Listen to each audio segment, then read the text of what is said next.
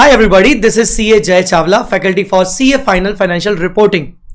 So in this particular video, you can watch the entire topic of financial instruments, that is 109, INDAS 109, INDAS 32 and 107.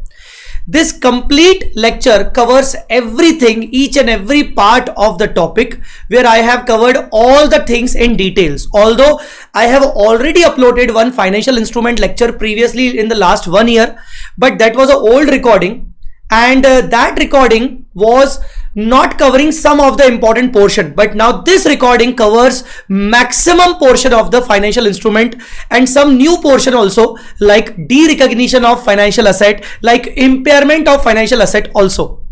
So this complete recording is recorded in an English language, and even a non-English student or those students who cannot understand a good English, they can also watch it with a simple English language. So complete this entire video in just 12 hours. In the 12 hours, you will be able to solve all the questions of financial instruments.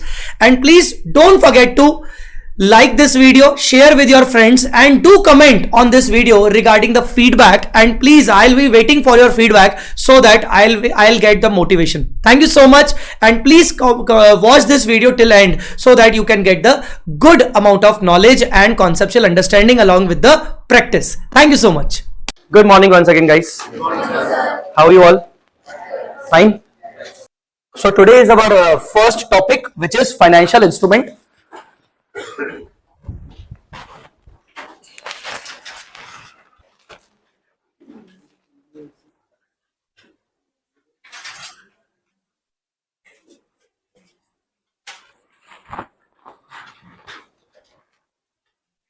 See, financial instrument has INDAS 32, INDAS 107 and 109. Basically 107 is a disclosure based standard. Okay. It doesn't cover any practical issues or calculation part. It covers only a disclosure part, not much relevant for exam purpose. It is relevant for the practical oriented. It is a practical oriented topic which is relevant for the disclosure purpose of the financial statements. So basically our major focus should be on 32 and 109. Our major focus will be on this. 32 talks about the definition part, presentation part, what is financial instrument, what is financial asset, what is equity, what is financial liability, how to present them in the balance sheet. So it covers, 32 covers all these parts. 109 covers the recognition part, the accounting treatment of financial asset, accounting treatment of financial liability. So 109 covers the accounting treatment and the measurement part. Like it says, measure the financial asset at fair value. Now how to calculate that fair value, how to calculate the present value. So the recognition and measurement part is covered under 109, and the presentation, the definition, the meaning part is covered under 32. Okay. So first of all, as far as the notes are concerned, if you can see in the notes, our unit 1 is basically the basic knowledge about financial instrument. The topic name is financial instrument. Whether it is INDAS 32, it is INDAS 107, it is INDAS 109. The topic name is financial instrument. Okay, so we'll discuss the basic knowledge of financial instrument. Now, whenever I start this topic now, I actually show the schedule 3 portion of to my students, like where the financial instrument basically we present in the balance sheet.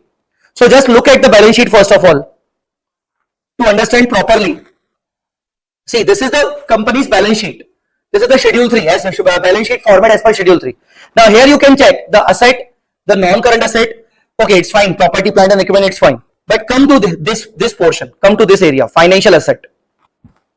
So in the non-current asset heading, there's a subheading financial asset, and in this subheading there's an investment, there's a trade receivable, there's a loan, and others. So this entire category covers under this financial instrument, INDAS 32, 109, 107. This entire category in the non-current asset part. Now come to the current asset part. Current asset part again, there's a separate category, financial asset. Investments, trade receivables, cash and cash equivalents, bank balances, loans, others. These all are financial assets which are covered under our topic, today's topic. Okay. Now come to the equity and liability side. Now equity and liability. So this portion, equity, is also covered under financial instrument. This equity portion. Now come to the liability part. So non-current liability, financial liabilities. All these are covered under this our today's topic, except lease liability, because lease liability is covered under 116 leases. So except this lease liability, like borrowings, trade payables, other financial liabilities are covered under financial liabilities, which we are going to discuss today. Again, in the current liability part, same, except lease liability. So if you can check, if you can see the importance of this topic from the balance sheet point of view, at least 50% of the balance sheet is covered by a single topic. 50% of the balance sheet. So topic is very important, definitely. From balance sheet point of view, major portions are coming under this financial asset, financial liability and equity part. So we are going to understand it from balance sheet point of view definitely, and from P&L point of view also. So this is the importance of this topic as far as balance sheet is concerned. Where the financial asset we are presenting, where the financial liability we are presenting, where the equity we are presenting, these all things are here. Okay, come back to the point. Now, what about unit 1? Unit 1 basically talks about the definition, the meaning of financial asset, financial liability, equity. What is financial asset? What is financial liability? What is equity? Let's start from the basics only. First of all, we'll understand what is financial asset, what is financial liability, and what is equity. Guys, are you understanding? Okay, now look at the screen only. Okay, now see, financial instrument says, the term financial instrument, it says it is a contract between two parties. You are the party, I am the party. It is a contract between two persons or two parties, one entity and another entity. What is a contract? The contract basically give and take contract. Suppose the contract between Jai Chawla and Lakshya. Jai Chawla will give the service to Lakshya Academy for teaching, and Lakshya will give me the money. Okay, Lakshya will pay me. So for Jai Chawla, Lakshya has a debtor, trade receivable. Can I say or not? So after my completion of services, I will be able to complete my money from Lakshya. Understood or not? So basically, there is a contract between Jai and Lakshya. And under this contract, one party has some asset. One party has some asset, like Jai. So Jai, what asset Jai has? Jai has a trade receivable in the name of Lakshya. I want to recover my money from Lakshya. And other party has to pay. Other party has some obligation for payment. Which one the other party is? Lakshya. So finally, what is financial instrument? Financial instrument is basically one contract between two entities where one entity can create asset, financial asset. What? Financial asset. And other entity can create either financial liability or equity. I just show you in my balance sheet. We have shown my balance sheet now that there may be equity, there may be liability. So for one party, there is asset, financial asset. For other party, either financial liability or equity. This is the financial instrument definition. But until unless we understand the financial asset definition, financial liability definition, we cannot understand this particular definition properly. So, okay, I am leaving this definition. First of all, we'll understand what is financial asset. We understand what is financial asset. If we can talk about the financial asset, there are 1, 2, 3, 4, 5, 6 important points. So financial asset covers 6 parts. 6 parts. All these 6 are financial assets. Now, first, can you please read from the board? Yes. If you have cash in your pocket, if you have bank balance, it's a financial asset.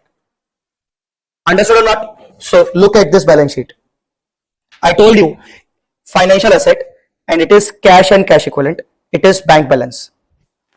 So INDAS 32 says that financial asset means number 1, cash or cash equivalents. Like it can be the bank balance, bank deposits in the name of fixed deposits, in the name of saving deposits, in the name of recurring deposits, in the name of current account, whatever it is.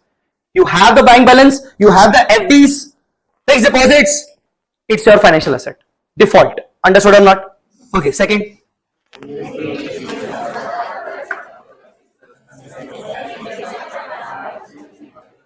Any equity instrument of another entity.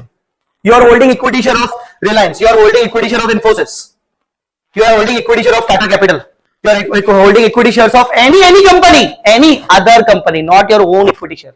Not your own equity share. Okay. So if you are holding, if you have invested your money in the equity share of another company, it's your financial asset by default. Guys, are you understanding or not? So from balance sheet point of view, where it is under this category. Current asset, and it is under this category, financial asset, non-current asset, like equity. Guys, are you understanding or not? Yes. Tell me, understanding or not? Yes. So, two important points. One, what is financial asset? Cash or bank balance. Simple. Second, equity investment. Equity investment. Simple. Understood or not? Yes. So, these two are very, very simple. Now, the main technical part. Third point. I'll read.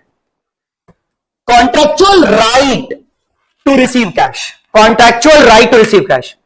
I just given you the example of Lakshya and Jai Chawla. So once my service will become over, I will have the right to receive cash from Lakshya. Understood or not? So it says financial asset means any contractual right. What is contractual right? Where there is a contract, and such contract will give me the right to receive my money. Guys, are you understanding or not? So tell me, basically, what is the contractual right to receive? What is to receive? To receive either cash or suppose Lakshya said, Sir Jai sir, we'll not give you cash, we'll give you the equity shares of Reliance. I said, okay, it's fine. Then also it is financial asset for me. Now tell me, I have contractual right to receive the equity share of Reliance company from Lakshya. So equity share of Reliance company as per the point number 2. As per the point number 2 is financial asset. Na? So the third condition says, if I have contractual right to receive 1 lakh rupees cash, it's my financial asset. If I have contractual right to receive 1 lakh rupees value of equity share, then also it's financial asset for me. Not understood? Yes. Yes. So, if I have contractual right to receive 1 lakh rupees, then it's a financial asset. If I have contractual right to receive the equity shares valuing 1 lakh from Lakshya, then also it's a financial asset for me. Guys, are you understanding or not? Let us talk about your contract with Lakshya. Student and Lakshya.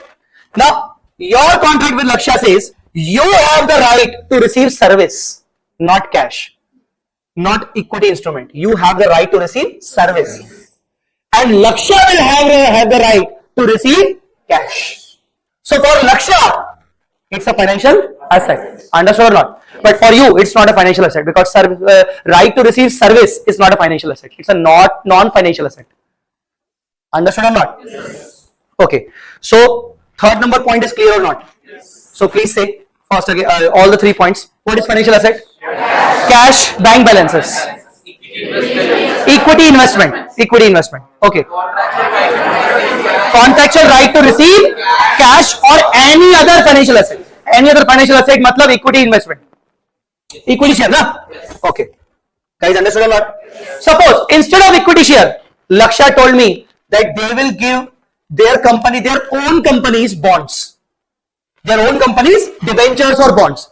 I said yes. Okay. So now they will give me the bonds or debentures of their own company. That is again a financial asset. Why? Because in debenture, in a bond, there's a contract that I will be reimbursed after 4 years, after 5 years. What is technically bond? The bond basically gives the guarantee that the company will pay me after 3 years, after 4 years. So I have the contract. Again, I have a contractual right to receive cash, but not right now. Right now, I got my bonds, and after 3 years or 4 years, the bonds will be redeemed, and I will get the cash.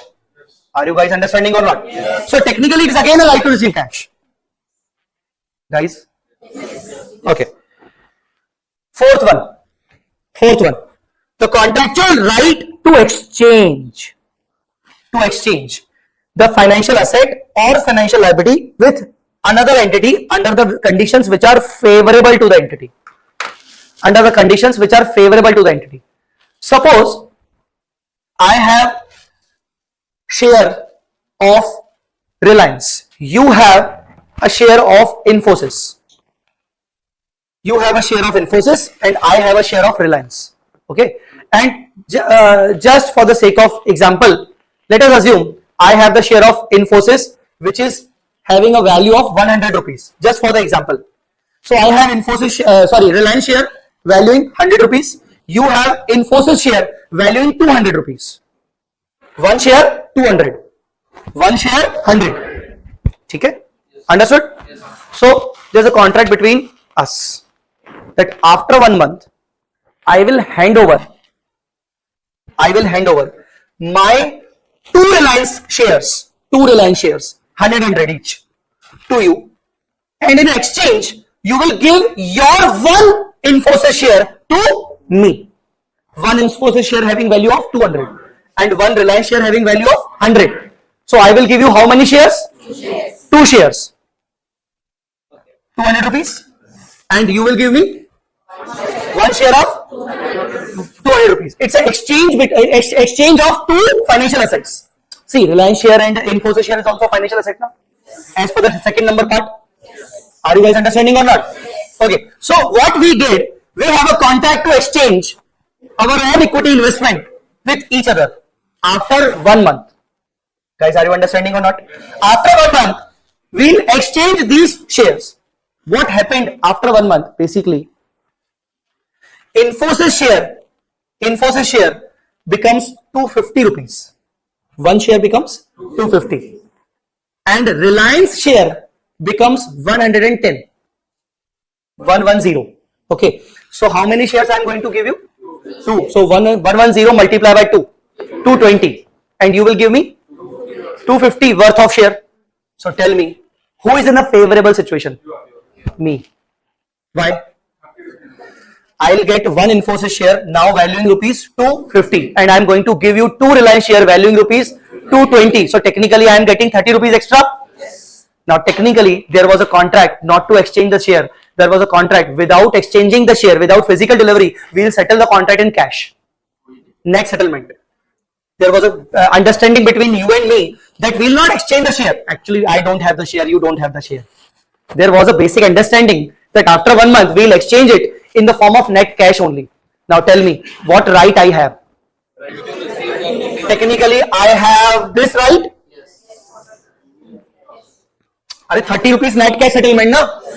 So I have the right to contractual right to receive because of exchange of under which I am in a favorable condition. So it becomes my financial asset. Are you guys understanding or not? Tell me. So there are so many contracts between the entities where the entities exchange their financial assets and liabilities with each other, and one party is definitely under a favorable situation and the second party is definitely under the unfavorable situation. The party who is in a favorable situation will create financial asset. The party who is in unfavorable situation will create financial liability. Simply. Guys, are you understanding or not? So 4 points. First, cash, not only cash, cash and bank balance. Equity investments. Contractual right to receive cash or any other financial asset from another entity. Contractual right to exchange any financial asset or any financial liability where the one party is under the favorable situation. Understood or not? 4 points clear? Yes, sir. You can write the example of Reliance and Infosys net cash settlement here. Okay, in short. Understood or not? Yes. Okay. 5th point, leave it right now for the timing only. I'll discuss the 5th point after some time. 6th point. What is 6th point? Derivative contracts. So derivative contracts like futures, options. Have you heard the derivative contracts? Yes. Futures, options. Have you heard these terms? Yes. Okay. They are covered under the AFM part also. AFM subject also, and other than AFM, some may have invested their money in the derivatives also. Futures, F&O you must have understood. Huh? futures, options, swaps, forwards. So these are the derivative parts. We'll discuss the derivative part in this chapter also in the unit 3. Don't worry, derivative accounting is also covered under the financial instrument only. So derivative accounting is covered. I'll discuss it separately in this chapter only. Only for the sake of understanding, derivative contracts can also be the financial asset or financial liability. It depends on the favorable or unfavorable position. If it is a favorable position for us, it becomes a financial asset. If it becomes an unfavorable position for us, it becomes a financial liability. So except for the fifth point, the E point, I discussed with you the remaining 5 points of financial asset. Can you please tell me what are the 5 points? Cash and bank balances, equity investments, contractual right to receive cash or any other financial asset, contractual right to exchange any financial asset or liability under the favorable situation, and derivative contracts. Understood, guys? Now, for more understanding, look at this. Now, building is not a financial asset, it's a non-financial asset. Because as per the definition, is there any building? No. Huh? No. Definition mostly focuses on cash, equities, right to receive cash. It mostly focuses on the cash part. Understood or not? So building, it's not a financial asset. Receivables. Yes. Receivables. Laksha. I need to receive my money from them. Yes. Inventory. No. Inventory, no.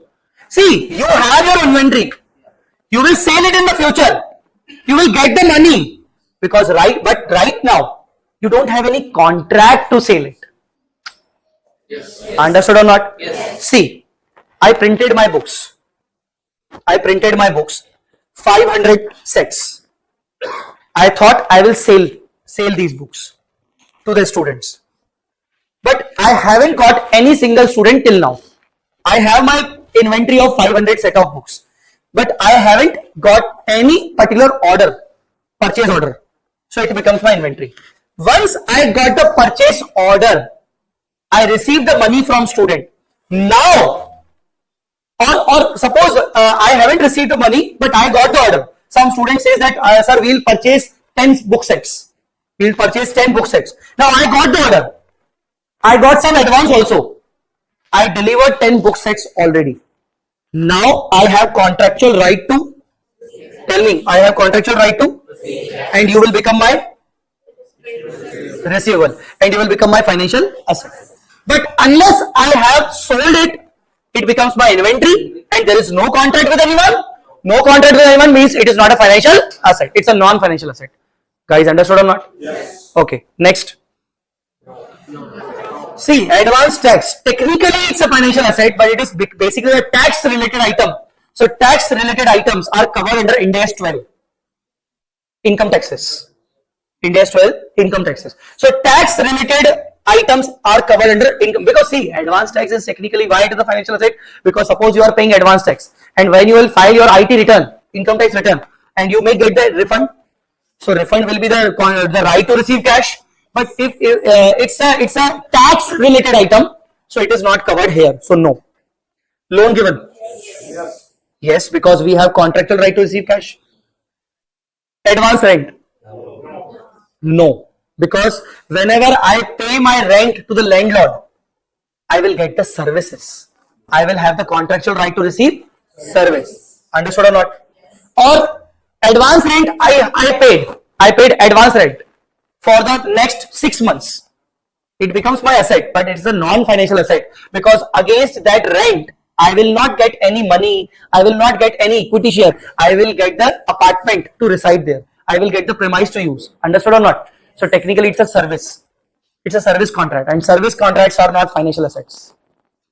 Next, 3-month rent deposit with landlord as security. Yes. Why yes? It's a 3-month cash given to them as a security. Once I will leave the premise, I will get my security deposit back. Yes. So I have a contractual right to receive cash. Yes. Tell me. Yes. Okay. Advance to supplier. Why no? It's a contractual right to receive goods. It's a contractual right to receive goods. See, I have given you the supplier advance for the goods purchase. So I will receive the goods in the future, and to receive the goods is not a financial asset, it's a non-financial asset. Guys, do you have any doubt? Huh? No. Intangible asset? No. Investment property? So investment property in the form of land or building? Tell me. No. Capital work in progress?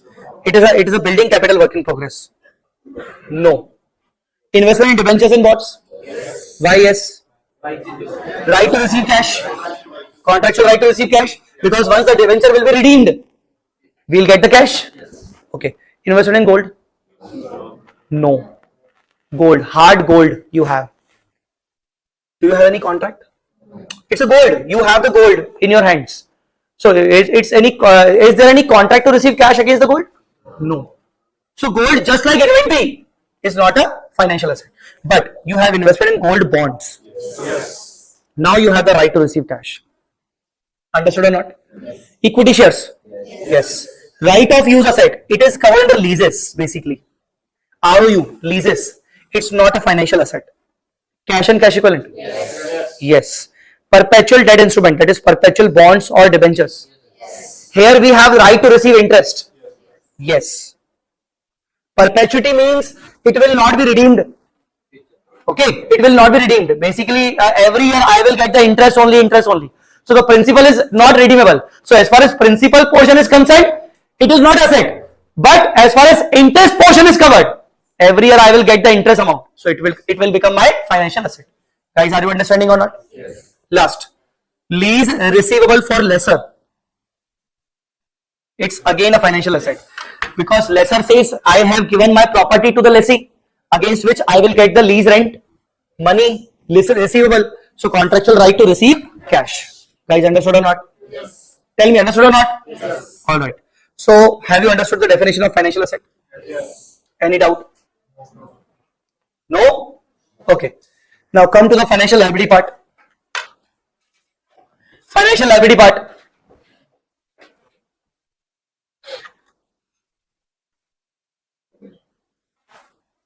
Now financial liability, just opposite of financial asset. Just opposite what we read here. Just opposite. Ignore the first 2 points. Because there is no opposite of cash. There is no negative cash. There is no opposite of equity investment. So no opposite of cash, no opposite of equity investment. So leave these 2 parts. But here there was a contractual right to receive. Now see, read this. Contractual obligation to deliver cash. Understood? Or to deliver another financial asset. Contract between Laksha and Jai Chawla. For Jai Chawla, it was a financial asset. You remember? Yes. Because Jai Chawla will get 1 lakh rupees of cash, either cash or 1 lakh rupees of equity investment. You remember now? Yes. Now from the Laksha's point of view, it will become financial liability. Why? Laksha has to deliver 1 lakh rupees cash or deliver 1 lakh rupees worth of Reliance equity shares or Infosys equity shares. So Reliance equity shares or Infosys equity shares are equity investment made by Laksha. Now Laksha will deliver it to me. So for Laksha, equity investment was financial asset, and such financial asset Laksha will deliver to me. Now again read it. Contractual obligation to deliver another financial asset. Guys, understood or not?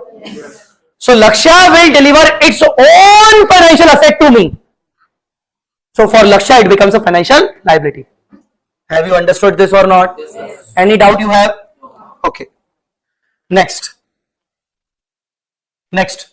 Contractual obligation to exchange the financial asset or liability under the, please read it, under the unfavorable. I have already given you the example. In my earlier example, what was the example? 2 Reliance, 1 Infosys. You remember? Yes. I will get 1 Infosys worth of 250 now, and you will get 2 Reliance worth of 220 now. But we decided to settle it without any delivery. So I will get 30 rupees cash. You will pay? You will pay. Because of this exchange, you will pay. Understood or not? So you are under the unfavorable situation. Guys, understood or not? Yes. After some time, I will give you the practical exam-oriented example also for this point. Don't worry. So first point, contractual obligation to deliver cash or any other financial asset. Second point, contractual obligation to exchange asset or liability under the favorable, unfavorable situation. Fourth point, leave it because it is again related to the E number point.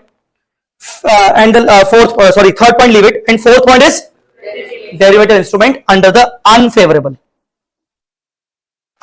situation. Okay, tell me. Loan taken. Yes. Creditors. Yes. Salary payable. Yes. Salary payable in cash now. Contractual obligation to deliver the cash. Credit balance of debtor.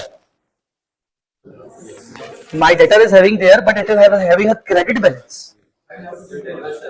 See, it depends. Now, my debtor has a credit balance. That means I already took the advance from my debtor. Huh? That means in future I need to deliver the goods, services. Tell me.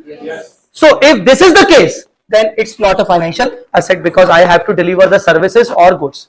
But suppose there's a credit balance of my debtor and the contract is now ended, I need to settle this credit balance in cash only. Then it will become my financial liability. So it may be yes, it may be no. Generally, no. Debenture issued. Yes. Huh? Yes. Yes. Provision for income tax? Tax related items, no. Security deposit accepted refundable? Yes. Yes, it's a liability for me. Financial liability for me. Obligation to deliver cash. Guarantee contracts. See, guarantee contracts again sometimes may be financial liability. We'll discuss its technical parts after some time. So yes, it may be. It may be. Preferential capital redeemable mandatory. Yes. Company issued preference shares mandatory redeemable. Tell me yes or no? Yes. Yes, because it is redeemable in cash. Contractual obligation to deliver cash. Guys, are you understanding or not? Yes. Okay. Dividend proposed. No. It's proposed, just proposed. So it's no. But once it is declared, yes. When it is declared, it becomes obligation for the company to pay the cash within 30 days as per the Companies Act. So it becomes yes. It becomes yes. Guys, understood or not? Yes. Financial guarantee again same. Yes, maybe. Tell me, are you comfortable with the definition part now? Yes. Huh? Yes. Okay. So what we understood basically, we understood that what is financial instrument. Financial instrument, what is financial instrument? It's a contract. Contract between two parties. One party has financial asset. Other party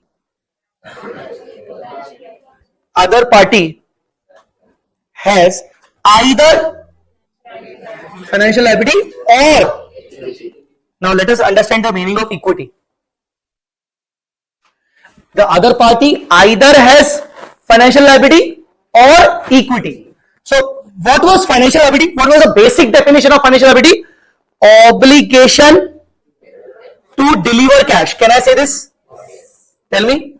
This is the basic definition. Other than that, there was an obligation to exchange or derivative and so many things. But the basic part is obligation to deliver cash. Now, equity is just opposite of financial liability. What is equity? Equity means no obligation to deliver cash. No obligation to deliver cash. Not at all. Not at all. There is no obligation to deliver cash. You purchased equity share of Reliance. You purchased equity share of Reliance. For you, it's an equity investment. It's a financial asset. Yes. For Reliance. Think from Reliance point of view. Reliance have taken the money from you. What journal entry Reliance has to pass? Bank account debit to equity share capital. So bank account debit, it's fine. To equity share capital. Now tell me, do Reliance have any obligation to pay you back after some period of time? Equity doesn't have any maturity period. Tell me guys, equity share, does it have any maturity period? No. And this is the reason it's the most riskier investment. Do you guys know this now? Whenever we purchase any equity share of any company, it doesn't have any specific period of maturity. Guys, do you know this or not? Yes. I am not talking about preference share, I am talking about equity share. Equity share doesn't have any maturity period. So Reliance is not taking any obligation.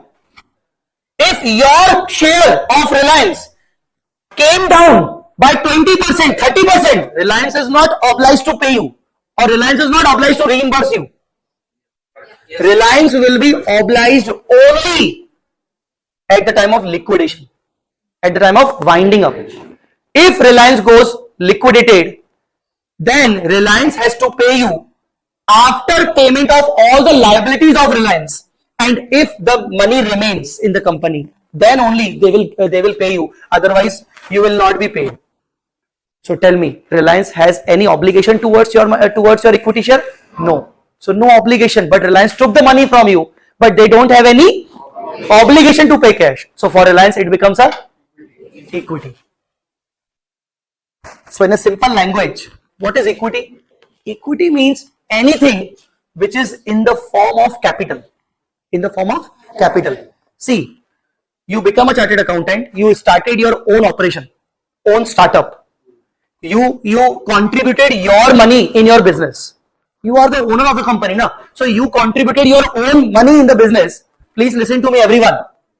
You started your startup. You invested your own 10 lakh rupees in your business. Suppose it doesn't work. After 2 years and 3 years, it doesn't work. Since you have invested your money 10 lakh and you have taken other liabilities also, you have taken the bank loan also, suppose 15 lakh, 20 lakh, whatever, but it doesn't work and you close down your operation. Once you close down your operation, what you will do? You will first repay your liability, or you will take your own 10 lakh? Tell me what you will do. When you close down your startup, you will sell your assets, and when you realize the cash, what you will do? You will repay your liability first, or you will take your money back? Tell me. You are the owner of the company. Obviously, you have to repay your liabilities partner. But you have to pay to the others now first of all. Why? Well, it's an obligation to pay to the others. But as far as your capital is involved, for you yourself, you are not obliged, na? So in the same way, when you become the owner of a company in the form of equity investment, so you have invested your money in the Reliance, now you are becoming the owner, na? So equity investment means the ownership. So when you become the owner of the company, so it's your company. So for you only, it could not be obligation anytime. Understood or not? Yes, sir. So when you invested your money in the Infosys, when you invested your money in the Reliance, you invested your money in the form of capital, you became the owner of that company. And for that company, you are not the obligation, you are the owner, and that is the reason it is equity. Understood or not? So what is the difference between these two, liability and equity? Financial liability, we have something to pay to others. They are not the owners. And equity, we don't need to pay to others because they are owners. Guys, are you understanding or not? Okay? So this is equity. No obligation to pay cash. No obligation to deliver cash.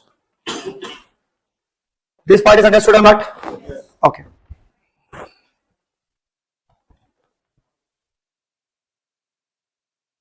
So what is equity? Equity basically means a residual interest in the net assets of the entity. Like residual, what is residual? The remaining balance. Like once the company will get liquidated, after paying all the outside liabilities, whatever the remaining balance will be there, it will be paid to you. So for company, why you are equity? Because company is saying that if something is remaining, then we will pay you. Otherwise not. So you become the equity for the company. See, read this. Read this. What is this? Equity holder cannot claim on the company. If she can claim, he is not equity, he is someone else, like he is the liability for the company. So as an equity shareholder, you cannot claim on the company that give my money back. You cannot claim on the company. And that is the reason company is saying that you are the equity for us. For company, you are not the liability. You are not the obligation. Understood or not? Yes. Okay.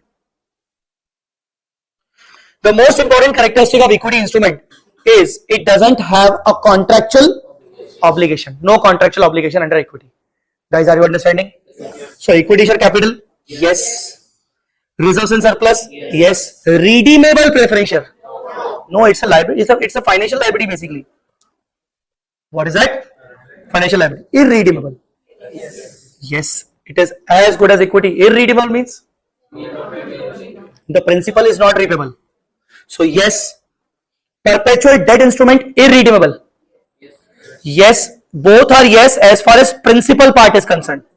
For interest part, it is a liability. Interest we need to pay, dividend we need to pay every year. For principal, irredeemable. Okay. 100% compulsory convertible debentures. Convertible means convertible into equity. Tell me. So is there any obligation to deliver cash? No. What is my obligation?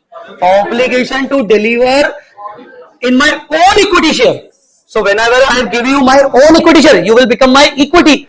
That means at any time I will not pay you any cash. So no obligation. But that means it becomes equity. No obligation. Understood or not? Okay. Next. Convertible debentures at the option of holder. Like I am giving you the option that after I issued my debentures to you. Okay. Now if you want cash, I'll pay you cash. If you want equity share, I'll give you equity share after 5 years. What do you want? You say. So tell me. For me, it is actually the financial liability. It is not the equity because if you are asking for the cash, I have to repay you. Understood or not? Share warrant. Share warrant, it is as good as equity because in future I will issue the equity shares. Convertible debentures at the option of what is that? Right here. Convertible bonds debentures at the option of issuer.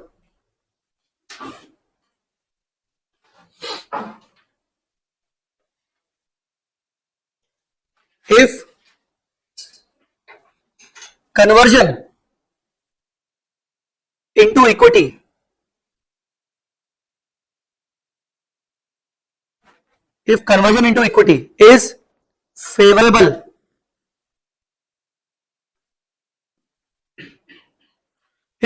into equity is favorable for issuer,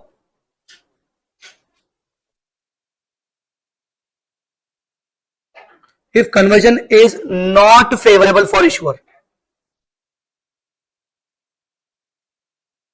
see, it's totally dependent now because issuer has kept the option with itself that I will decide after 5 years that what I need to do. I may give you the cash or I may not give you the cash. Instead, I will issue my own company's equity share. But it totally depends on the favorable or unfavorable situation of the issuer. After 5 years, if issuer thinks that converting into equity is in a favorable situation, definitely it becomes, here it becomes equity. And here, it becomes the financial liability. It depends. Understood? So depends. Irredeemable preference share with non-cumulative dividend. Yes, of course, irredeemable. And even the dividend is not cumulative.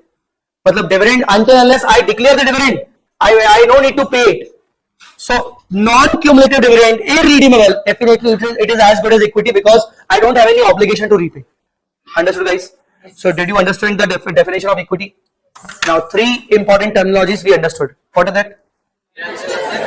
Financial asset, financial liability, and equity. Understood, guys? In short, financial asset means contractual right to receive cash. Short. Okay. What is financial liability?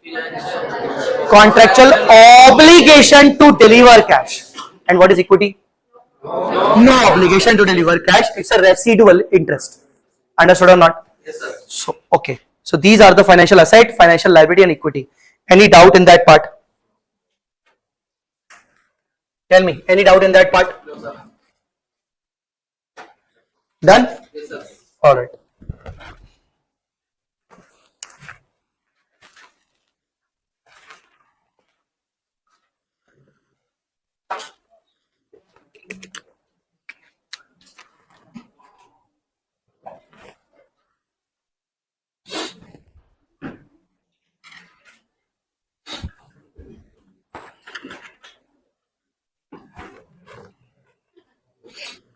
Can you please write here?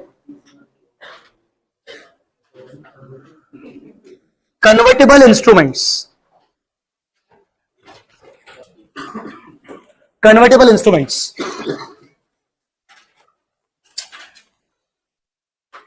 Such as debentures, bonds. Convertible instruments such as debentures and bonds.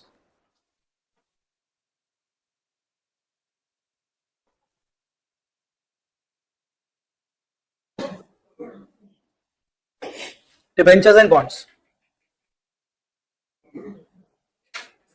Example. Entity issued 10,000 number of debentures of 100 each.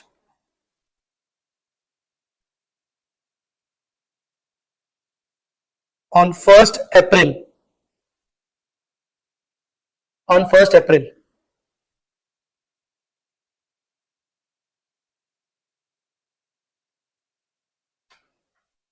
Convertible after 3 years. Convertible after 3 years.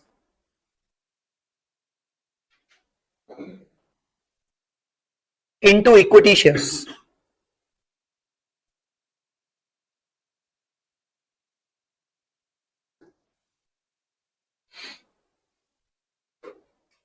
Case 1.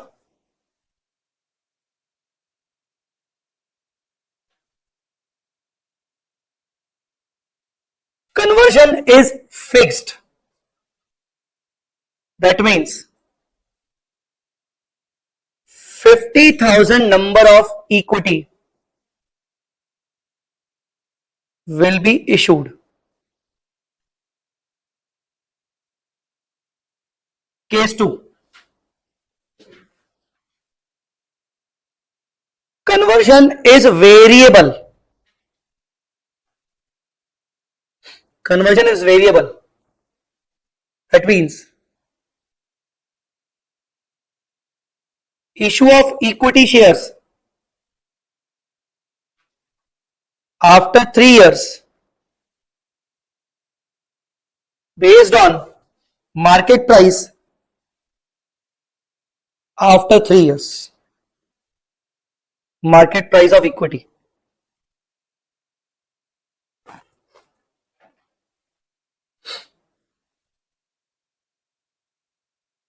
Market price of equity after 3 years.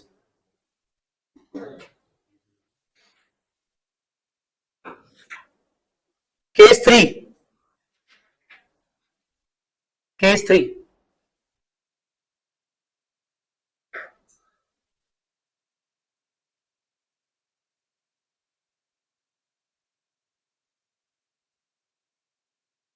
Conversion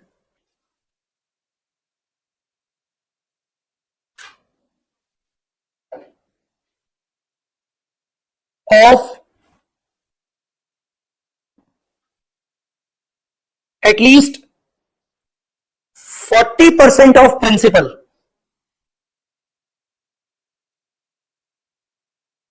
Conversion of at least 40% of principal into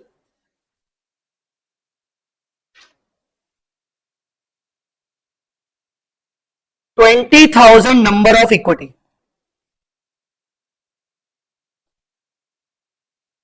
Rest 60% may or may not be converted.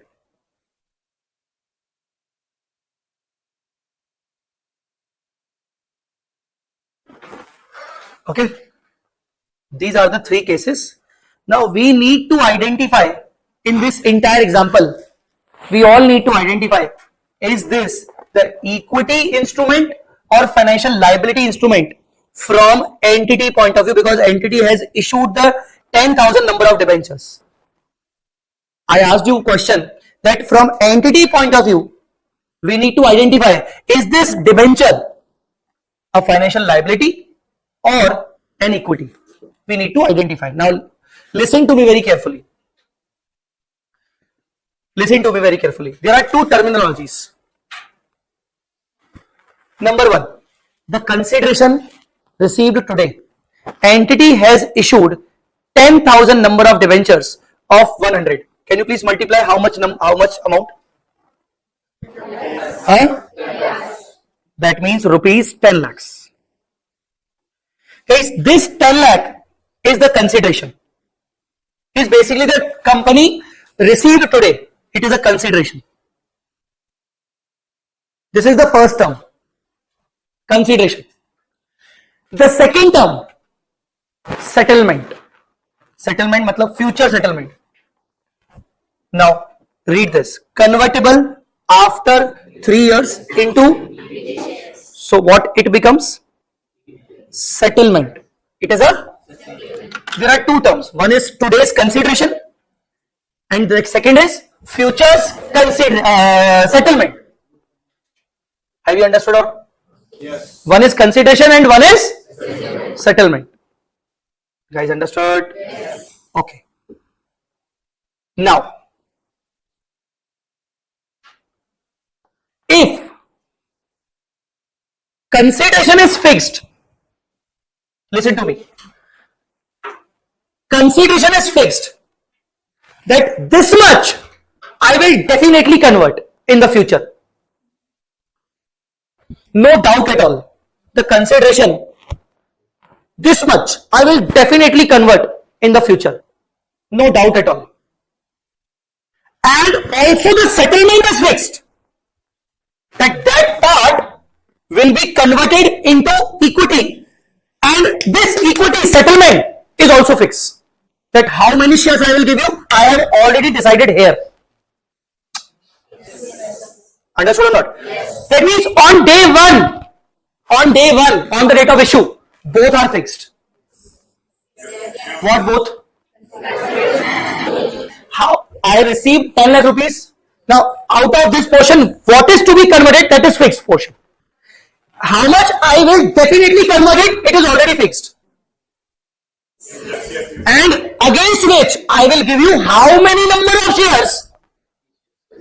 Method settlement is also fixed. If this is the situation, it is the equity instrument. It is the, otherwise all other situations are financial liabilities. All other situations are financial liabilities. So for equity, for instrument becoming equity, there must be a condition. Fixed and fixed. Consideration should be fixed. Settlement should be fixed. F2F test is there. It is called F2F test. Fixed to fixed test. What is fixed? And what is fixed? If these two are already fixed from day one, it's equity instrument. Guys, understood or not? Yes. So you can look it. Entity issued 10,000 number of debentures which are convertible. So if at any time you need to think that whether convertible instruments are equity contracts or liability contracts, they will be equity contracts. All the convertible instruments will be equity contracts only when F2F test pass. What is F2F test? Consideration is fixed. Settlement text is fixed. If F2F test is passed, then this entire contract is the equity instrument. Otherwise, all other situations are financial liability. Yes. Case 1. Tell me. Tell me. Equity? It's equity. Why? From day one I am saying, I will give you how many shares? 50,000. I will give you when? Huh? Now look at the analysis. If you will clearly listen to me now, then only you will have to think and properly conclude the point. Still, we haven't concluded. So first of all, look at me and listen to me. See, the consideration was 10 lakh now. Huh? And in the first case, I will convert this debenture. They'll convert this 10 lakh rupees into how many shares? Suppose the market price of equity share after 3 years is just 25 rupees. Please multiply. 25 rupees multiplied by 50,000. 12 lakh. That means 10 lakh rupees. Today is the consideration, and in future I will give you. But I don't know right now how much I am going to pay you. Understood or not? Now instead of 25, it's 15 rupees. Suppose after 3 years, it's just 15 rupees. You have to accept it. That means I taken 10 lakh rupees from you right now. And I'm saying that after 3 years, I will give you only 50,000 numbers. Whatever would be the market price, I will not be obliged to give you any other thing at all. Whether it will be of 15 rupees, it will be of 25, it will be of 20, it will be of 21, it will be of 1 rupee. I will not take any guarantee, any obligation to pay you extra amount. Yes. You guys understanding or not? Yes.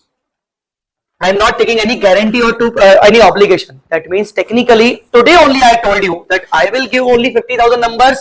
Whatever the price would be, it doesn't matter for me. Tell me. So from day one, I am not taking any obligation.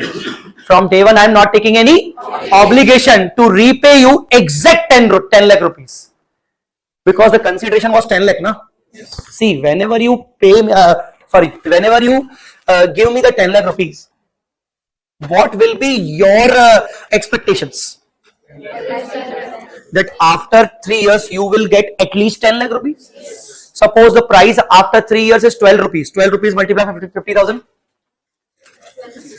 6 lakh. I am giving you 50,000 numbers having a market price of 6 lakh. And how much amount you gave me? 10 lakh. What was your expectation? 10 lakh. But I have given you 50,000 numbers. I am not obliged to give you now 8 lakh rupees, 4 lakh rupees more. So for me, this is not an obligation. For me, this was from day one only. I told you that I will give my 50,000 numbers only and only, whatever it would be. So technically, I am not taking any obligation for this 10 lakh rupees from day one only. From day one only, I told you that I will give you 50,000 numbers, whatever the value would be. So that means there is no obligation in this case. In this case, there is. You may be in a favorable situation, you may not be in a favorable situation. Please don't think from your point of view. Think from entity's point of view. Because from your point of view, you are the investor. Yes. In any way, it's a financial asset from your point of view. But from entity point of view, what entity should recognize? It should recognize financial liability or equity. Entity will recognize financial liability only when entity has definite liability for 10 lakh rupees. In this case one, do I need to pay or do I need to convert in the exact 10 lakh rupees value? No. Do I have any obligation to give you that much equity where it should be at least 10 lakh rupees? No. That means I don't have any obligation. Understood or not? Yes. So here I can say the F2F test is getting passed. What is F2F? Fixed consideration. That means after 3 years I will convert 10 lakh rupees into fixed settlement. What is fixed settlement? 50,000. Forget about the price, market price, whatever the market price. In this situation, company is not guaranteeing you to pay exact 10 lakh rupees. But now compare this situation with the second case. Conversion is variable. Issue of equity share after 3 years based on market price of equity after? Use the calculator please. Suppose market price was 50 rupees. Tell me how many equity share I will give you? 10 lakh divided by 50. 20,000. Suppose the market price was 20. 10 lakh divided by 20. Suppose the market price was 25. 10 lakh divided by 25. 40,000. Suppose the market price was 100. In all these market prices, my objective is to settle entire 10 lakh. Try to understand. My objective is to settle? To settle entire 10 lakh. Sometimes I need to pay how much? 20? 20,000 numbers? Or I need to pay sometimes 50,000 numbers? Or I need to pay 40,000 numbers? Or I need to pay? But my objective is to settle 10 lakh exact. Understood or not? So here company is taking obligation to settle exact 10 lakh. But in this case one, company is not taking any obligation to settle entire 10 lakh. Company is saying I will give you 50, whatever it would be. I am not obliged to settle overall 10 lakh rupees. I will give you 50,000 shares. Now whatever the market price of that 50,000 shares after 3 years, it doesn't matter for me. You may get more value, you may get less value. I am not obliged for anything. Guys, are you understanding or not? So here the settlement was fixed. 50,000, that means fixed. But here the settlement was variable. It becomes a financial liability because in these cases, company takes full obligation to settle entire consideration of 10 lakh rupees. Whenever the settlement is variable, that means company is having intention that I need to pay full 10 lakh rupees in any situation. I may have to issue more shares or I may have to issue less share because I have to settle 10 lakh rupees. But here company is not at all worried. I accepted 10 lakh from you, I received 10 lakh from you, I am not at all worried. After 3 years, I will give you 50,000. Whatever the value, it doesn't matter for me. Whether it will be of 10 lakh, 12 lakh, 15 lakh, 7 lakh, 6 lakh, 4 lakh, it will be zero. I am not obliged to give you extra. Understood the company's situation? Yes. So first situation was fixed settlement, equity. Second situation was variable because settlement is not fixed. Now can you please tell me the third situation?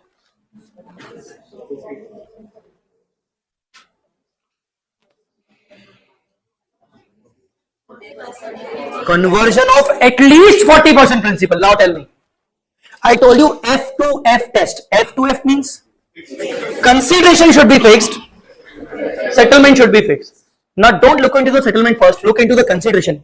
Is the consideration is fixed which is to be converted? Only 40%. The rest 60% may or may not be converted. That means the remaining 60% consideration is not fixed to be converted. Tell me now. Yes. So now tell me, conversion of at least into rest 60% may or may not be converted. What is the nature of this instrument? As far as 40% is concerned, it's equity. Why it's equity?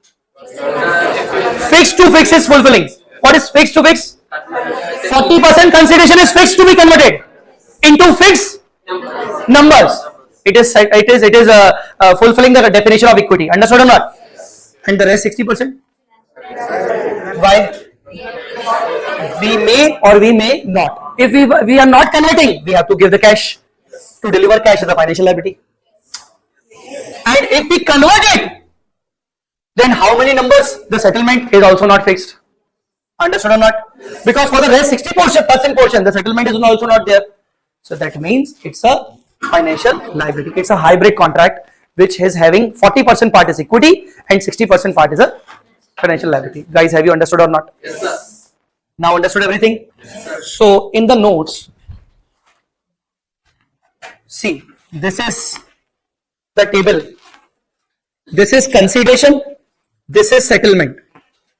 If consideration is fixed, settlement is fixed, then only it is a, in all other cases, fixed variable, variable fixed, variable variable, all other cases, financial liability. Have you understood this or not? Yes. Guys, clear to you? Yes. Sir, this is for what type of contracts? This is for convertible type of contracts, convertible instruments. Convertible instruments. There was a heading also. This convertible instruments. Convertible instruments such as debentures and bonds. So whenever anyone asks you that whether convertible instruments are equity or financial liability, your answer should be based on F2F. F2F test. Understood or not? Yes. Okay. There is another term called putable instrument. Putable instrument. Putable. Now there is to define this term, there is a simple term called put option. Have you guys heard this word? Yes. Huh? Yes. How many of you haven't heard this word, or the first time for you? Put option. Okay. Anyone else? Put option. What do you mean by put option? Right to sell. Right to sell. So put option means right to sell. You have the right to sell your goods. You have the right to sell your property at a fixed amount. Right to sell at fixed price. Fixed price.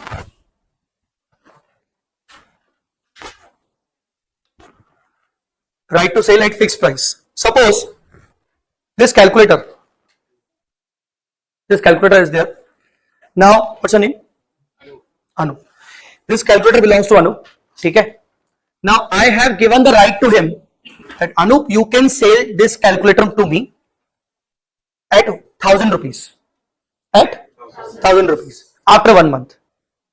And suppose if anyone else is giving you offer for more than 1,000, you can definitely sell to them. Otherwise, you can definitely sell to me. If the market price of this calculator after 1 month becomes 1,100, how much? 1100. What he will do? He will sell to me or to anyone outside, because he has the right to sell to anyone. But suppose if the market price after 1 month becomes 900, I have guaranteed him that I will pay 1,000. Yes. Tell me, he is having right to Sell. this property at 1,000. For him, it's a right, and for me, it's a obligation. Understood or not? Because I have guaranteed 1,000 rupees. Understood or not? Yes. So putable instrument works like that. Now, instead of this calculator, this is equity share. This is what? I issued my equity share to Anu at 1,000 rupees. At 1,000 rupees. And in this equity share, there is no option, attached option, whatever it is, no put option. It's a simple ordinary equity share. Simple ordinary equity share. Tell me, Anu is the shareholder, I am the issuing entity. Tell me, this equity share for Anu is a financial asset? Yes. Equity investment? Yes. And for me, it's a equity capital? Yes. Bank account debit to equity share capital? Yes. For me, it's a financial liability or equity? Equity. Equity. It's a simple ordinary share. Understood or not? Yes. 1 year passed, 2 years passed, 3 years passed. After 3 years, I gave one option to him that Anu, you have 3 months to think. If you want, you can sell this equity back to me. I will definitely give you 5,000 rupees. But you have only 3 months. Guys, have you understood or not? Yes. Sir, now you may have a question. Sir, why you are giving these kind of options? I will take a premium from Anu. To give this option, I will earn something. Like Anu, I will give you one option that if you want to sell this equity share to me, I will repay you 5,000 rupees exact. Don't worry. And you have the option. If you don't want, you don't sell it to me. You can sell to the market also. In the market also. But if you want this option, I need 100 rupees premium. How much premium? 100 rupees premium I want. Anu gave me the premium. Sir, what will be the accounting of premium? We'll discuss it further. We have that part. So please do not look into the premium part. Okay? Leave it. I accepted 100 rupees as the premium. Okay. For how many months he has the option? Acha, premium is non-refundable. Premium is non-refundable. Okay. Ha.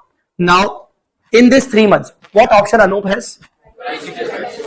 Right to sell. At how much amount? 5,000. When he will exercise his right? When the market price is more than 5,000 or less than 5,000? Suppose he is getting 6,000 rupees from the market. For this share, he is getting 6,000 from market only. Will he exercise his right? No. He will say, oh no, not at all. He will say, okay, it's fine, 100 rupees gone. But then too, he is in a favorable position by selling its share in the market only, na? So when Anup will exercise his right? When the market is definitely lower than the offer price. Offer. What was the offer price? Huh? Suppose in the market, the market price is 4,500. And I have given the offer at 5,000. Tell me, will he exercise the option? Yes. Bolo, yes. And if he is going to exercise the option, what will be the accounting treatment from the point of view of, so leave the accounting, what would be the classification from the point of view of entity? Earlier, I treated this equity as an equity. Yes. It was an ordinary equity. Yes. Should I change the classification from equity to financial liability? Yes. Why? Earlier, it is an ordinary equity for me. Yes. But do I need to change the classification now? Yes. Why? Market price is 4,500. In these 3 months, Anup can exercise the right and I have to pay 5,000 cash. So now what it becomes? It becomes a financial liability for the company, obligation to deliver cash to Anup. So tell me, when I should change the classification from equity to financial liability? When the market is in favor of Anup. Guys, are you understanding or not? Yes. Huh? Yes. Can you relate this point with that definition part of financial liability? The definition part of financial liability, this was contractual obligation to exchange. You remember exchange? Huh? Tell me. So technically here, now it becomes, whenever I provided the option to Anup that you want to convert it into cash or you have the option to sell it to me, this ordinary equity becomes putable equity. Now the name is also getting changed. Earlier it was ordinary equity, ordinary instrument. Ordinary instrument means equity share. Now it becomes putable instrument. What is putable instrument? Where the holder has right to sell, and such right is given by issuer against premium. Premium is non-refundable, and thus this particular instrument becomes putable. Now tell me, what is the nature of putable instrument? Equity or financial liability? Huh? When the market is in favor of holder.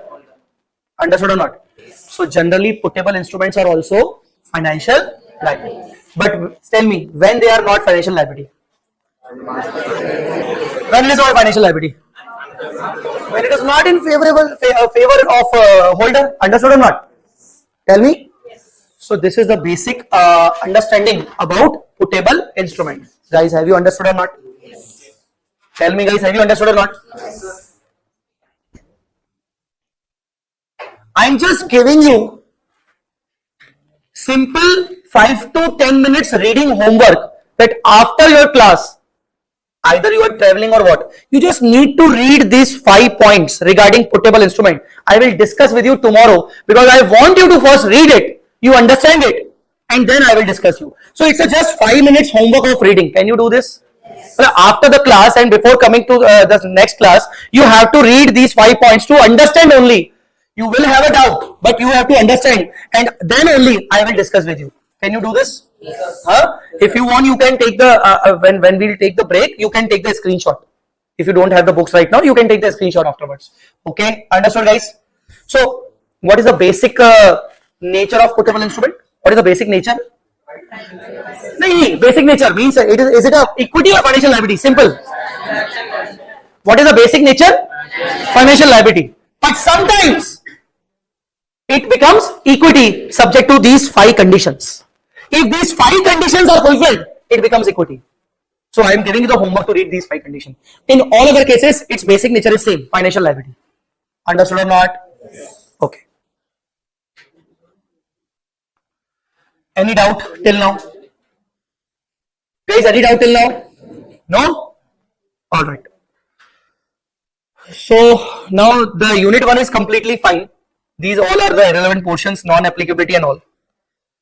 Tell me, have you understood this much part? Financial instrument, financial asset, financial liability, equity, portable instruments, fixed to fixed, F to F, everything is understood or not? Any doubt you have? Huh? See, if you want, you can take a break of only 5 minutes before starting this unit 2. Just a break of 5 minutes for fresh up.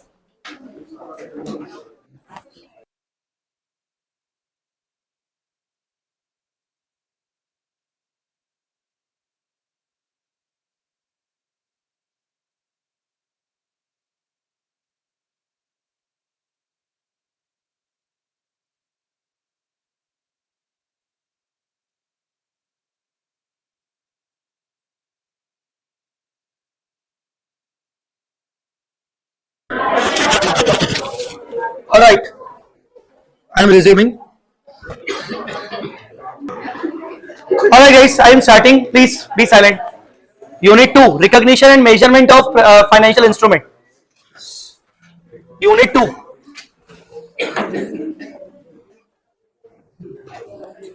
Recognition and measurement of financial instrument. Now we already understood financial asset, financial liability and equity. Here we will understand the types of financial assets. What are the types of financial assets? We will understand the types of financial liabilities, their initial recognition, their subsequent measurement and all. See, now as far as financial assets are concerned, debtors are financial assets, loans are financial assets,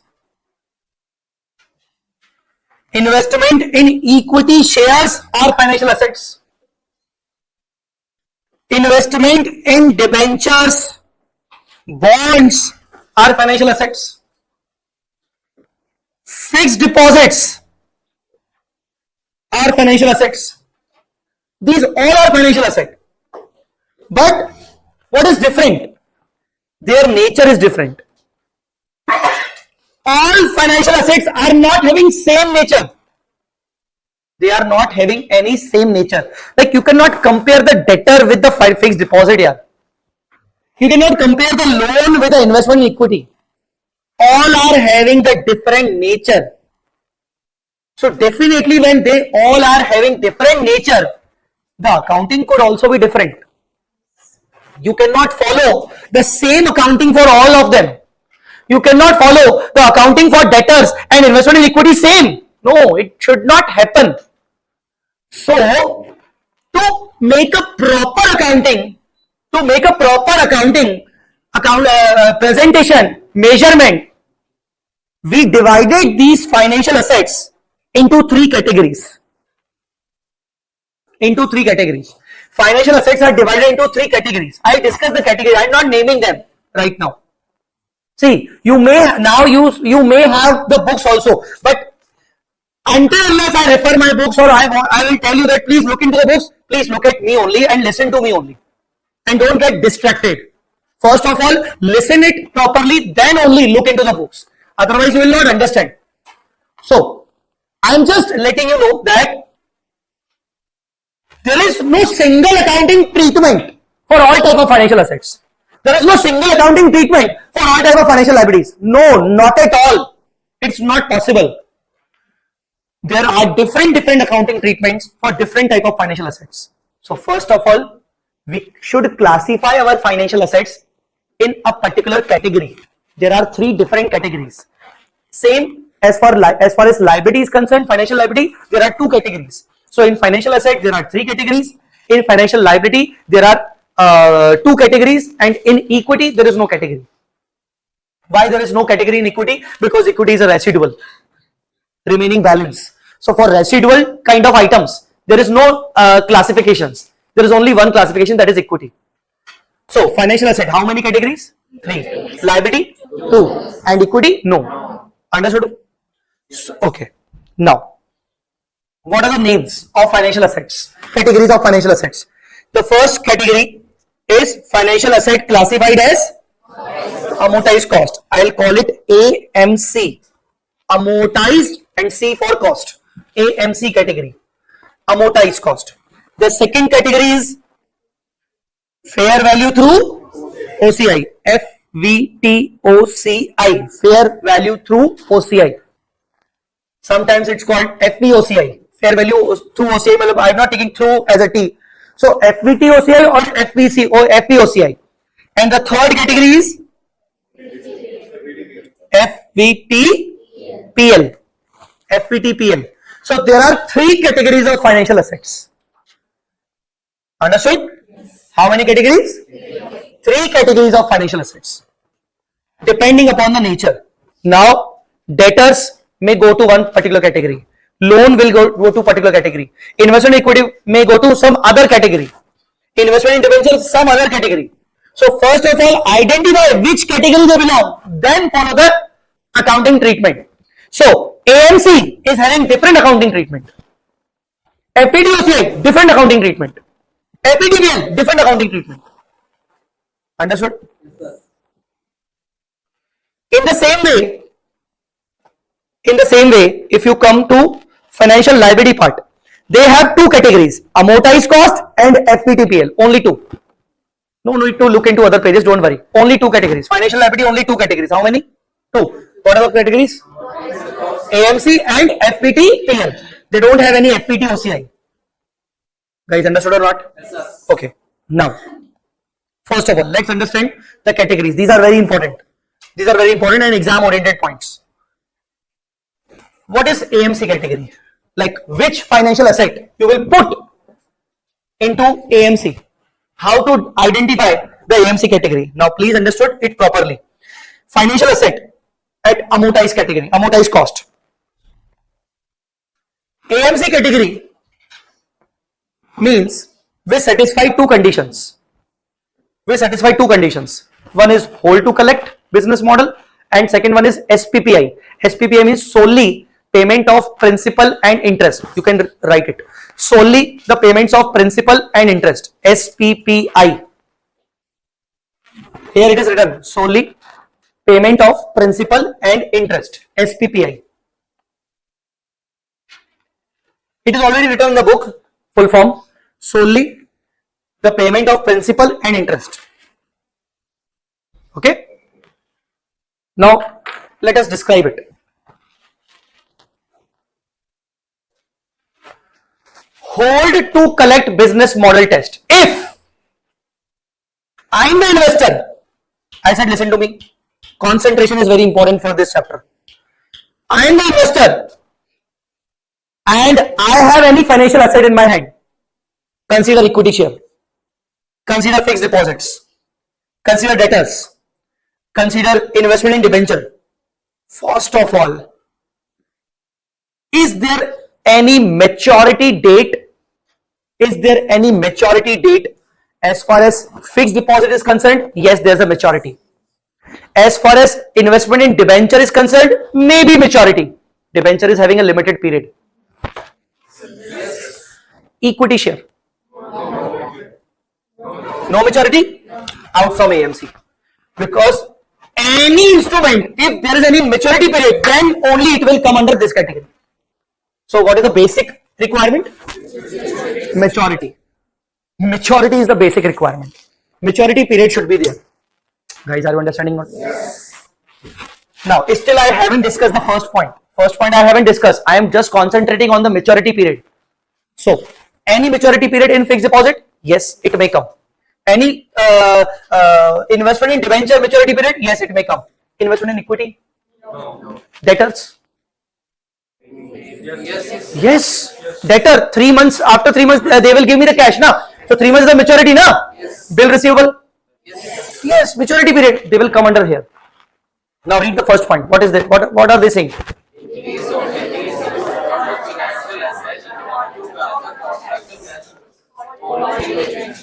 My objective to hold this till the end of maturity. Before end of maturity, I will not sell it. I will not sell. Suppose I have FD for 5 years. I am not going to premature it before 5 years. I will hold it till 5th year end. My objective is to collect all the cash flows. What are the cash flows? In my FD, what are the cash flows? What cash flows mean? What I am going to get in future? Interest and principal. I will collect all cash flows. First year cash flow, second year cash flow, third year cash flow, fourth year cash flow, fifth year cash flow. I will collect all the contractual cash flows. Contractual here means promised cash flows. Promised. Yes. Understood or not? Yes. Tell me, guys, understood or not? So, my objective to hold this investment till the maturity end so that I should collect all the contractual cash flows. If this happens, then the first condition is satisfied. The first condition name is hold to collect. I am holding it to collect all contractual cash flows till the end of maturity. Understood or not? Yes, and this is the reason why I told you that there must be the maturity. If there is no maturity period for any financial asset, this will not come under this category. First condition is clear? Yes. Huh? Yes. Any asset, financial asset is in your mind? Right now, you should think about any financial asset so that it should cover, it is covering or not here. Any asset in your mind? Bonds. Okay, take a bond. You purchase a gold bond. A sovereign gold bond. Central government issues that. Sovereign gold bond. It has a maturity of 8 years. Minimum 5 years, maximum 8 years. 5 year lock-in period actually. So it is a maturity of 8 years. So yes, it is a maturity, having a maturity. Now, what is the basic nature of that sovereign gold bonds? The nature is government will pay you every year 2.5% simple interest. How much? Simple interest. It will pay you 2.5% simple interest. Okay. And after 8th year, they will pay you the whole amount based on the market value of the gold. Based on the market value of the gold. After 8th year.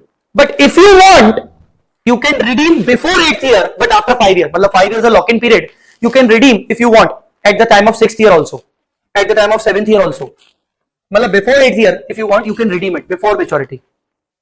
Now tell me, what is your objective? If you are having objective to hold it till 8th year, then only it will cover under this. Suppose if you are having intention to sell it before 8th year, then it will not come here. Now understood or not? Yes, sir. First condition is okay? Yes. Now read the second condition. First of all, SPPI means solely principal and interest, nothing else. Only two things. Achha, here we talk about what? Contractual cash flow means promised in the contract. What cash flow is promised to me? That I will get principal, I will get interest, I will get premium, I will get capital gain, I will get this much, I will get other income. So contractual cash flows means what are the cash flows which is promised to me as an investor? By the company, they promised me they will give me this much, they will give me that, they will give me this amount. This is the cash flow. And why word contractual is there? Because it is promised. Now connect this with SPPI. SPPI, contractual cash flow characteristic test. Read. That are solely payments of principal and interest on the now.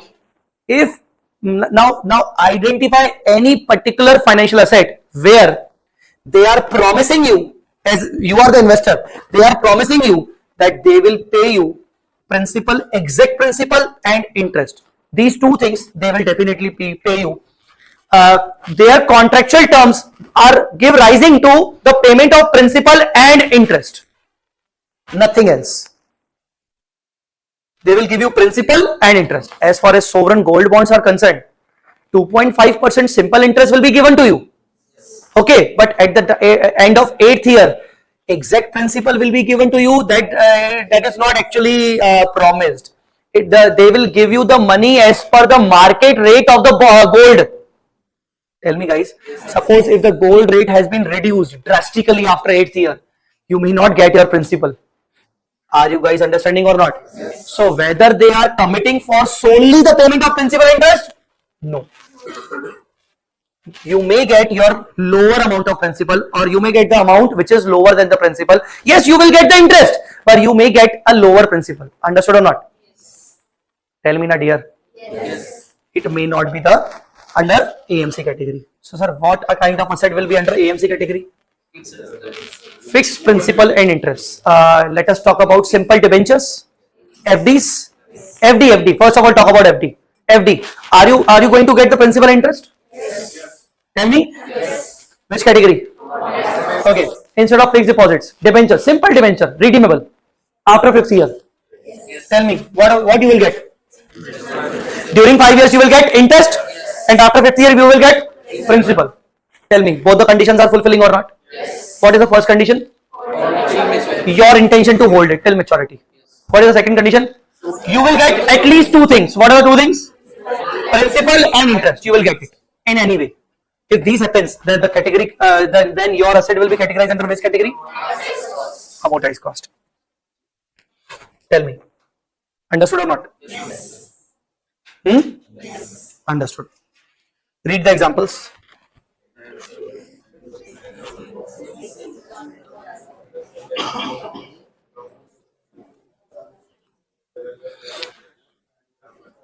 Even the trade receivables are also AMC. Sir, why trade receivable? There is no interest in that. Why trade receivable? See, first of all, trade receivable, definitely you have to wait till maturity, because you have given 2 months time, 3 months time to your debtor. Before 2 months they are not going to pay you. Okay, then are they having principal interest? Yes, definitely. Sir, where is interest in that debtor? See, you sold goods at 50,000 rupees to your debtor for 3 months credit. Suppose there was not any credit, and if you sell the same goods in cash, you must have sold at 48, maybe less than the value, less than 50,000. See, whenever we sell our goods on credit, definitely the price is slightly higher than the cash price. Are you understanding or not? So technically I am charging extra amount from my debtor because of the credit period. That extra amount is in the nature of interest only. Understood or not? Yes. And this is the reason why I am telling you that debtor contains the interest, not in the name of interest, in the name of some other item. Understood or not? Yes. Clear, guys? Yes. So these are the examples of AMC category financial assets. Can we move on? Yes. Huh? Okay. So what are the basic features of AMC category? Huh? Hold to maturity. SPPI, contractual cash flows. Understood? Okay. Staff advance, simple. You are my staff, you are my employee. I have given you 1 lakh rupees loan. Yes, staff advance means loan. So I have given you 1 lakh rupees loan for 5 years. After 5th year, you will repay me the principal amount, and during the 5 years, you will pay me the interest amount. How? Staff advance means loan. Staff advance means loan. Okay. Staff advance means not the advance against salary. It's not advance against salary. Because if it becomes advance against salary, it's not a financial asset. You are giving the service. Okay. It's a loan. Alright? Can we move ahead? Yes. Okay. Tell me, In this category, will the equity investment will come? Amortize category, equity investment will come here or not? Why? No maturity, no SPPI. Entity is not guaranteeing you the principal and interest. Entity is not obliged. You remember now? Entity is not having any obligation for the principal and interest, and it doesn't have any maturity. So equity investment is not coming under the amortized cost category. Guys, understood or not? Now AMC is done. Second category name is FVTOCI. Second category name is FVTOCI. FVTOCI. If you could read it, the second condition is same. Only first is slightly different. First of all, read this.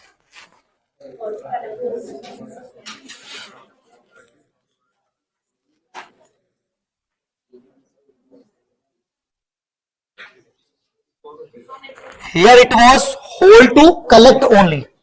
Here it is hold to collect and sell. Objective is achieved by both the holding the asset in order to collect contractual cash flow and sell the assets before the investment matures. Means, now tell me. My intention is not clear. I may hold it till maturity, or if the market demands, or if I require the cash before 8th year, before maturity, I may sell my investment if I get the good opportunity. If I get the good opportunity from market, I may sell it and I recover my money. So ultimately my objective will be achieved. Either, see, my objective is to recover my money. Now how can I fulfill my objective? One, I can fulfill my objective by waiting till maturity. But I can fulfill my objective instead of waiting till maturity by selling it in the market. I can, if I can get the good opportunity. My objective is to recover my money. Guys, are you understanding or not? So here the objective is getting changed. I may sell it before maturity. If that happens, and the same SPPI, solely the payments of principal interest, this instrument will become categorized under which category? FPT. All others. That means other than AMC, other than FPTOCI, all others are categorized under the third residual category, which is FVTPL. FVTPL is a residual. Any financial asset which could not cover under AMC, which could not cover under FVTOCI, will definitely cover under FVT. All other are FVTPL. Understood or not? So first of all, read the examples of financial asset FVTOCI.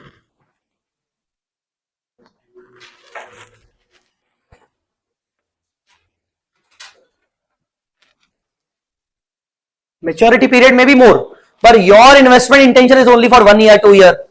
So your intention is to sell them after 2-3 years. Again asking same question.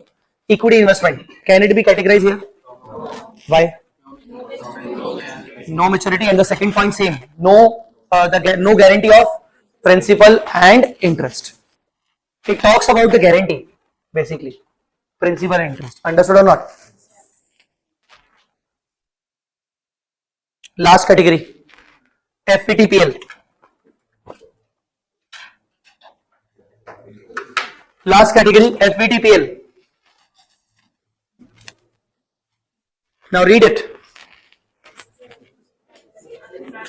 This is a residual category. Financial assets fall under this category are generally those assets whose contractual cash flows are not fixed, not guaranteed. Actually, not fixed means not guaranteed, and they does not generate cash flows on specified dates. They are not giving a guarantee that on this date you will get interest, on this date you will get the principal. Not specified anything. Such as investment in equity is definitely categorized under this category. Why? Why? No maturity, no contractual guarantee of any principal interest. So it is categorized under FVTPL. Guys, have you understood this? Any doubt? Any doubt? No?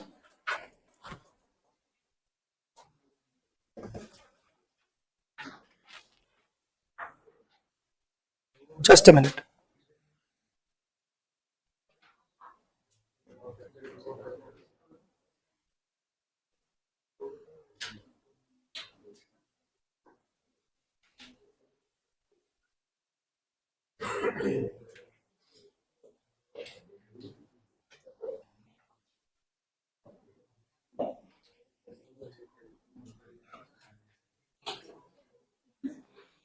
Read this question 112. Question 112. Entity anticipates cash expenditure in a few years. Entity invests its excess cash in short and long-term financial assets so that it can fund the expenditure when the need arises. Matlab definitely in future when they will require the cash, for that requirement they invested their excess cash somewhere, okay, for the future purpose. Many of the financial assets have contractual lives that exceed the entity's anticipated investment period. Means they are saying that maturity period may be more, but their investment period may be less. Suppose I have invested in a 5-year bond, but my intention is to hold them maybe 2 years only. So many of the financial assets have contractual lives that exceed the entity's anticipated investment period. Okay. The entity will hold the financial assets to collect the contractual cash flow, and when an opportunity arises, it will sell the financial asset to reinvest the cash in financial asset with a higher return. Whenever they got the good opportunity, they will sell that particular investment and invest their money in another investment. Huh? Okay. The managers responsible for the portfolio, they are having different portfolios, and for different portfolio managers are remunerated based on the overall return generated by the portfolio. Evaluate the business model. Tell me. Primarily, it seems FPTOCI. Why? First of all, they are saying whenever the opportunity arises, they may sell their investment and reinvest their money into another. Tell me, guys. Now you can see the answer is very good answer. They have drafted the answer properly.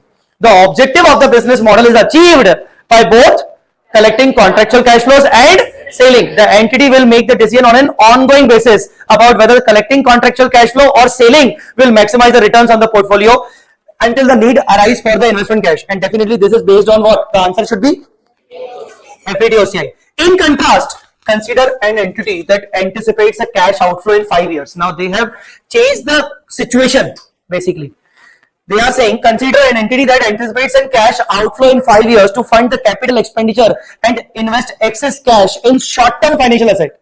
When the investment matures, the entity reinvests the cash in new short-term financial asset. The entity maintains this strategy until the funds are needed, at which time the entity uses the proceeds from maturing financial assets to fund the capital expenditure. Only sales that are insignificant in value occur before maturity. The objective of this contrasting business model is to hold financial asset to collect contractual cash flows. That means what? I require the cash after 5 years. Before 5th year, I don't want my money anything. So what I decided, I thought, let's invest this money in a short-term investment. Short-term means 1 year maturity period investment. Because I don't want to take big risk. So I invested my money in short-term investments. So this is my strategy, that I require the cash after 5 years now. I will invest it 1 year or for 2 years, and whenever the 2-year maturity will close, I get my money and I will again reinvest it in another short term. I will do this. The cycle will repeat till 5 years. So technically, what I am doing? Investing for entire maturity period of 12 months or 2 years. Technically. And this, if this is happening, my intention is to hold them till maturity. Definitely in that case, AMC. In that case, it is a AMC. But if it is not the case, that means because they are saying short-term financial assets. If this is not the case, and whenever I got the good opportunity, it becomes FPTOCI. So that ultimately, what matters?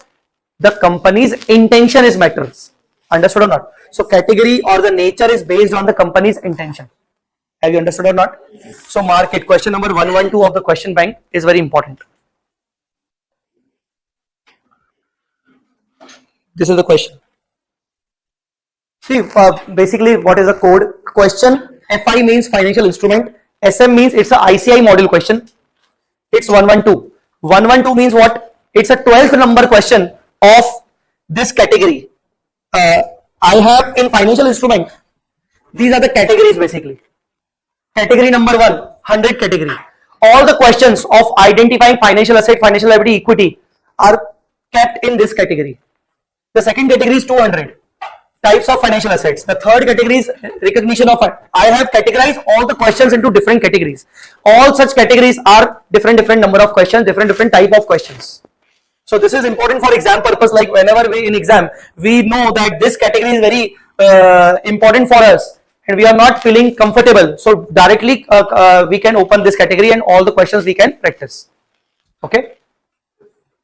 So I haven't categorized like IC model different questions, RTP different. I categorize it in the order of accounting treatments. Okay. So 112 was a question, a very important question.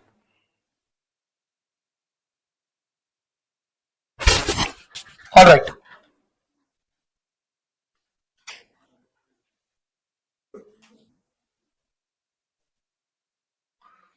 Can you please read 114? Please refer 114.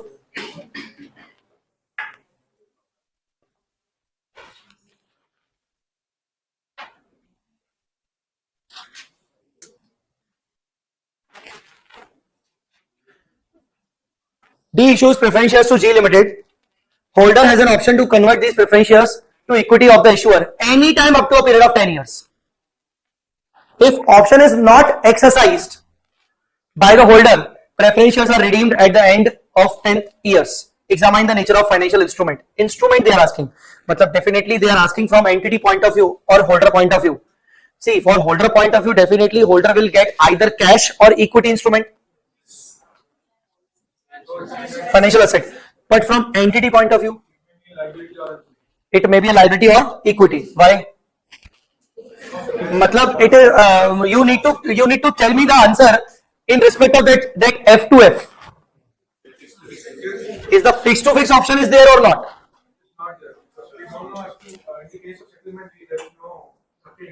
Correct. The option is given to the holder, na?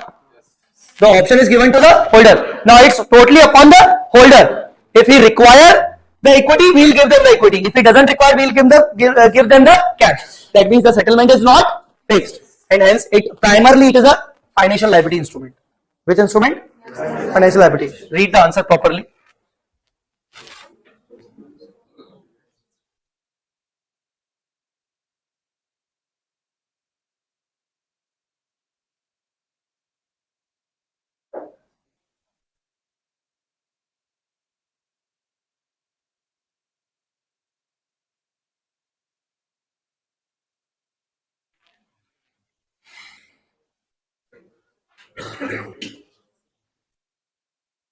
It is also known as hybrid instrument.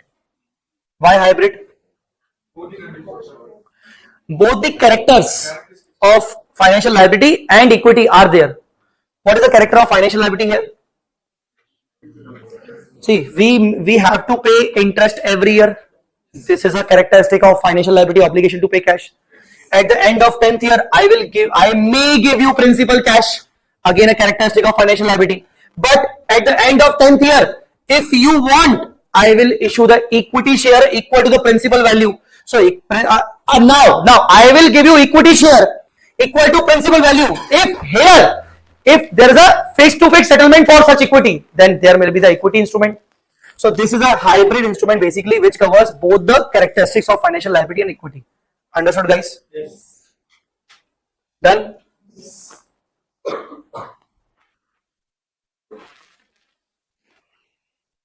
All right.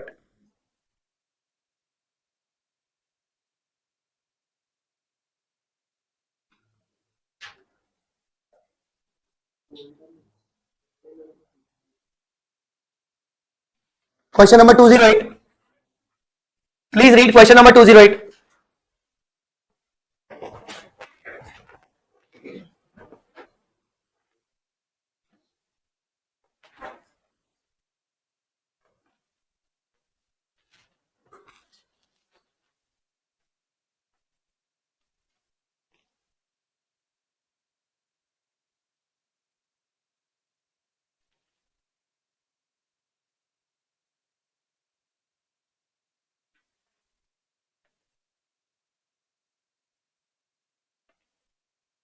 AMC or FET OCI?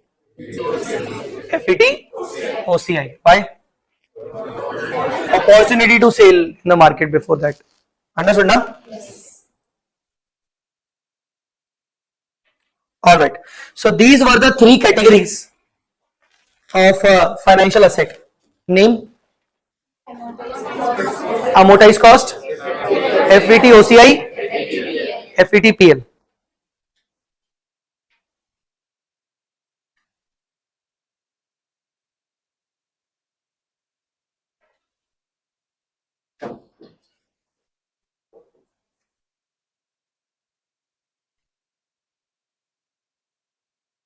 Alright.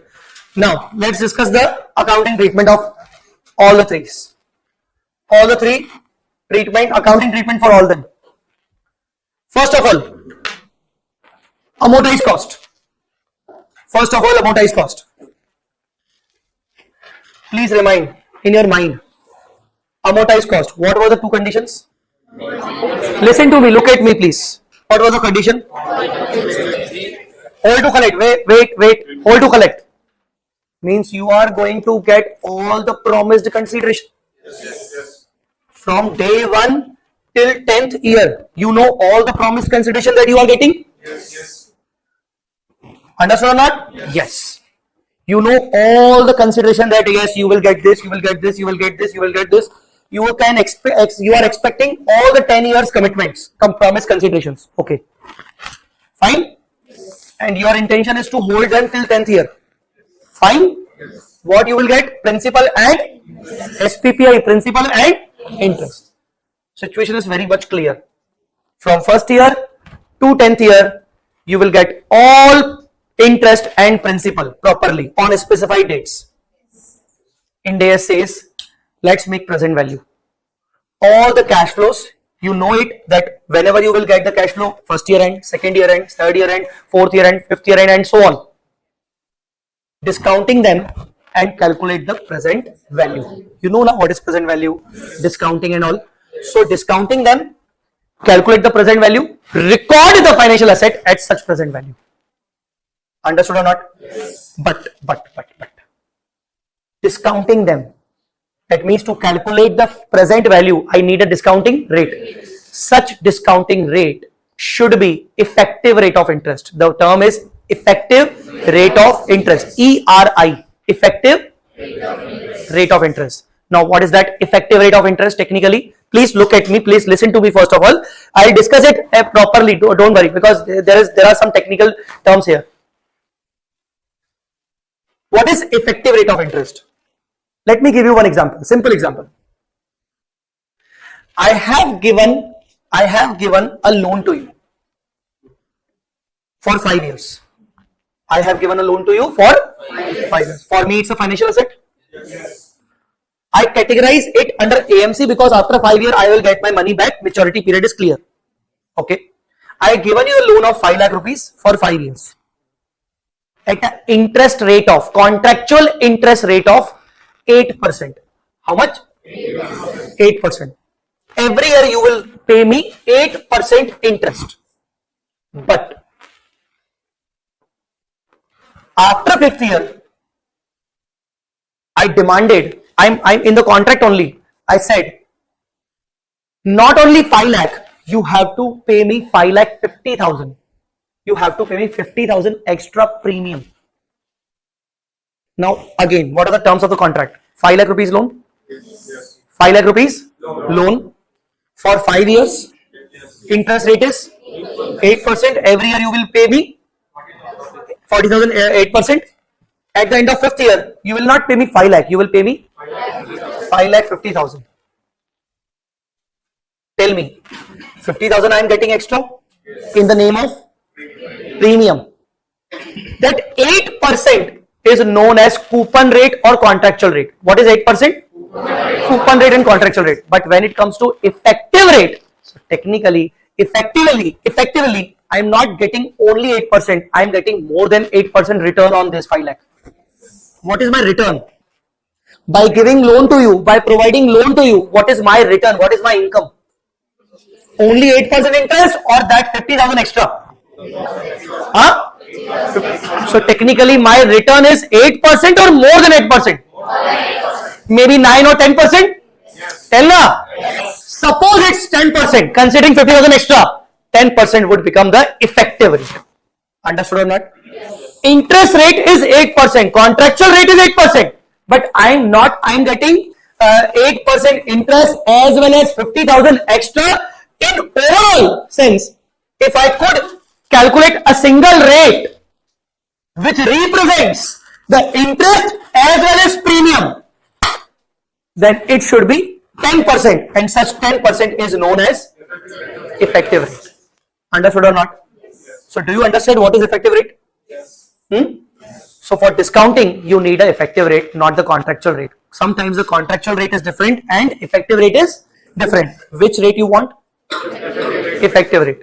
Sometimes they will give you the effective rate in the question in the name of market rate. Effective rate is also known as market rate, market interest rate. Guys, have you understood or not? Yes. Now the accounting treatment of amortized cost. Amortized cost. At what value you will record them? Read it. Read it. Present value of cash flows, because you know it that till maturity how much cash flows you will get. Then you will make a present value, right? Which rate? Effective rate. Plus minus. Now what is this plus minus transaction cost? Anybody? What is this plus minus transaction cost? Transaction cost means processing fees, legal cost, documentation expenses. These are the transaction cost technically. So transaction cost may be the outflow, transaction cost may be the inflow. It is a transaction cost. I will give you one example with this, for this.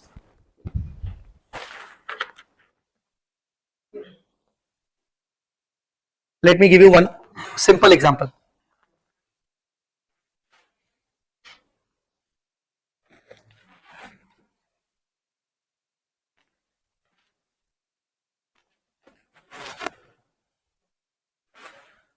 So heading is AMC. Example. Please write it. AMC example.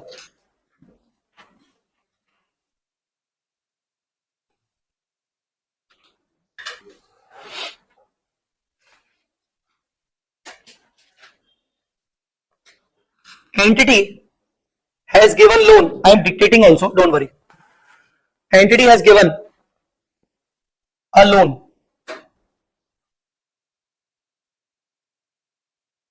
to another entity of rupees 10 lakh. Of rupees 10 lakh for 4 years. For 4 years. Interest rate is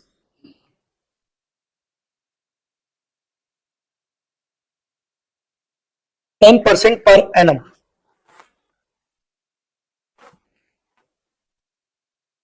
Market rate is 12% per annum. Market rate is 12%. See, now this market rate is what? Effective rate. Market rate will become the, and 10% is what? Contractual rate. Okay? Understood? Yes. Entity incurred 25,000 rupees expense on documentation.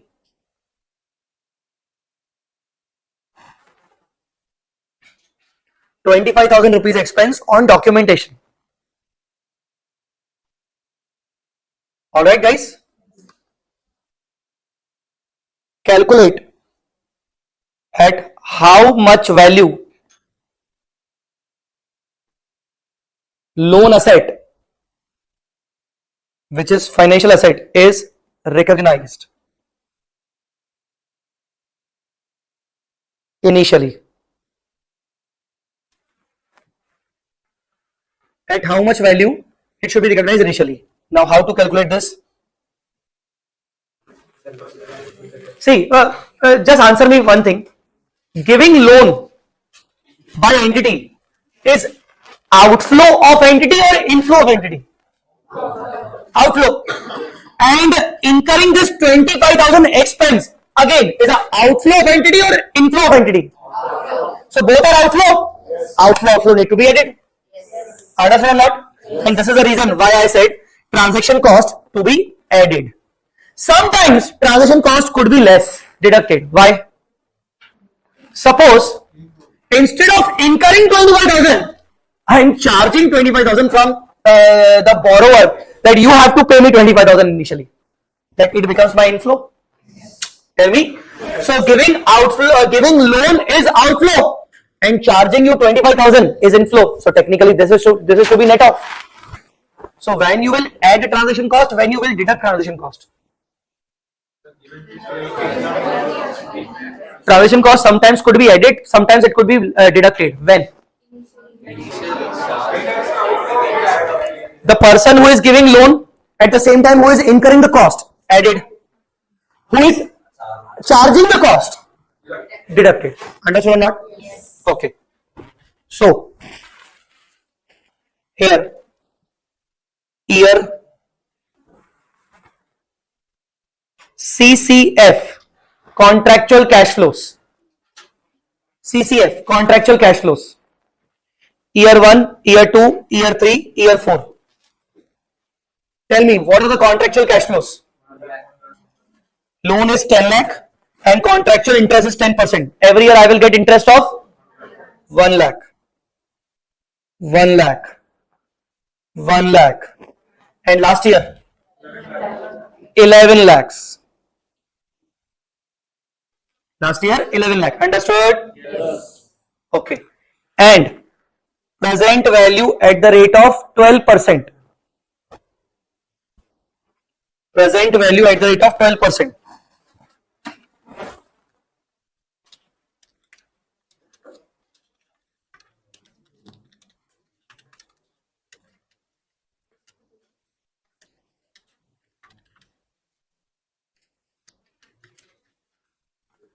How much? I want the total amount.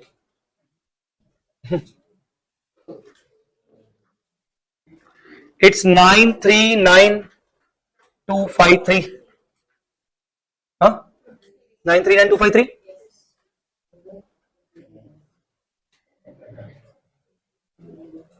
It's 939,253.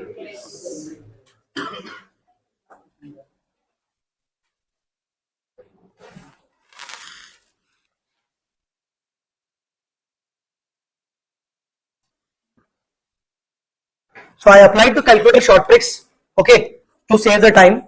So we need to save the time in the class because we don't have enough time for each and every figure, like here I need to write, here we don't have the time. So 939,253. So our financial asset is 939,253 plus what are the documentation expenses? Plus transaction cost 25,000. So our total financial asset becomes 964,253. 964,253. How much loan you have given to them? 10 lakh. But what amount of asset you are recognizing? You know what is the interpretation? By giving 10 lakh rupees loan, you are expecting to recover only this much. Rest is your loss. So what journal entry you will pass? Journal entry is loan asset account debit 964,253 space bank account credit. It's 10 lakh. That means by giving a loan of 10 lakh, I'm expecting to recover only and only 9,64,253. The rest is my loss. Can you please calculate the loss value? 25,000. Sorry, 3574. It's a loss. It's a loss which is transferred to P&L account. It's a loss, balancing figure. So by paying rupees 10 lakh, by giving rupees 10 lakh advance or loan to someone, I am expecting to recover in the form of inflation, and considering inflation and all, I am expecting to recover 964,253. This is your CA final in AS accounting. When you were in intermediate, your AS accounting was like loan account debit to bank 10 lakh, 10 lakh, and P&L account debit to bank 25,000 transaction cost transfer to P&L. This was your CA intermediate accounting. Now this is your CA final accounting. This is the difference between your AS and NDS. Why I told you it is not required in your exam, but to make your mind what is happening right now in this chapter. Because in this chapter, so many things will happen which you have never seen earlier and which were totally different in CA Inter. Are you guys understanding or not? In CA Intermediate, you basically recognize the loan at whatever the value you have given, the agreement value. But India says no, nothing like that. It doesn't happen. India says record your asset at the estimated value of the recovery. How much you will get it. What amount of loan you have given doesn't matter. You have given 10 lakh rupees. Are you getting 10 lakh? Are you getting back your 10 lakh? No, you are technically getting back 964 only. For you, the asset is 964 only. Because the basic meaning of asset is right to recover money. So how much right you have to recover? 964 in the terms of present value. So rest is your loss. You cannot recover the money. So why it is a loss? Because you given the loan at 10% instead of, because the market was 12%. No? So 2% is your opportunity loss. So you are booking the loss or opportunity loss 2%. Guys, have you understood or not? Simple thing. This is your AMC. So what is the accounting treatment of AMC? What we have understood? Accounting treatment, please, yeah, please. Present value of cash flows. Present value to be done at effective rate of interest. Transaction cost to be added or deducted. When added? Outflow added.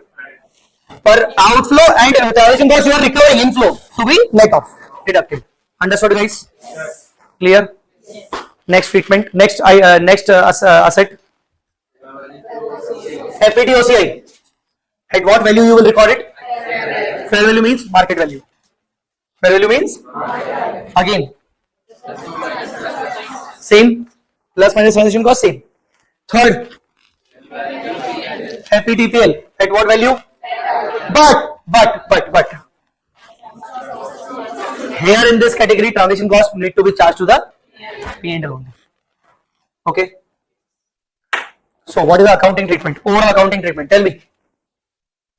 What is the overall accounting treatment? Amortized cost. Present value of CCF. What is CCF? Contractual cash flow. Sir, why we are not doing present value of CCF for FPT OCI? Because our intention is not to hold till we may sell it before.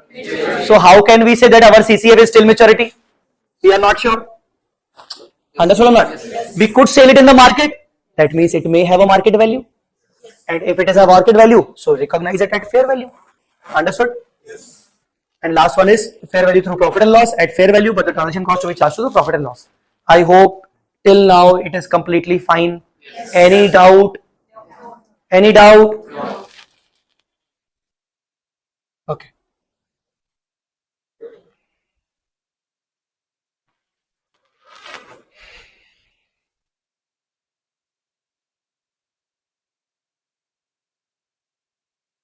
Let us talk about FPT OCI and FPT PL category. Right now, what was the example? AMC category, no? Huh? Now, I have some examples for FPT OCI and FPT PL category. Look at the example, please. We bought share of Infosys at how much value? Huh? Huh? 2 rupees transaction cost. Okay. On quarter ending, fair value, market value. These shares are designated as. First of all, what is the accounting treatment of FPT? Initially recorded fair value. Transaction cost to P&L. Done? Yes. Now, before understanding the question, please. Before understanding the question, we discussed initial recognition. At balance sheet date, what we will do? At balance sheet date, you will again do fair value, remeasurement. You will again do fair value, remeasurement. Understood or not? Yes. And at the time of sale, the profit or loss shall be booked in the P&L. And at the time of sale, if there is again transaction cost, suppose you sold the Infosys share, the broker charged you the fees. So at the time of sale, there is again transaction cost. Same transaction cost will be transferred to P&L because this is what category? FVTPL category. Every time transaction cost P&L.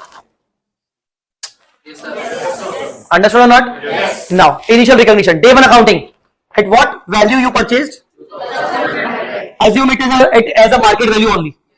Transaction cost is? So what is your outflow? 2102? 2102? Yes. But at what value you will recognize the asset? Because it is which category? And this transaction cost will be transferred to? And bank account credit by? Day one accounting done? Yes. Done? Yes. Okay. Subsequently, the share becomes? Huh? Initially it was? Calculate the profit? 150. You haven't sold it. You haven't sold it. You are remeasuring it. At every balance sheet date, you will remeasure them at fair value. Book the profit or loss. Okay. What is the entry? Investment account, shares account debit to fair value gain. The category name is fair value through. That means every time you will have a gain or loss through P&L. Transfer always to P&L. Understood or not? Yes. Done? Yes. Further. Read this. If we sell these shares at and transaction cost is? Transaction cost always transfer to P&L. See, entry. Yes. Done, entry done? Yes. Okay, transaction cost always transfer to P&L. Entry done. Now, initially you recognize that, then you remeasure that 2250. Now what is the book value of your share? What is the book value of the share? 2250. Yes. Now you sold it at. Now you will have a gain of where you will transfer P&L because the category name is FVTPL. Understood or not? Yes. Done? Yes. So, FVTPL category always do, but transaction cost to be transferred to? This was? But at the same time, if we discuss, means balance sheet date.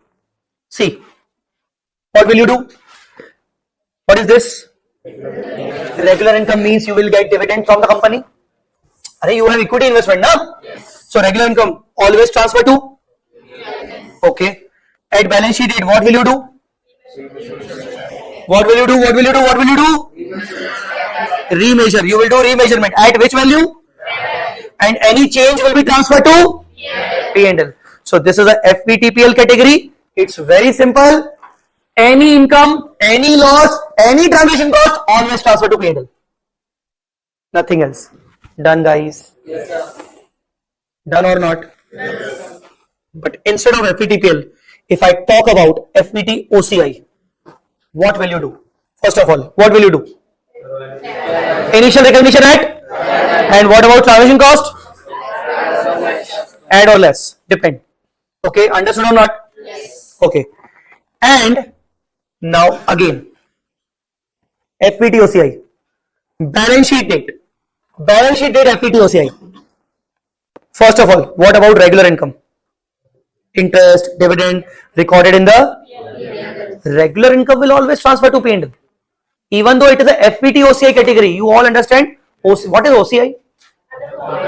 OCI means other comprehensive income.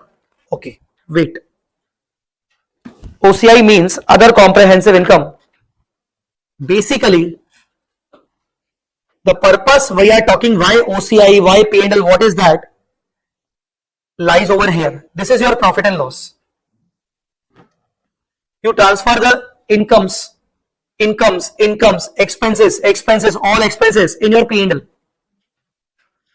But there is one more category, one more classification other than all items. There is one more category called this category. What is the name? Some incomes or expenses may not be transferred to P&L.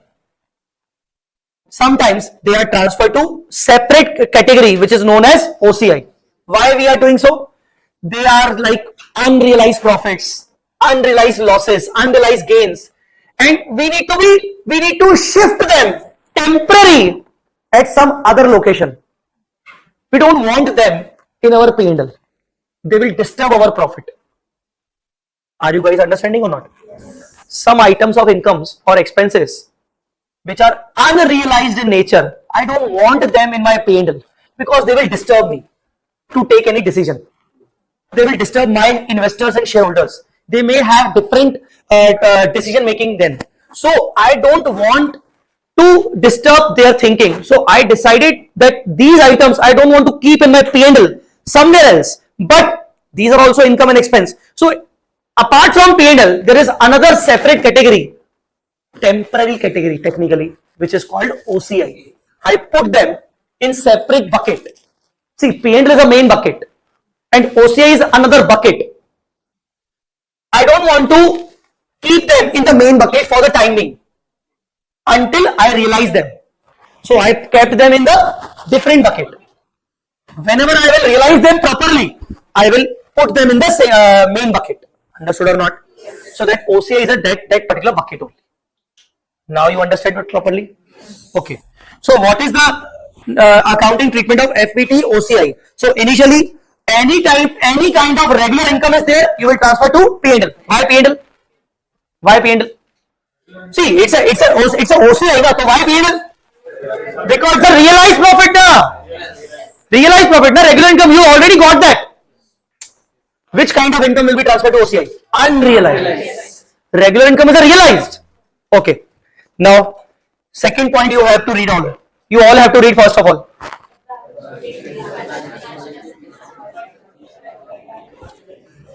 Remeasure them at fair value. Any changes will be transferred to OCI. This is unrealized in nature. Unrealized, since it is unrealized. Guys, understood or not? Yes. Understood or not? Yes. Now, third number point. On derecognition means when you sell them, derecognition of financial asset under this category, whatever amount of gain or loss you kept in a different bucket, what will you do with that bucket? Transfer that bucket into the main bucket. What is the main bucket? P&L. Accumulated balance in OCI in respect of such financial asset shall be reclassified to the P&L account. Understood or not? Means it becomes realized gain or loss. There is one exception. I will discuss it separately. Don't worry. I will discuss it separately. So, tell me, what is the accounting treatment of FPT OCI? Accounting treatment. Initial recognition, fair value. Transaction cost to be adjusted, not to P&L. Okay. Regular income, P&L. At balance sheet date, what to do? Fair value. Remeasure fair value. Because of which there is a change. Gain or loss. Transfer temporary to OCI. When you sell them, OCI reaccumulated to the P&L. There is one exception. That exception we will cover it separately. Till now, any problem? Any problem? No. Last, amortized cost. Before discussing the subsequent measurement, I have given you the example, written example. What is the initial recognition of amortized cost? What is the initial recognition of amortized cost? No, I am not asking the amount actually. What is the initial recognition treatment of amortized cost? Present value of CCF at effective rate of interest plus minus transaction cost. Understood now? Yes. Compare with the 10 lakh rupees. You will get the loss and profit. Such loss profit transfer to the P&L. Now, subsequent measurement. Income always transfer to P&L. At balance sheet date, what will you do? Because initially it was measured at present value. So at balance sheet date, again it should be measured at again Present value of remaining CCF. Initially it was present value of all CCF. At balance sheet it should be present value of remaining CCF. Understood, guys? Yes. That's it. Simple. Done? Yes. All fine? Done or not? Yes. Okay.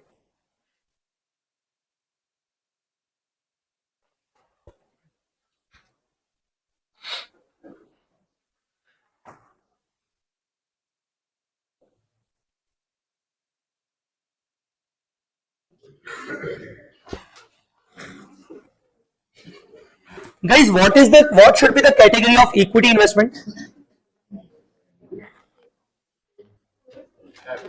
What should be the category of equity investment? Means I am asking you, is it AMC, is it FVTOCI, or is it FVTPL? FVTPL is a default category. Huh? There is exception. There is exception. Sometimes you can categorize this equity under FVTOCI. FVTOCI is not default category, but sometimes you can categorize under FVTOCI. Now, on what basis or on which situation? On what basis? On which situation? This is the exception in your book. This is the situation.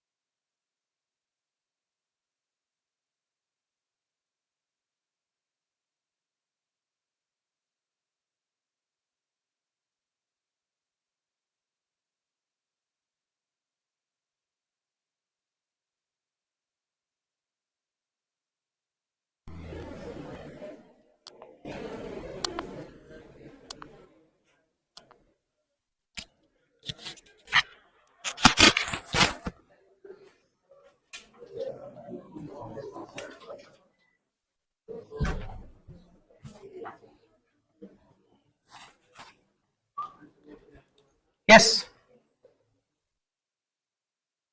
Anyone can explain? Have you understood the points? Yes. What is written there? It is only dependent on held for trading. What is held for trading? If you purchase the equity investment and your intention is to trade them, always FVTPL. Always? Your intention is for a long term purpose, holding for the long term purpose, then you can categorize them as FVT OCI, or if you want you can continue under FVTPL also. Understood a lot? So if I have to write investment in equity, two situation: held for trading, not held for trading. Held for trading, always FVTPL. Always FVTPL. Not held for trading, options, FVTPL or FVTOCI. Achha, not held for trading means long term holding. So you have a choice. If you follow this FVTOCI,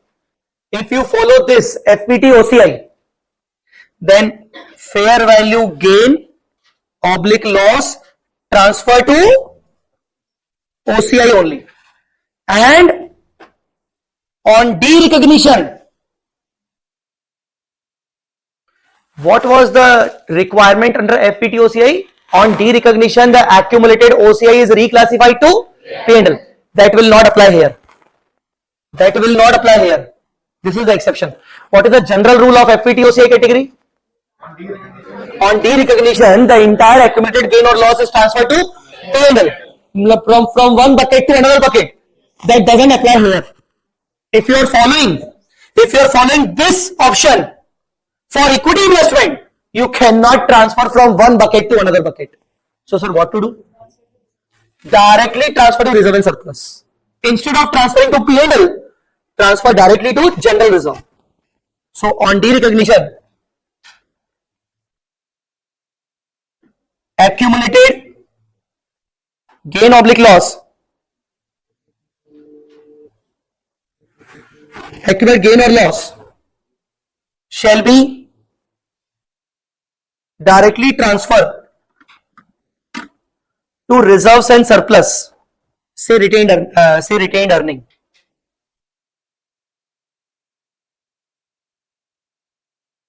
Instead of P&L account.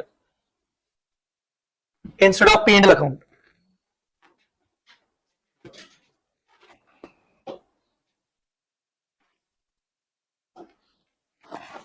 So this is the requirement. Done, guys?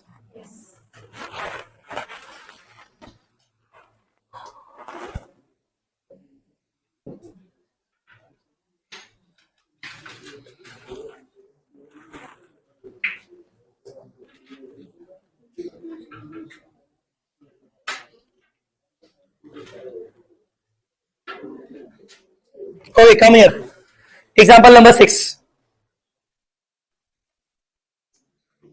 Same question, Infosys. You purchase the Infosys share at how much value? Transaction cost? Quarter ending value becomes? But you now designated them as FVTOCI. Now what is the first rule of FVTOCI? Fair value recognized at fair value plus minus transaction cost. So plus minus transaction cost, that means this time you will record the asset at 2102. What is the entry? Investment account debit to bank 2102. You haven't transferred 2 rupees to the P&L, directly adjusted in the cost of the asset. Yes. This understand or not? No. Next, quarter ending value becomes 2250. What would be done? Investment account debit to OCI. Why OCI? It's a gain, but it's which category is this? OCI category. You remember now? Yes, sir. So 148. How 148? 2250 minus 2102. Understood or not? Now suppose if we sell these shares at, again there's a transaction cost of, this time again transaction cost, no need to transfer to P&L. No need to transfer to P&L. This is which category? So adjust the transaction cost with the proceeds. 2500 you got and you have a transaction cost of 3. What is the net proceeds? What is the net proceeds? 2497. And what was the book value? 2250. The remaining amount transferred to OCI. And tell me, it is a derecognition. Now, after derecognition, will you transfer this OCI to P&L or directly to retained earning? Directly to retained earning. Understood now? Same understanding you can get with another example. Example number 4. Please read example number 4. I am giving you 5 minutes. You have to refer by yourself right now. Example number 4, please read it.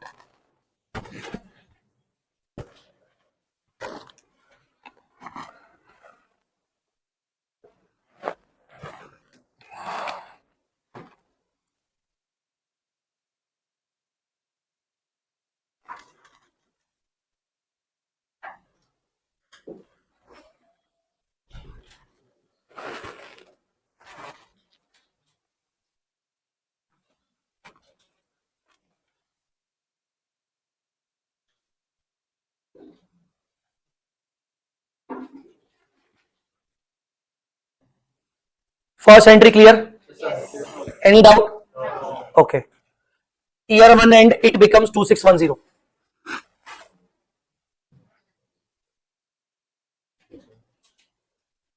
This entry clear? Any doubt? Because you transfer the gain to. So see the extract of P&L. Under P&L, there is a separate bucket. Bucket name is other and you transfer this fair value in the OCI. Guys, understood or not? Done. And there's another SOKI, statement of changes in equity. What is this SOKI? Full form is statement of changes in equity. It discusses all the changes in the equity items. So it looks like this. In your schedule 3, there's a format of this. This is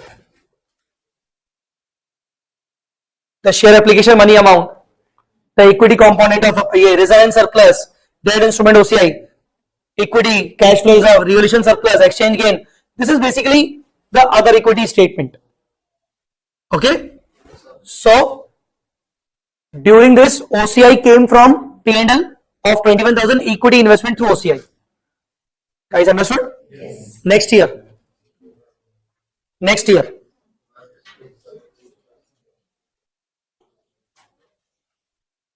Initially it was, last time it was 2610. Now it becomes 2580.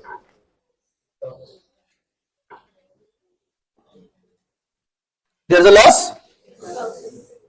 Earlier it was a gain. Well, now. Yes. Okay. In the P&L, separate bucket in the name of loss. Tell me. And in the SOKI, last time SOKI, you transfer it. It was profit. Now it is 21 profit, and for the year it is a loss. So balancing figure becomes, in OCI the balancing figure becomes 15. Understood or not? Yes. Now third year. Sold at 26. Last time it was 2580. Okay.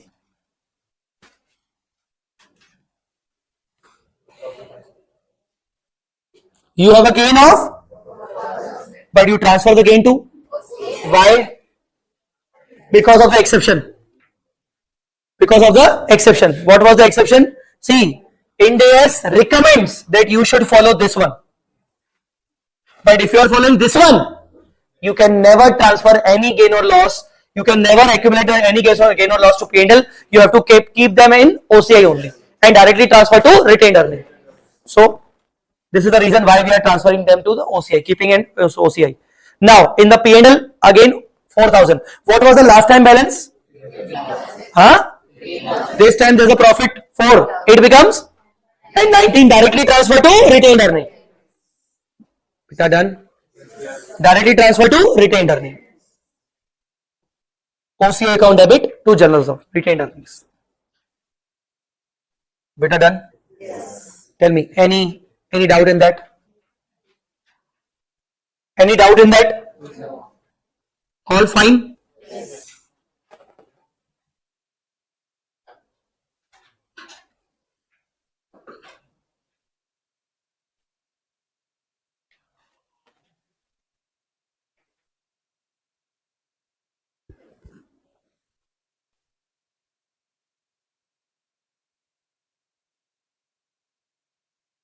Okay, now let's discuss some more examples.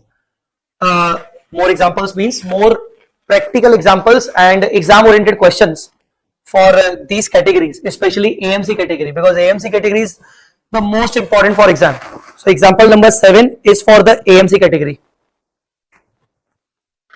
Example number 7 is for the AMC category. A Limited has made a security deposit whose details are described below.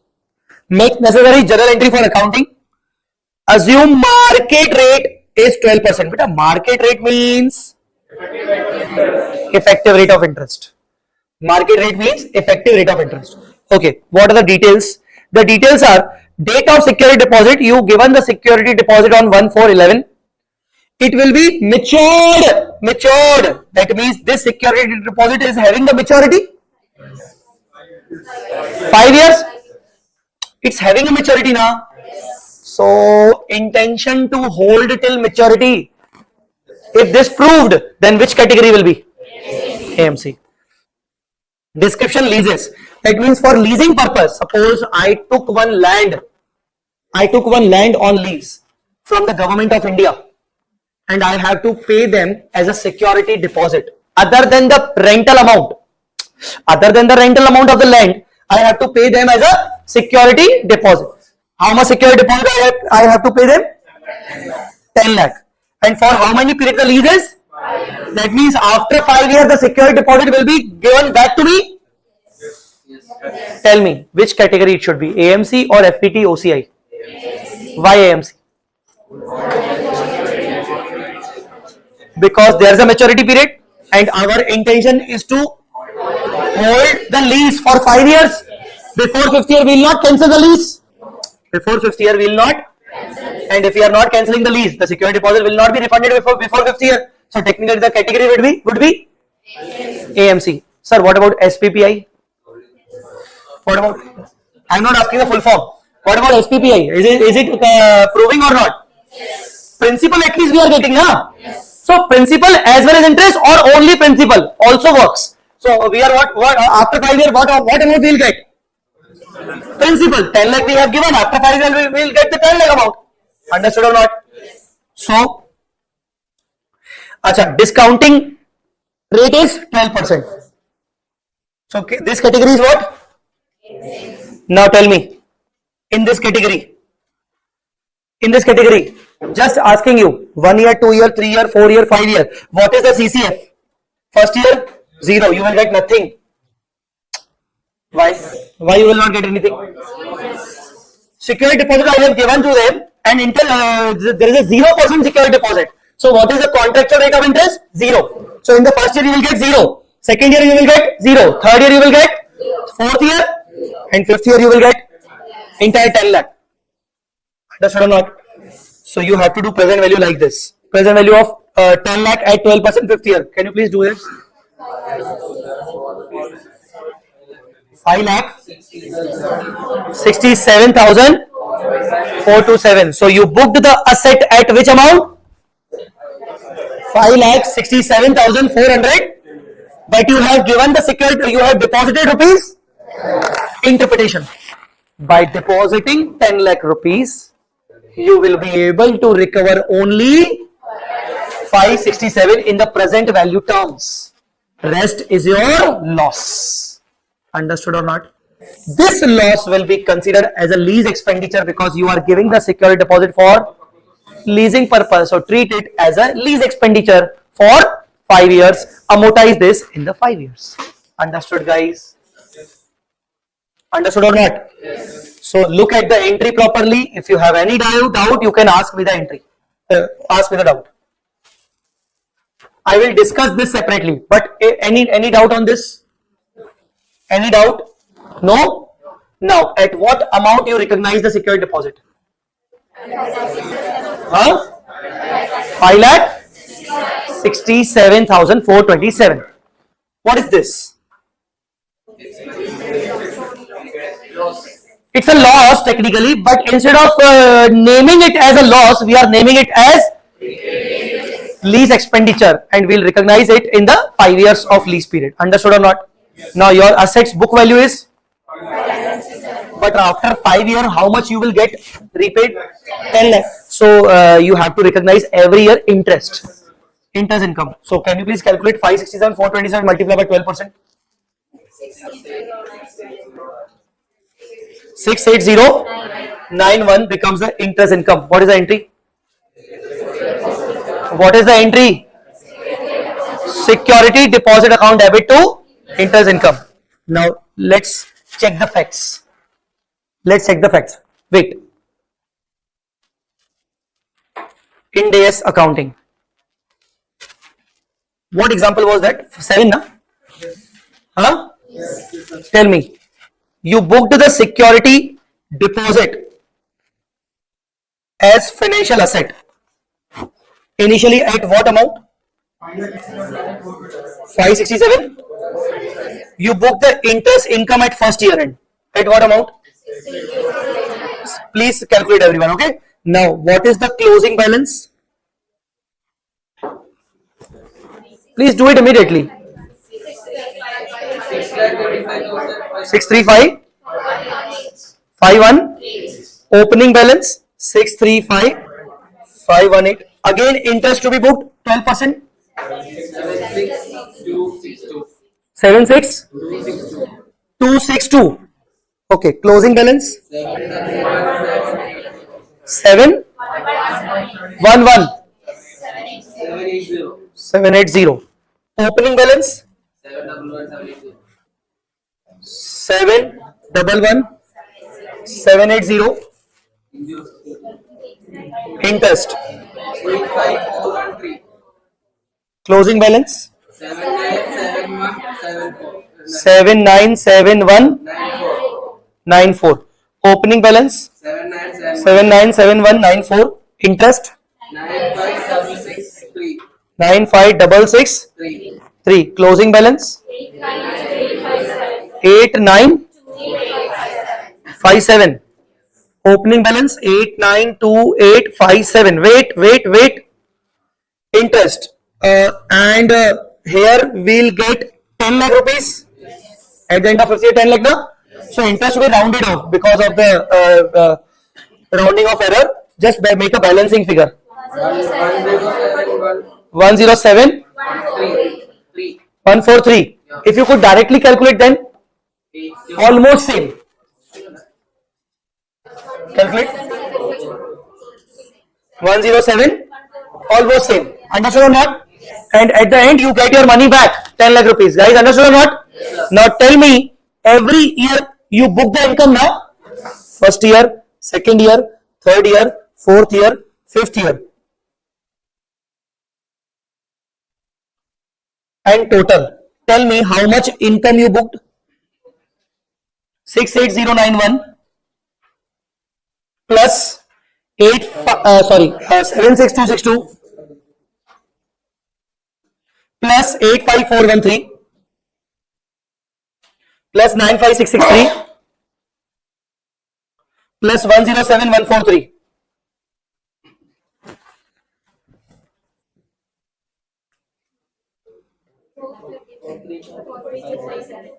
Four three two 57 432,572. Every year you booked the lease expenditure also. That prepaid lease expense, you remember? That 432,572 573 divided by 5. Every year you book the lease expense 86515. 86515, same, and the total becomes 432,572 or 3, whatever. Can you see the overall impact is nil?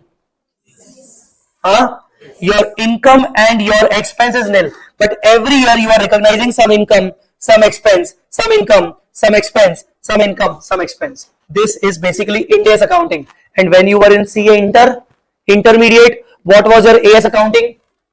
AS accounting was security deposit to bank 10 lakh rupees, and after 5 years bank account debit to security deposit 10 lakh rupees. No income, no expense. So this was your AS accounting, but for the better presentation, this INDAS accounting is there. Have you understood the concept, guys? So this was example number 7, AMC.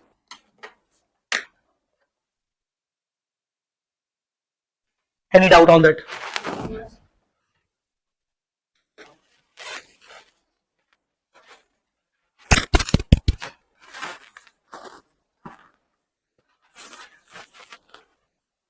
All right.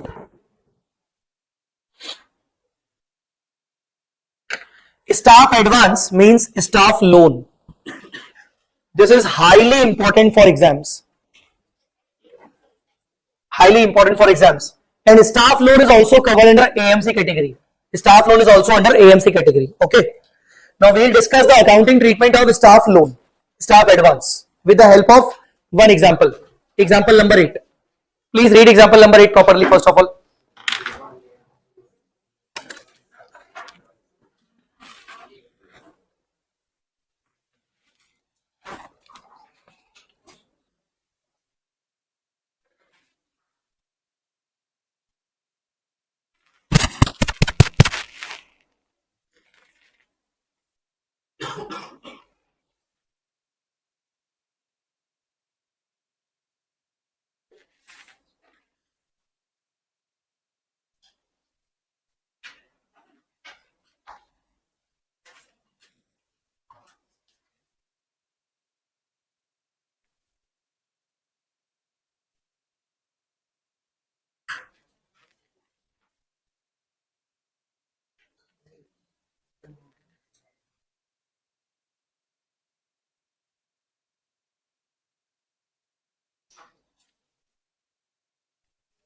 Okay, so now staff loan. There is one employee to whom entity has given the loan of at what rate? But the market rate is 9%. So tell me, what is effective rate? Huh? So ERI becomes 9%. So what is 6%? Coupon, contractual rate. Coupon, contractual, whatever you say. Now, what are loan terms? Equal principal installment in 5 years, as well as interest on the. So every year I will get my money back in the form of equal principal as well as interest every year on the remaining portion. Guys, understood or not? First of all, we need to calculate the CCF. CCF, contractual cash flow. So 15 divided by 5. So every year you will get 3 lakh, 3 lakh, 3 lakh, 3 lakh, 3 lakh. Okay. First year, what is the first year interest rate? 6% on 15 lakh, calculate. So 3 lakh and 90,000, it becomes 3 lakh. What is the remaining balance? 12 lakh, 6%. 72. So 3 lakh principal and 72 interest, 372. In this way, have you understood this CCF? Should I explain it more or you understood? You understood this CCF now? Now present value at 9%. You remember now effective rate? So what is the value? What is the present value? 13,88,965. Interpretation. Interpretation. By giving 15 lakh rupees of loan, we will be able to recover only 1388. Rest is our loss. We are giving it to employees, so rest is our employee benefit expense. Previously, we give it for lease, so rest was our lease expense. Here, it is our employee expense. Understood or not? So, what is the entry? Loan to staff 1388. We will be able to recover this much only. Employee benefit expense 111035 to bank. Guys, understood or? Understood or not? Yes. Done? Yes. Now tell me, every year I need to book the interest income at which rate? At which rate? Income will always be booked at effective rate. Understood or not? Sir, what to do with this? Divided by 5. Earlier in the lease case, we amortize it term. Again, here also we will amortize it if we are expecting that our employee will give us service for the proper 5 years. But if we are not expecting any services from him, then immediately transfer to P&L. Expecting, amortize. Not expecting, P&L. Understood or not? Yes. Okay. So, either defer and amortize or directly transfer to P&L. Now, see the ledger account of loan to staff. Initially, you recognize the loan at. Now, calculate 9%. 125007 or 006. It's income. Understood or not? At the end of first year, how much CCF you got?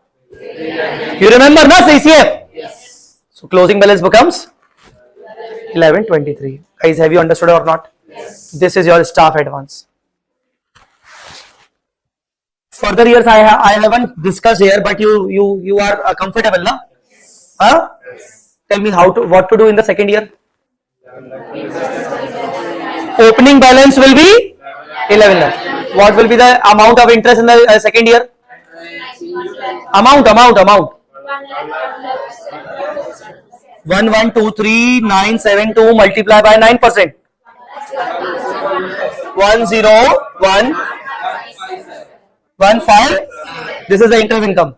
And what is the buy bank amount? 3,72,000. Then you will get the closing balance, and so on and so on and so on and so on. Understood or not? Sir, what about this? 111035 employee expense. What about this? Amortize over the 5-year period. P&L, transfer to P&L. Understood or not? So now read the treatment. Yes, read it. Without interest or concessional rate of interest, then such advance should be recognized by applying. Done. Yes, sir. Which category? Now, wait, his staff advance was 15 lakhs. 15 lakh now? Exceeds. 1388 if I am not wrong. Then the excess is called compensation expense. I haven't written the expense, but it is expense. Understood or not? Yes, sir. Then 5 years written off. Okay. If not identifiable, then at immediately.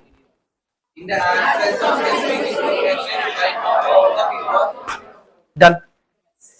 Any doubt? No. So this was your staff loan under AMC.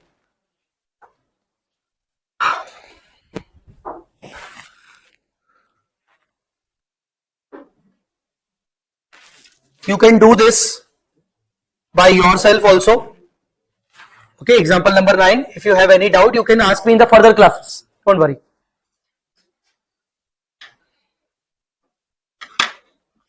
So till now, any doubt? Till now, any doubt? No?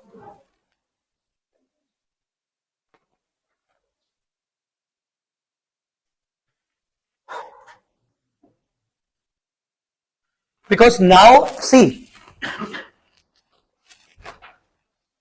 from beginning, what is financial instrument, what is financial asset, what is financial liability, what is equity, what is putable, F to F test, conversions, all are done. Then in the unit 2, financial asset 3 categories. AMC went to record, went to identify in the FET OCI, went to identify in the FET PL. This was done. Then the treatment of each and every part. AMC. Let's discuss the treatment now. First of all, AMC, initial recognition, present value of CCF plus minus transaction cost. Okay. Further, at balance sheet date, regular income, P&L. Regular income? P&L. Regular income to be calculated at which rate? Effective rate. Effective rate. Understood? At balance sheet date, again. At balance sheet date, again, remeasure. Remeasure at present value of remaining CCF. Understood or not? Yes. That's AMC. Done. Second category. FPD, OCI. Initial recognition, fair value. Plus minus transaction cost. All right. Subsequent measurement. Regular income, P&L. Balance sheet date remeasurement at fair value. Changes, OCI. Keep it in temporary. Okay. De-recognize, sale. What to do? Book the gain or loss on sale to P&L now because it is realized. And this OCI reclassify to P&L. Exception. Equity investment if categorized under FPT OCI. Do not reclassify to P&L. Directly transfer to retained earning. Understood or not? Last category. FPTPL. Initial recognition. Transaction cost. P&L. Regular income. P&L. Balance sheet date fair value. Changes. P&L. De-recognition. P&L. Everything P&L. So can I say AMC and FVTPL has nothing to do with OCI?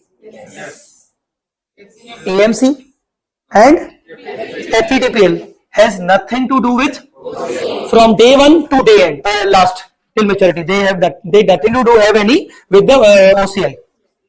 For OCI, there is only one category, FVT OCI. Next, staff advance. How to treat staff advance? AMC. Present value of CCF. At which rate? Effective rate. Means market rate. The difference will be treated as employee expense. Employee expense to be amortized over a period of loan. Every year you have to book the income. At which rate? Effective rate. Understood or not? Security deposit leases. Which category? AMC. Same. Present value of CCF. Which rate? Effective rate. Effective rate. Difference will be treated as lease expense to be amortized. Every year interest income. Transfer to P&L. Done. Any doubt? Because this was the financial asset part. Now the next is going to be the financial liability part. Next is financial liability part. Shall we start or shall we take a break?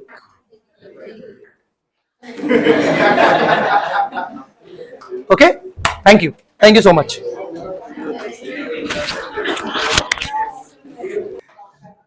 All right, shall we start? So guys, our next point is financial liability. Next point is financial liability. Look into the board.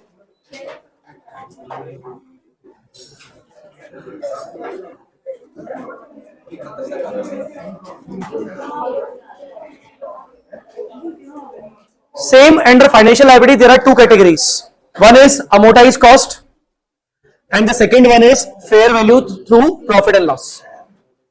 Only two categories. Treatment is almost same. Treatment is almost same. Present value of cash flows and effective rate of interest plus minus transaction cost. Now here please mind it, this is a financial liability, not asset. In asset, you invest your money initially. In asset, there is an outflow initially. In liability, there is a inflow initially. So now asking one point. You took a loan. You took a loan. It's an inflow. And separately you incurred processing fees. You incurred processing fees. It's a transaction cost. It's an outflow. What will you do? Inflow minus outflow. Understood? But you took a loan. It's an inflow. At the same time, you charge something from the lender. What is that? Inflow plus inflow. So simply inflow minus outflow we need to do. And if both are inflows, then add. Understood? Yes. Okay. So financial liability, initial recognition same, present value of future cash flows at effective rate of interest plus transaction cost or minus transaction cost, depends. This is for the amortized cost. Second category is FVTPL, again same, fair value, transaction cost to be transferred to P&L. Same to same treatment. As far as initial recognition is concerned, same to same treatment is there. Okay. Now,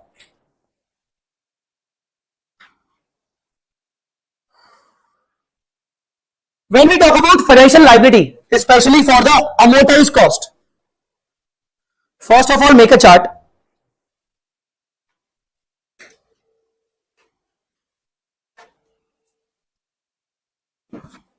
First of all make a chart.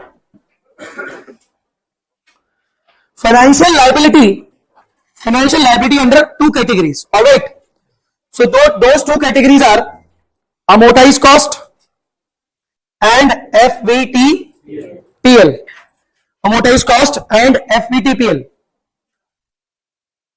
Now under amortized cost, again there are two categories.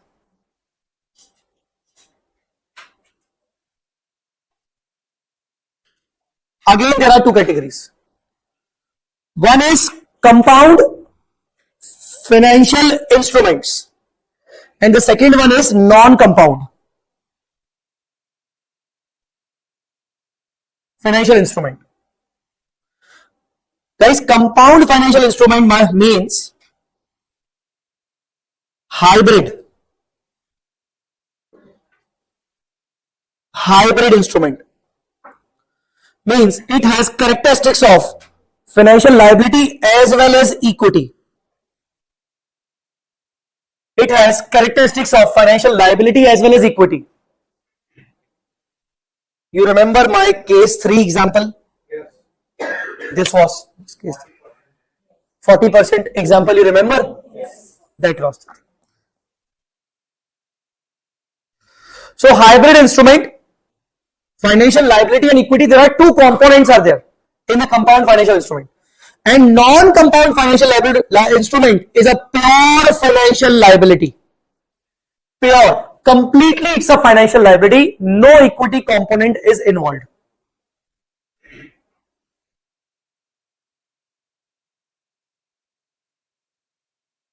Alright.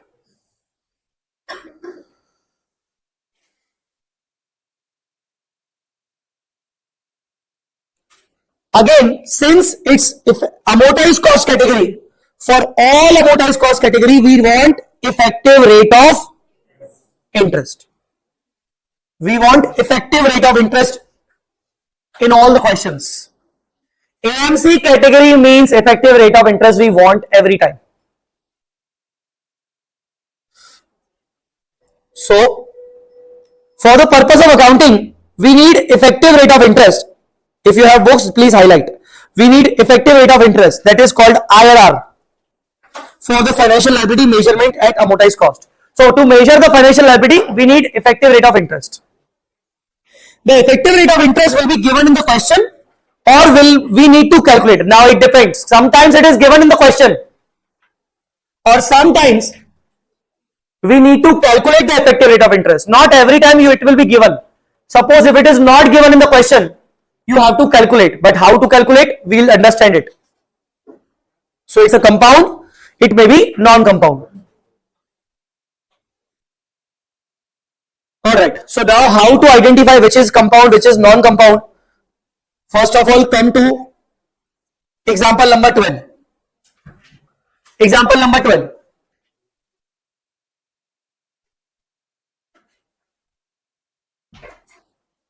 Kamal Limited issued 9% bonds, 20,000 numbers of 100 each. That means 20 lakhs at 10% discount. Please solve it along with me. Now your first step should always be to check the actual proceeds. Tell me, what is our actual proceeds as per the example? Actual proceeds at issue date. At issue date. At date of issue, what is the actual proceeds? 18 lakhs. It is our actual proceeds. Although you are issuing 20,000 numbers of 100 face value, 20 lakh, but logically you got only 18 lakh in your hands. So the loan is of 18 lakhs, not 20 lakhs. Effectively it is of 18 lakhs. Interest is repayable annually, principal after 4 years in cash with 12% premium. Oh my God, there's a CCF, and in such CCF, there's an interest, principal repayment, and premium also. Now the name could be premium, but it is as good as kind of interest. So is it technically, now tell me, what is the rate of interest, coupon rate? What is the coupon rate? Huh? But tell me, is it actually a 9% effective rate? Why? We are paying 12% premium extra, and we are getting only 18 lakh rupees of loan, and we will pay 20 lakh plus 12%. So effectively the interest rate could be higher than 9%. Are you guys understanding or not? Or where it is? It is not given in the question. Look into the question. The coupon rate is 9%. It is not given. What is effective rate? It is not given in the question. Is it given kya? No. We need to calculate it. So this is the actual proceed. If I talk about CCF, can you please tell me? 1, 2, 3, 4. Can you please tell me 1, 2, 3, 4 CCF? Every year how much I need to pay? 20 lakh multiplied by 9%. 180, 180, 180. Last year? 180 plus 20 lakh plus 12%. 22 lakh. These are the effective rates. These are the cash flows, contractual cash flows. But I need to make the present value, na? At which rate? At effective rate. But effective rate is not known to me. Effective rate is not known to me. Effective rate is missing. But in any way, it is more than actual contract rate. It is more than actual contract rate. Actual contract rate is 9%, but effective rate definitely higher than that. Why? Because of discount of 2 lakh and because of premium of 2 lakh 40,000. So overall 4 lakh 40,000 I am paying extra apart from interest. It should not be 9. It should not be 10. It should not be 11, 12. It should be more than 12, 13. Are you guys understanding or not? How to calculate? We'll assume two rates. You must have read it in your CA intermediate times. IRR, internal rate of return, financial management subject, FM. So if you forget about this, don't worry. We assume first rate as, let us say, 14%. We'll assume it as 14%. Can you please calculate all these things at 14%? Can you calculate the present value at 14%?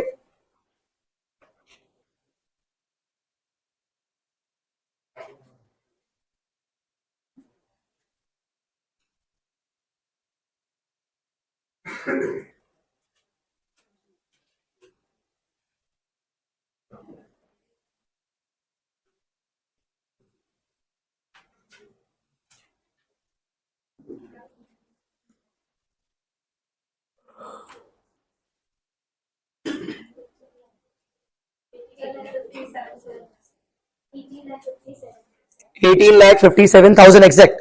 50.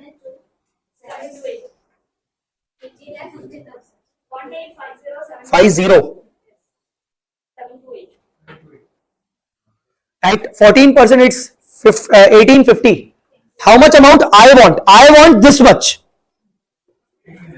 Well, my rate should be that when I make a discounting, the present value of all these things should be equal to 18 lakh.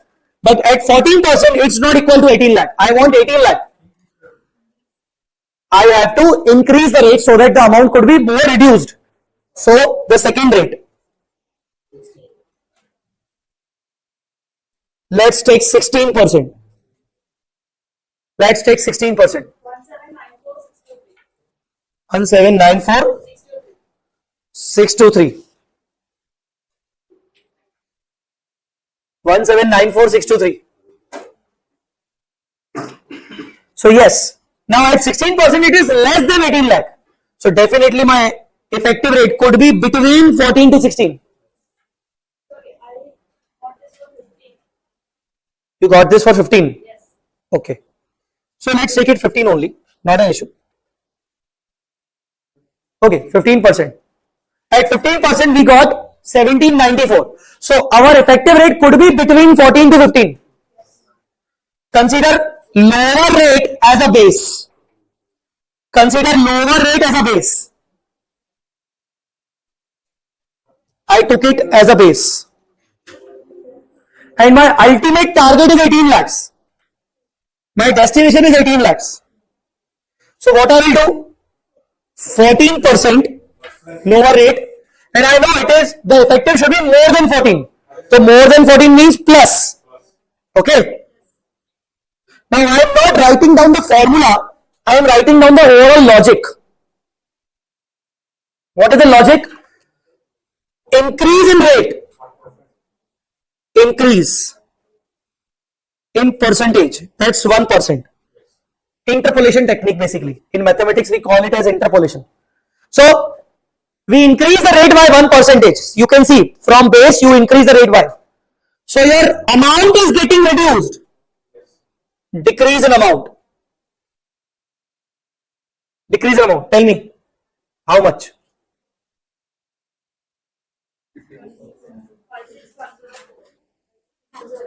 Huh?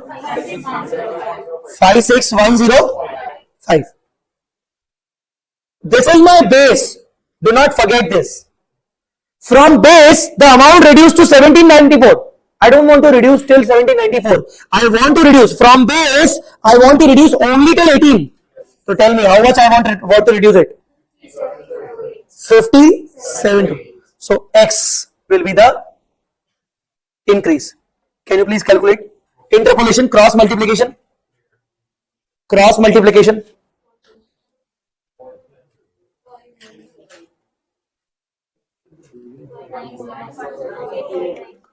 It should be 14.90.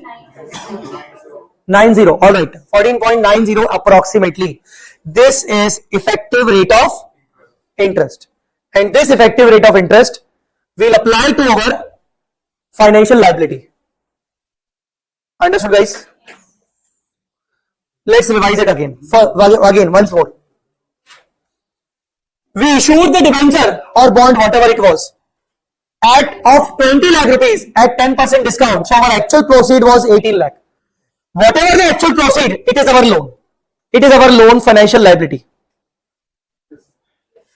Now we calculate, we determined our cash flows. It should be discounted using effective rate. Effective rate is missing. We cannot use contract rate because we are paying extra 240 and even we got less 2 lakh. So our interest could be definitely higher than that, higher than 9%. So we followed the interpolation technique and we got our effective rate. Now whatever we'll do, we'll make an accounting as per 14.9. What accounting we'll do? Initial recognition. Bank account debit to loan. Bank account debit to loan 18 lakhs. Bank account debit to loan 18 lakhs. Sir, why you are treating loan at 18? It's of 20 now. Actual proceed will be treated as loan. Actual came in your hand. Actual came in your hand. What is the actual amount came in your hand? 18 lakhs. Understood or not? Now, loan account. If you create loan account by bank, 18 lakhs, you will calculate the interest expense. Earlier in the asset side, we were calculating interest income. Now interest expense. At which rate? 14.9 effective rate. Yes, calculate.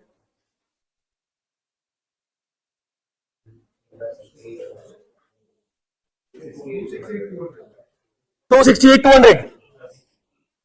And at the year end, we paid how much? 180. To balance. 1888. 200. And so on. In the same way, we will calculate our interest. Guys, are you understanding?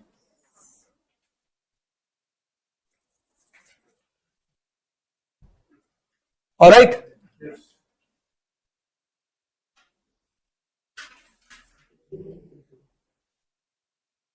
All right. Next, this was non-compound. This was non-compound instrument. So for non-compound instrument also, we need effective rate of interest.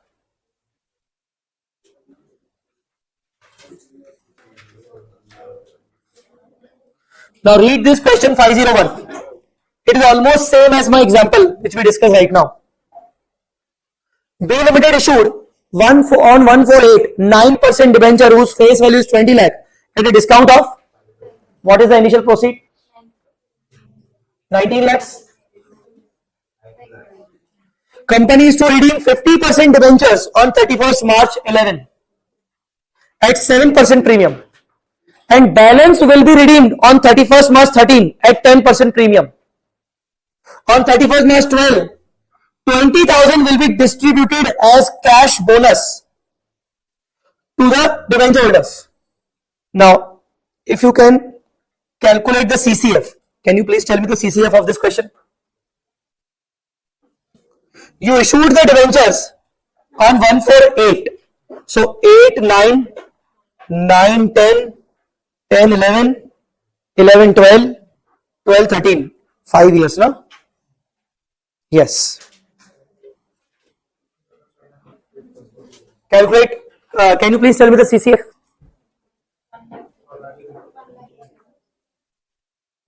It's a 9% debenture of 20 lakh face value.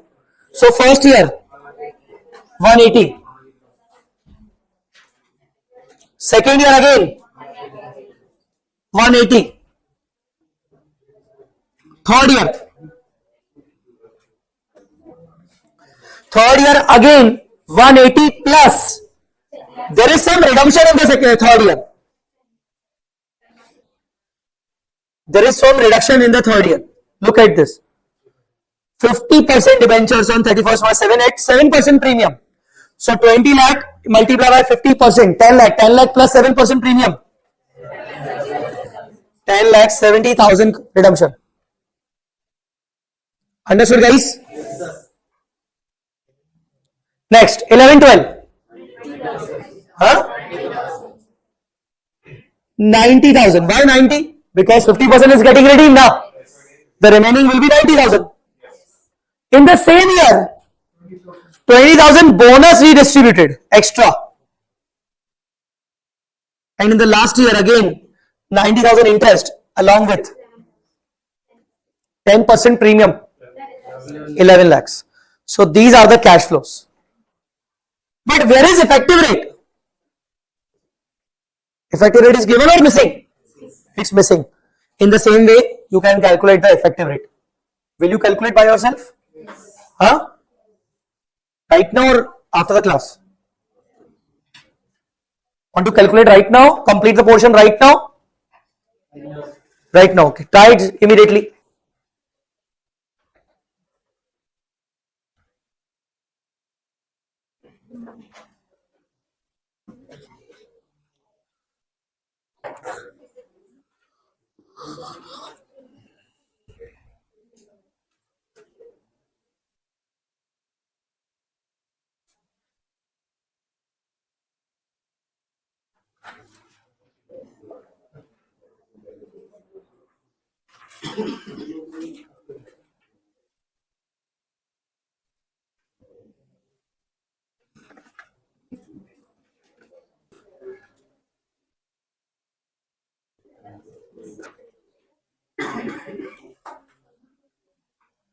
What rates you have assumed? First rate is 12. And second rate? 13. So at 12%, what was the amount? 1939078. And 13%? 187. So it's 12% plus, this is basically base. You increase the percentage by 1, your amount will decrease by how much?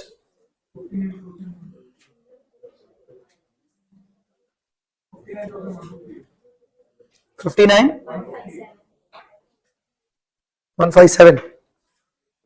And you will decrease it. Achha, what was your initial proceeds? So decrease till 19. 39,078. Yes. 12.66%. This becomes the effective rate of interest. Any doubt?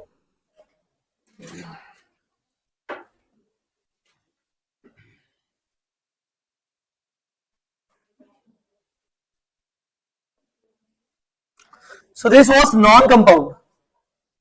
Now come to the compound part. Come to the compound category.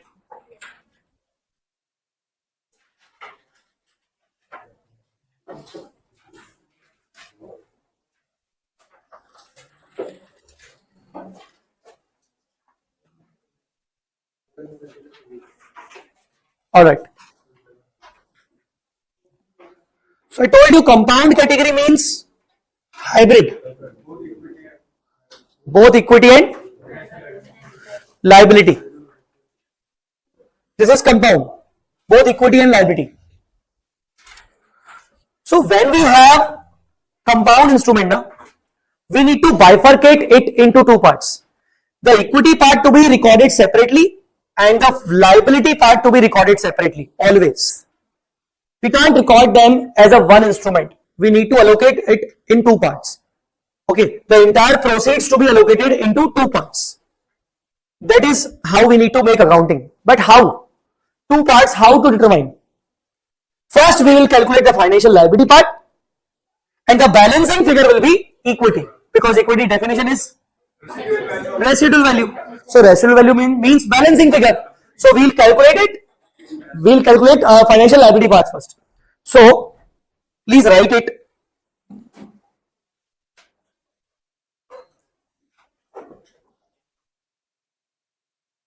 Compound financial instrument. Compound financial instrument.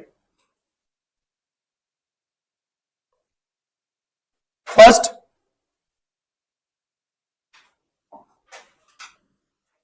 calculate initial proceeds.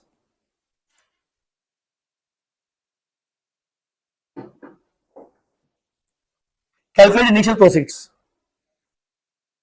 Initial proceeds could be face value minus discount or plus premium.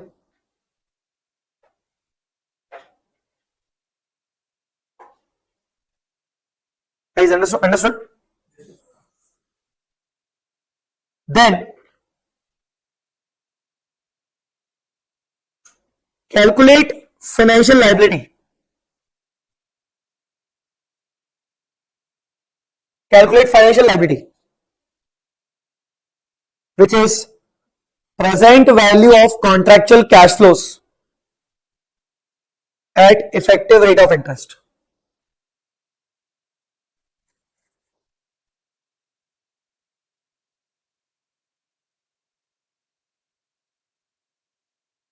Calculate equity.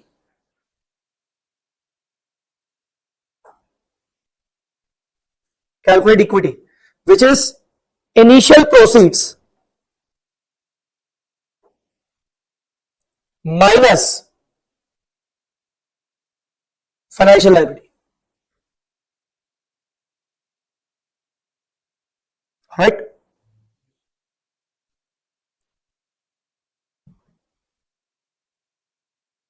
So this is going to be the step for compound financial instrument. I will discuss some more steps, like when it will be derecognized, what to do with the equity portion, when it will be redeemed, then what to do, holder will avail the share or cash, what to do. There are so many things. We'll discuss it one by one.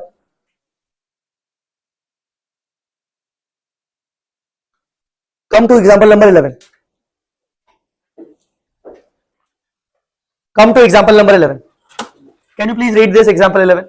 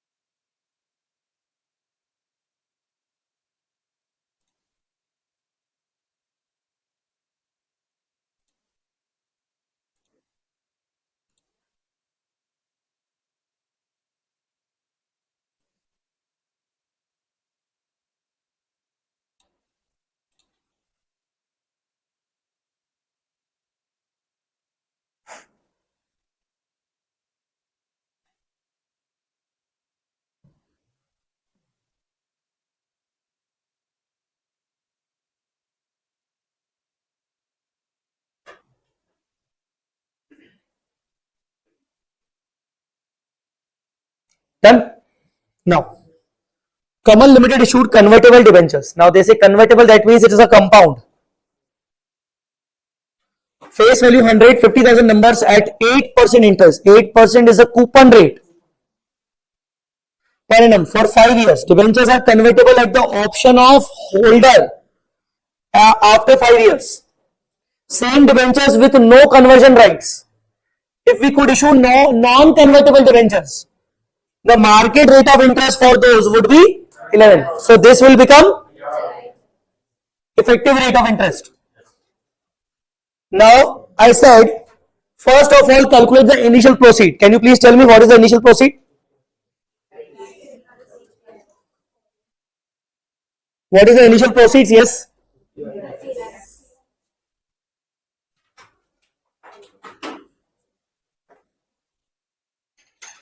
$50 lakhs. Second one is calculate financial liability present value of CCF. What is CCF? Okay, in this question, what is CCF? How many years are there? Every year I need to pay 4 lakhs.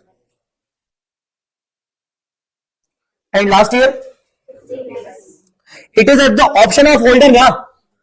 So if holder will ask the money, ask for the cash, we cannot deny. So it also becomes the contractual cash flow if it asks. So I am taking 50 lakh principal in the cash flow because if he require cash, I cannot deny. Like, no, I will not pay you. I will give you share. I cannot deny. And hence, I am taking this 50 as a part of cash flow. Understood or not? Yes. Although it is dependent on the decision of holder. But if he wants, then I have to pay. So now present value at what rate? 11%. Calculate please.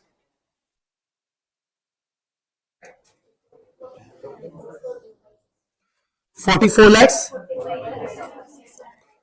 45,615. So this becomes the financial liability. What are the steps?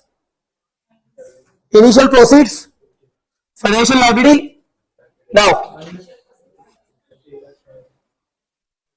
what is equity? Huh? 50 lakhs minus 44, 45, 615.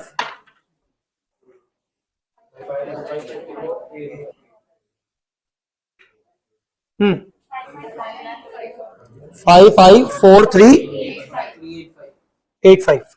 So it becomes equity. Now look at the journal entry. What journal entry we need to pass? Bank account debit 50 lakhs to 8% convertible debenture. It is a financial liability, and to 8% convertible debenture it's a equity. Both are separate categories. Acha, tell me from balance sheet point of view where this will be shown. Non-current liability and financial liability. Guys, understood or not?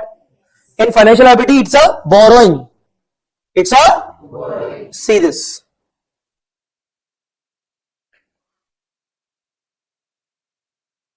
Here. Understood, guys? But what about this? Other equity. Other equity means, now look at the other equity component. This is other equity. Where will you keep it? This one. Equity component of compound financial instrument. Here you will keep them. The equity part. Guys, understood or not? Yes. This is other equity. Now what will you do with the liability portion?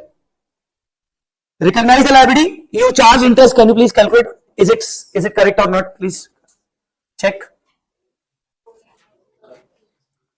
Our effective rate was 11%. No? Calculate. 489,018. Correct now? You paid 4 lakh rupees through bank and the closing balance was like that. How many times will you do this working? 5 years? Huh? 5 years. So first year, second year, third year, fourth year. In the fifth year, when you calculate the interest and you paid rupees 4 lakh. 4 lakh, 4 lakh, 4 lakh, 4 lakh, 4 lakh. What was the remaining amount will be left? 50 lakh. And see, the remaining amount left was 50 lakh. Balance carried down. Now at the end, we'll ask holder, what do you want? We'll ask holder, what do you want? Option 1. Option 1, what he said? I need cash. Okay, you need cash. We'll pay you. Convertible debenture liability. We already have a liability of 50 lakh now. See, this is the book value, beta. This is the book value of the remaining liability. We already created the liability of 50 lakh to be paid. Sir, you paid it. What about that equity component? You remember equity component which we transferred here? Now it is of no use. It will be transferred to the retained earnings. Where to be transferred? So to be transferred to the retained earnings, journalism. Guys, done? And if the holder opts for equity option, then what will you do? The liability of 50 lakhs, this liability of 50 lakh will be reclassified into equity. Guys, are you understanding or not?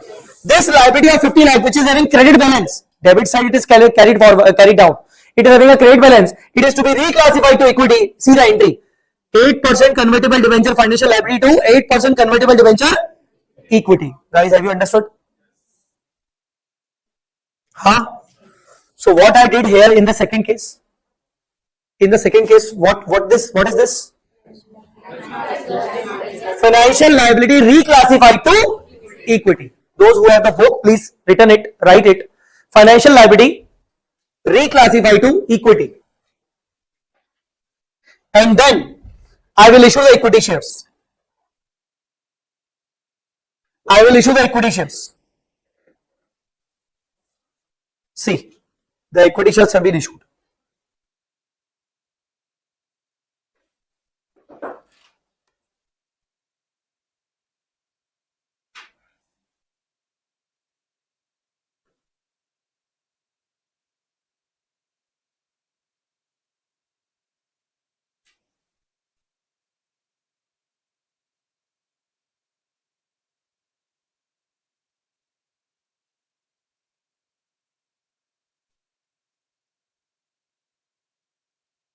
Now, once I reclassified a financial liability to equity, the equity balance has been now 55 lakh. How 55 lakh? Because earlier we transferred equity 5 lakh 54,000 and now this 50 lakh has been transferred. Now you will issue the shares. You will issue the shares. 8% convertible debenture equity account debit, 2 equity share capital, 2 security premium reserve. Guys, understood or not? Now how come these figures are done? Basically here. No, number of equity shares are not there only, but it's assumption basically. It's assumption. So here I can mark the arrow, assuming 1 lakh numbers at 10 each. Assuming 1 lakh numbers at 10 each. Okay. So this is compound financial instrument. Is it done? Yes. Any doubt? No doubt? Should I give you one question? Will you try? Right now? Okay.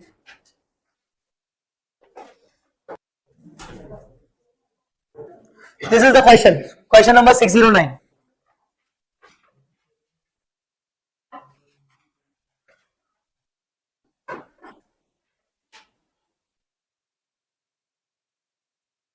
Try this first.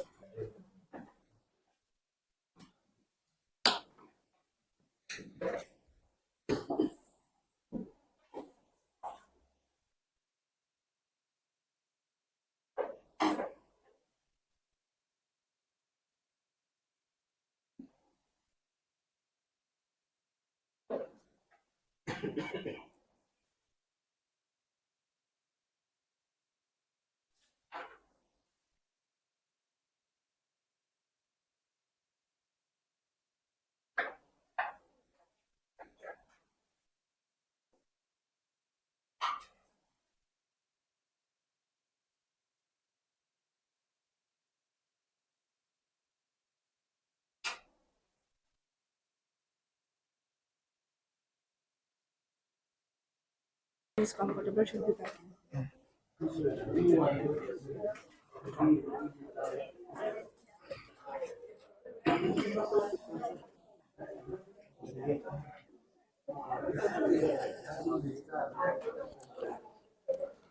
Alright guys, do I need to discuss it?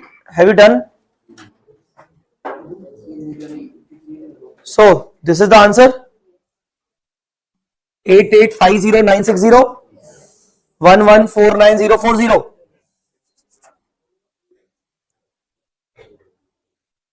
And what about the first year interest? 708077. All right. These are the interest portions of every year.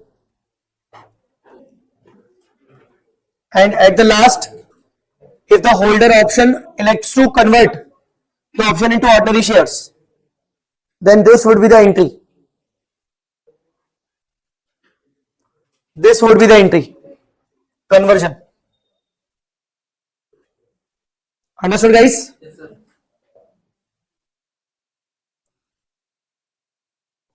If you have any doubt, you can ask me. You don't have any doubt? No?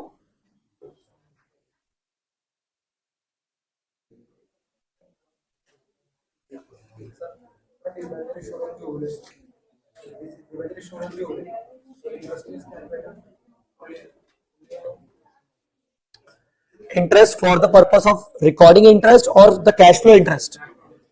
Cash flow interest, no? Yes, cash flow interest to be calculated on the face value.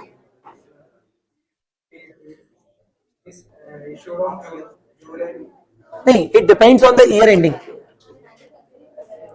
It depends on year ending. If the year ending is July to June, year ending.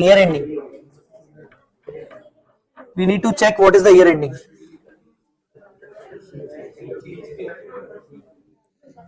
They are assuming the year ending as June. All right.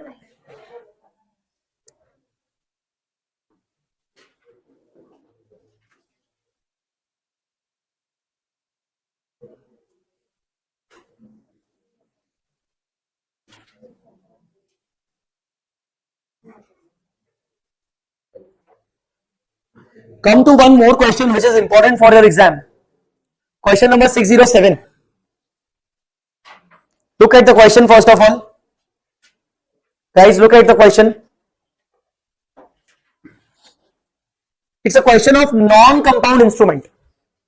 Okay. Non-compound instrument. A Limited has made a borrowing of RBC Bank. Borrowing of RBC Bank for 10 lakhs, for 10,000 at a fixed interest rate of 12%. Fixed interest rate, coupon rate or effective rate? Coupon rate. Loan processing fees were additionally paid. This is a transaction cost. Tell me what you will do. See, 10,000 is inflow or outflow? 10,000 is inflow or outflow? Inflow. And 500 is inflow or outflow? So net off. So what is our net loan? 9,500 is the net loan. Okay. So see this. Initial measurement. Transaction price less processing fees. The net loan is 9,500. Understood or not? Now, the loan is payable 4-year half-yearly installments. So in this, these are very rare questions where they ask the points half-yearly or quarterly basis. So now half-yearly, how to deal with this? 2,500 half-yearly installment I have to repay. 2,500, 2,500, 2,500, 2,500 4 times. It becomes 10,000. So to repay this 10,000, 4 half-yearly installments of 2,500, 2,500, 2,500, 2,500 principal amount. Loan amount this, date of loan this, finishing date would be in the 2 years because half-yearly 4 times. Repayment of loan starts from 30th September because it is 1st April. So first half will complete on 30th September. Installment this, interest rate 12, this interest charge. Look at the interest charge. Look at the interest charge. What it says? Interest to be paid quarterly. Interest to be charged quarterly. Charged. It is to be charged quarterly. So interest quarterly to be charged, but the repayment of loan would be paid half yearly. Guys, understood or not? So can you please tell me the CCF amount every time? What will be the CCF? What will be the CCF?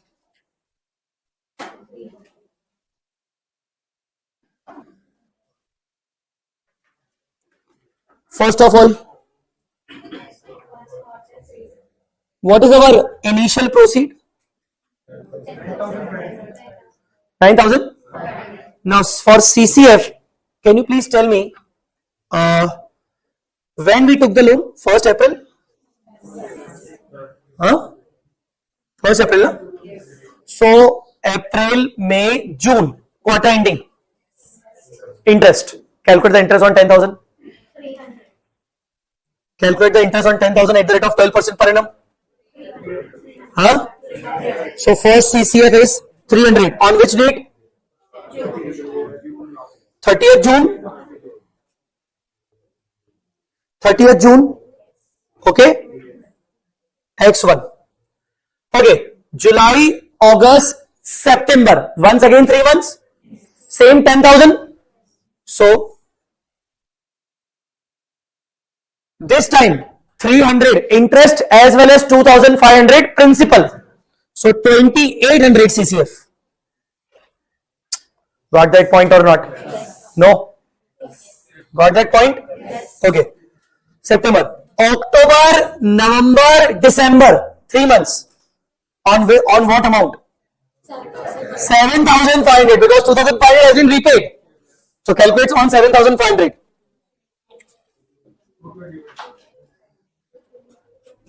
31st December X1. Yes, tell me. 225. January, February, March. Again 3 months on 7,500. That means 225 and further 2,500. 31st March 22. Yes.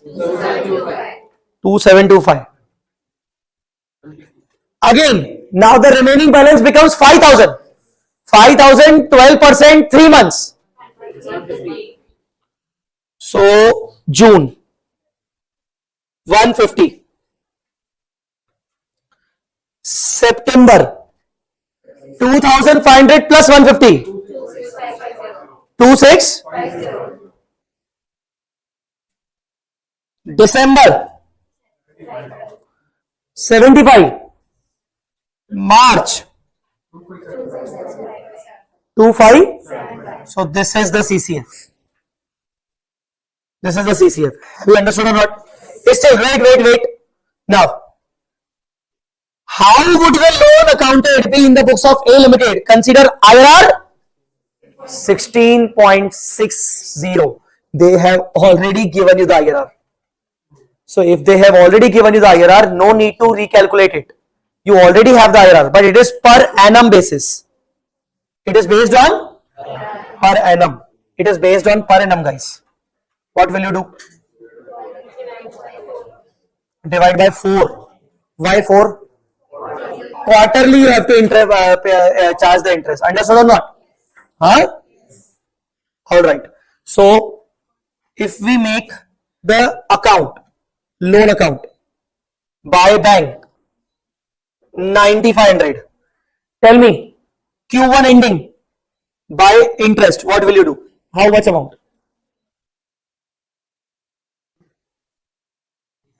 Please calculate. 9,500 multiplied by 16.6 percentage multiplied by 3 by 12.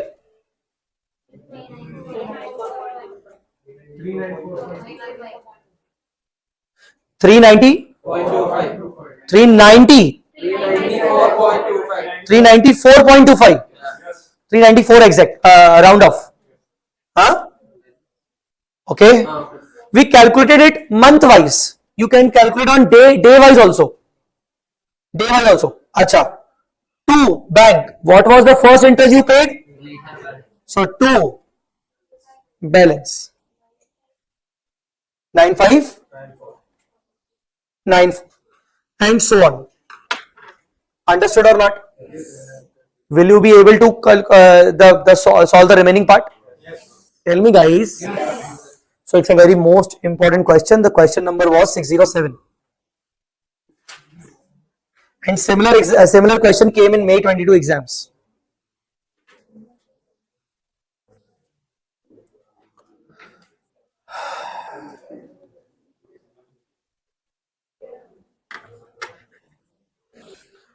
Tell me, have you understood this thing?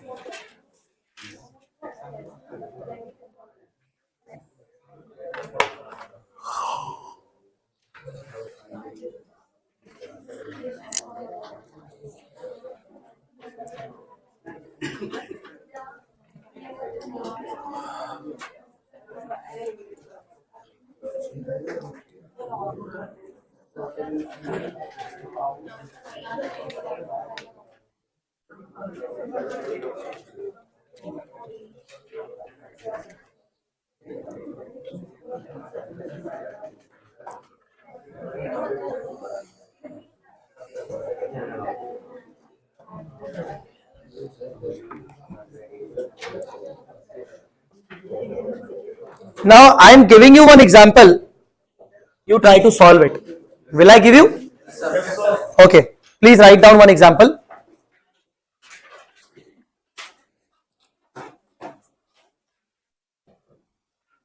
Loan taken 15 lakhs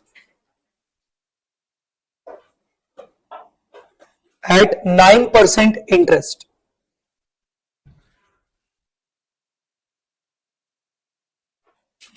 For 5 years. For 5 years.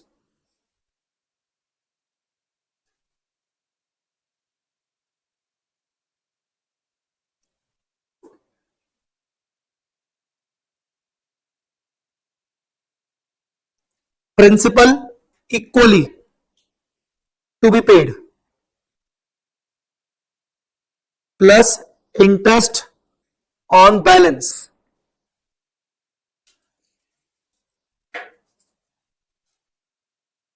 Loan processing fees. Loan processing fees.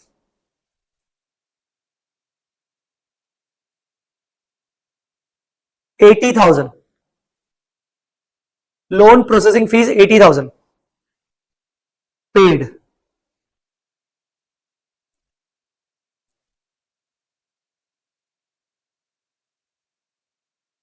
Effective rate of interest missing.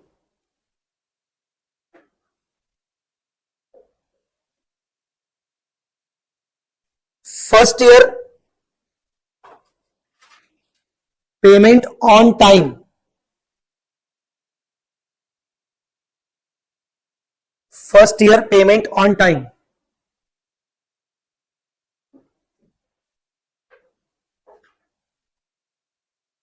Second year default. Second year default.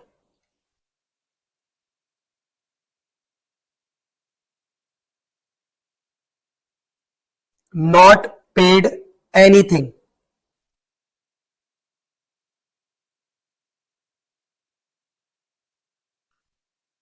Now I want you people to solve the question till second year end, and then I will further discuss this part. Default wala part I will discuss, but till this default, like ERI is missing, you have to calculate the ERI first, then first year accounting, then the second year balancing.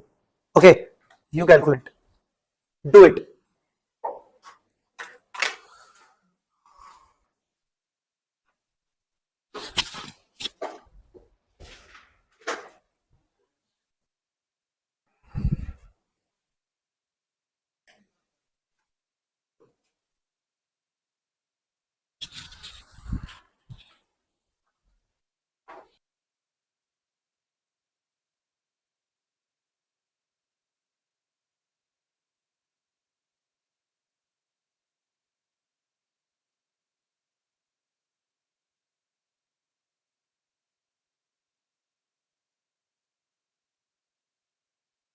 First year interest is 135.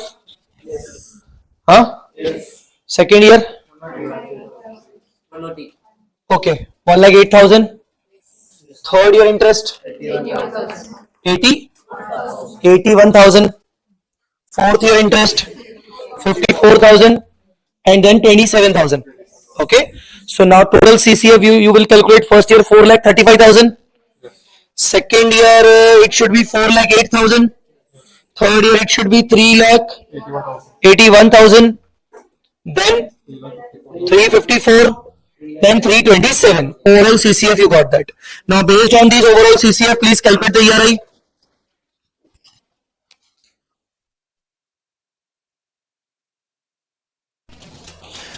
But yes, what is the actual proceed? Actual initial proceed? 14 lakh, because it was 15 lakh now, and processing fees was 80,000.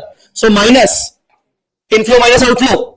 So net inflow is 14 lakh 20,000. So you need a rate which should be when you discounting all the CCF, it should be equal to 1420. So logically, the interest rate is 9%, but the effective rate should be more than 9%. You can take first rate as a 10%. Assume first rate as a 10%. Assume first rate as a 10%. At 10%,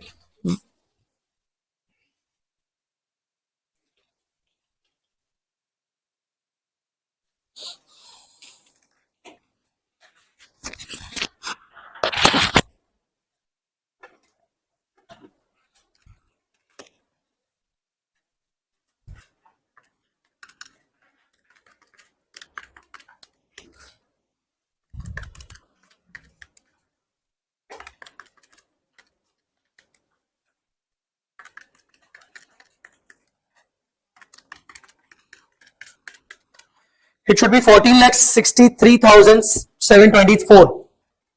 Is it? 14,63,724 at 10%. It's fine. It's fine. 14,63,724 as per my calculator at 10%. But what we need 14 lakh. We need 14 lakh. Means we need a lower amount. So we need to increase the rate. Increase the rate means you should take 12% or 13% instead. Which one will you take? 12 or 13?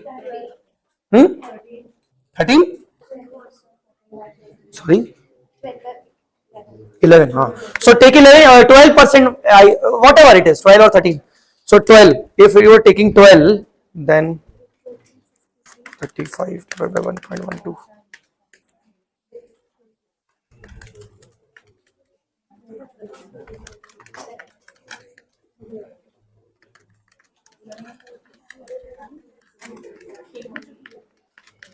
It's 13,95,358 at 12%. Anyone? 12%. 13,95,358.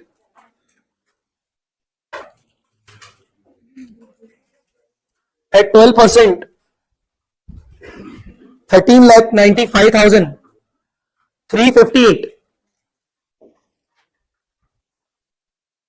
Now interpolation technique, you have to calculate 11.35. No, 11.35. Okay. Huh? The gap is much more. It should be lower, actually.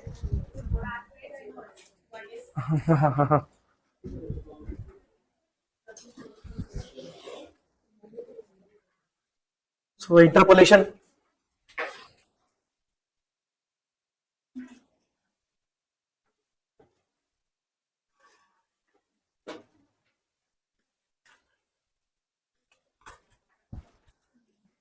$11.33. At what rates? 10% and 15. 11 point. What percentages? 10 and 12. 11.28. 11.28. Okay. So all right, 11.28 or you get 11.3 as a rounding off.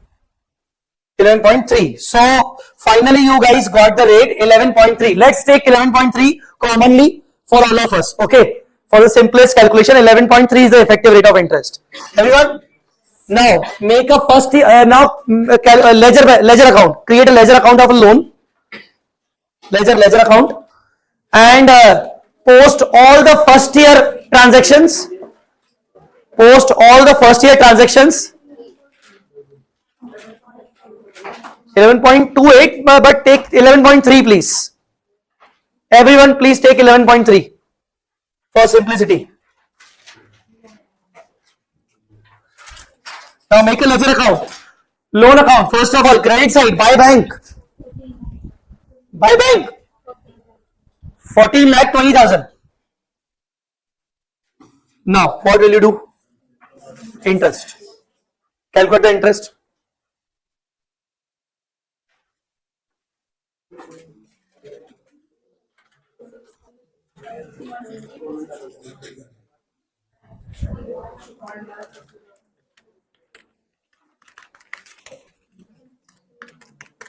One 160,460. To bank 4,35,000 debit side, and balancing figure comes to 11,45,460. 11,45,460. First year done. Now come to second year.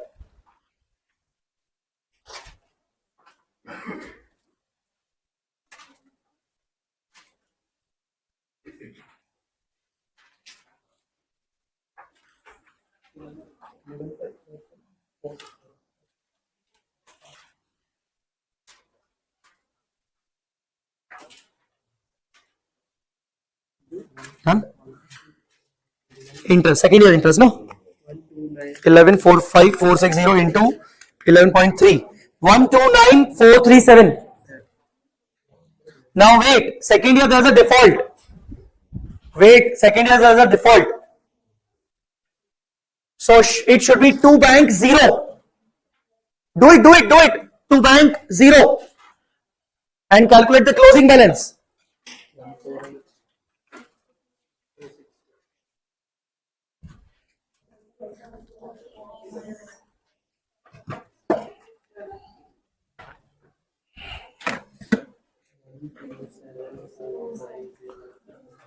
Alright, chart book is here, but they don't know actually.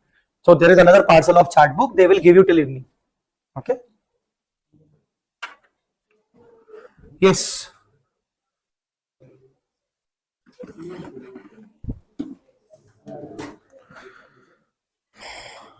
Alright, so can you please tell me the loan account second year onwards, what you did? Buy balance 1145,460.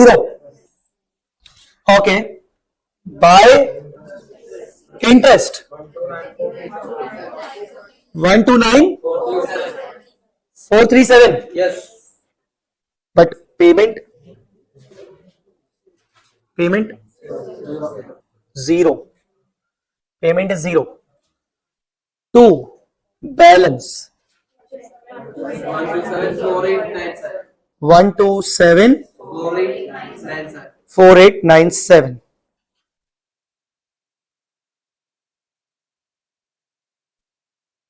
So what happened next? Write down.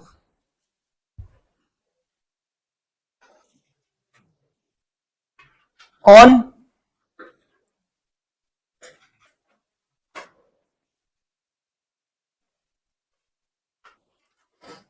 third year,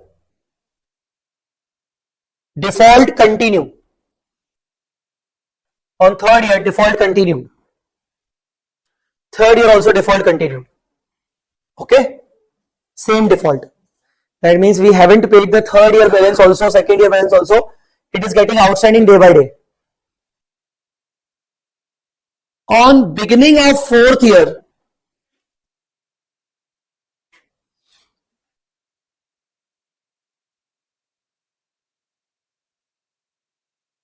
loan was restructured. Beginning of fourth year, loan was restructured with new terms. With new terms.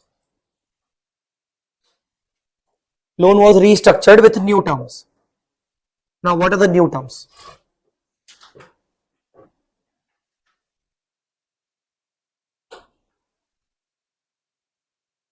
Borrower has to pay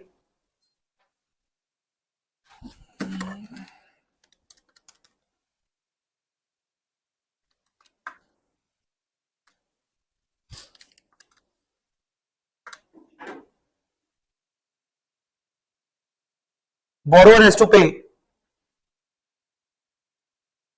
6 lakh rupees per annum from the end of fourth year onwards.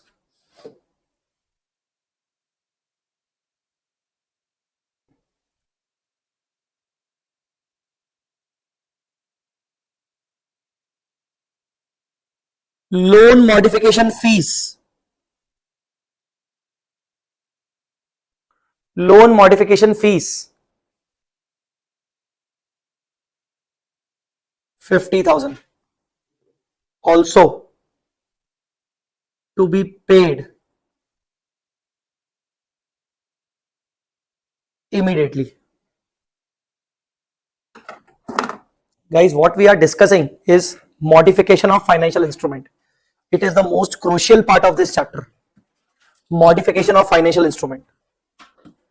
So whenever in these kind of questions, if you see the basic, if you see the question, initial points of the question, you will find this is a non-compound instrument. You noticed? It's not a hybrid. It is not a financial liability and equity part. It's only a financial liability. So initially it was, right now basically this question belongs to non-compound financial instrument. But how to deal with the modification we are discussing right now. Okay. Now they are saying loan continues till third year. In the third year loan also continue. And in the fourth year, there was a modification. And what is the modification? Lender is saying, okay, you just paid 6 lakh, 6 lakh, 6 lakh 3 times. Huh? Okay. 6 lakh, 6 lakh, 6 lakh 3 times. As well as you have to pay 50,000 right now as a modification fees. Guys, understood or not? This 6 lakh, first 6 lakh when we have to pay? First 6 lakh when we have to pay? End of fourth year. End of fourth year we have to pay. Now, how to deal with this modification? How to deal with this modification? First of all, we have to check whether the modification is the changes in the modification is up to 10%, less than 10%, or the change in the modification is 10% or more. We have to apply this test. Like whenever these kind of modifications are there now, we have to calculate, is there any change in the liability? Because our liability balance is what? How much our liability balance right now, book value? It is at the end of second year. The loan continues on the third year now. The default continues on the third year now. So what should be the balance of third year? What should be the balance on third year? 14,18,960. Okay. Carrying amount of loan at third year end, fourth year beginning. Yes, how much? 14 lakh 18 18960. This is the loan at the third year beginning, third year end or fourth year beginning? Third year end or fourth, whatever. Okay, it's fine. Now, what are the revised terms? What are the revised terms? further 3 terms we need to pay 6 lakh, 6 lakh, 6 lakh. And right now 50,000. So 0, 1, 2, 3. Right now we need to pay 50, then 6 lakh, then 6 lakh, and again 6 lakh. Calculate the present value at, what was our initial effective rate of interest? 11.3. Please calculate. The loan is for 5 years. Sorry? Loan was for initially for 5 years. Huh? And the report appears the second and third year. And after 4th year, starting from the 4th year. Starting from the 4th year, yes. The loan is restructured, no?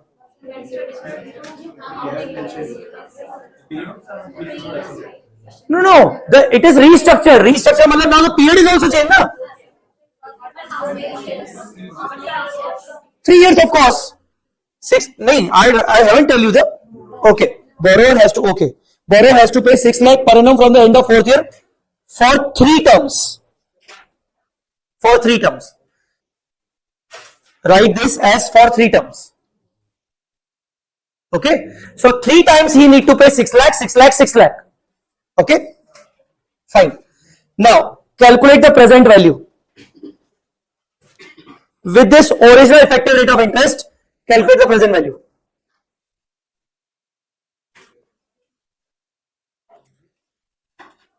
Revised amount.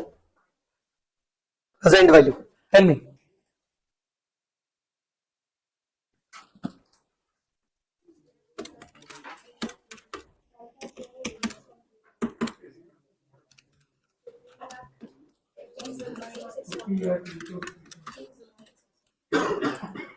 $15,612. 15,08,612. Including 50,000? Yes. Everyone? Got this figure? Now compare the carrying amount with the revised amount. Is there any change? Yes. Huh? Yes. Tell me, what is the difference?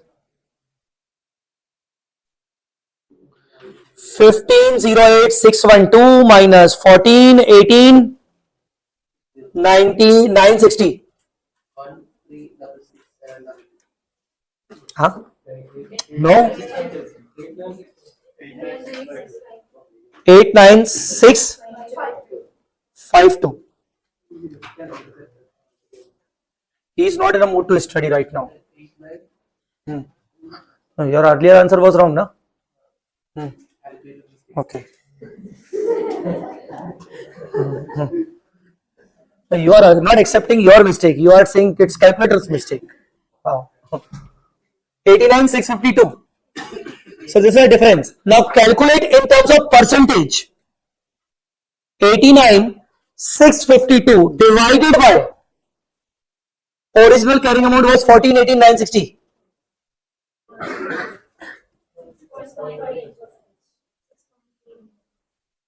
6.31832. 6.32 percentage change.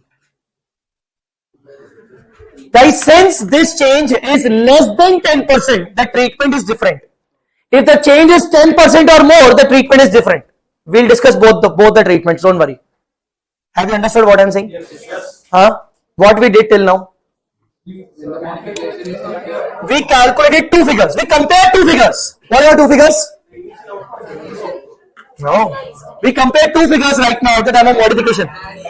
Carrying amount at the date of default, at the date of change, modification. Revised value at the date of modification. We compared 2 things. Revised value and revised value means also the present value of the revised amounts at effective rate of interest. So we got the difference and we got the percentage.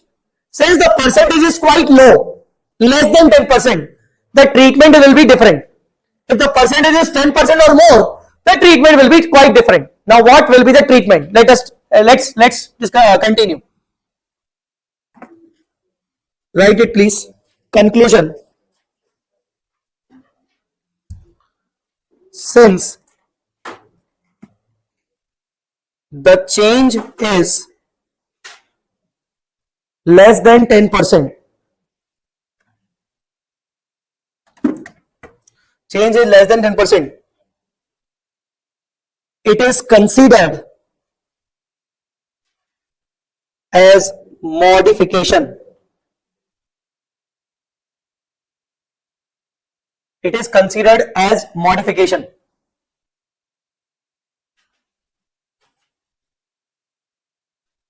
Apply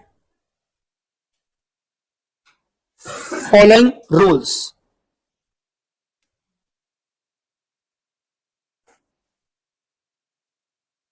Apply following rules. Step 1. Deduct the modification fees from current carrying amount. Do it. Deduct the modification fees from current carrying amount. What is the current carrying amount? 14, 18, 960 minus 50. Tell me. 13, 68, 9, 60.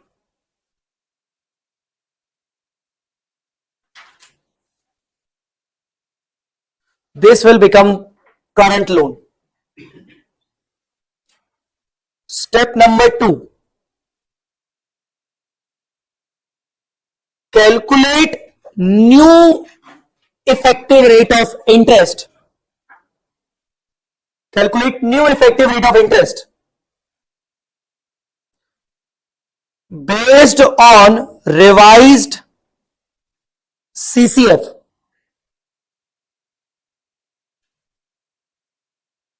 Based on revised CCF. That means at new ERI, the present value of revised CCF is equal to 1368,960. Now we would calculate the new rate. Overall new rate we would calculate. So just like you did initially, now your initial proceeds become 1368,960. And what is your CCF? CCF 1, 2, 3, 6 lakh, 6 lakh, 6 lakh. Now calculate that rate where you apply here, the present value should be equal to 1368. Please apply.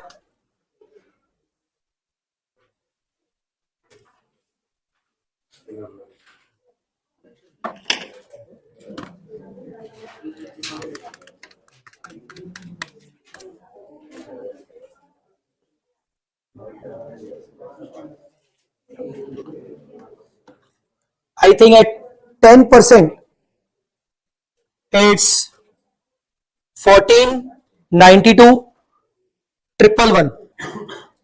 But we want 1368. We want 1368.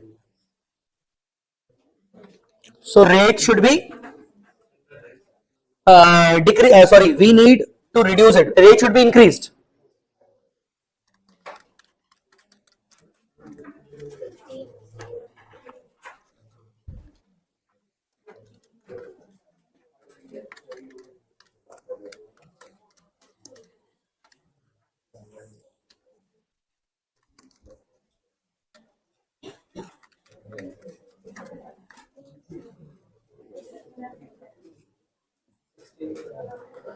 More than 15.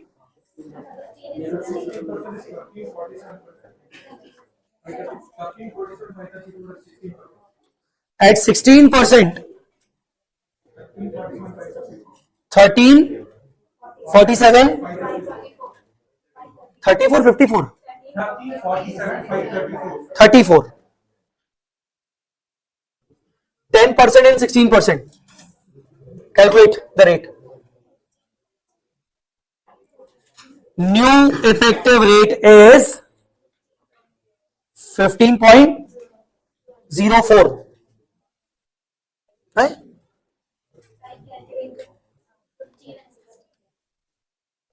15.1. Okay.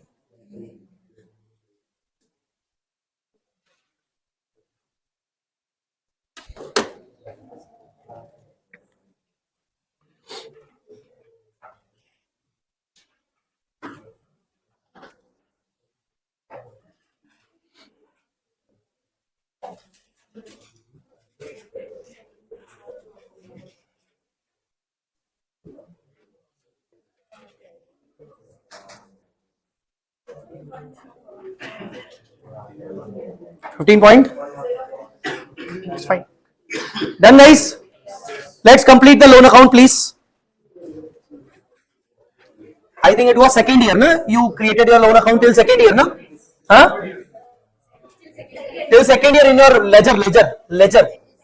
Second year. So third year, buy balance. What was the balance of 1274897? 1274897. Again the default continued. You remember again the default continued? 1274897 plus 11.3. 144,063. To balance 14,18,960. Fourth year, buy balance 14,18,960. Now please do it. Please look at the code 14,16,980. Now follow this modification. Step number 1. Step number 1. You paid the modification fees. So here to bank 50,000. Now your net loan becomes 13,68,960. Now by interest expense at what rate? New rate. 13,68,960 multiply by 15.1.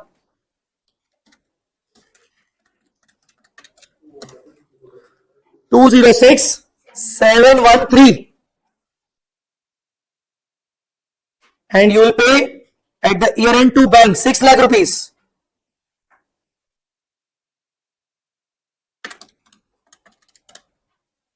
The balancing figure is 975, 673. Guys, tell me.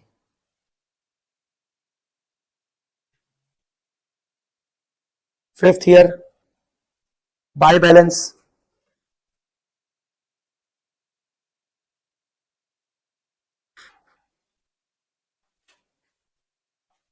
$975, 673. Buy interest.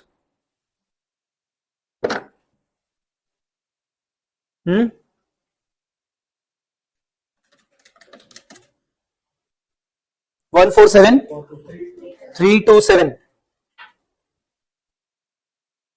To bank 6 lakhs. To balance 522. 5,23,000.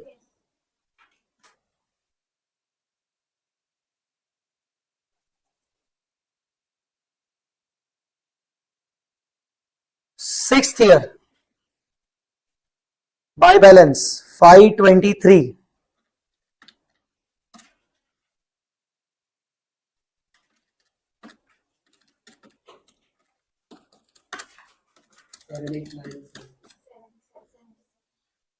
No, we have to take the balancing figure because last May we have to pay 6 lakh na. So take the interest as a balancing figure due to rounding of error. 77,000.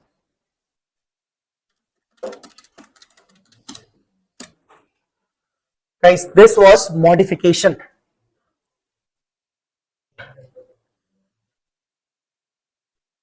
Alright. Tell me. Look into the steps, dear. They are not actually easy very much, and you can forget these steps probably in 2-3 days.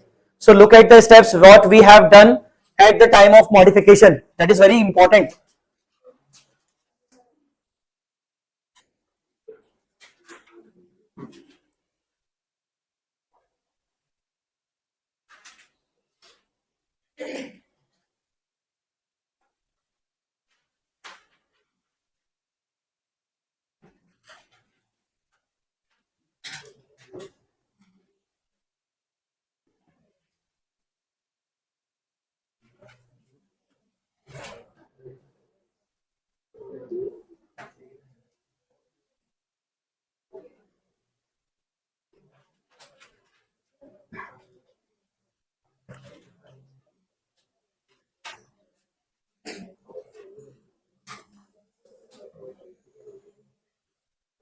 See this.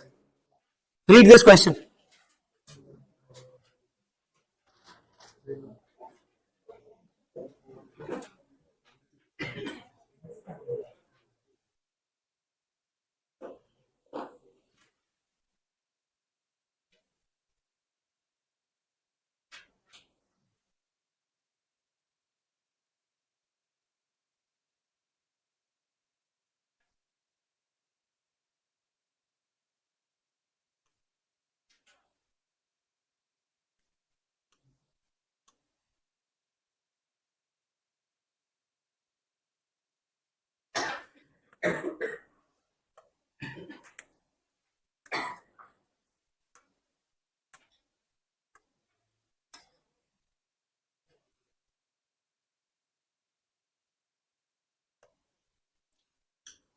Quite similar.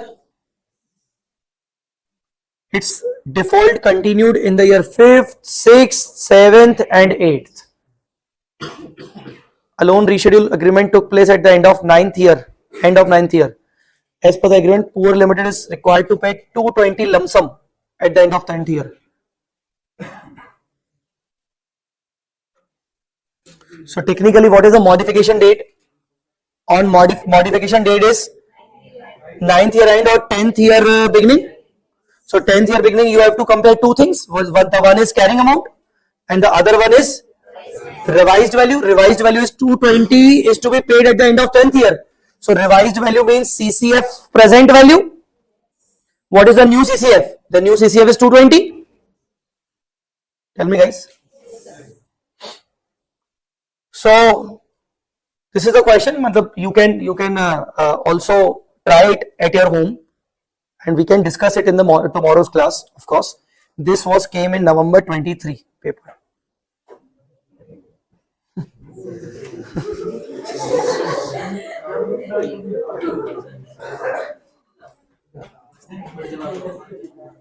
And one more thing I should tell you about this question. Tell me the effective rate of interest.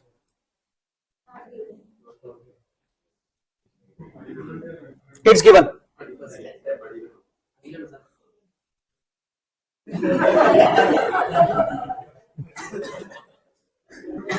It's given.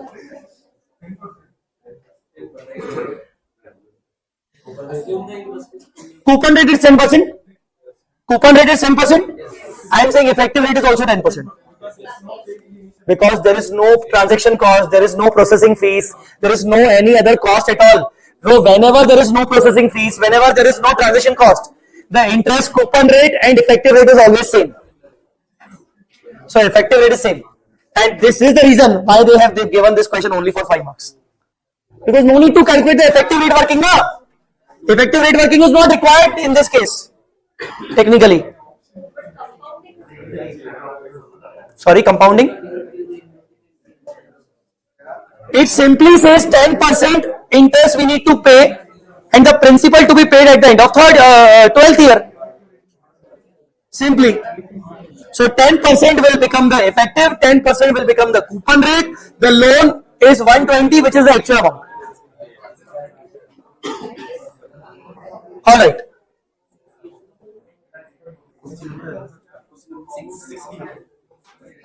Six B.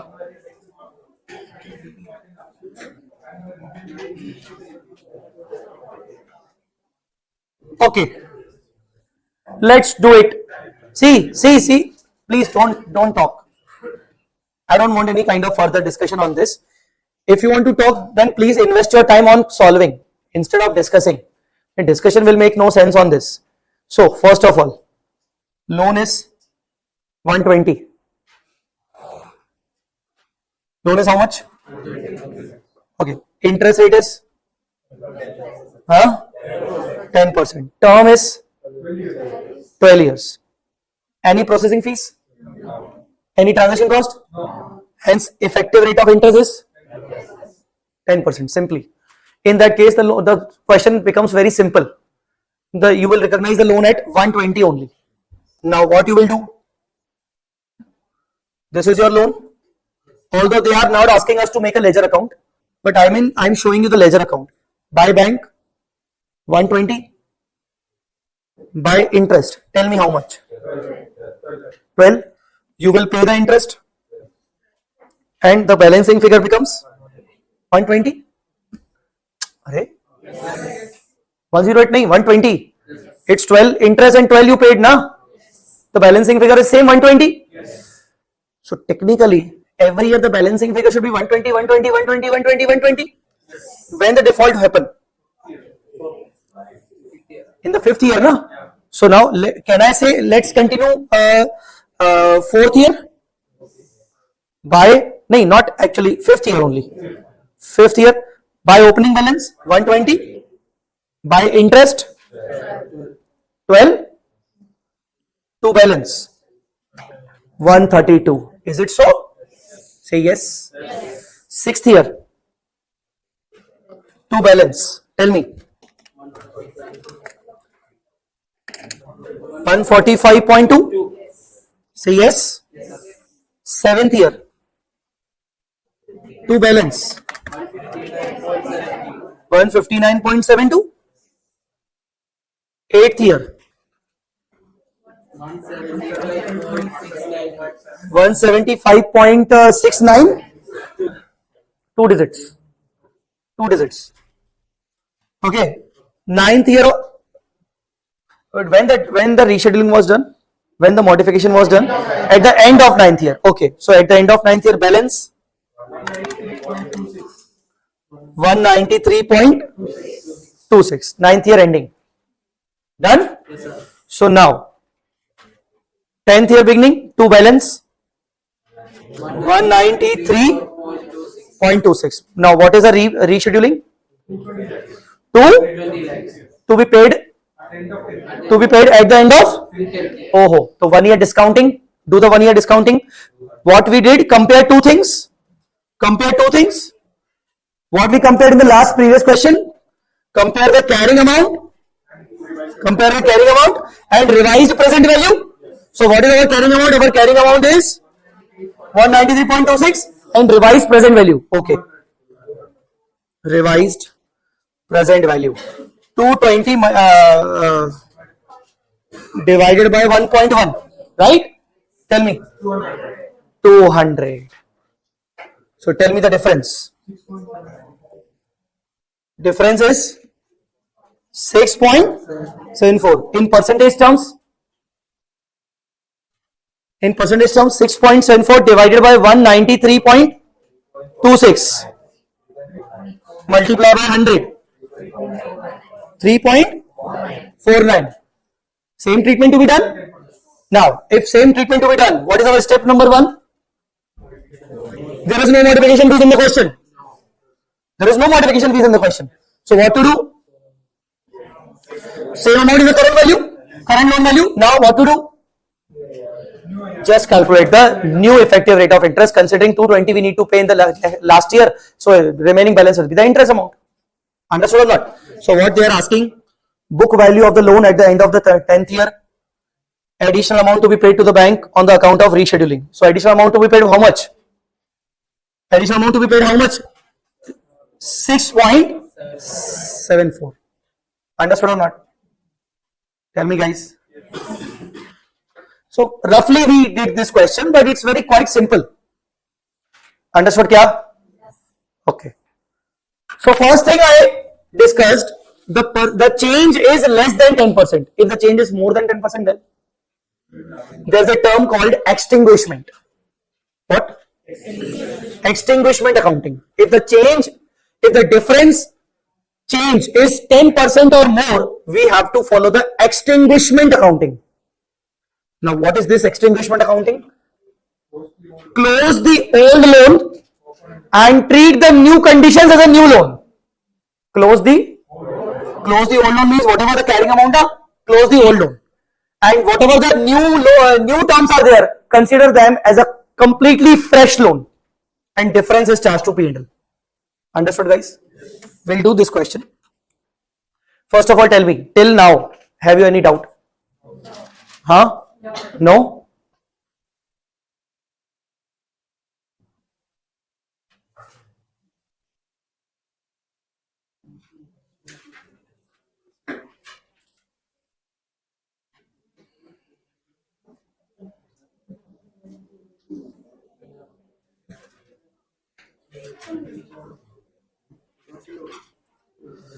Alright, come to example number 14.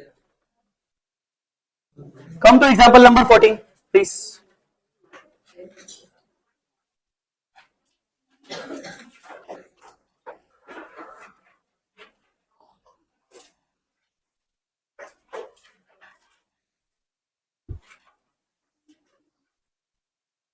Example number 14. Loan taken of rupees 50 lakhs, contractual rate 12%, term is 5 years, repayment terms, processing fees at the beginning 2 lakh. See, since there is a processing fees, definitely the ERI should be different. Have you understood or not? Equal principal plus interest installment at the sometimes they may ask you equal principal and interest installment. Only equal principal nahi. Equal principal plus interest should be equal. EMI, yes, EMI should be equal. So how will you calculate the EMI?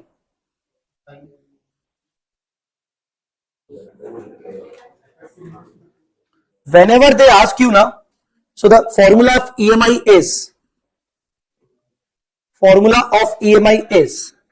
loan amount divided by annuity factor as per coupon rate. Loan amount divided by annuity factor as per coupon rate. What is the loan amount? 50 lakh. What is your coupon rate? And what is the number of years? 5 years, no? So 5 years annuity, please calculate. Please calculate 5 years annuity. 3.605. Please calculate the EMI.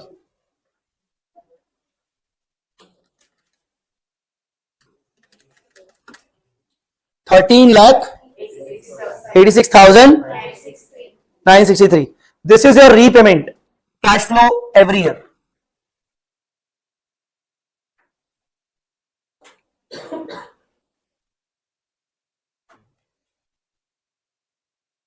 This is the formula of annual EMI. Logically, it's not EMI, it's EYI. Equated monthly installment, so it's equated yearly installment, it becomes.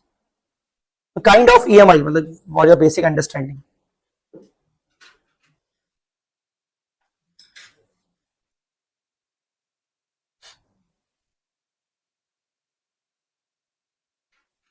Okay, done with this? Now, so at the end of every year we need to pay how much beta? 13,86, 963. And the processing fees is? Now, can you please tell me what is the effective rate of interest? Where it is given? Where it is given? It is given after restructuring. It is not given as a part of initial accounting. Because see, they are giving at the beginning of third year borrower approached to the bank, requested for restructuring as per the new terms, and these four are the new terms. So you cannot 13% for the initial accounting. Okay. So what is the effective rate? It's missing. You have to calculate. Will you calculate?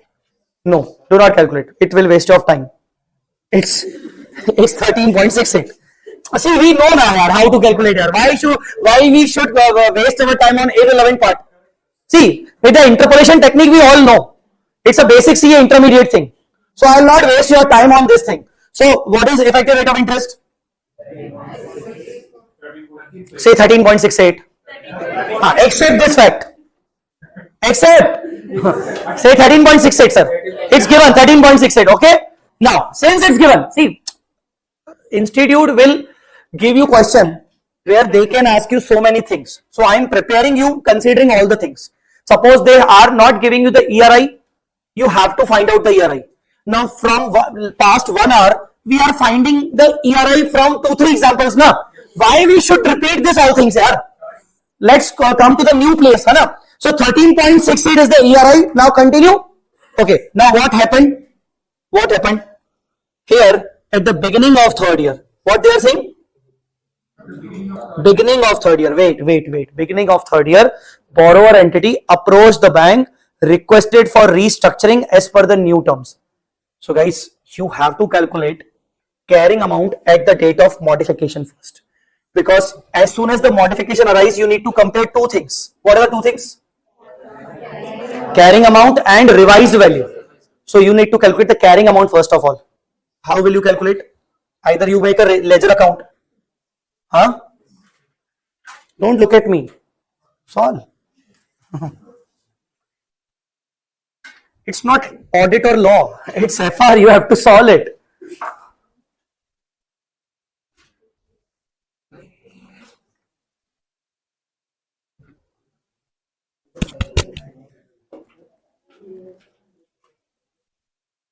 Alright, so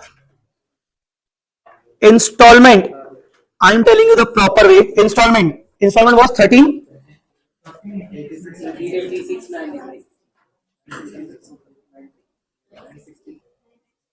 963.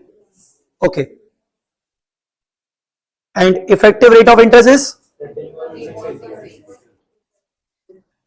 And initial loan amount? Initial loan? 40, of course, 48 lakhs. Instead of making ledger account, don't make ledger account. Institute is not going to ask you the ledger account. What institute will expect you? Create that. Schedule, interest schedule. Make an interest schedule. Year. Opening outstanding. Interest. Installment. Closing. It is as good as a ledger account, but in the form of a statement. So, first year, the opening outstanding is 48 lakhs. Now, calculate the interest at the rate of 13.68 percentage. 656, 640. Installment was 1386, 963. Closing balance 40, 69, 677. Second year, 40, 69, 677.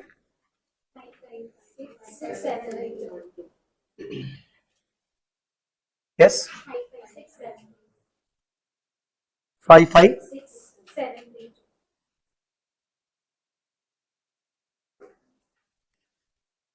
Installment?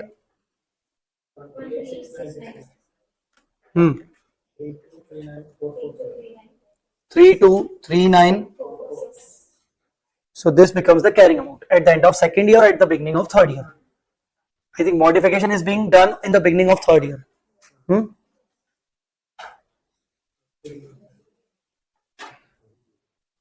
Beginning of third year. So you got your carrying amount at modification date. 32, 39, 446. What are the modified terms? Look at the question now.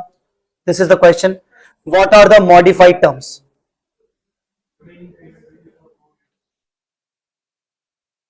Properly read and then tell me the.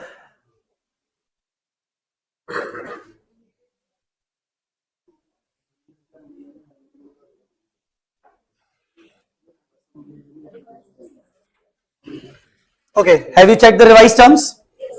Okay, now revised terms, present value. How to calculate? Now, how many years? 0, 1, 2, 3, 4. 0 year. And is there any modification fees? 50. Every year now I have to repay 1250, 1250, 1250. The present value at old ERI, what is the old ERI? 13.68. 13.68. Calculate the present value.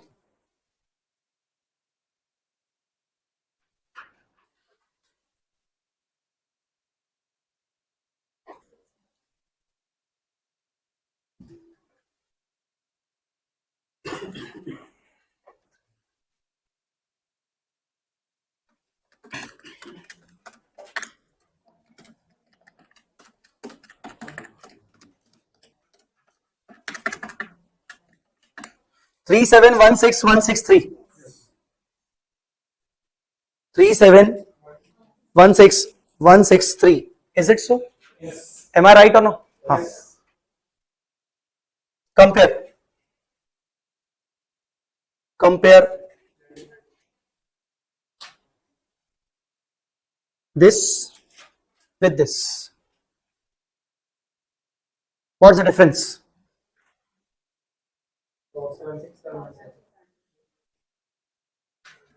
Difference. 476, 717. Percentage. 476, 717 divided by 32, 39, 446. 14.72. It's extinguishment. Conclusion. It's extinguishment.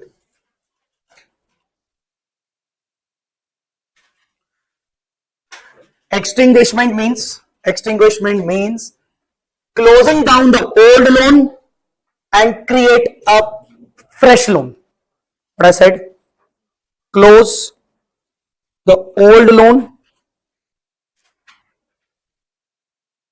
create a fresh loan with modified terms and new effective rate of interest. Create a fresh loan with modified terms and new effective rate of interest. So close the old loan. What is the carrying amount of old loan? 32, 39, 446. Create a fresh loan with modified terms. What are the modified terms? 4 years, 1250, 1250, 1250, 1250, modification 50,000, and new market rate is also given. New market rate is also given 13%.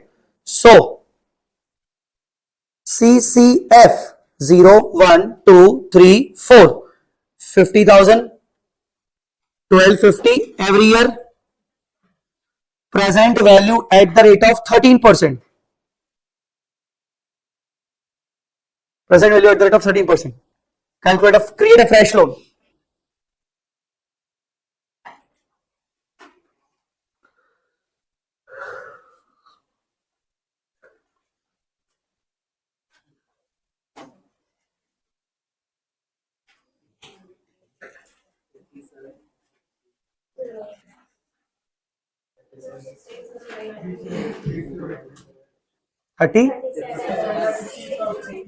68,089. Create a fresh loan. What journal entry we have to pass? Old loan debit. Old loan debit.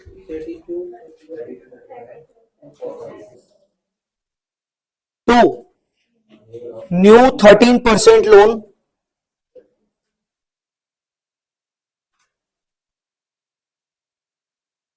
Difference? P&L. How much? 528. That's all. This was this was this was what? Extinguishment. How will you remember? It's fine. Okay, less than 10%. What you will do? What are the steps? Even how to know that it is 10% or more or less than 10%? Compare two things. Yes. Start from that thing. First of all, compare two things. Carrying amount, present value of revised values, revised CCF, revised amount. Compare it. What happened? Difference. Less than 10% or 10% or more. Even if it touch 10%, it's extinguishment accounting. Now, less than 10%. It's simple modification accounting. What simple modification accounting? Modification fees deduct from the existing carrying amount. Then calculate new ERI based on new terms. Understood? That's all. The second, 10% or more. Now 10% or more means extinguishment account. Now extinguishment accounting, what will you do? Close the old loan carrying amount, debit. Now create a fresh loan. Fresh loan. Create a fresh loan based on new terms and new year. Huh? Now there is also one suspense here. Sometimes they will not give you new ERI. What will you do? Calculate. You have to calculate new ERI. Understood? So, sir, everything is written. Yes, here everything is written. Here the modification part is written. Don't worry. And in modification, there are two approaches. Approach one, approach two. ICI always follow second approach, which I discussed with you. This is extinguishment accounting. That means 10% or more. This is less than 10%. This is 10% or more. I have discussed everything with you. Even all things are written. Guys, understood or not? Yes. You please read this one. You please read this one. Even not this. You first of all start reading from here. For this purpose.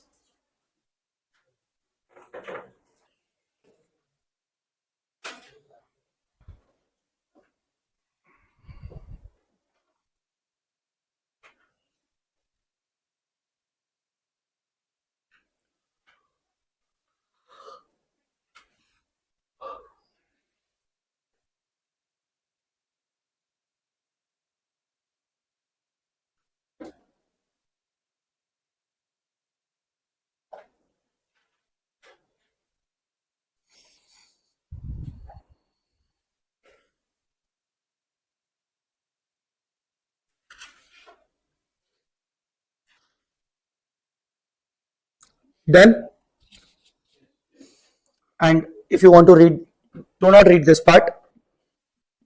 This part is only important.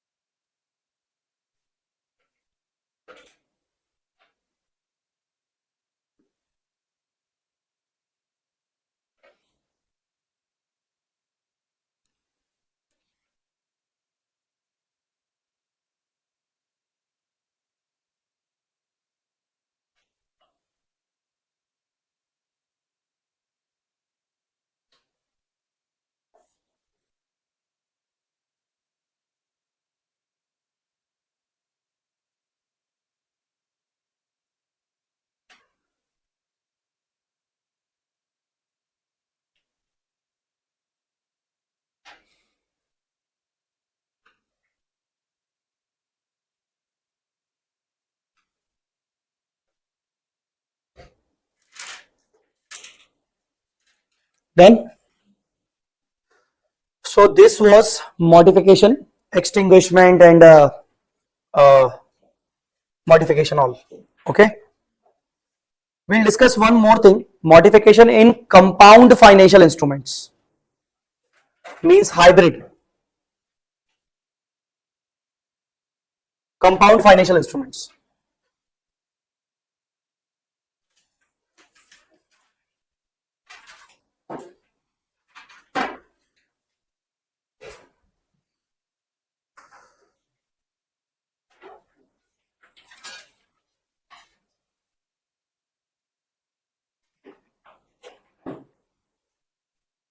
Look at this question. Question number 701.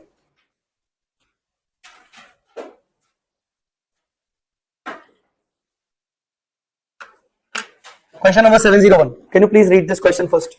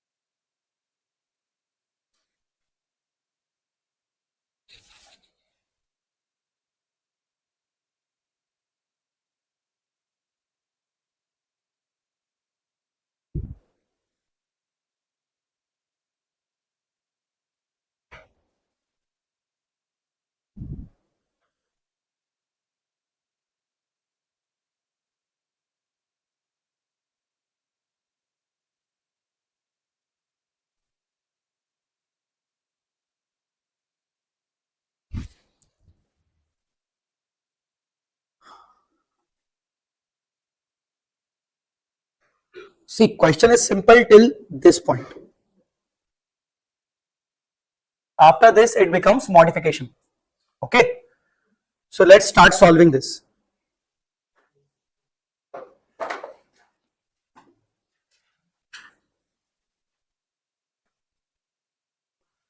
Now, company is issuing 6,000 8% convertible debentures with a face value of 100 each. So, number one, what is initial proceeds? What is initial proceeds?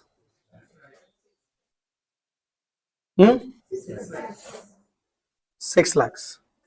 Since this is a compound financial instrument, so tell me the financial liability, which is present value of CCF. Now what is CCF? It says there is an option to convert the debentures into equity shares of company at a conversion price of 110 per share if they converted. Interest is payable annually in cash at the date of issue. V-Smart could have issued non-convertible debt with a 5-year term bearing a coupon interest rate of 12%. So 12% becomes the effective rate.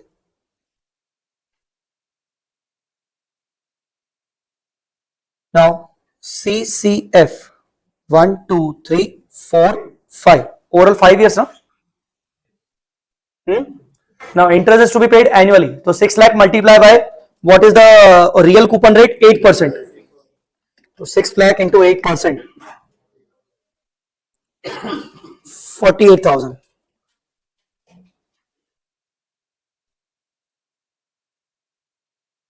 Plus, what is the principal? 6 lakh. Now you may be confused, so I am clearing your confusion. Sir, why you are writing this 6 lakh? Where it is written? Unless the question will tell you that debentures are compulsory convertible, you will always treat them as optionally convertible. And if there is an option, that means we may have to pay the cash also. So I am treating this question. It is convertible. It is written convertible. It is not written mandatory. It is not written compulsory. Sir, it is not written optionally. We will always assume optionally if nothing is mentioned. Option to convert. So there is an option. Although it is written, but then also, unless they are telling you that it is a mandatory convertible, compulsory convertible, it is optionally. And here there is an option, that means principal may be paid in cash. So please calculate the present value as per 12%.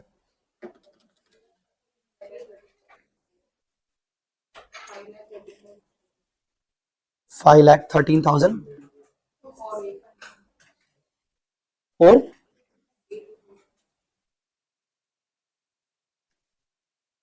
513,485.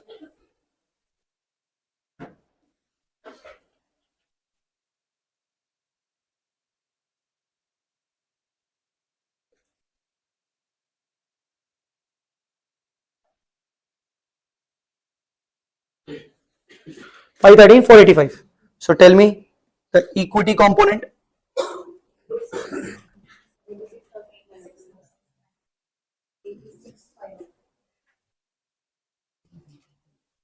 $86,515.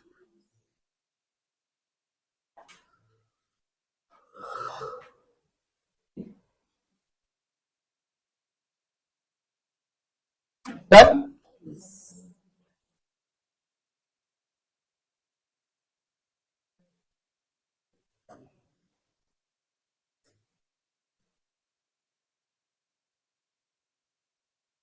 This is your initial recognition. Fine. Now what happened further? On 1st April 24, what was the initial date? 1st April 21. Now 1st April 24, it means after 3 years. So after 3 years, calculate the carrying amount. Now modification. Modification.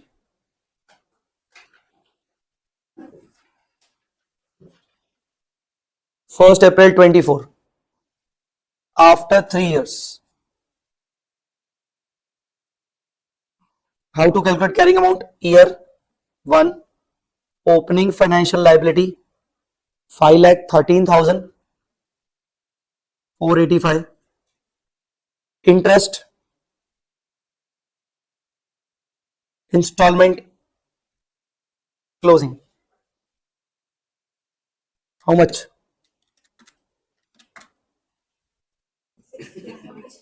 61,618. Installment 48. 527,103.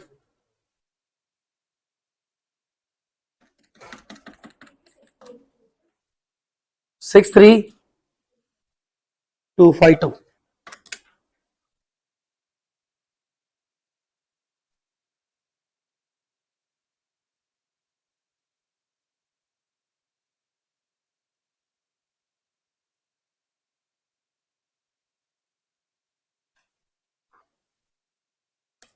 How much?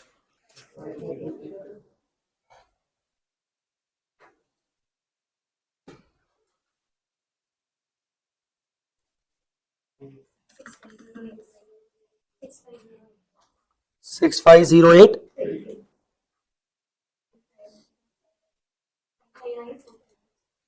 559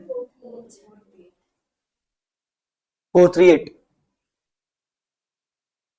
So carrying amount of financial liability 559 438.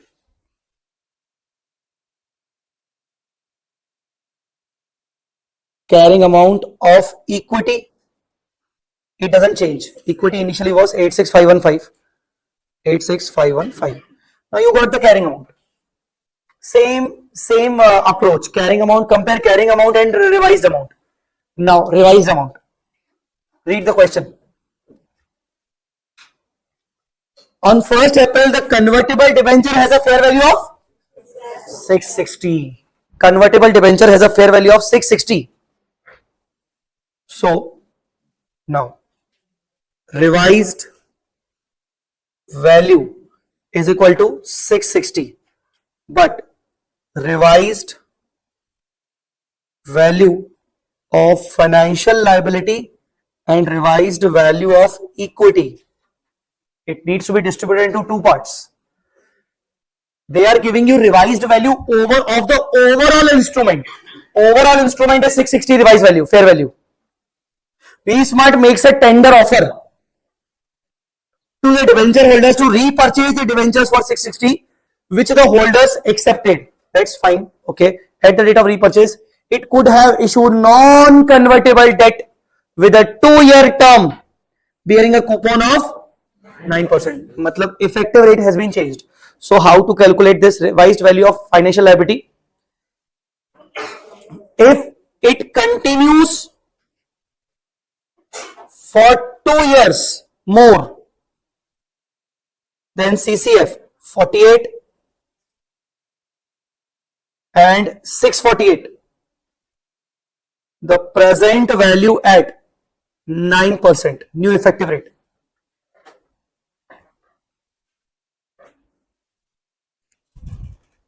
Calculate the present value.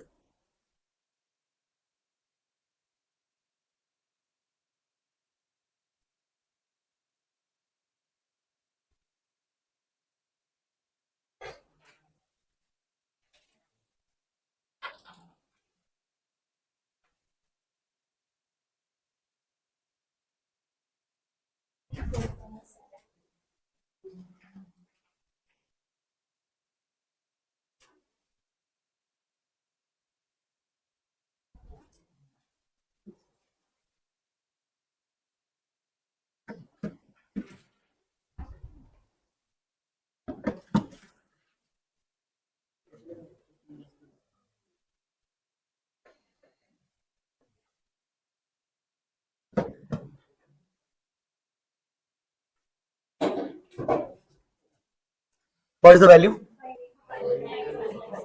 589,445. So balancing figure is equity.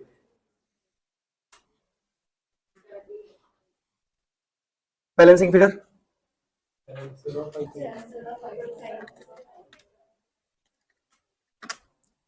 70555. Now compare the revised values and carrying values.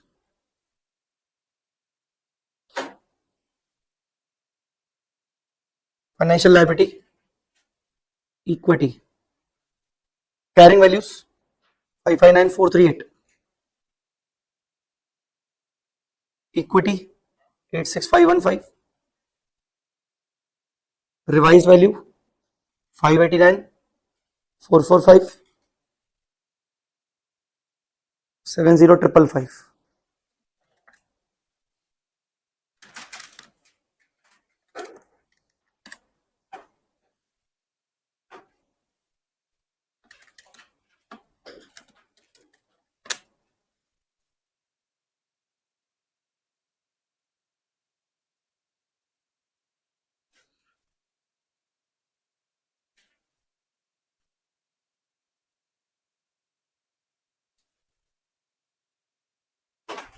What happened? Increase in financial liability.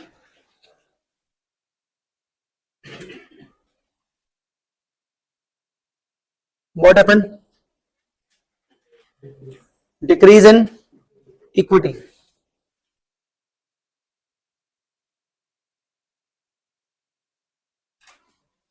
What entry you will pass? P&L debit to 8% convertible debt financial liability.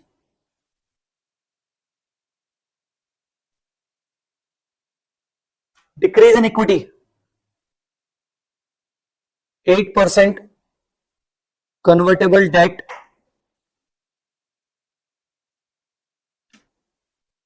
जो कि ये equity था to general reserve. Equity बढ़ेगा गिरेगा सब कुछ उसको sorry equity increase decrease in equity everything we have to transfer it to from general reserve.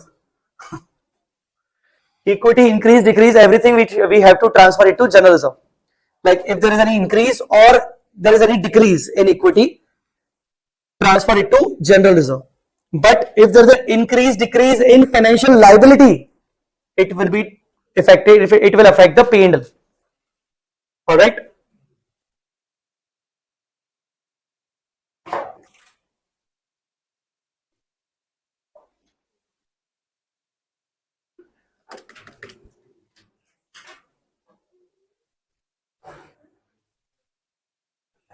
Now what? The last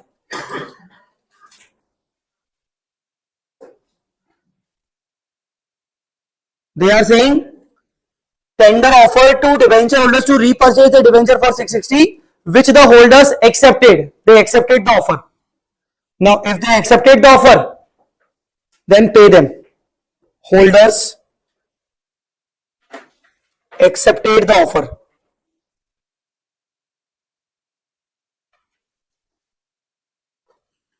What entry you will pass? See, you have your carrying amount initially. You increased your carrying amount by this value.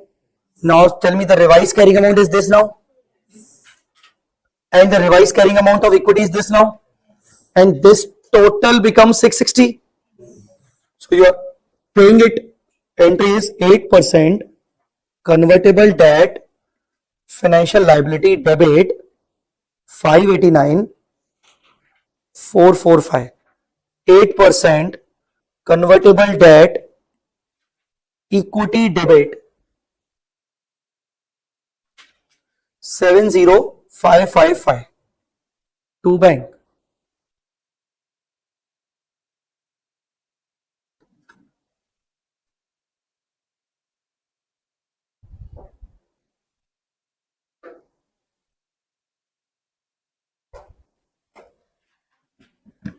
Done? Done? Please do not ignore this without reading. So right now, immediately, we solve the question now. Immediately read these steps. All the steps are written for following the questions. So please read this, first of all.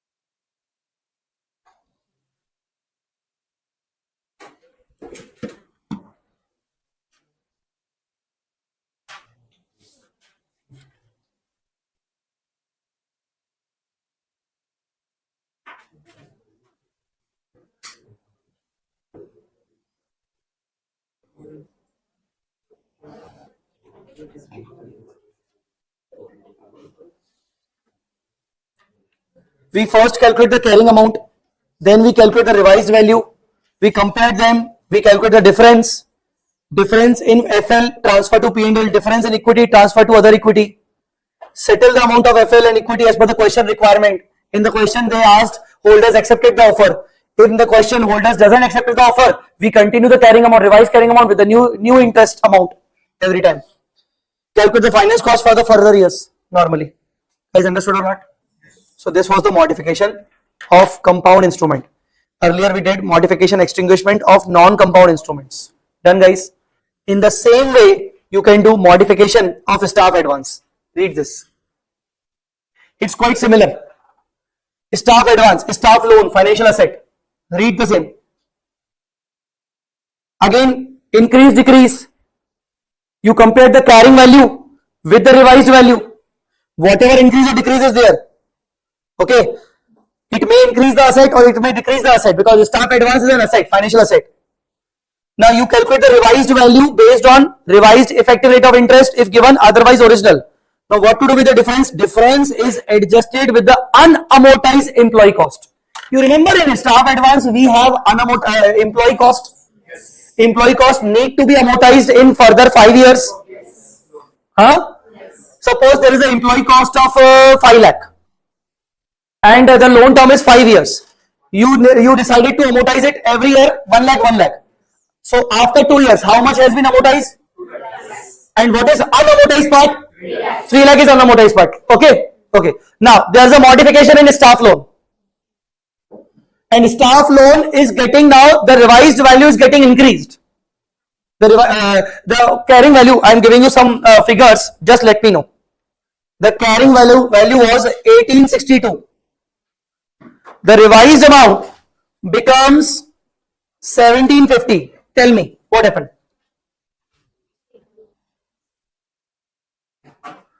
It's decreased. How much? Huh? 1,12,000. It is decrease of financial asset. So it is decrease of financial asset. What entry we should pass? Normally, naturally, as per your common sense, what entry we should pass? P&L to asset. Now instead of P&L, transfer this 112 to that unamortized part. Array, you remember unamortized? How much was the unamortized part? 3 lakh. So what entry you will pass? You will pass employee expense. Employee expense 112 to financial asset. Now unamortized balance becomes 3 lakh plus 112. It becomes 4,12,000 to be amortized further the 3 years. Guys, understood or not? So what we did? What is the basic change? What is the basic change? Any difference you will carry, you will transfer it to the employee expense, and again same employee expense to be amortized. Understood or not? Yes. Suppose instead of this is 1950. Now tell what happened. This is 1950. It's increase. How much? 80? 88,000. Financial asset is increased. What entry will pass? Tell me. Financial asset to employee cost. Employee cost. Now employee cost is getting reduced. So you have now 3 lakh minus 88. How much? 2 lakh to be amortized in further through 2 years or 3 years? 3 years. Understood or not? So same works like this. You can refer the example number 16 in my book. It is given. Tell me guys, understood or not? Yes. Now you have, if you want, you can refer the example immediately right now, or if you want, you can refer the example afterwards and you can take a break. Because it seems by looking at your faces that you guys are now getting tired by looking at your face. So you can, if you want, you can take a break. You want that or we should continue? Huh? Break. Okay. Let's have a break. Okay, tell me, do you want me to discuss more questions on this modification extinguishment? See, overall, in this modification extinguishment, what we have studied till now, although we completed the conceptual part, compound financial instrument, we did one question, 701 from question bank. Then non-compound instrument, in which we discuss one modification question, I written one example. Then we discuss extinguishment accounting, example number 14 we discussed. We again want to discuss one more question from November 23. Yes, for staff advance, I haven't discussed any question or example, but I discussed that it is completely same, only unamortized balance need to be changed. So do you want me to discuss few more questions, 1 or 2 questions, or want me to continue further?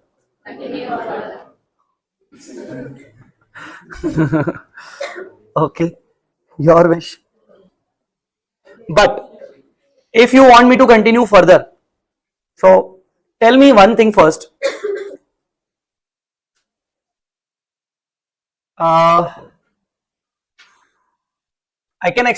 Can I expect a self-study time today in the night after the class?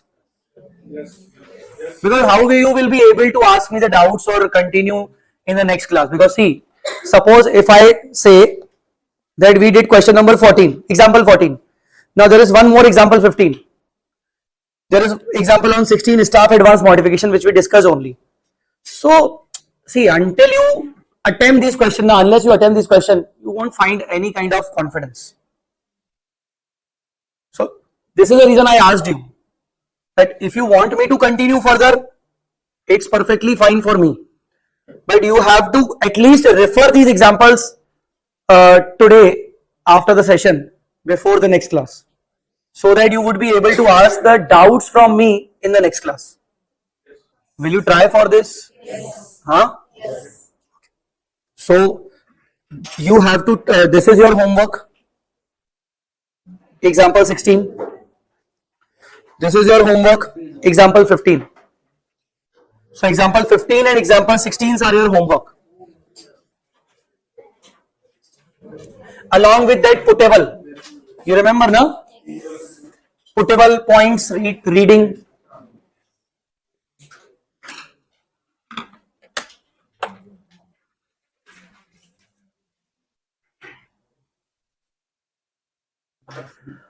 Alright, so now we are moving further for some other topics of financial instrument.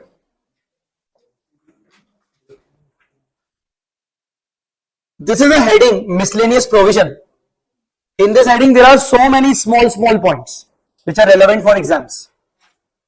So we'll cover the major points first of all, and then we'll cover the remaining miscellaneous parts afterwards. So the first point you can see is financial guarantee contracts and commitments. In the morning session, I told you that guarantee contracts may be the financial liability. You remember? Yes. Financial guarantee may be. I told you that I will discuss on that. So now the time has come. So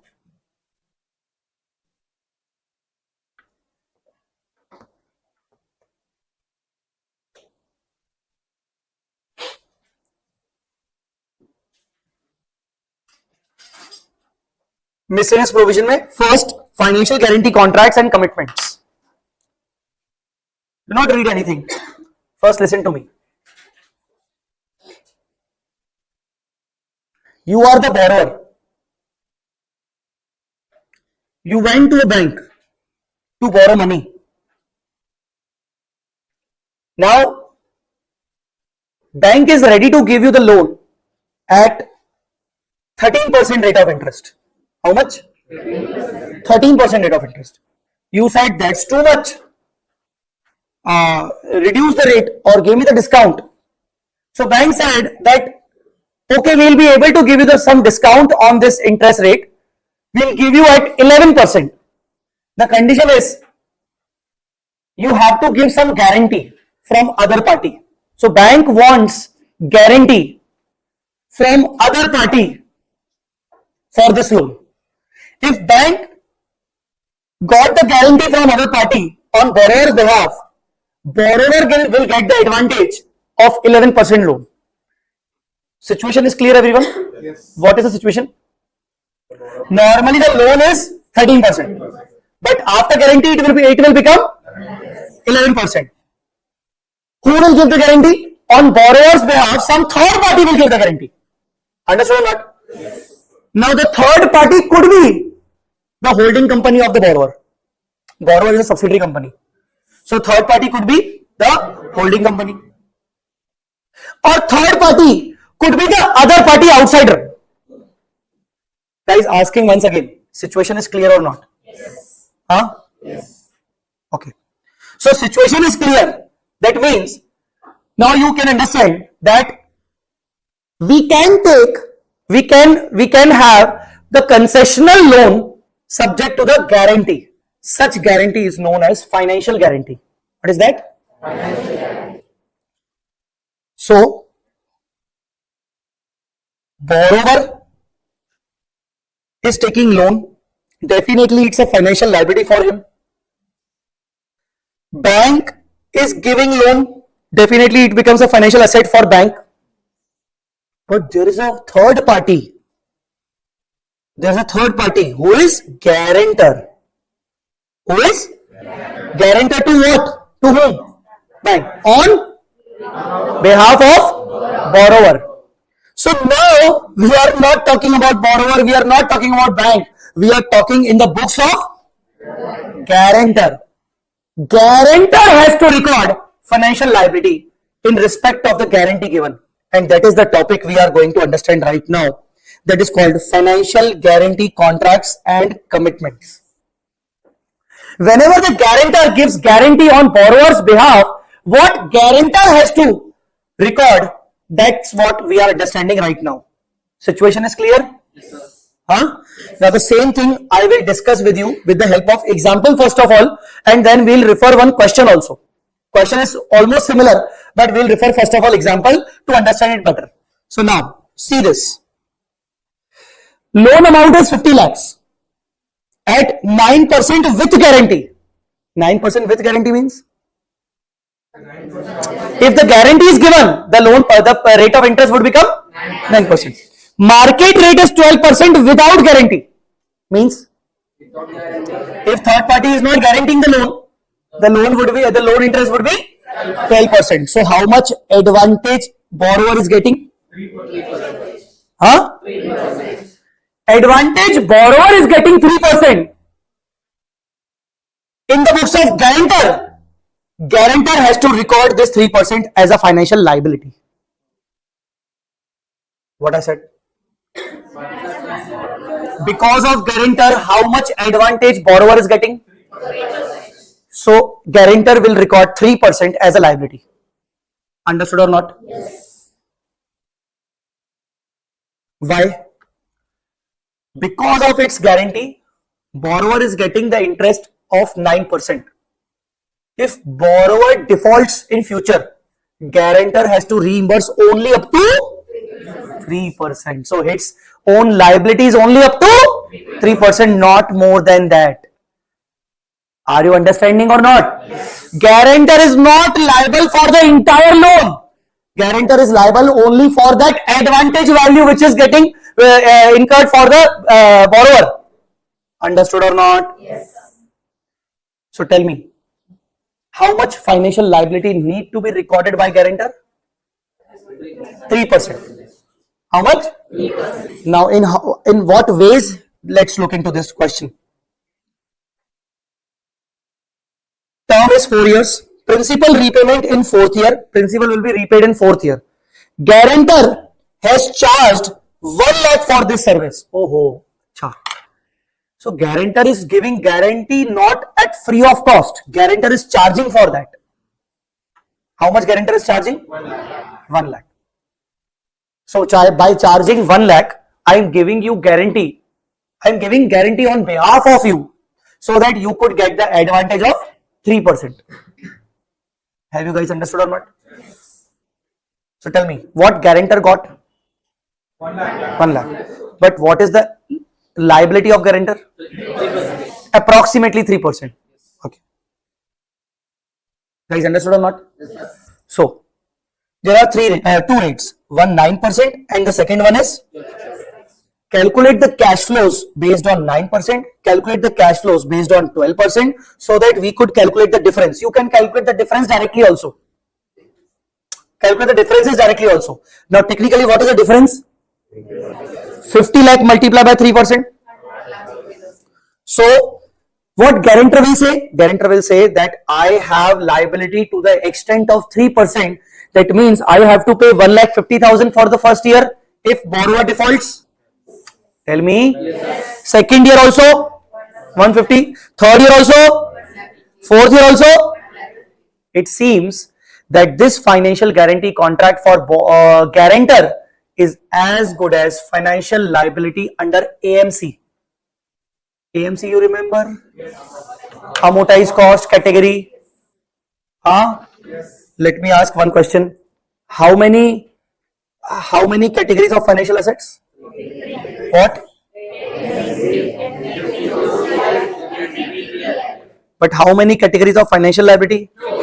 What? FET? What is the basic rule about AMC? What is the initial recognition criteria?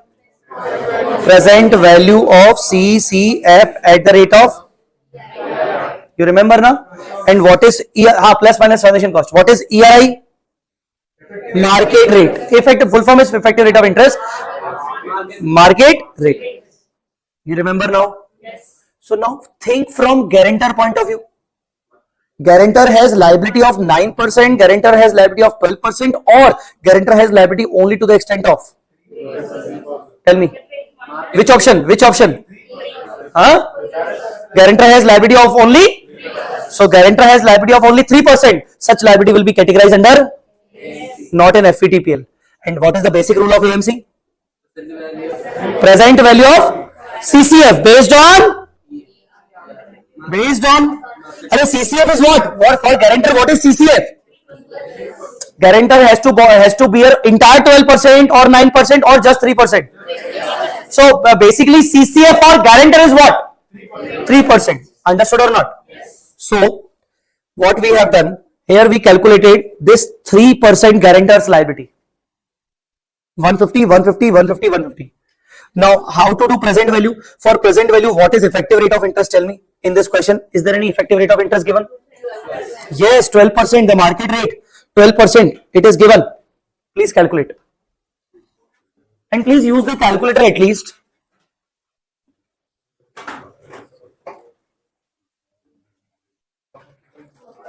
How much? 455, 602. The guarantor will book the liability by this amount. Is the guarantor charging anything? Very small amount. Very? That means the remaining is the expense for the guarantor. So see the entry. See the accounting entry. Bank account debit 1 lakh. Guarantor is charging only 1 lakh. To financial guarantee liability account. How much? 455, 60. The rest will be expense.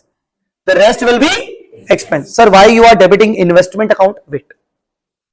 Do not look into this. It's fine. It's okay. It's correct. But in normal cases, it's P&L. Matlab the rest will be loss.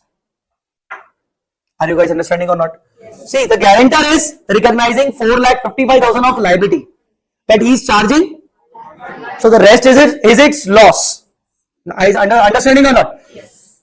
If guarantor is a holding company of a subsidiary, guarantor is a instead of charging loss, instead of charging to P&L, guarantor will charge it to its investment account. Guarantor will say that it's my subsidiary yaar. So consider this as my investment in subsidiary. I invested in the form of guarantee. Understood or not? So this is the reason why investment account is getting debited. So if the guarantor is a holding company, investment account will be debited. If the guarantor is not holding company, normally P&L account will be debited. Anything? Yes. This is not an actual loss, right? You don't know whether the guarantee. Exactly. So why are we charging this to the amount of AMC categories, it's AMC category, and the second one is the prudence concept. Yeah, but see, in the further years, we'll book the income also. We'll book the income also, and that too in the P&L. Ultimately, it will get set off. You remember in the morning AS accounting, INDAS accounting. AS accounting, we don't do anything. Suppose this is a AS accounting. Suppose if you follow AS accounting, what will you do? No entry. It's a contingent liability. Guarantee is a contingent liability. If you remember in your CA intermediate days. So no entry. But as per INDAS, we have to account it for. And when you are accounting, you have to book the difference in anywhere. So you are booking the difference in P&L because of the AMC category. In liability, there is no FVTOCI. There are only two categories, AMC and FVTPL. But it's not give a proper for the users. It is not a proper information. Right? For example, let's say this year I'm booking an expense of 3,55,000. In reality, I'm not incurred this expense. Even if I'm netting it off with the income in the succeeding years, the image I'm giving to the financial statement will not be accurate. No, not that. Image I am giving to the users is considering the prudence concept. And we follow prudence concept from our 11th class, commerce student. So technically we are giving the image to our shareholders that see we are prepared for it. What image we are giving to our shareholder considering this entry? We want to let everyone know, everyone means investors, that we are prepared for this. Whenever happens in future, happens in future, we already booked the loss. We already booked the provision. So again, coming forward, one more thing. Technically, by debiting to P&L, I am setting aside a part of the profit of shareholders by telling them, see, this is 355. I am not give you right now. I may give you in the future, but right now we have given the guarantee. This may be, we may use it. So I am setting aside the part of the profit. Understood or not? Why is it not amortized over the period of the loan, that income? This expenses, we are charging it in the same year now. Let the question complete, because in further points amortization will be there. Just wait for some time. So entry would be either P&L will be debited or investment account will be debited. Why investment? Holding company. Holding company will not treat it as a expense. It will treat it as, okay, it's my investment, kind of investment in kind. Okay. So fine, guys. Anything to ask? Except amortization. Amortization I'll discuss. Okay. Now it's fine. Done. How much guarantee we booked? How much guarantee we booked? 455,602. So it will become my financial liability under AMC. Under AMC. Now financial liability under AMC. Look at the ledger account. I will make a ledger account of this financial liability AMC. First of all, posting of 455 by bank by P&L 455,602. First year done, no default. First year done, no default. Okay. If there is no default, I have to reverse my portion of the liability. What liability I have recorded, considering 4 years default, but out of which first year has been done now. So proportionate liability I have to reduce now. Tell me. Before that, I have to book the interest. Because I booked the liability at 455 present value. Technically it is 150, 150, 150, 150. It is a 6 lakh now. So I have to book the interest first of all. Can you please calculate how come it's 454, 672? At the rate of 12%. Opportunity cost. Understood? Yes. So I book the interest. First year nothing happened. If first year nothing happened, I have to reverse 150. And see, I reverse this 150 in my P&L. I reverse this 150 in my P&L. By reversing the 150 in my P&L, what journal entry I have passed? Financial guarantee liability account debit to P&L. Technically I am booking income. What I am booking? So first I booked what? First I booked expense. Now I am booking, that is setting off. Guys, understood or not? Yes. The closing balance would be what? 360,274. Have you understood till now? I haven't completed the points now, and still some points are pending. Have you understood till now? Yes. What happened from beginning? First of all, what we did? We calculated the difference between 12% and 9%. The difference is basically the liability for me. For me means, who is me? Guarantor. For guarantor, the liability is only to the extent of difference. So how we booked the liability? Present value of difference. CCF is difference. For making present value calculation, we took market rate as ERI. What general entry we have passed? If we are charging anything, bank account debit. If we are not charging anything, P&L account debit or investment account debit. When investment account will be debited? Parent company or holding company. Or two financial liability. Yeah, financial guarantee liability at present value. Understood, guys? Yes. Now, first year done. What will be done? What will be happen now? We will book the interest cost at effective rate of interest. We book the interest cost. Are they done or not? Yes. First year done. No default was there. We reverse the liability. Guys, understood or not? Yes. The remaining balance becomes 360,274. Any doubt? At the end of first year, question says there is a 5% probability of default. At the end of first year, question says there is a 5% probability of default. What is probability of default? The probability of him not paying. Probability of default by borrower. If borrower will make the default, ultimately who is liable? Guaranteed to the extent of that 3%, na? Huh? So probability of default is 5%. Can you please calculate the default? See how to calculate the default. We'll calculate the default to the extent of maximum amount. So what is the loan amount? Huh? 50. Only 5% probability is there. So multiply by. So what amount will be there? 2 lakh. INDAS says your closing balance of liability should be carrying amount or probability of default, whichever is higher. Which one is higher? Suppose instead of 250 there is a 4 lakh. What will you do? You have to remeasure your liability at 4 lakh. Understood or not? But right now, no need to remeasure. The probability of default is 250. We already took the liability by 360. Our liability is already more, yaar. Are you not understanding? You not understanding? Huh? Understood. So, as per the probability of default, we may have to bear 250, but we already have booked how much? So, no need to remeasure it. Guys, understood or not? Yes. So, remeasurement of financial guarantee liability at a higher of, that is carrying amount and expected loss. Financial liability need not be remeasured as it has already been shown at the higher amount of 360, which is more than the expected loss due to default. Have you understood this point or not?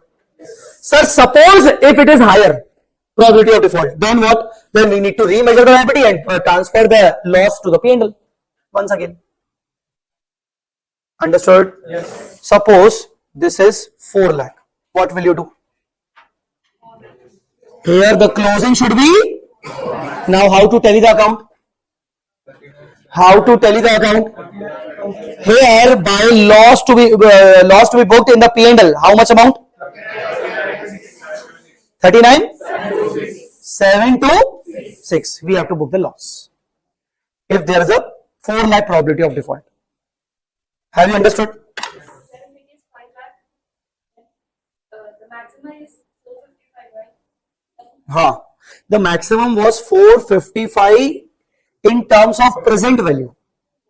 Okay, in terms of present value at the initial recognition. Understood? Yes, tell me, understood or not? What were the steps? What you did?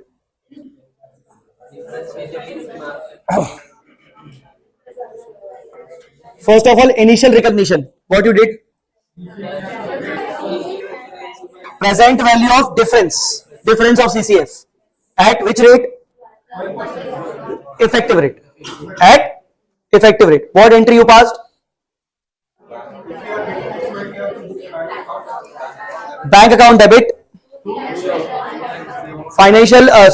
P&L account debit or investment account debit to financial guarantee liability under amortized cost. Now every year book the interest cost and reverse the liability because there is no default. And at the year end, check the probability of default. Compare it with the carrying amount. If the carrying amount is higher, ignore. If the carrying amount is lower, remeasure through P&L. Understood, guys? Yes.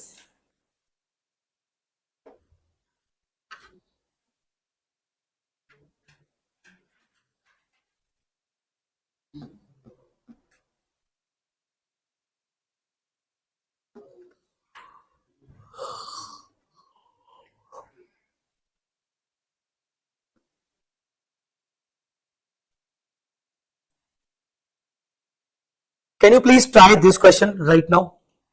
At least for the first year. For the second year, I will definitely continue with you. But for the first year, can you please try this question right now?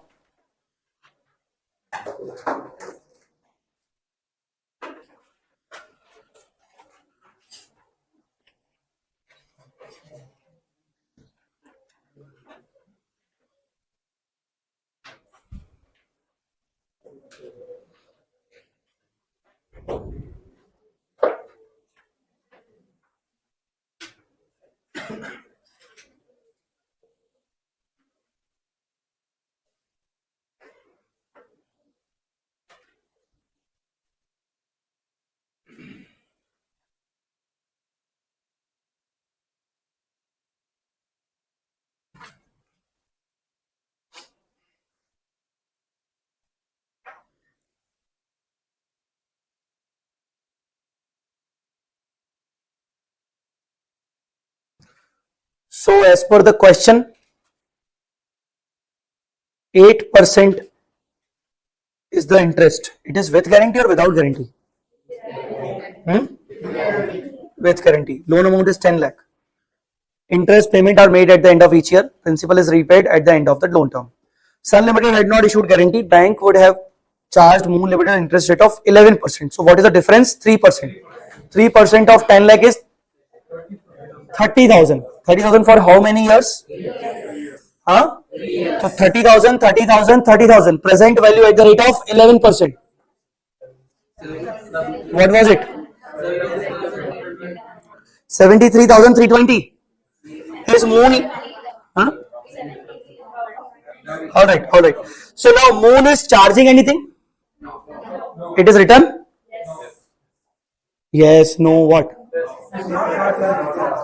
It is written, I think. Sun Limited does not expect to recover any amount from Moon name. Acha, would have charged.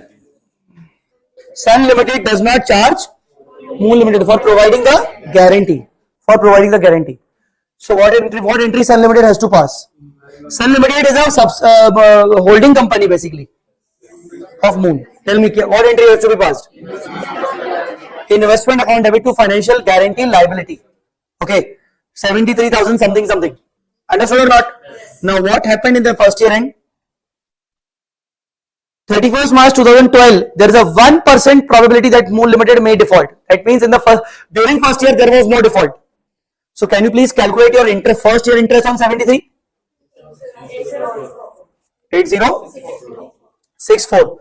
So first year interest you calculated 8064.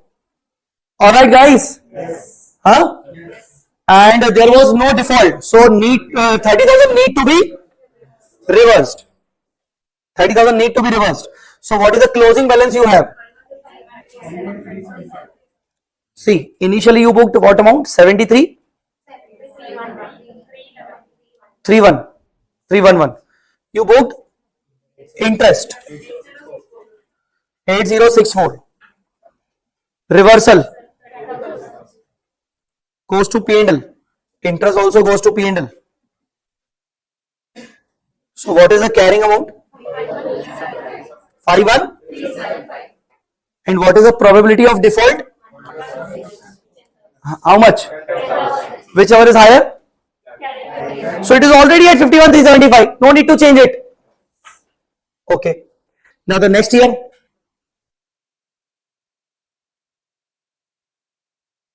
Next year. What to do? Tell me. Opening 51375. Interest would be charged 5651. Reversal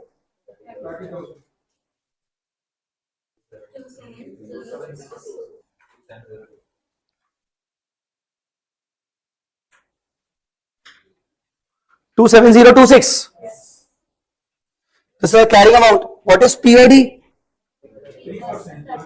3% default probability. That means now what you will do? Not reverse. You have to remeasure. How much? 2974 will be transferred to P&L by remeasuring. Is understood or not? Yes.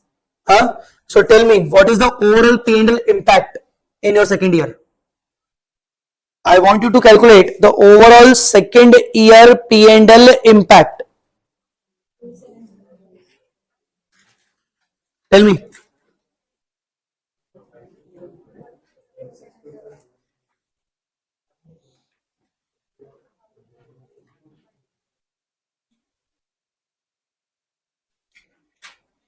Interest 5651. This 2974. Reversal is there 30,000, which is to be credited. What is the total of these two?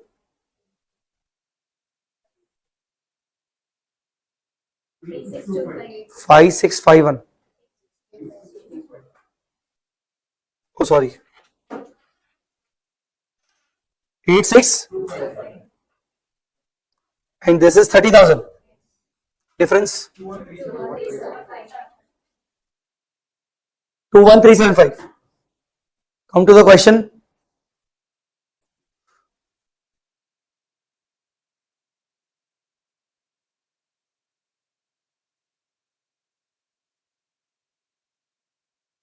Okay.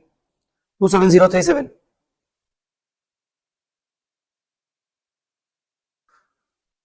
What is that? Ours is different. Rounding of difference. Okay. 21385 and ours is 21375. 10 rupees difference. Guys, done or not? Tell me. Any doubt on this point?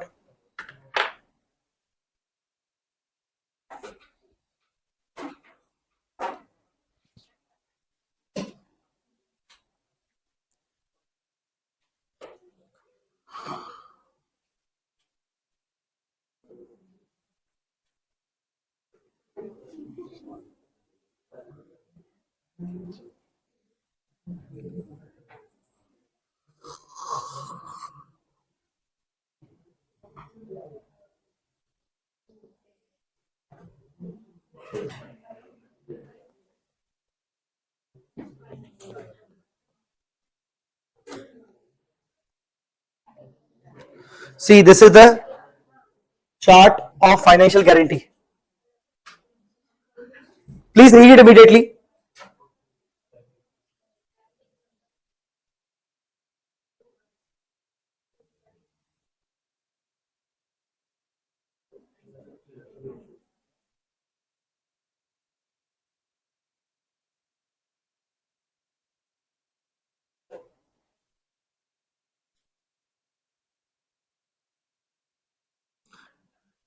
Debit effect is clear.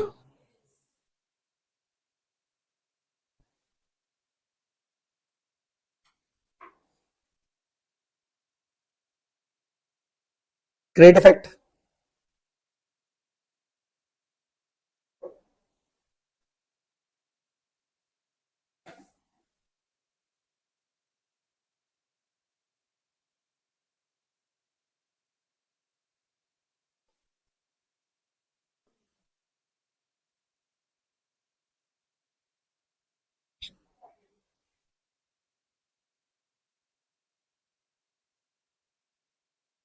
Done.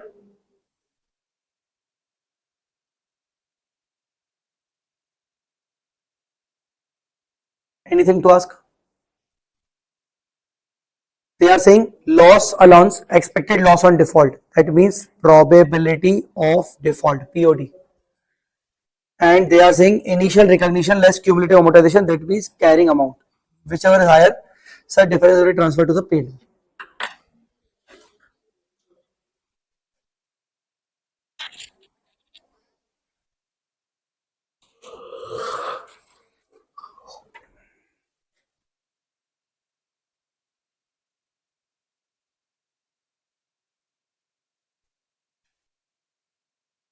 Alright guys, this was financial guarantee.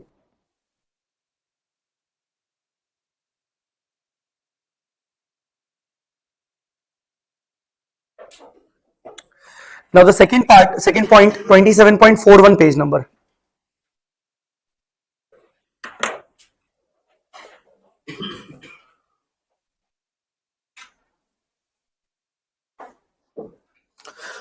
Loan granted by parent company to subsidiary company at concessional rate. You remember staff loan? Huh? What we do in staff loan? What we do in staff loan?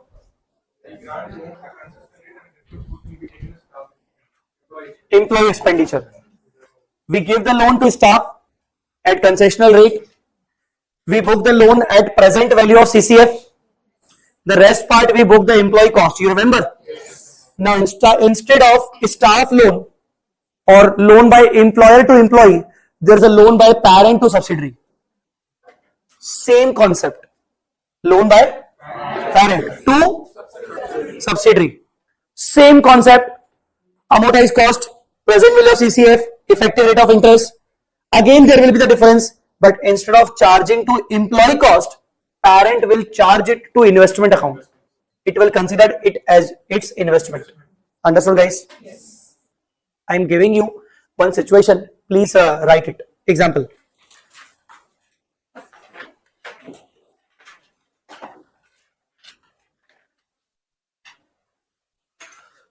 Holding company gives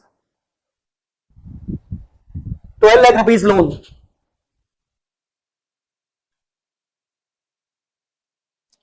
12 lakh rupees loan to subsidiary at 5% interest. At 5% interest.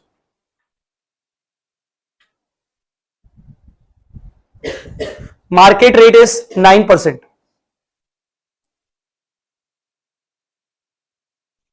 Market rate is 9%.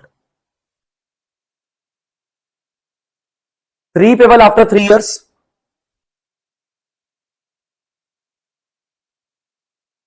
Equal principal repayment. Equal principal repayment.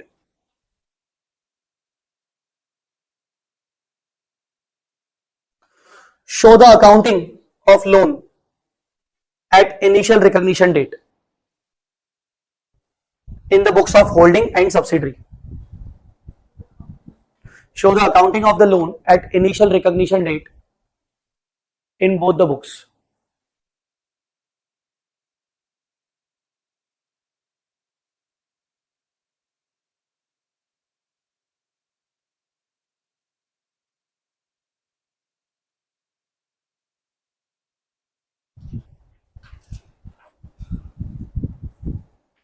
Please calculate.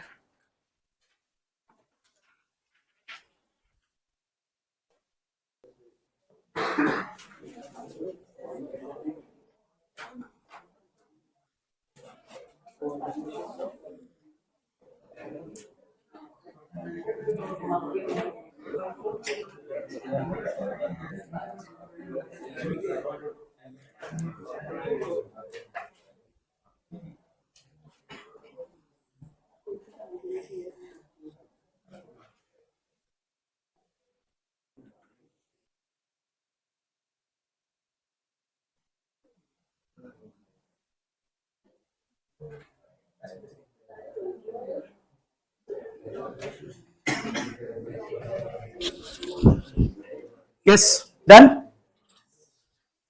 What is the initial accounting?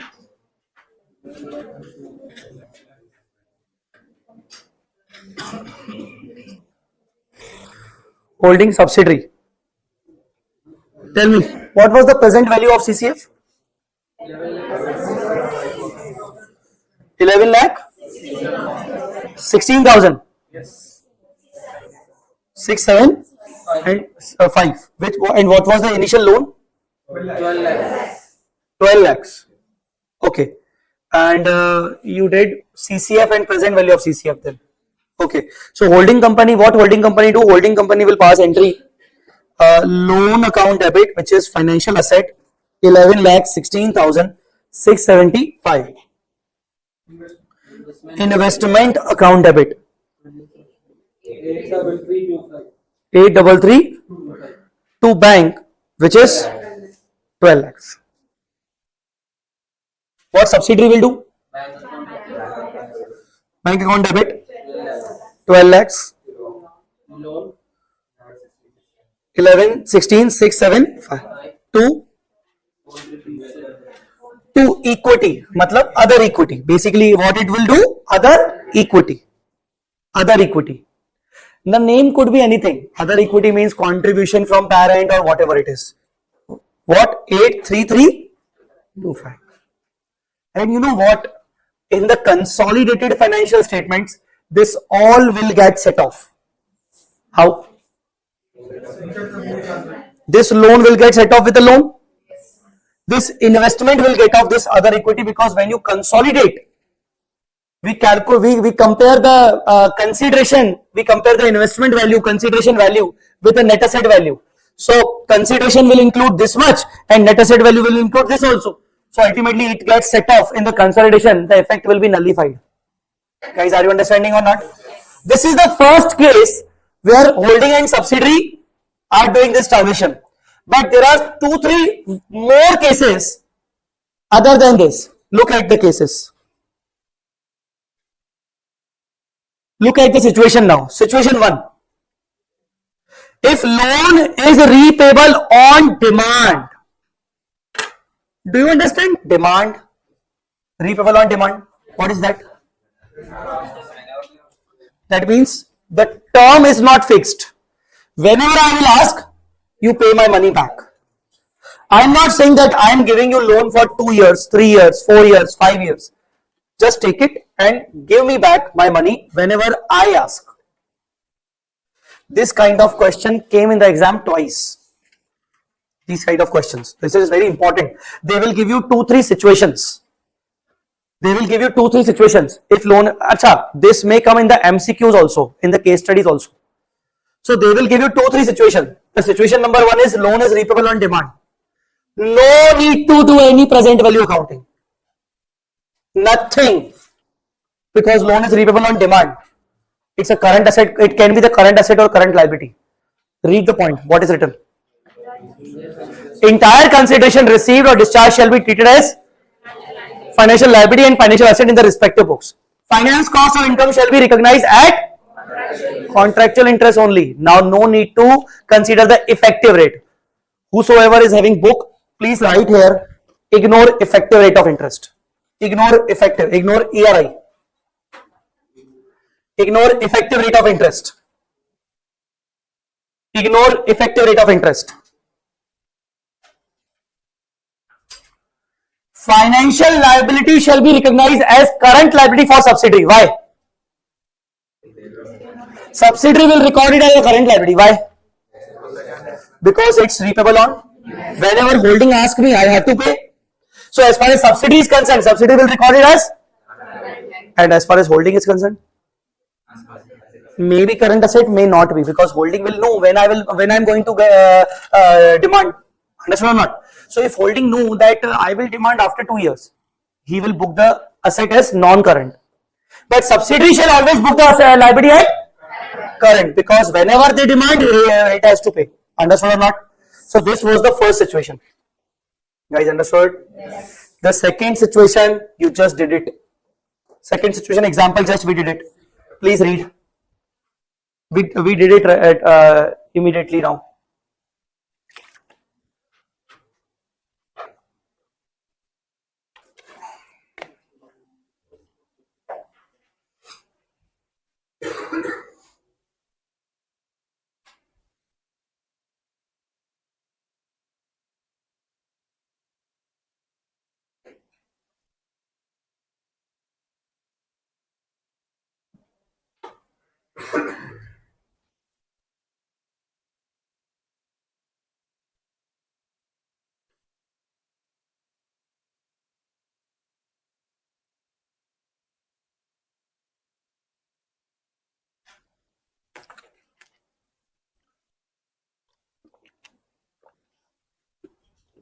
Everything was discussed? Huh? Yes. Yes? Okay.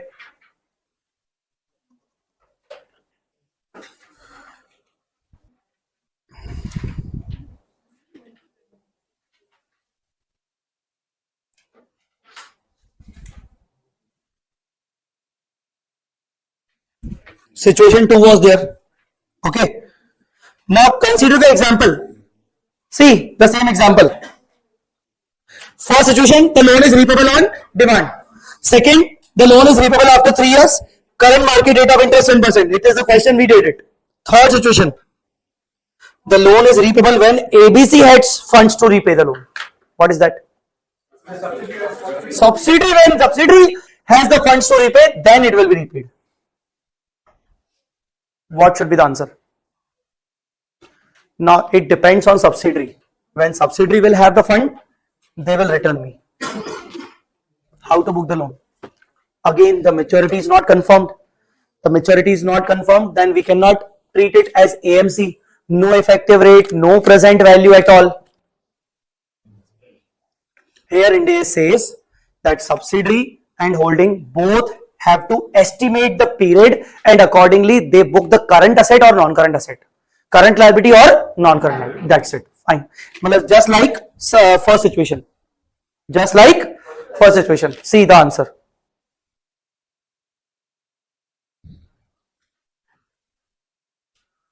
Loan shall be recorded at 10 lakhs full value. Current or non-current classification shall be based on estimation. Is any doubt? You can find its question also.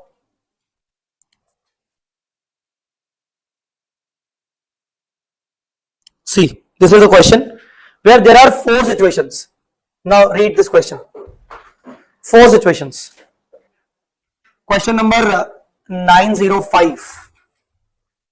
So I forget to tell you about this coding RMP. RMP matlab this question is not from ICI module. This question is either RTP based or MTP based or past exam paper based. So further here it is written from where it is taken. So whenever here the SM is written, that means that belongs to ICI module. So when this is written, that means RTP or MTP or past exam paper. Sometimes you may find OM.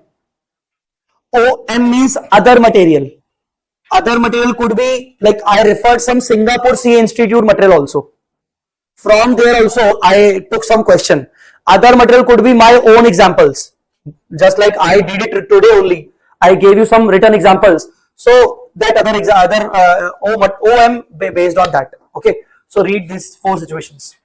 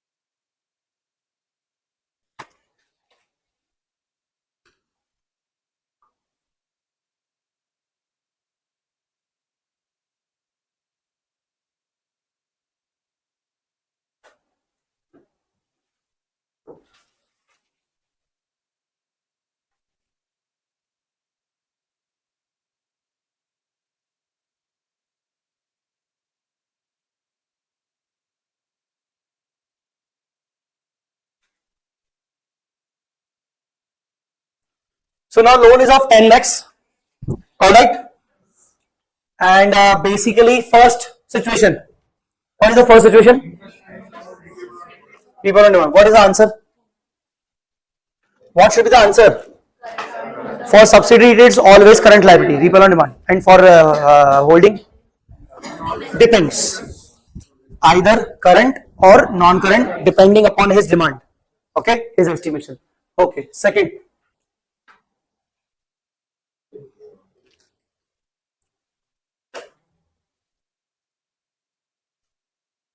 Yes, tell me. Simple AMC based. The present value is given 810150. What will you do? Entry, say the entry. Loan financial asset account debit 810150. Investment account debit difference amount to bank 10 lakhs. Subsidiary bank account debit 10 lakhs. To loan financial liability 810510. To equity contribution other equity. Interest to be calculated both of them at which rate? At 10%. Guys, understood or not? Yes. In the consolidated financial statements, all will get set off. Okay, third.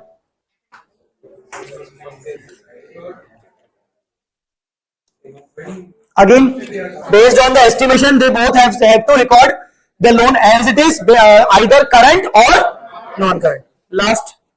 Further, the company is also planning to grant interest-free loan. From YK Limited to KK Limited. That means subsidiary to holding. Okay. In the subsequent period, what will be the accounting treatment of the same under the applicable INDAS? Yes, dividend. Very good. Whenever the subsidiary company plans to provide loan to holding company at concessional rate or free rate. Suppose the second situation is same. Suppose The said loan is interest free and will be repayable after 3 years. Just switch the companies. Now this loan is given by subsidiary to holding. What will you do? For holding company, what entry you will pass? For holding company, what entry you will pass? Tell me. Bank account debit 810510. Huh? No, sorry. Holding company got 10 lakh now. 10 lakh loan. 2. Financial liability 810. To what? Holding company will treat it as dividend income. What it will treat? Dividend income. How much? 189? 189? 850? 490? 490. Guys, understood or not? What subsidiary will do? Financial asset loan to bank 10 lakhs. Debit. Huh? Dividend. That means other equity. Dividend shall be paid from the other equity, reserve and surplus. So 189,410. So please remember this point in your special noting. Create two situations. Loan is given by parent, then parent will debit the investment account. Loan is given by subsidiary, then parent will credit the income, dividend income. Simple. So create your special points immediately.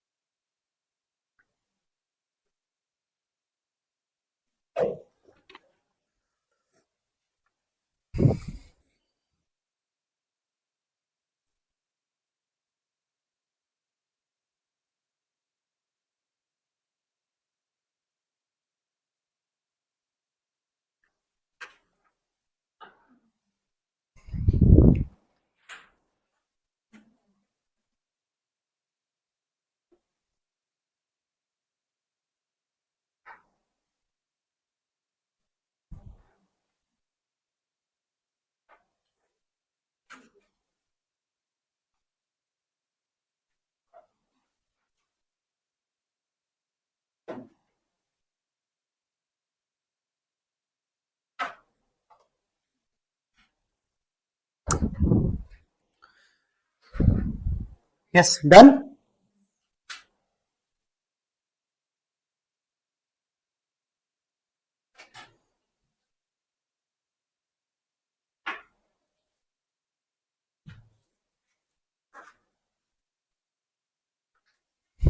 Guys, let me ask you once again the treatment of transaction cost.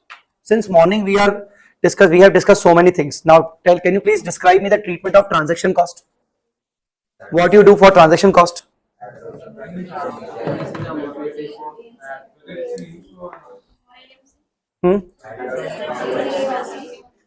AMC. Under AMC, what you will do?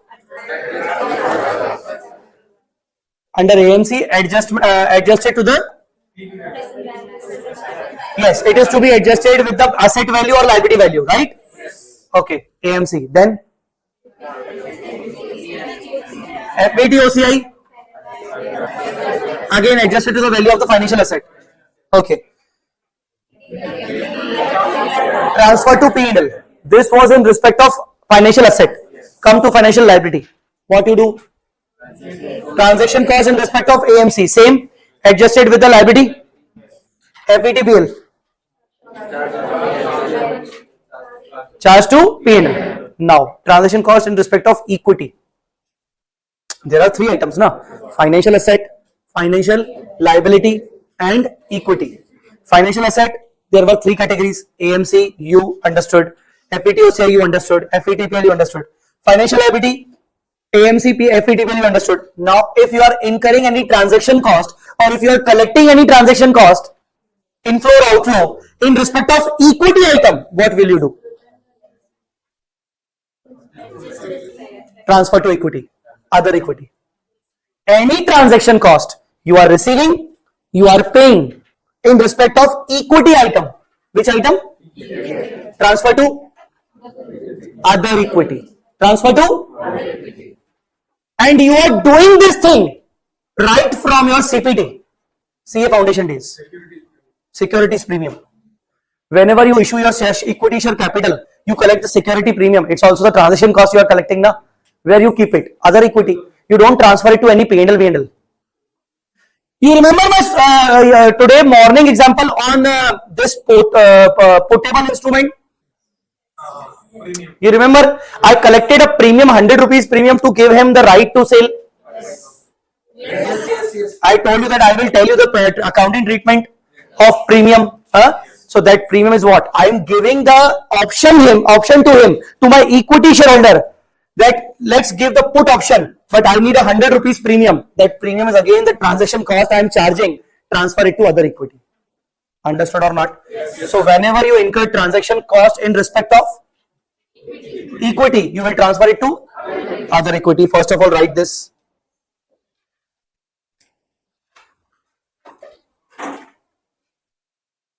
So write like this only. Make a summary. Transaction cost.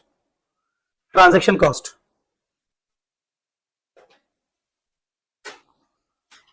For financial asset. Number 1, AMC category. Adjusted in financial asset account. FAT OCI category.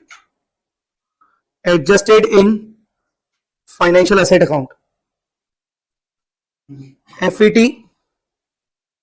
PL P&L account. For financial liability, AMC category, adjusted in financial liability account.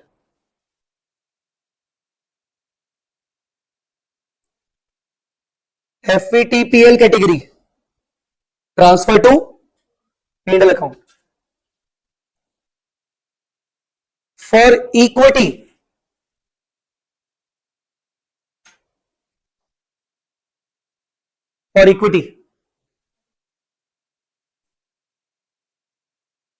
transfer to other equity. Always. Inflow, outflow, both.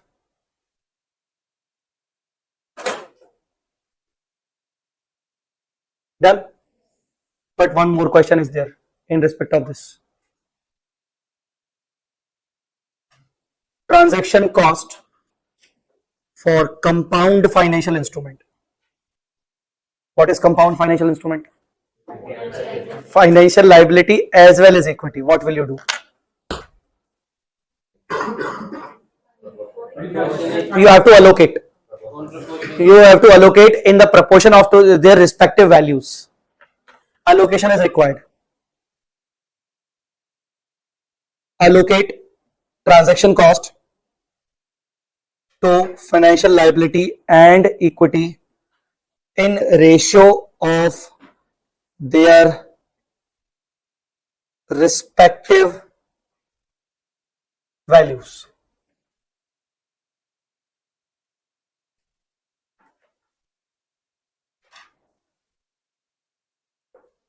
Shall I give you the example?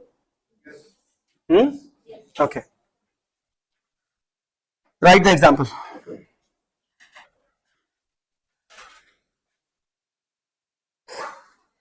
9% debenture, convertible debenture, issued rupees 15 lakhs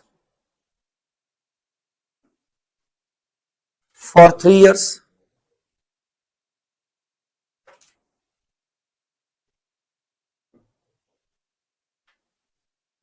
There is option to convert into equity. Effective rate 12%.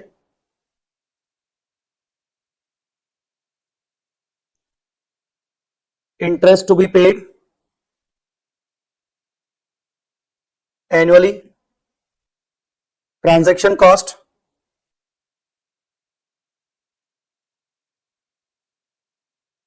one lakh. How will you do this?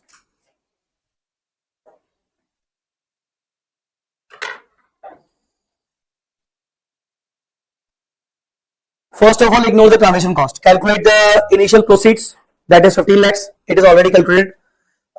Present value of CCF. Concentrate on present value of CCF.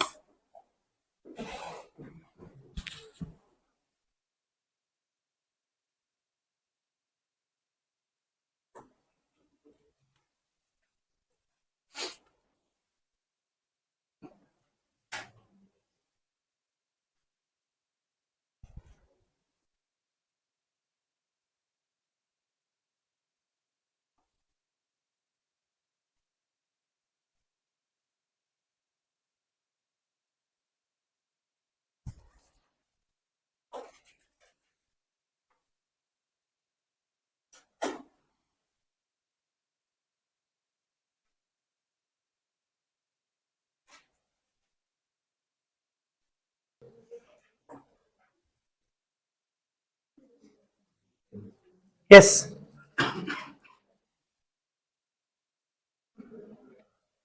First of all, what was initial proceeds?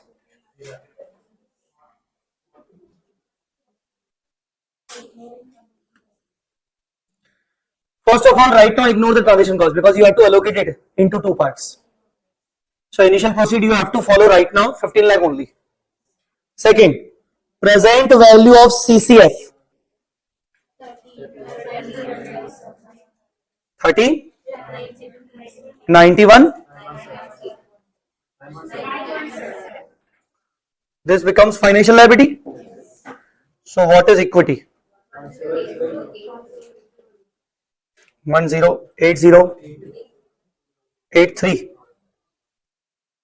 Now allocate the transaction cost.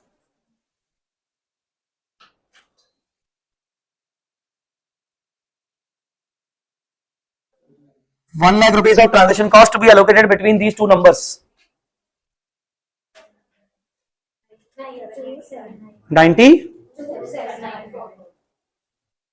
794. 72. Allocation in the ratio of this value and this value. This value and this value. Understood? Now tell me the treatment. What is the treatment of this transaction cost? What is the treatment of this transaction cost? As per our chart, the treatment of this transaction cost is adjusted in the financial liability, and the treatment of equity wala is transferred to the other equity. So, what entry we should pass? Bank account debit. It was 15 lakh minus transaction cost 1 lakh, that is 14 lakhs. 15 minus 1. To financial liability loan account. How much? See, technically the loan account was 1391,917, but you have to adjust it, na? The transaction cost 92794. 1299,123. To equity loan account, equity portion. Again, you have to adjust in the equity only. 108083 minus 7206. Yes. 100877. Guys, understood or not? Huh? Now there is last step. Recalculate effective rate of interest for financial liability. You know why? Actually, what you did, you adjusted the transaction cost with this value. Now, in any way, what was your CCF, by the way? 1, 2, 3. What was your CCF? 135 plus 15 lakh. This was your CCF. Present value at 12% could not be equal to this, na? It should be equal to 1391, na? But now your amount is getting disturbed. So you have to recalculate. You have to recalculate the ERI considering present value at which rate should be equal to 1 to 9123. Understood or not? You have to recalculate this by IR interpolation technique, which we use to calculate. Understood? Tell me, guys. So what happened with this transaction cost now? Transaction cost to be allocated between these two. Once it is allocated in the financial liability portion, you have to recalculate the effective rate of interest. Guys, done or not? In my concept book, you will find this entire thing of transaction cost here. Everything. All the things are written here. See this transaction cost for financial asset, for AMC, for FVTOCI, for FVTPL. Transaction cost for financial liability, for AMC, for FVTPL. Transaction cost for equity. Even the example I written here, the same example I covered here also. You can do the homework also. And the same question came in the exam also. I'm not getting right now where it is, but it is in the exam also.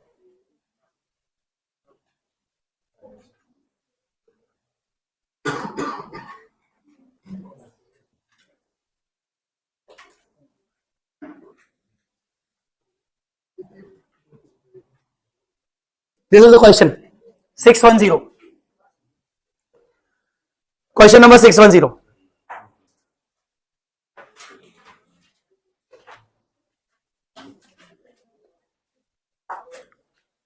So, any doubt till now? Any doubt, guys? Sir, we are not in a position to ask any doubt now. Huh? Which one? The question bank question. This one.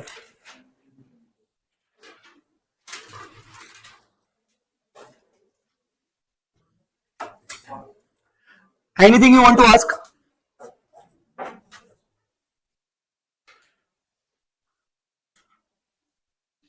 No doubt at all.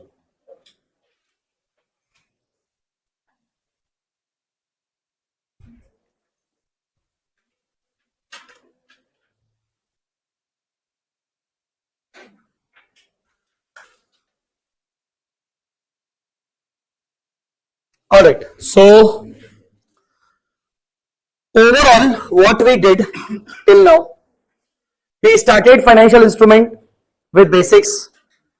We understood the definition of financial asset, liability, equity, putable, conversion, F2F test, and all. Then we moved on towards unit number 2. We discussed types of categories of financial assets, hold to collect and sale, SPPI, and the residual category FVTPL. We discussed their overall recognition part, how AMC works, how FVTOCI works, how FVTPL works. Exception not held for trading. Held for trading, the treatment of FVTOCI. Then the subsequent measurement, what to do at the balance sheet date. Then financial liability, AMC category, compound instrument, non-compound instrument. Then modifications, extinguishment, less than 10%, 10% or more. All these tests. Staff advance modification. Staff advance modification, changes to be transferred to the unamortized cost. Compound financial instrument modification. Then financial guarantee contracts. Then transaction cost. Transaction cost. Loan given by holding to subsidiary, subsidiary to holding. All these we discussed. Okay. Any doubt till this point? Everything is fine.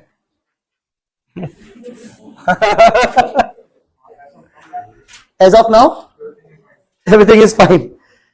Okay. See, today since it's a first day and I'm also getting tired because of the traveling issues and all. So I'm right now concluding this session. Okay.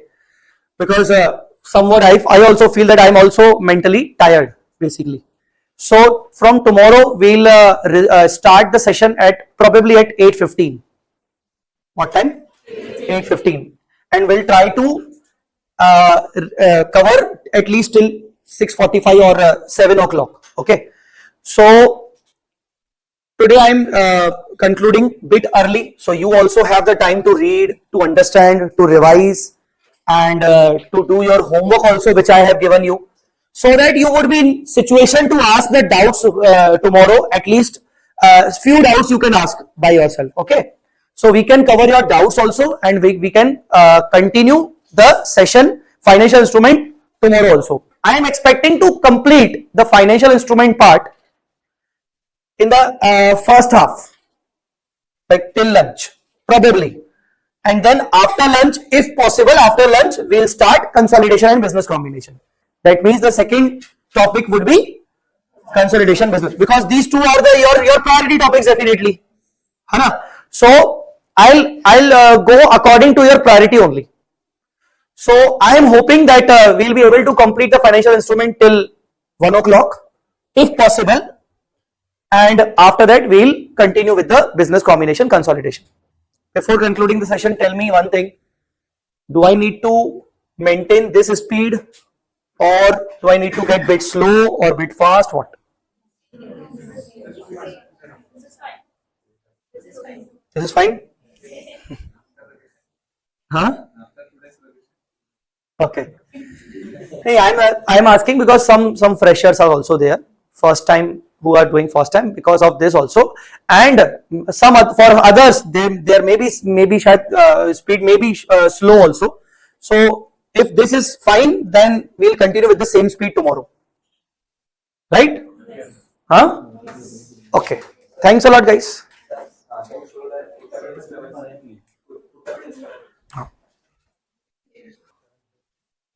All right, guys. Good morning, everyone. How are you all? Fine. Okay. So homework status. Huh? Okay. Have you done with this? Okay. So if you have any kind of doubt, first of all, you can ask me. Then we'll proceed further. If you have done with your homework, any doubt you have, then you can ask me first.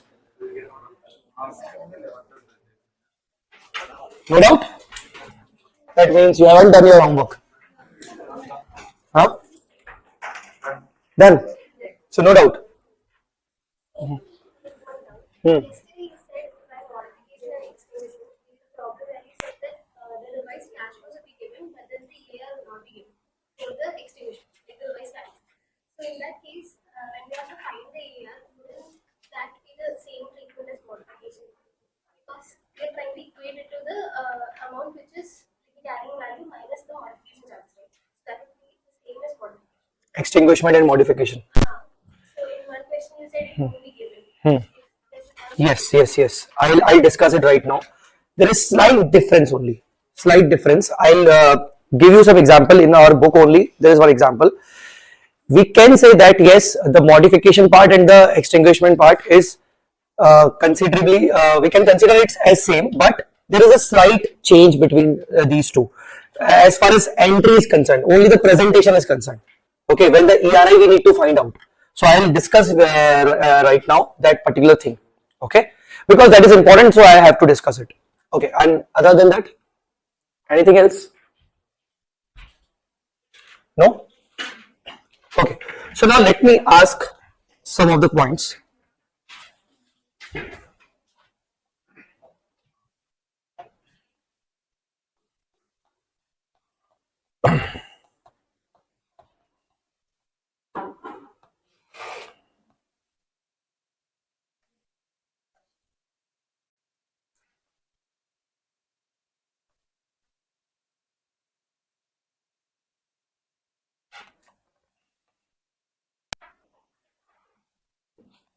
Have you done this example? 15th number. Huh? Yes.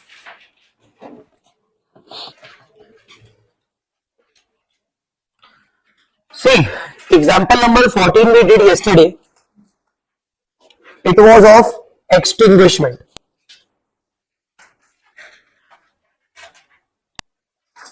And example number 15 is also extinguishment.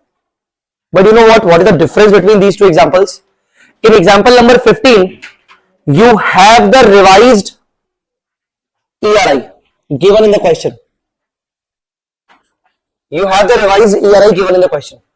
But in example number 15, you don't have the revised ERI. You don't have the revised ERI. Have you noticed this point? So what we should do? Compute. Okay. And in the same way, in the questions like modifications, where there's a change of less than 10%, again we need to compute ERI. So she is asking, sir, it's the same thing. Like we need to compute the ERI there also, where the change is the less than 10%. And in the case of extinguishments also, when the ERI is missing, same we need to calculate ERI. So it is the same treatment basically. Yes, we can say it's the same treatment, but the change is in extinguishment the entry is old loan account debit to new loan. But in modification, we don't do this kind of things. We adjust the existing loan only. Are you understanding or not? That means the old loan carrying amount continues. And for the extinguishment, the entry will become old loan account debit to new loan. And the difference is charged to payment, if any. If any. Understood or not? So this is only the difference between these two things. Okay. So this question is very important for exam. I must tell you, this is very important question for exam. So now, since you all are saying that you have done with this question, so I will discuss the other type of question with you guys, which is in our question bank.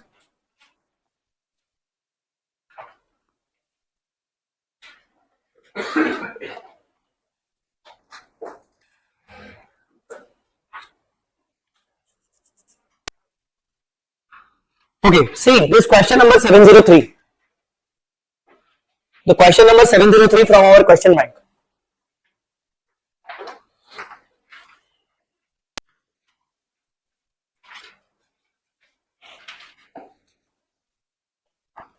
On 1st January 2010, XYZ issues 10 years bonds for rupees 10 lakhs.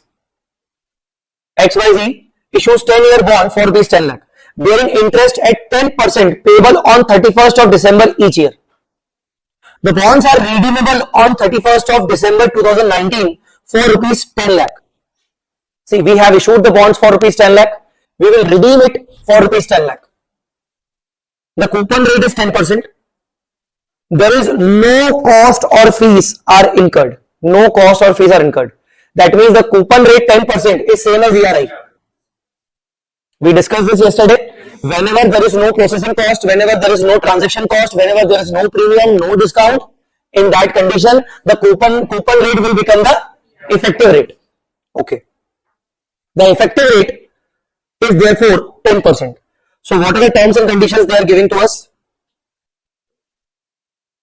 It's question number 703. They are giving, first of all, loan. Issues 10-year bond. Loan bond.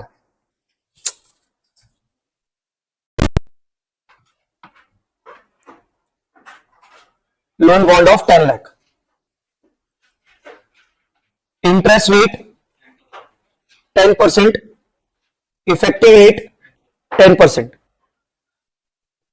Term. What is the term? 10 years. Since there is no cost and all, effective rate is 10%. Next thing, they are saying bearing interest of 10% payable on 31st December each year. That means the interest is payable every year and the bond is redeemable on 31st December. I have to call them, just wait. So, interest is payable on every year. So, what is the CCF technically? What is the CCF? CCF is interest, so on. And the last, interest plus principal. This is the CCF simply. Okay. But we don't need to find out separately write this CCF because we already have ERI now. So the loan should be booked at 10 lakh. If the ERI is same, interest rate and ERI are same, the loan should be booked at the same value. So please note it down this thing. Since interest rate and ERI are same, hence financial liability shall be recognized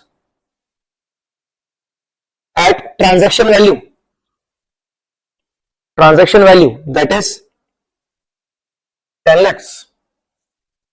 It should be recognized at transaction value.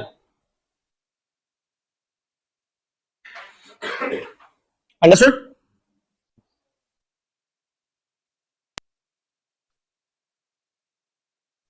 So your loan is recognized at 10 lakhs. Now, what is the main concern in that case?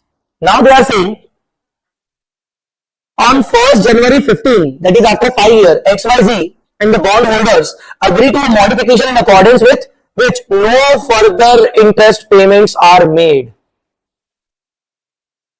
Modification in accordance with which no further interest payments are made. Now we don't need to pay any interest after the 5th year. That means in the sixth year onwards, the contractual cash flow changed. Initially, what was the contractual cash flow? Interest, and the last year interest plus principal. But after 5th year, 6th year, from 6th year onwards, no interest. And what they are saying, the bonds are redeemed on the original due date only. For rupees 16 lakhs, legal fees will be 50,000. So, in that case, first of all, first heading, initial recognition.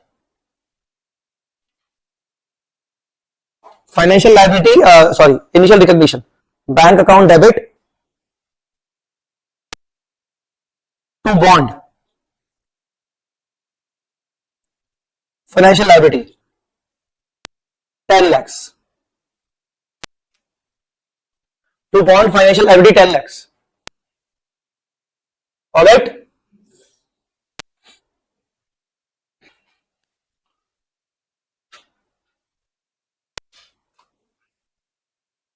After 5 years, at modification date,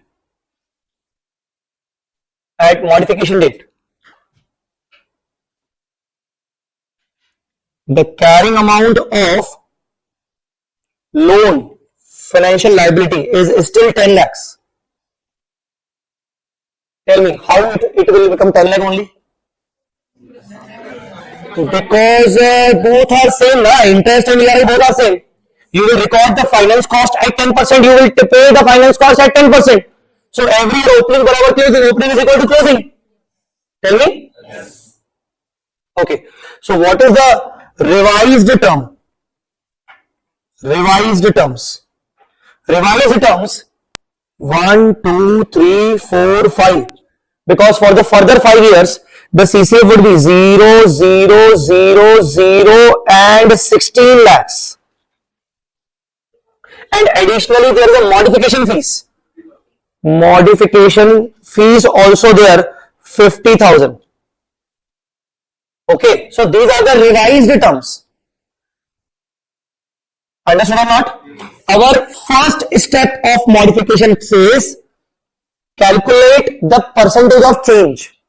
How much change it is? Is it less than 10% or 10% or more? So calculate the difference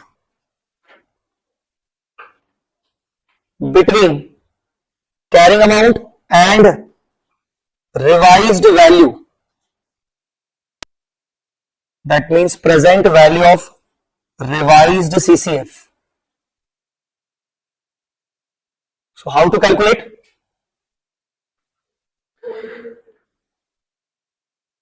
At old ERI. So 0, 1, 2, 3, 4, 5.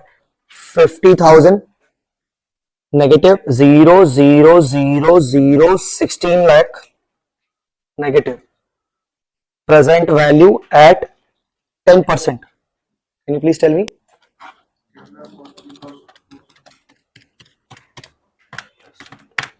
It's 10,43,474.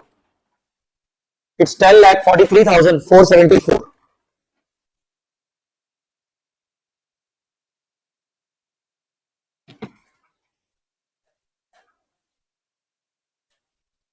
So it's a revised value. Now what is the difference? 43,474, which is approximately 4.35 percentage. Because you will divide it by 10 lakh, na, carrying amount. It is approximately 4.35 percentage. So what is that? Extinguishment or modification? It's a modification. Conclusion.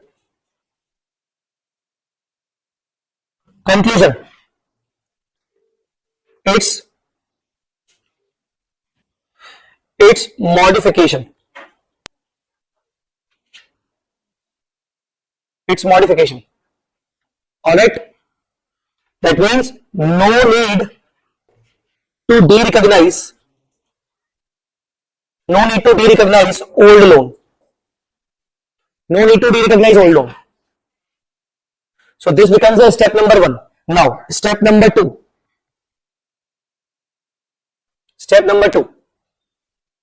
When we don't need to de-recognize the old loan, that means the old loan will be continued now, but with the new ERI. So, new effective rate of interest shall be calculated, and modification fees shall be deducted.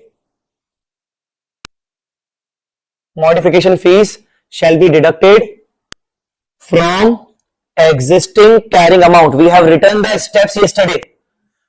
Under modification, you need to do 2 important work. First, calculate the new ERI and adjust the modification fees from the existing carrying amount. What is your existing carrying amount? 10 lakh. So adjust it. Net carrying amount becomes 950. Is it so? Yes. Because it's 10 lakh. 10 lakh minus 50 was 950. Now, how to calculate the new ERI? What is the new ERI? As per the trial and error. So, new effective rate of interest should be such that while discounting of revised CCF,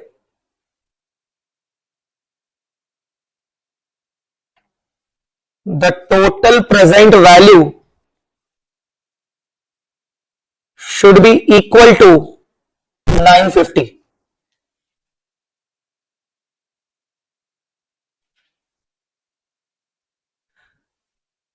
Should be equal to 950. What is the revised CCF? What is the revised CCF? 16 lakhs. So only need to do 16 lakh now only. So hit and trial and error, 16 lakh divided by, if we do 10%, 1.1, 1, 2, 3, 4, 5. It's 9,93,000. So at 10%, it's 9,93,474. I want 950, the lower amount. So I need to increase the rate, 11%. 16 lakh divided by 1.11. 1, 2, 3, 4, 5. It is coming 9,49,522. I think it is approximately equal to 11. It is nearby 11%. Because we want 950 and our answer is 949,552. You can accurately calculate by comparing these two figures. Please calculate.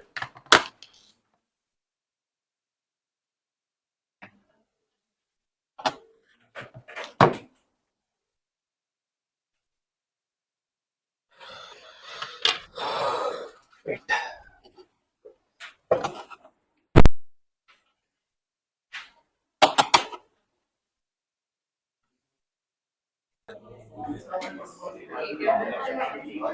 All right.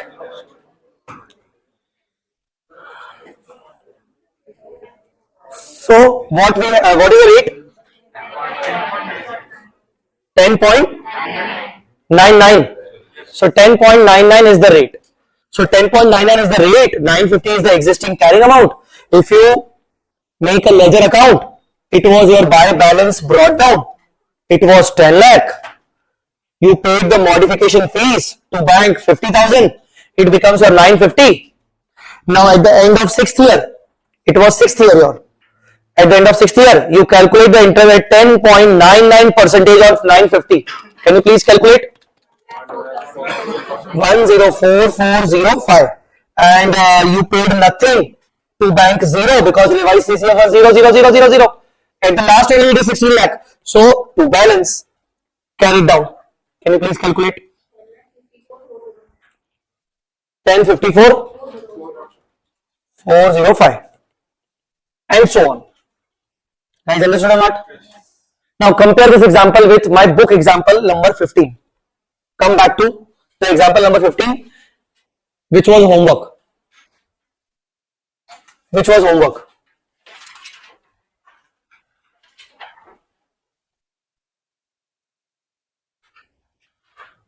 Book example number 15.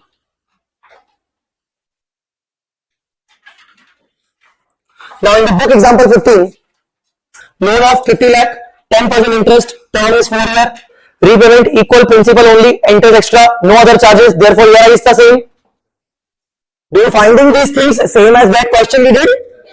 The question number was 703. So it is considerably same. Okay, but first year repayment on time, second year default in case of in payment of principal only. Interest is paid. Okay, fine. Beginning of third year, bank agrees to make the following modifications.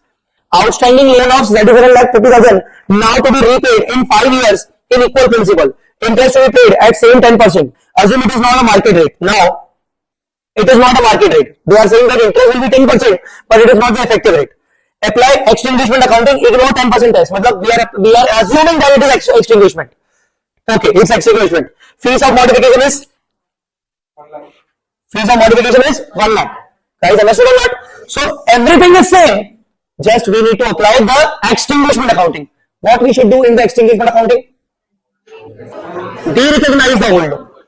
De-recognize the and recognize the, and other than that, one thing more, ERI should be calculated. New ERI is not given.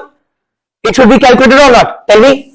So you did your homework. If you have done your homework, so all things you have done. Like the current carrying amount is 37,50,000. You know it. Huh? Okay. Now, when we follow extinguishment accounting, revised ERI is not given. When we will calculate the revised ERI based on revised CCF. So, what is the revised CCF? 1125, 1050, 975, 9. How come? Is it everyone? Have you been able to calculate? How? 3750 now to be repaid in 5. Divide by 5. 37 divided by 50 divided by 5. It's 750, 750, 750, 750. And interest to be charged extra 10%. So on the first time, 3750 on multiply by 10%. 3,75,000 plus 750. It's 1125. On the second time, 3750 minus 750. It's 30 lakhs. 30 lakh multiplied by 10%, 3 lakh. 3 lakh plus 750. It becomes 1050. So we know that how these figures arrive. Okay, it is written over here.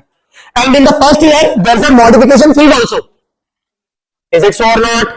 Okay, so we calculated by interpolation technique the new ERI of 11.13%. Now I am completing this example because the entry is missing in this part. So if I complete this example, what will be the journal entry? What will be the journal entry? Old loan debit 3750 to new loan same 3750. Old loan account debit to new loan account 3750. Only the interest will change. Old loan account debit to new loan account. Understood, guys? Earlier, the old loan was having coupon rate of 10, ERI of 10. Now, new loan is having coupon rate of 10, but ERI of 11.13 because of the revised repayment schedule and modification fees of 1 lakh. Understood, guys? So, old loan account debit to new loan. Further, what we will do? Now, new loan account. Buy old loan 3750. Now, if this is the revised CCF, first of all, we are paying 1 lakh to bank. 1 lakh immediately. At which year? Beginning of third year. So third year beginning. Third year beginning. Now we calculate the interest cost at 11.13 percentage. Can you please calculate? 3750 minus 1 lakh 3650 into 11.13 percentage. 4 lakh 6,245. We paid to bank. We paid how much? 11 lakh 25,000 to balance 29 lakhs 31,245. So you asked me the question. You asked me the question. What was the question? The extinguishment accounting and the modification accounting same in case if we are if the ERI is missing. It is almost same, only a slight difference of the entry.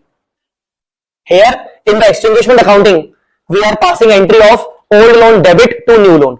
But in the modification accounting, we haven't passed any such entry. We continued the same loan. That's it. Almost all other things are same. Okay.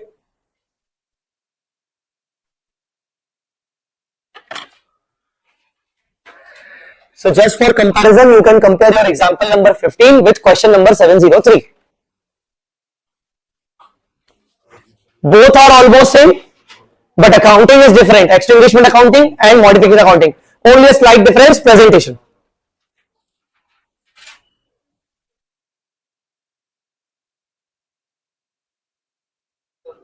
Interest is why we need that modification for interest calculation. Why we need that modification. For which calculation? That interest calculation. This 11.13. Why we have deducted?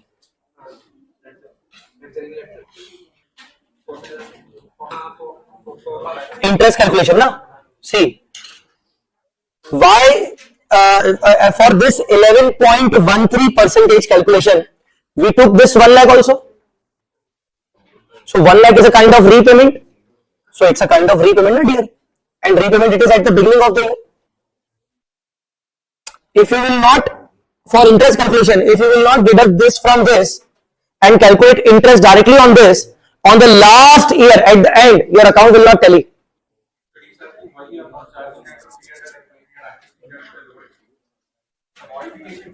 We should not charge it to P&L. See, wait. See this, read this. Read this. Approach 1. Increase, decrease the existing carrying value of the financial liability and calculate the revised present value based on revised terms and differences charged to P&L. Any fees or cost of modification transfer to P&L. Your view. Approach 2. Deduct the fees cost of modification from the existing carrying amount of liability. Calculate the ERI. This is the rate at which the discount of future cash flows to be adjusted with the carrying amount. Approach 2 is more preferable. Why? Because if you are charging your modification fees in the P&L, you are ultimately not recognizing the interest cost properly, because yesterday we talked about effective rate means what? It considers all the charges with itself. And yesterday we studied that under AMC the transaction cost is adjusted with the loan amount only. So it is as good as the transaction cost. Now, if we are charging it to P&L, we are not following the proper rule. So hence this is the reason the approach when one is not preferable. Okay.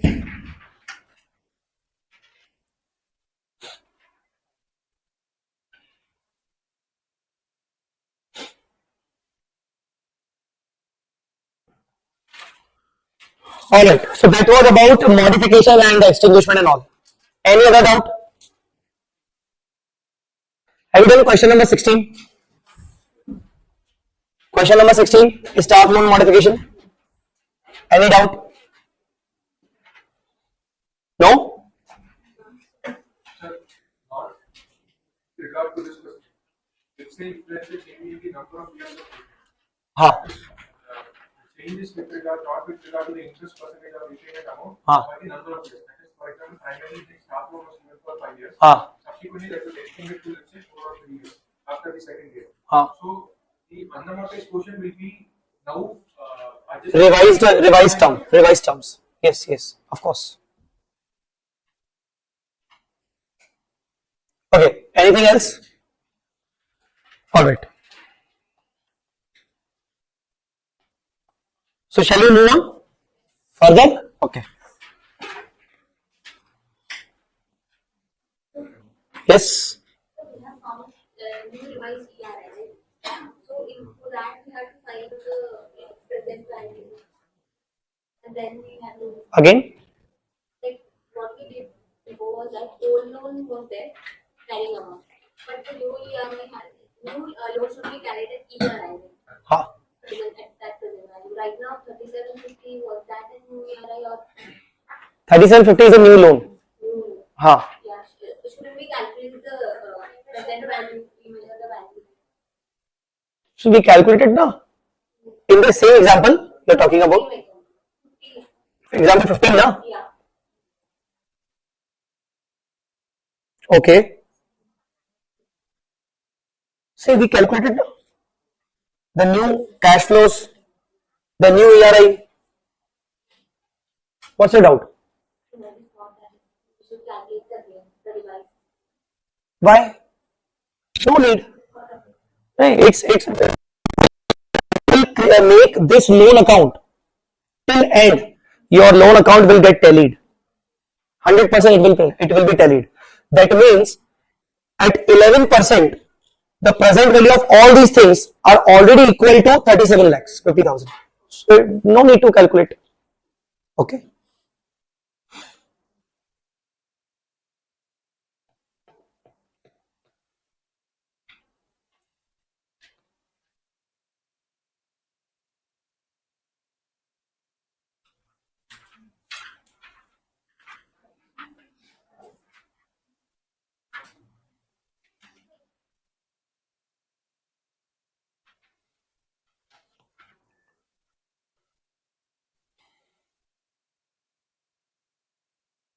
Okay, come to the point. Come to the page number 27.37. If you have the book, and come to page number 27.37.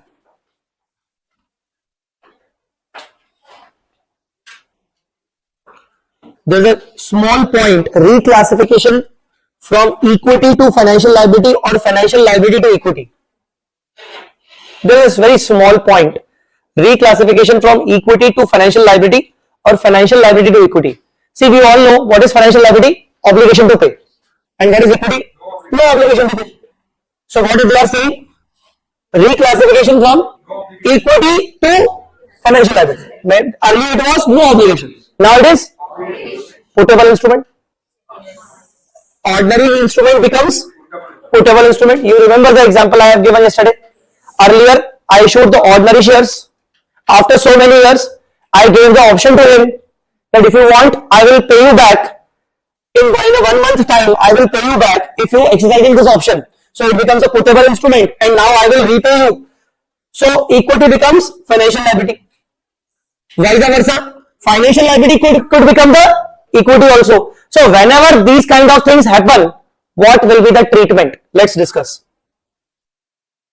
If an entity redeems all its issued non-putable instruments and any putable instrument that remains outstanding have all the features and met all the conditions, then entity shall reclassify the putable instruments as equity from the date when it redeems the non-putable instrument. In the next page, the table is there. Reclassification from, reclassification to. So when the financial liability becomes equity, earlier it was financial liability, now it becomes equity. How to do? What to do? You will carry the same amount of financial liability now in the name of equity. Let me remind you with yesterday's one question. When I discussed with you the compound financial instrument, I have given either, I don't know, I have given the example or any question. Compound financial instrument, can you see the, check your copies. You have solved one compound financial instrument question. Compound financial instrument question.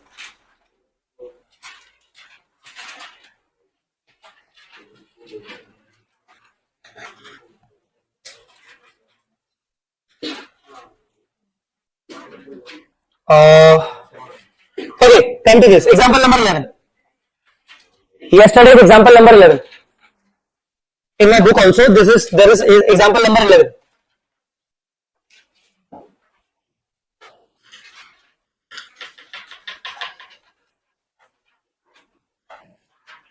Quickly read the important terms, please. Quickly read the terms. It was a compound convertible debenture. Okay. Overall, the issue proceeds was 50 lakhs. 50 lakh. We divided them in two parts, 44, 45 and 554. Okay. At the end of the term, there was two cases. You remember, holder opts for cash payment and holder opts for equity conversion. You remember or not? Huh? Now see, in case of case 2, you were having the balance carried down by rupees 50 lakh in the name of liability. This was a liability, and at the end of 50 lakh, the balance of the liability was 50 lakh. But the holder told us that they don't want money, they want the equity share. Can I say this is the case of financial liability conversion to equity? Yes. Conversion of financial liability to equity. So it is a case of financial liability converted into equity. See what entry you are doing. The financial liability account debit to equity at which value? At same value. This is the point I am discussing right now with this point. With this point. What was the page number? 27.38. 39. So when the financial liability gets converted into equity, you don't need to change any amount. The amount would be same amount that is carrying value on the date of reclassification. As far as difference is concerned, not applicable because you are carrying this at the same amount. So what is the rule? What is the rule? Whenever the financial liability gets reclassified into equity, no need to change the values, no need to remeasure the values. The equity will be carried at the same value at which financial liability was being carried. Understood or not? Yes. You can refer here, you can refer example number 11. Here you can refer example number 11. Case 2. Example number 11, case 2.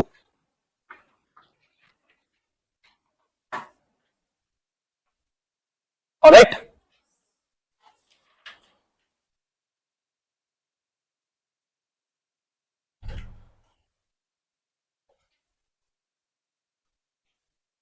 But when you reclassify the equity into financial liability, now you are reclassifying the equity to financial liability. That means earlier we don't have any obligation to pay. Now we have an obligation to pay. It becomes financial liabilities have two categories, AMC and FVTPL. Leave the FVTPL. Main category is, and you recognize the AMC at present value of CCF. So you need to remeasure the financial liability.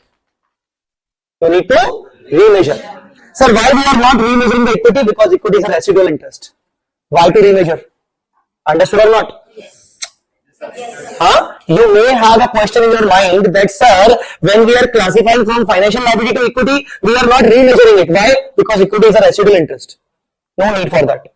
But when the equity becomes financial liability should be carried as per the AMC category at present value of revised CCF. So you have to remeasure it. And any difference because of remeasurement will be transferred to equity, not in P&L. I will show some calculation with the examples. Don't worry.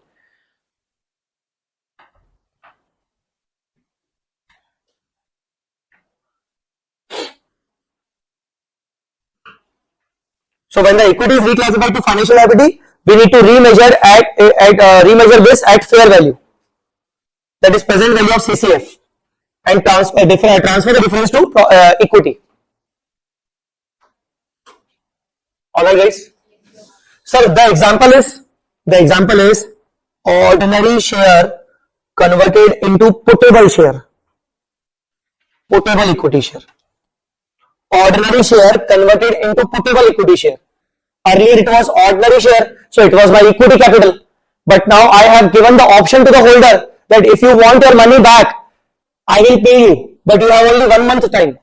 So now it becomes a puttable.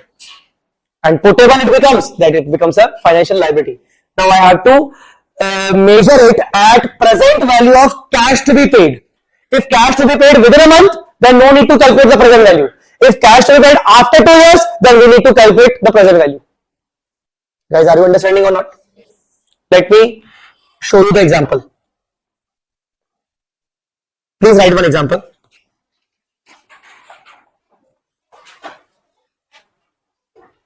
Equity reclassified to financial liability. 5,000 number of shares issued, number of equity shares issued at 12 rupees per share. Face value 10.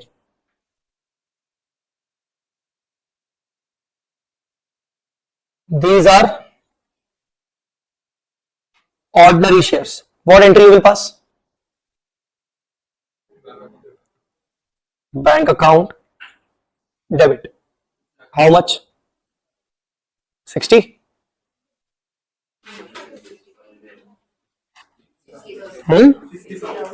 60,000? 2. Equity share capital? 50,000? 2 securities? Premium? 10,000. Equity share capital will be transferred to share capital. Security will be transferred to other equity. Sir, why we are not transferring this 10,000 to P&L? Yesterday I told you one thing. Any transaction cost in respect of equity, any charges in respect of equity shall always be transferred to equity. You remember the chart I prepared yesterday? Chart where, yes, this is the thing. So transaction cost in respect of equity transfer to other equity always. Remember? Yes. Okay. So other equity. Now after 3 years, entity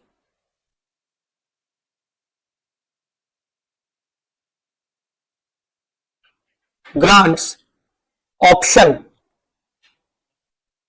to above equity holders to pay cash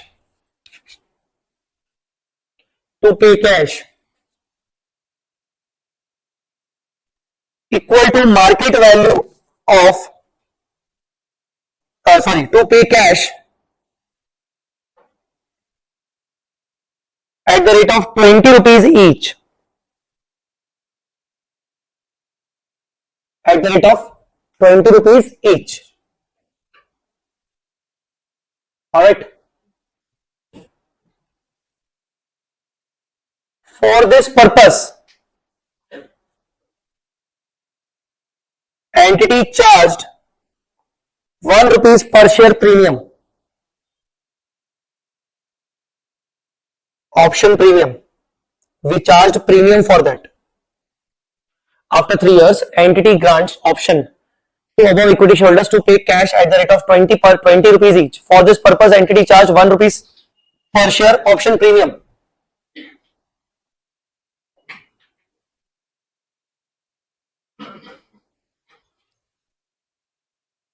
Case 1.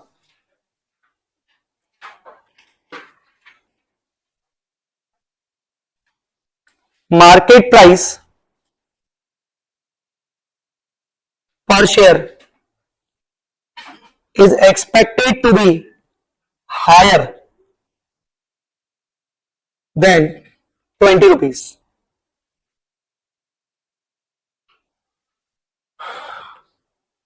Case 2. market price per share is expected to be lower than 20 rupees.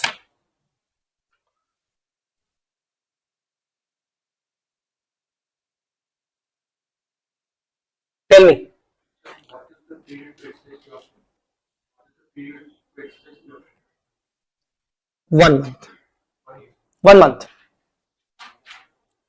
Now you guys are the equity holders. I already issued my 5,000 shares to you. For me, you are my equity. But now today, I am giving you 1 month option that if you want, I will pay you 20 rupees each. When I issued these shares, I issued at, that means you invested your 12 rupees in my company. But today I am giving you option to pay back 20 rupees. Will you exercise? Case 1 now. Case 1. Will you exercise? Why? Market price is higher than 20. That means what? You will definitely love to sell your share in the market, yaar. Why you will sell your share to me? I am accepting 20 rupees. You would love to sell your share in the market and get more than 20. So you are not going to exercise this. Tell me not dear. So as far as case 1, case 2. As far as premium is concerned, first of all, I charge a premium of rupees 1 per share. Tell me, 1 per share multiplied by how many number of shares are there? 5,000. That entry, the entity should pass as far as premium is concerned. Bank account debit 5,002. Should I charge to the P&L? Should I charge it to the P&L? No. I charged premium in respect of equity now. So it should be transferred to the other equity. So to other equity. That means retained earnings 5,000. Same entry for case 2. But now case 1 says market price is higher than 20. No need to reclassify equity into financial liability since market price is expected to be higher.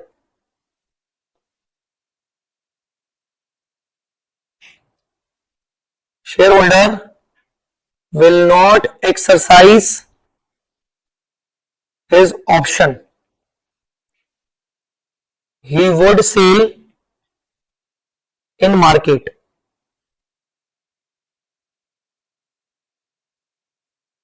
And case 2? Tell me, case 2. We will definitely going to exercise. So what we should do? Reclassification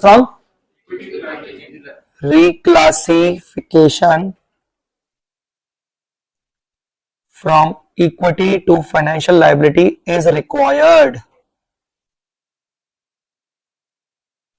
What entry we should pass? Equity share capital account debit. Earlier it was 50,000.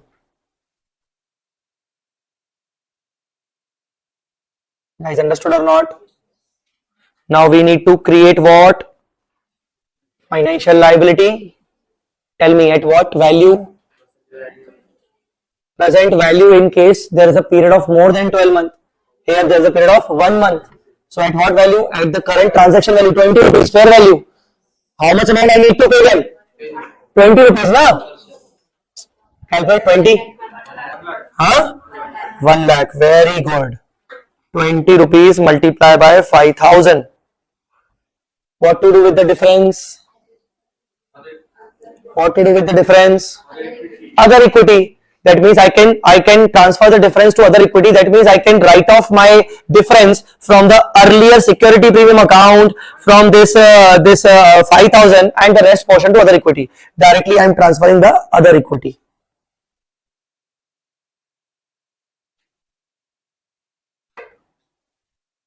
Understood, guys?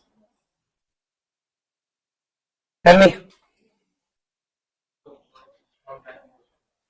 Logically, the entry is correct, but if you use the format that we are following, in case of accounting for financial liability, you should use either AMC method or FETP method.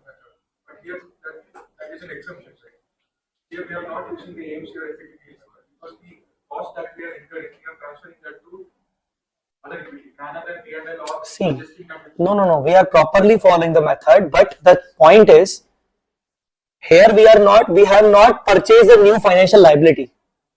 Here we have converted equity into financial liability, and in case of conversion, the difference goes to other equity.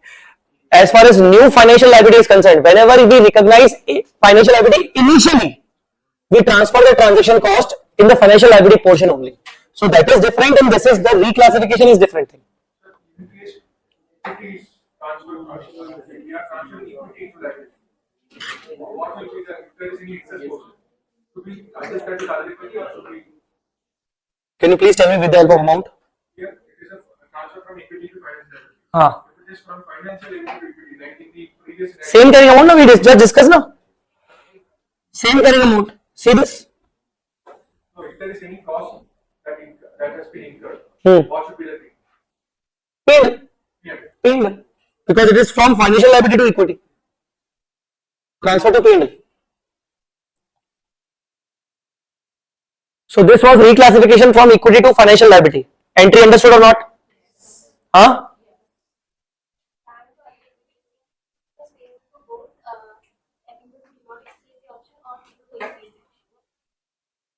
This entry, na? Huh? For getting the option, you guys need to pay the premium. For getting the option, not for exercising.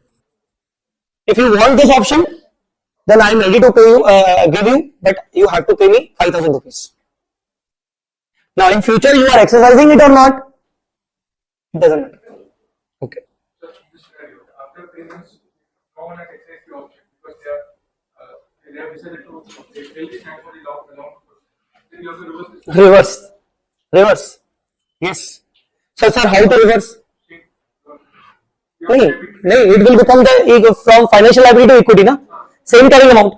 So what will you do? You will charge 50,000 to pay. Other equity, na? Same carrying amount. 1 lakh should be transferred to the equity only. And same carrying amount, na? It is not cost extra cost, na? Suppose after the 1 month got expired, okay, in this thing, two options in this case. Holder exercised the option or option expires. Here, financial liability debit to bank.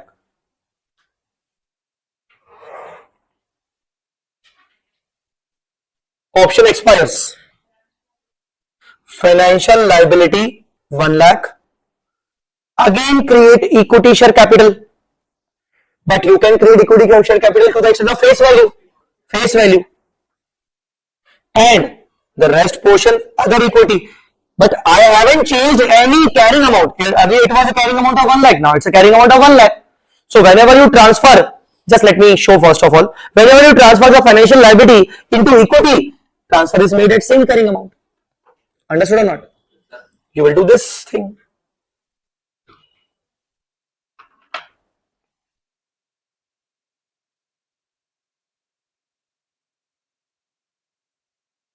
Alright?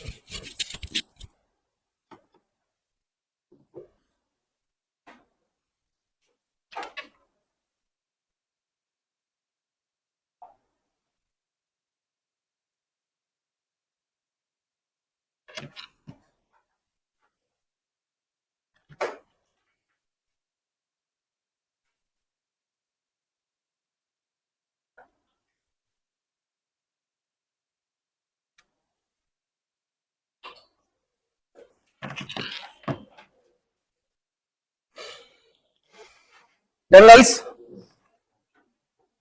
Okay. If you want, you can do this question also. It's same. There is another example of financial liability converted into equity or equity converted into financial liability. This is the buyback option or return put option. Obligation to purchase own shares. That is same, putable. You can do this You can read this by yourself. This is the same thing. Read. If you want, you can read it now. Immediately read it, please. D number point. Page number 27.36.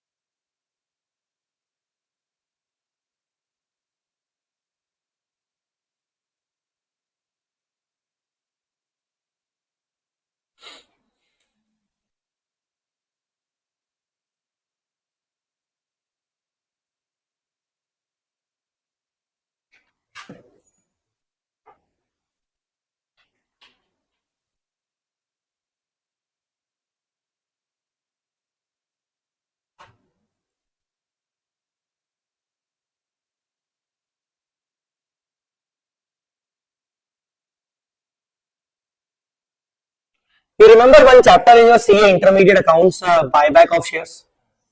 Huh? Yes. Buyback of equity shares. So buyback of equity share is the best example of reclassification of equity to financial liability. Because buyback of equity share, what it was? Earlier it was a equity share capital, but now company is giving the buyback option that we are ready to pay you. So ultimately it becomes the financial liability. So it's the best example of that. So putable instrument, buyback, all these are same. We collected the premium, transfer it to equity.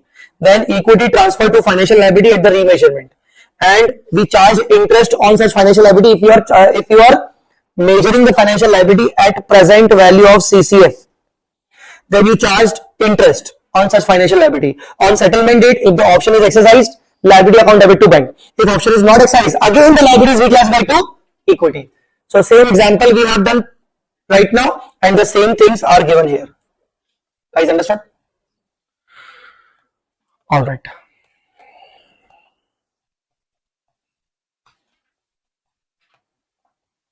Transaction cost you did your example 25? Huh? Example 25, it's a very important example for exams.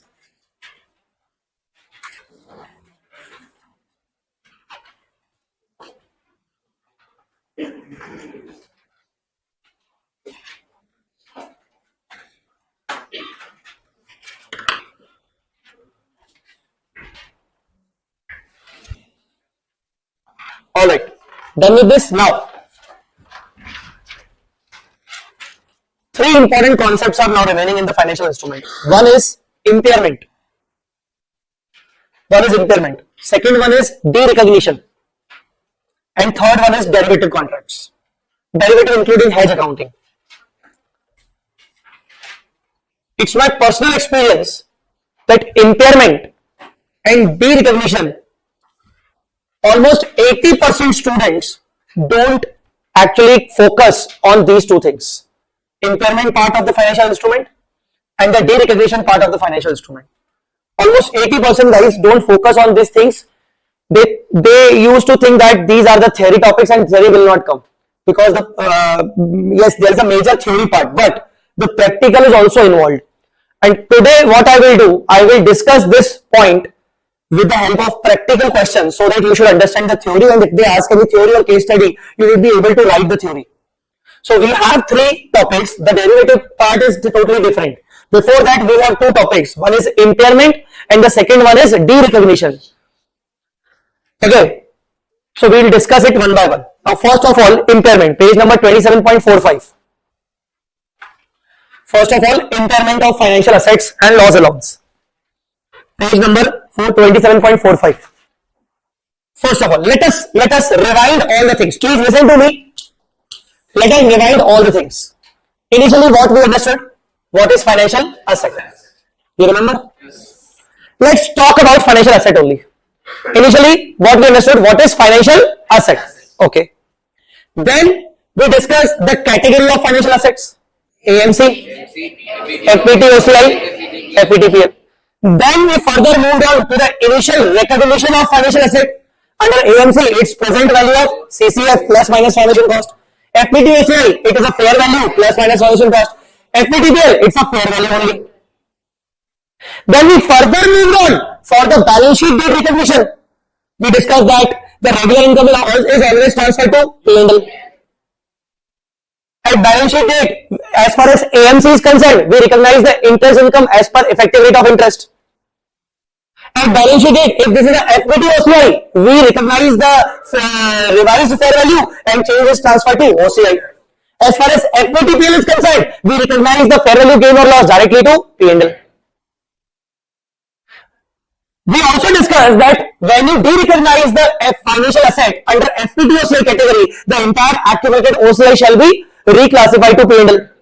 We also discussed one exception, that equity investment, if not held for trading and you are designating them under FPT OCI, you cannot reclassify the accumulated OCI balance to P&L. Instead, you have to directly transfer it to retained earning. All was discussed. We discussed the staff loan treatment of financial asset. You are giving loan to your staff at concessional rate or free of cost. You will recognize the loan at present value of CCF. The difference will be amortized over the life of the loan as employee benefit expenses. Then we further moved also, okay, one more thing. We discussed the security deposit accounting. Leases, security deposit. Okay. Then we further moved on. We discussed the modification in staff loan. Whenever the modification arises, we compare the carrying amount with the revised value. The difference, if any difference is there, the difference we treat it as unamortized employee benefit expenses. Okay. Now there is a time to move on further and discuss the impairment of financial asset. We discussed the meaning, we discussed the initial recognition, we discussed the subsequent measurement at balance sheet date, we discussed the modifications. Now there is a time to impair your financial asset. But first of all, please look into this timeline. We started our journey from here. The financial asset meaning part. Then financial asset का initial recognition part. We discuss AMC, FPT OCI. We discuss financial asset subsequent measurement at balance sheet date part. Understood or not? Then we discuss the modification part. Financial asset, staff loan modification part.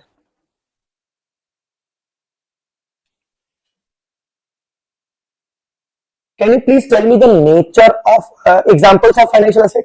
What are the examples of financial asset? Cash. Okay, leave it. Investment in equity shares, leave it. Can I say debtors? Tell me. I'm asking the examples only. Next. Yes, investment in debentures and bonds. Tell me. Staff loans. Yes, loans to subsidiaries. Very good. All these are financial assets. Can you see one thing is common in all of them? There's a fixed recovery. Are you debtors? I know the amount to be recovered from my debtors. Investment in debentures and bonds. I know the amount of debentures and bonds that will be redeemed to me. Staff loan. I know the amount of loan recovery from the staff. Loan to subsidiary. Same. What is the common thing? What is the common thing? Exact recovery I know. One more common thing is that yes, very good. Risk of repayment. One common thing is bad debt provisioning. there's a risk of repayment on debtors, there's a risk of repayment on staff loan, there's a risk of repayment on subsidiary, even there's a risk of repayment by the company of which I purchase the debentures and bonds. There's a risk of repayment in all of them.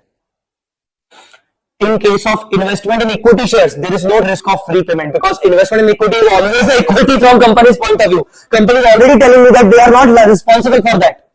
So there are some of the assets when there is a risk of repayment, and when the risk arises, we need to understand the impairment part.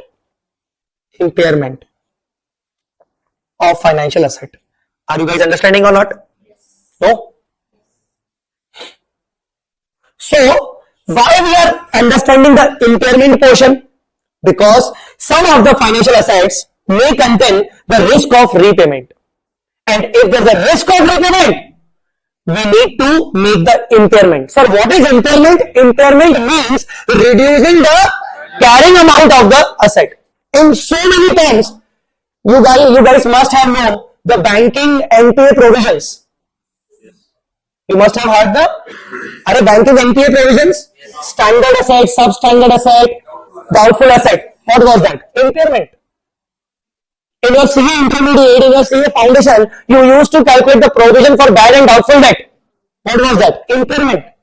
So impairment is not a new thing for you. It's only a new term or a change in term. Earlier, you people call it as provision for bad debt.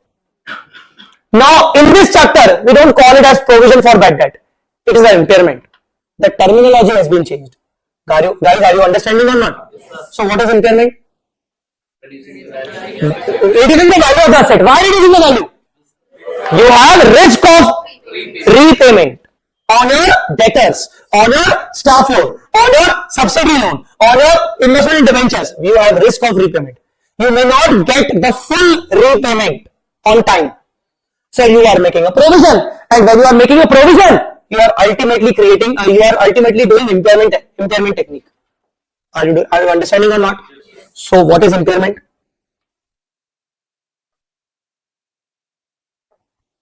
Impairment means creating provision for doubtful debts. Creating provision for doubtful debts.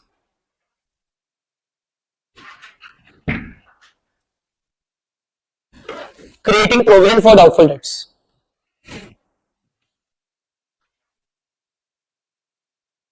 Understood? And reducing the value of financial asset if there is risk of repayment. That is called impairment. Now there are so many names. One name is provision for doubtful debt. Other name is impairment. The third name is loss allowance. We call it loss allowance also. So these are the terminologies, please. You have to understand this. The treatment is same. Okay. So loss allowance, impairment, provision for doubtful debts, it's completely same. Tell me, on which financial asset you will make a provision? There are two financial assets.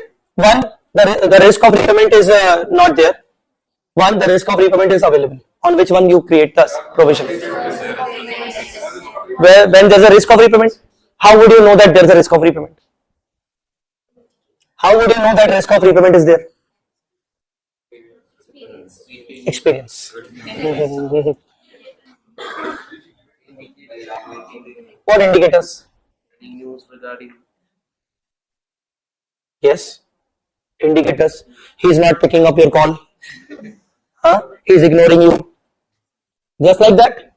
So in proper terminology, he is insolvent or he is filing the insolvency. Yes. Tell me. Yes. So basically, when you can see that your debtor or your financial asset or the company in which you have invested your money in the form of debentures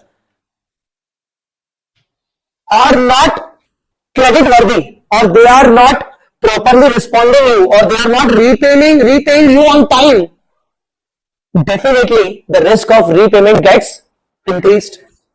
Understand or not? We call it significant increase in credit risk. What we call it? Significant increase in credit risk. Okay. But when my debtor is regularly paying me, when my debtor or company is regularly paying me properly, there is no default from their side.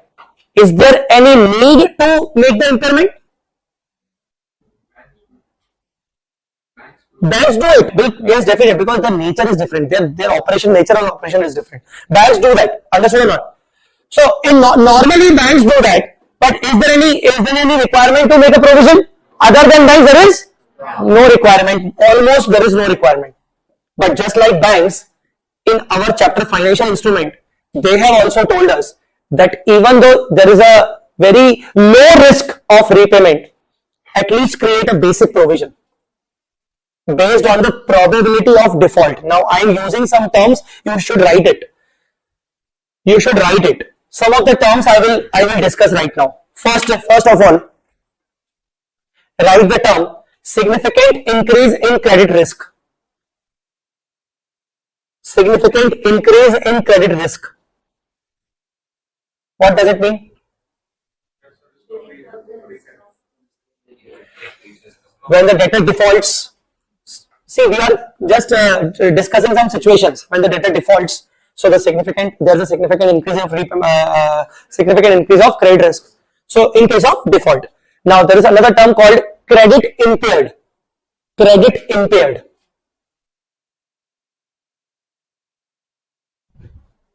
Credit impaired. Now what is credit impaired? Anybody have heard this word? Credit impaired.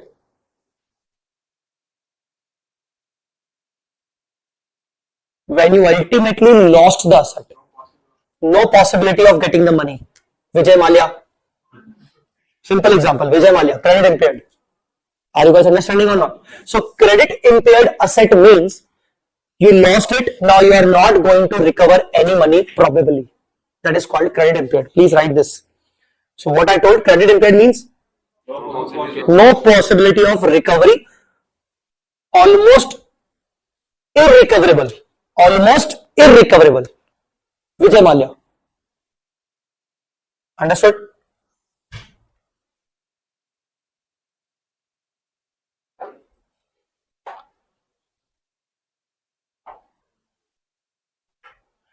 Third word is probability of default. POD. Probability of default. POD.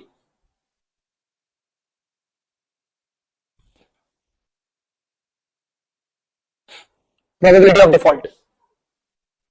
Dash. We estimate the impairment amount based on default probability in the future. We estimate the impairment amount based on the default probability in future. That means we always calculate the probability of default at the balance sheet date, that how much probability is there that you guys can default on my repayment.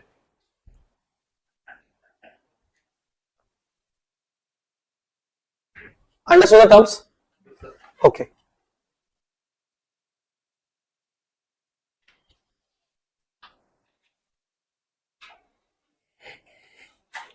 Now, please, if you have marker or pen, please, some important points you need to mark. First of all, under this INDAS, when we do impairment, the method name is expected credit loss method. Expected credit loss method. Highlight this portion. Expected credit loss method. What does it mean? We estimate that how much loss we could have based on the probability of default. Based on the probability of default. Okay. Let us discuss one example.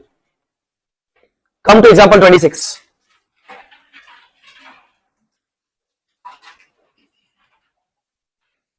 Example 26. Staff loan given of rupees 10 lakhs. 10 lakh rupees of staff loan given. Oh, sorry, not this example. Example 27, sorry. Wait. Okay, fine. It's 26 only. 26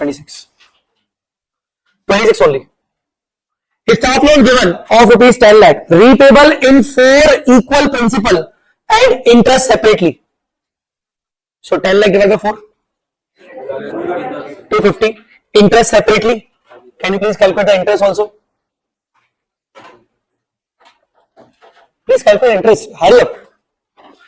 10 lakh, 3%, then 750, 3%, then 5 lakh, 3%.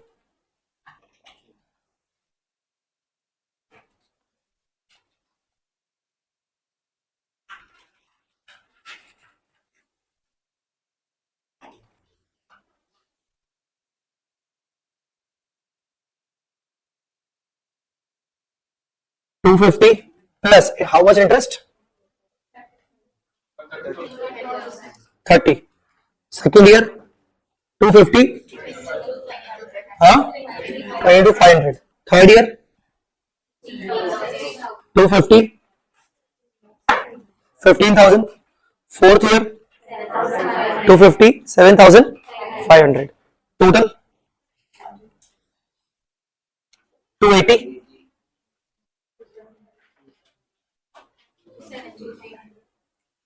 270 to 500. 265. Okay. Now, market rate of interest is, it becomes ERI. Do the present value.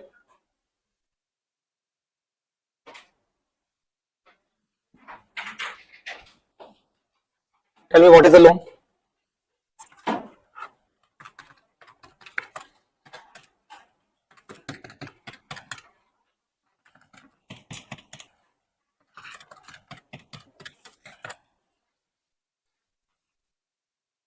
Loan financial asset is 8,73,287.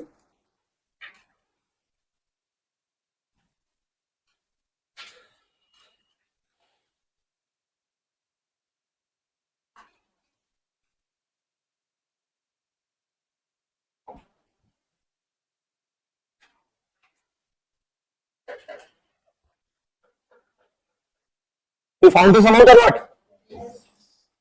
Okay.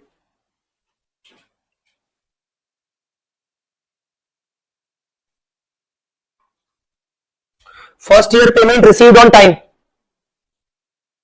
Okay, first year payment received on time. So, year first, opening balance 873 to 87. Interest at the rate of 9%.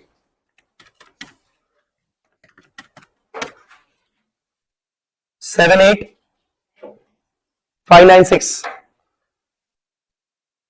Installment 280. Closing balance 671 883. Second year 671 883.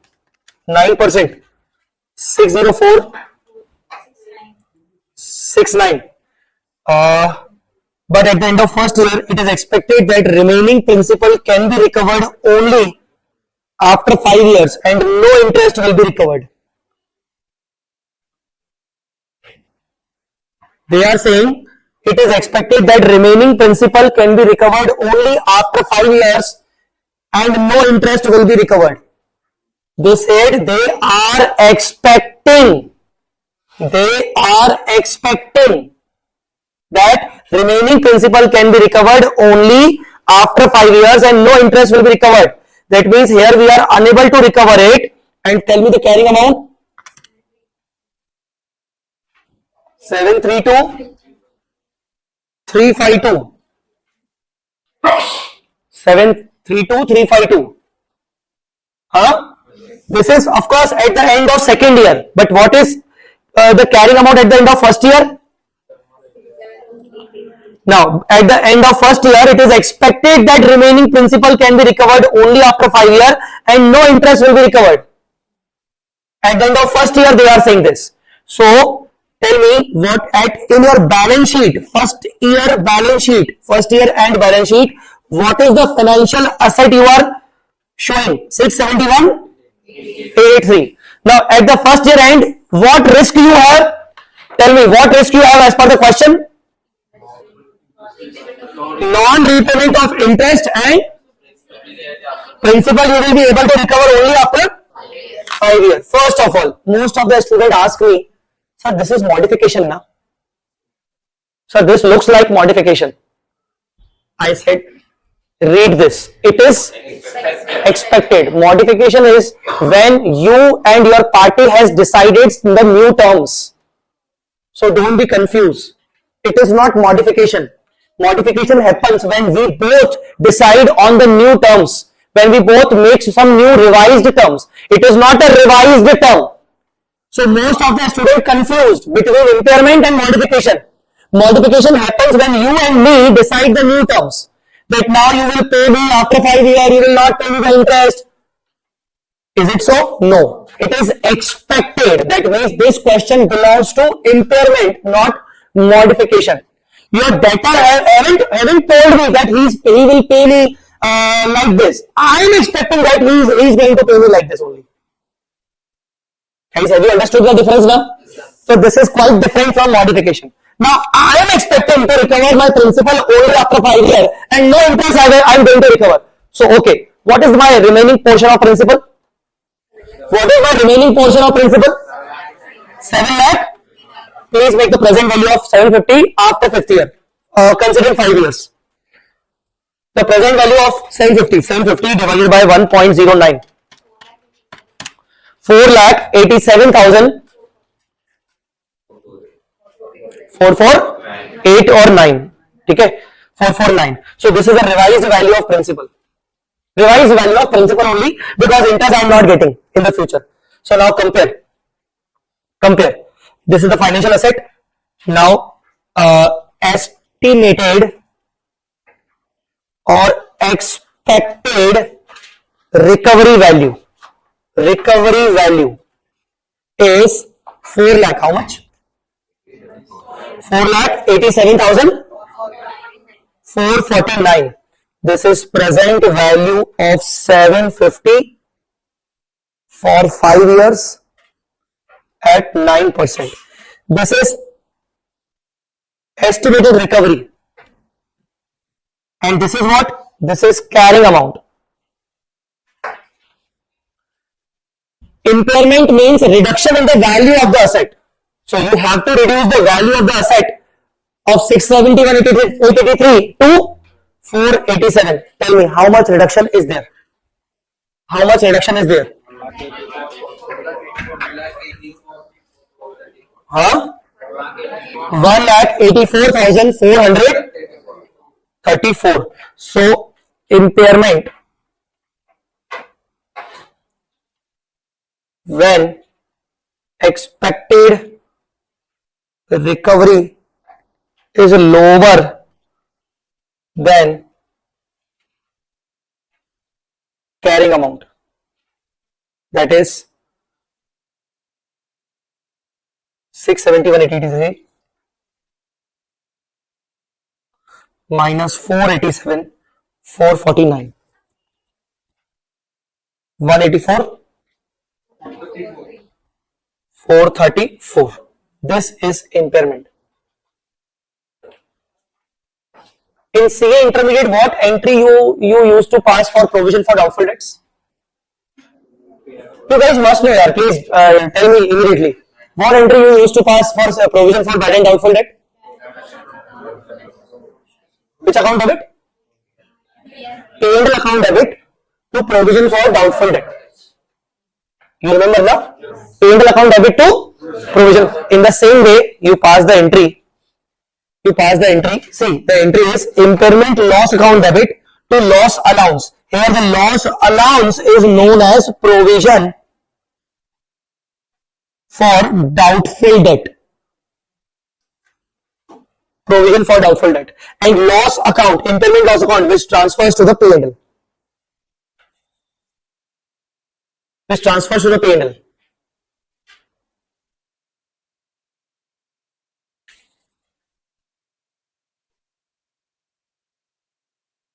By passing this entry, impairment loss, that is P&L, to loss allowance, 184,434.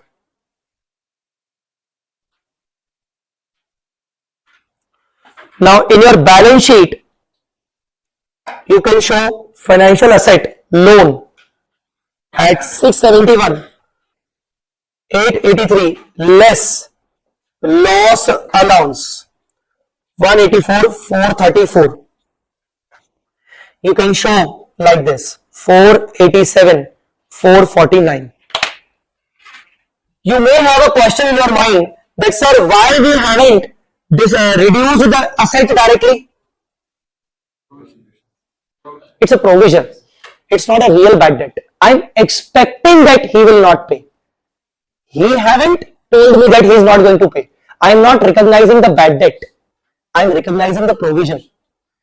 If I recognize the bad debt, then yes, I have to do to asset.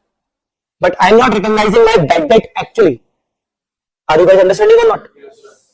Huh? Creating provision and recognizing bad debt, both are different things. Recognizing bad debt means I'm now 100% sure that you are not going to pay me. Understand that? So I'm not saying that you are not going to pay me. I am just saying that it will be not possible, or I'm expecting that I may not recover the value. So in that case, I am not going to reduce my asset. I will create the provision. Come on guys, you know it very well. In CA intermediate also you used to do this. Huh? Some faces I am getting that they are not understanding this thing, but actually in CA intermediate also we used to do like this. Huh? I think that in that time you haven't asked this question from your teacher that why sir, why provision, why not to debtor?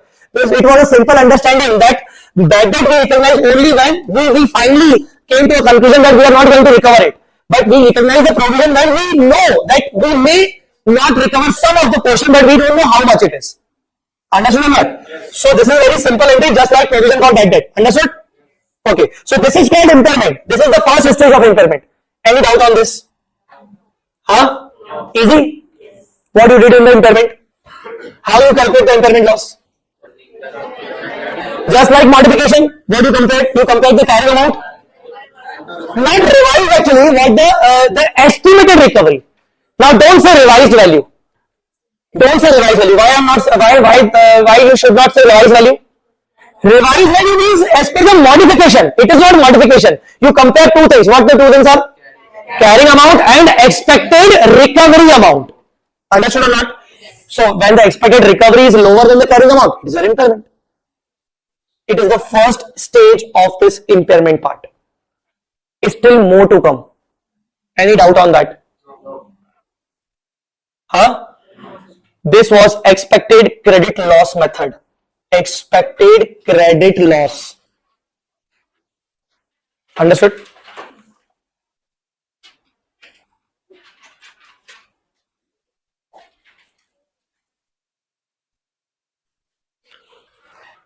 Okay.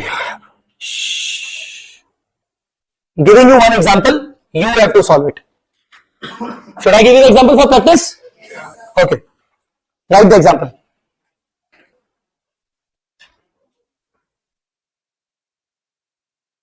Invested in 12 lakh rupees debentures of a company at 20% premium.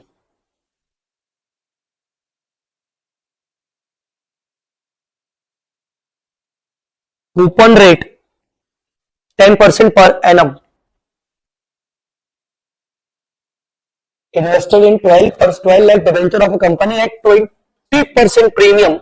Coupon rate 10% per annum. redeemable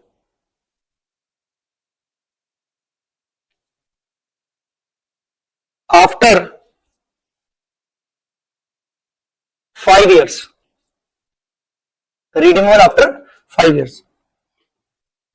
Interest to be received. Interest to be received every year.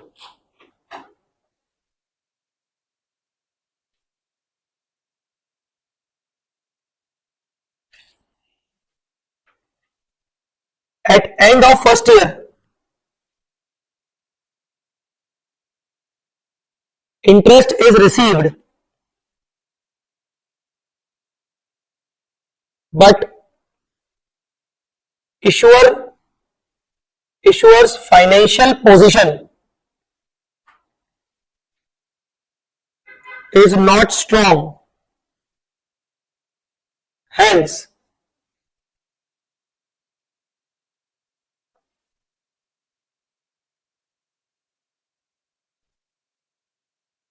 we are expecting that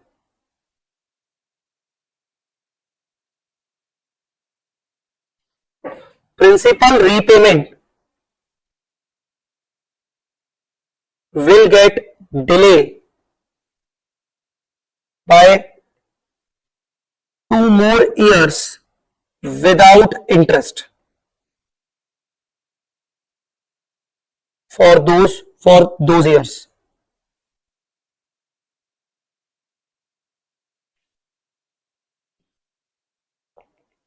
Also, interest recovery is expected by 7% per annum only.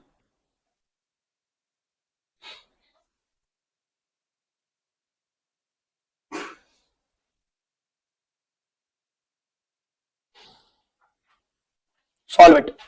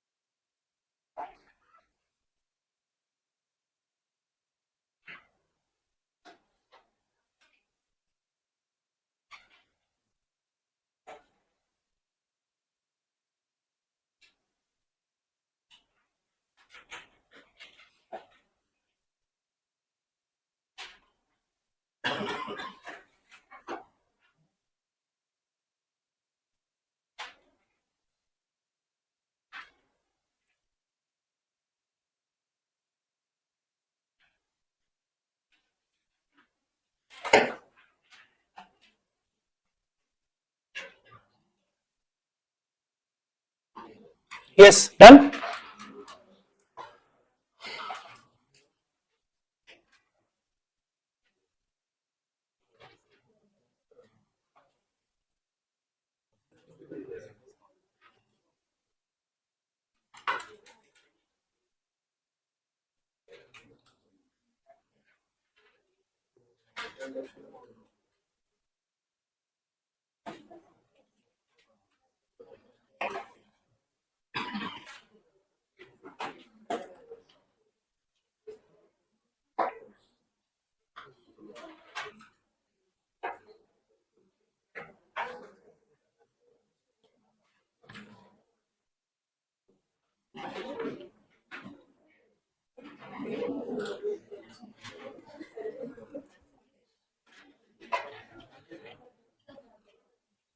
Repayment after 5 years, there will be 2 more years or 2 more years. after 5.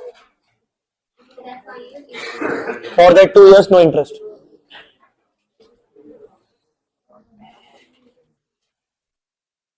Yes. First of all, have you noticed that you need to calculate the ERI first of all? How many of you have done this? Need to calculate the ERI first of all, because there is a premium of 20%. Guys, I am telling this every time. When there is a transaction cost, when there is a premium, the coupon rate and the ERI would always be different. So first of all, ERI is to be calculated. Since there is additional premium paid. Now, invested amount, what was the invested amount? 12 lakh plus 20%. 14 lakh 50,000. 14 lakh 40,000. Present value, CCF. Every 4 years only the interest portion. 120, 120, 120, 120, 1320. 1 year, second year, third year, fourth year, fifth year. ERI is the rate at which present value of all these CCF should be equal to 1440. What? 5.33.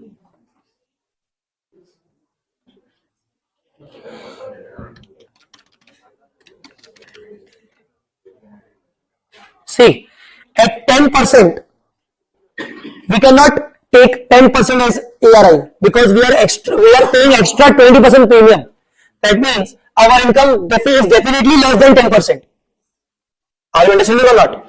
So first of all, at 6% if we do 120 divided by 1.06.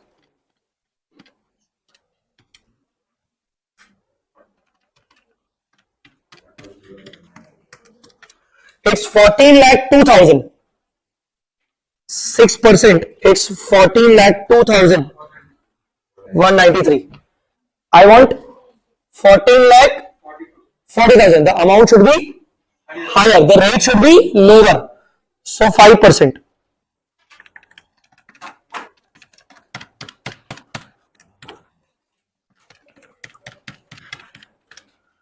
At 5%, 14 lakh 59,769. Okay. So lower rate, I took a base. This is base. 5% plus increase in percentage 1, decrease in amount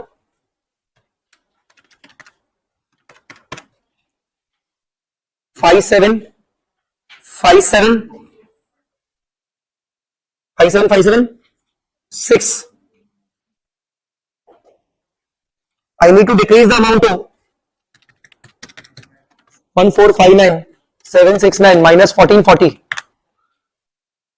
19,769, X percentage.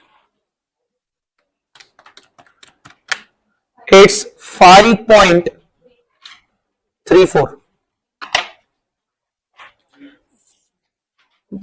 ERI. Institute is definitely going to test you in these kind of things. These are the very basic things we already understood in the yesterday's class. But most of you are not actually concentrating on these things, these issues. Premium was there, we need to calculate the ERI, but only few students have noticed this thing. Anyways, now what is the initial recognition? What is the initial recognition? Investment account debit, investment in debenture, financial asset to bank 14 lakh 40,000. Investment account debit to bank Understood, guys? Now next, balance sheet date based on the questions requirement on the end of first year. Okay, so end of first year. So year 1 outstanding 1440. Year interest income 1440 multiplied by 5.34. It's 76896. It is the receipt. The receipt interest we received is 120. The closing carrying amount is 1396. 896. So we got the carrying value. We got the carrying value. What the company is expecting? Estimations now. Estimations. Can you please tell me the estimations? Estimation of the further years. What are the estimations? 1, 2, 3, 4. Now there are only 4 years, no? Interest will be only 7% instead of 10%. So 12 lakh multiplied by 7%. Expecting only 84,000 of interest to recover in the next 4 years. What about the principal recovery? After 2 years. That means in the 5th year, 0. 6th year end. 6th year end. Principal portion will be there only. How much? Exact 12 lakh, no? Achha, exact 12 lakh. I should do this 0 plus 12 lakh. Okay? 0 interest plus 12 lakh. Expecting this recovery. What should you do? Present value at the rate of 5.34. Can you please calculate? 1173779. Very good. Anybody else?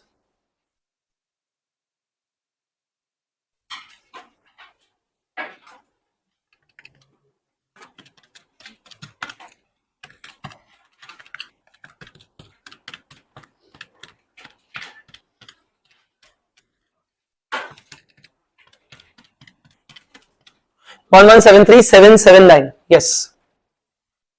1173779. So this is estimated recovery. So what is the impairment loss?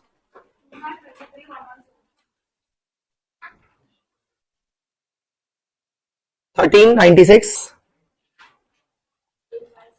896 minus 1173779. 223117. What journal entry will pass? Impairment loss P&L debit to loss allowance. 223117. 223117. This is the technique for impairment. This is the first part we discussed still. Now feeling a bit comfortable with this? Again saying this is not a modification. This is not a modification. Modification happens only with the mutual consent of both the parties. This is not as per the mutual consent. This is our estimation that we will get this money.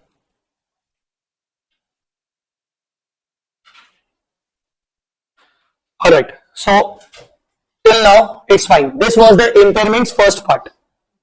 We'll discuss some more impairment things now.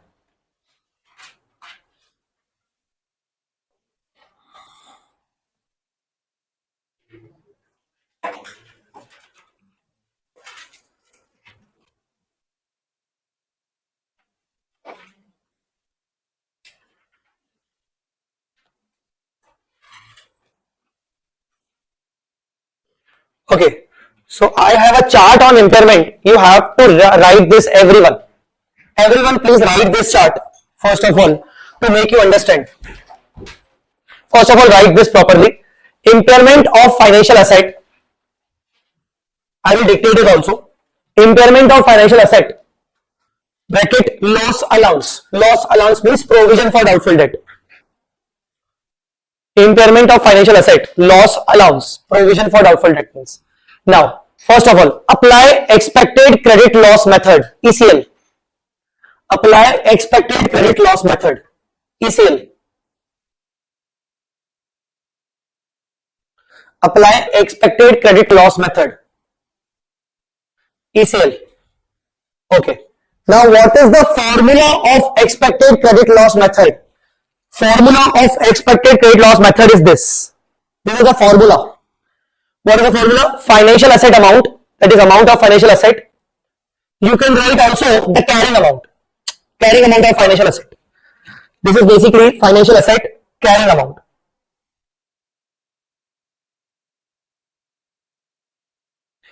Multiply by LGD full form, loss given default.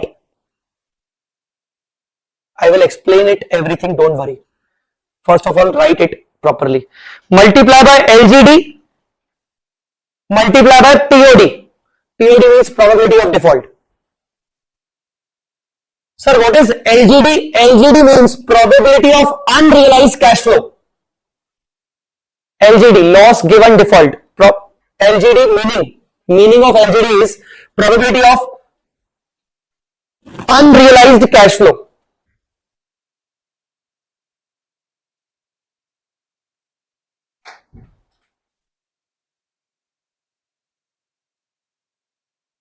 This is what? This is 12-month ECL. The method name is ECL, expected credit loss. So this is 12-month ECL. This is lifetime ECL. LTECL matlab lifetime ECL. 12-month ECL, lifetime ECL. I told you just to write only. I will explain everything after your writing. 12-month ECL, lifetime ECL. Now, how to apply this ECL method? Apply this method on. There are two situations. Situation number one, specific identified financial asset. Specific identified financial asset. Sir, what is that? Specific identified financial asset. Suppose bank or any financial institution wants to create a special provision on its specific customer, like Vijay Mallya, Nirav Modi. These specific customers have done specific scams. So on such specific customers, if we want to make a provision, if we want to make the impairment, what we do? We record the impairment loss like this. Just now only we did two examples. This is called, we did two examples, so this is the same. So what we did? We compared the carrying amount. That means present value of agreed CCF with the present value of estimated CCF to be realized. Means recovery, expected recovery.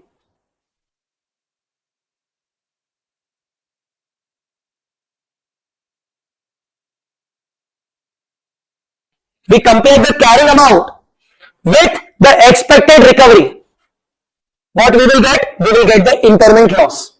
I already written here, refer example number 26 of the book. You can also refer the additional example we just discussed.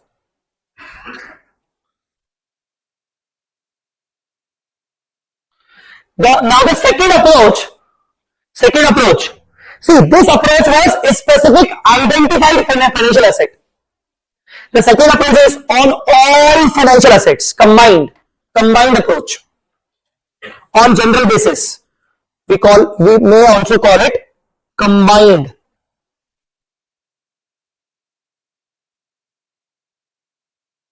approach. On all financial assets on general basis.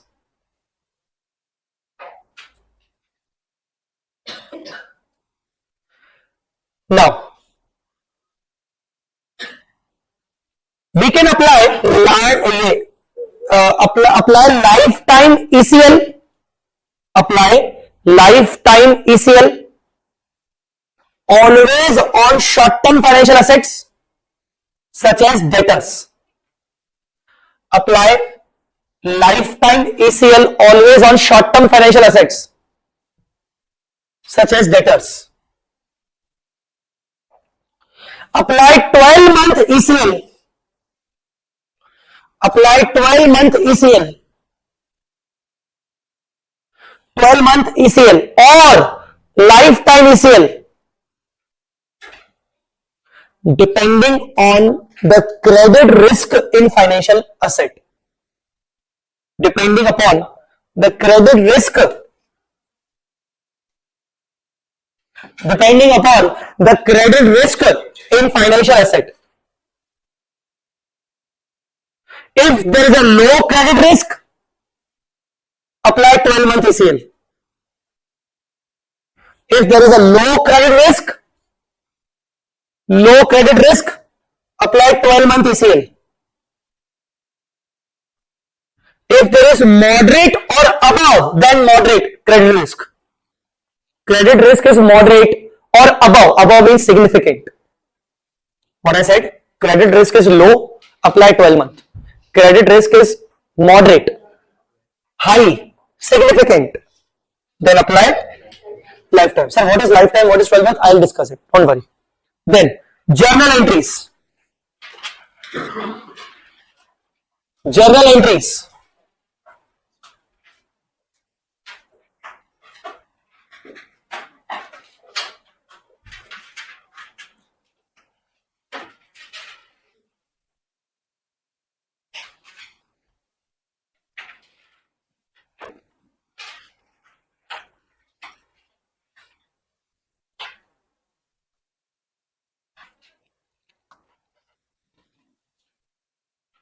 Impairment loss account debit to loss allowance. I said financial asset to be shown at gross value only. We discussed this point. That you are not recognizing the bad debt, you are recognizing just a provision. But second entry, see the second entry. Once financial asset is de-recognized, lost or sold, lost. That means you finally came to a conclusion that you are not going to recover your money. Lost, your financial asset is lost. Now what will you do? The above provision you created now, you reverse this provision and write off the financial asset. Above provision, loss allowance debit. Why debit? Because earlier it was credited. So loss allowance debit to financial asset. Suppose here the loss allowance was 500 crore. So here 500. 2. Suppose the asset is 700 crore. What will you do? Suppose the asset is getting reduced by 700, but you created the provision of only 500. Now what will you do? 200 charge to 200 additionally.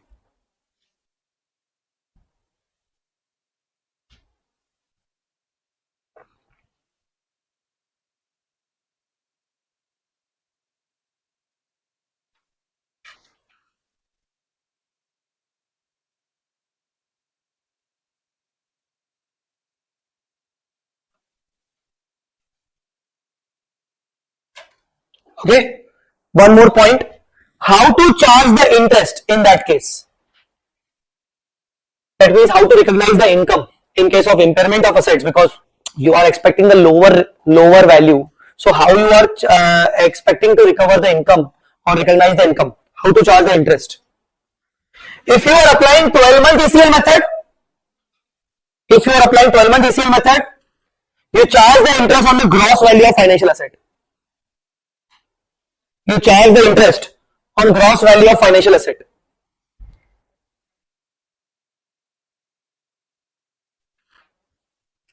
If you are applying lifetime ECL,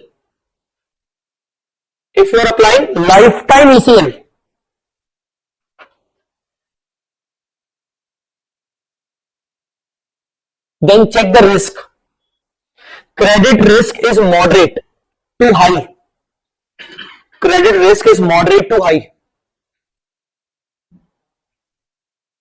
Again, you charge the interest on gross value only. credit risk is moderate to high, charge the interest on gross value just like here.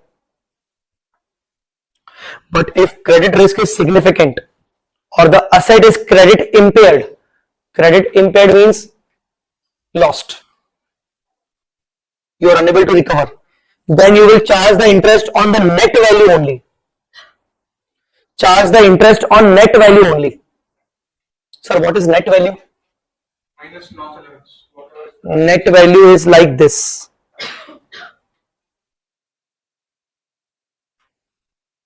This is gross value. This is net value. Gross value means assets carrying amount. Net value means assets carrying amount reduced by loss allowance. I am writing here. This is net value. This is gross value.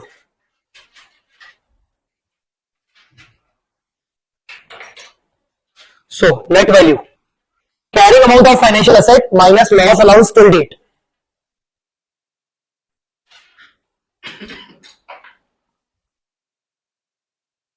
Understood, guys? Wait. No doubt right now.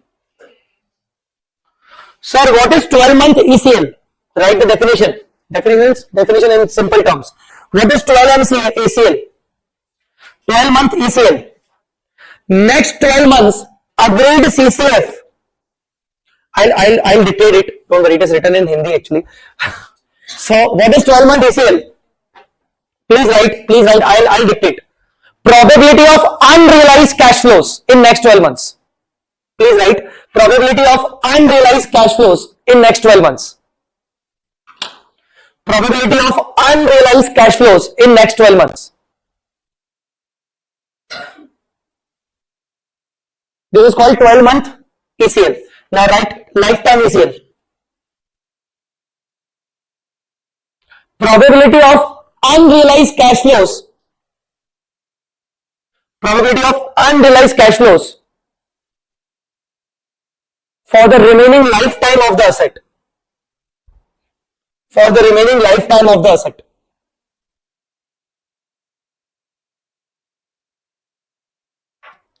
Done?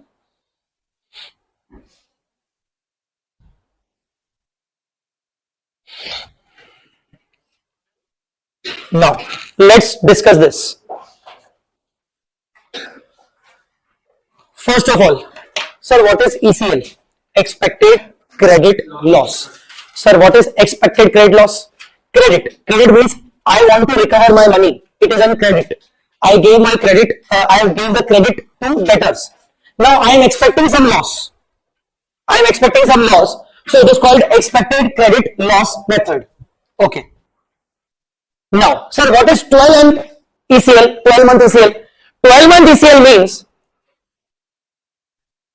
in next 12 months, what recovery I am expecting or what non-recovery I am expecting only for the next 12 months. Suppose I gave the loan to my staff, to him. What is your name? David. I gave the loan to David and the loan period is 5 years. How much? 5 years. So 5 years, consider 5 years as a lifetime. What is the total lifetime of this loan? 5 years. Now this 5 years is a lifetime. First year, David will pay me something. Second year, he will pay me something. Third year, fourth year, fifth year. 12-month ECL means I had to estimate that in the next 12 months, what is my recovery and am I expecting that to recover or not? I don't need to think about the second, third, fourth, fifth year's recovery. I just need to concentrate on the next 1 year recovery.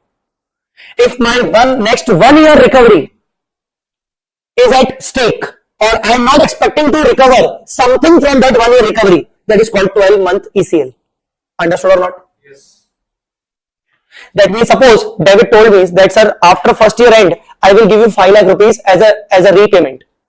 So I have to think that in this 5 lakh, is there any risk?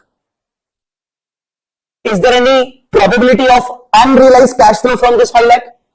I am saying yes. Out of this 5 lakh, David will be able to pay me only 4 lakh. That means 1 lakh is the unrealized probability, unrealized cash flow probability. Are you guys understanding or not? Yes. So this is called 12-month ECL. Now you tell what should be the lifetime ECL. Overall cash. David will pay me 5 lakh, 5 lakh, 5 lakh, 5 lakh, 5 lakh, 5 times. Tell me. What is lifetime ECL? I have to check the probability of not only first 5 lakh, I have to check the probability of unrealized cash flows of overall 25 lakhs.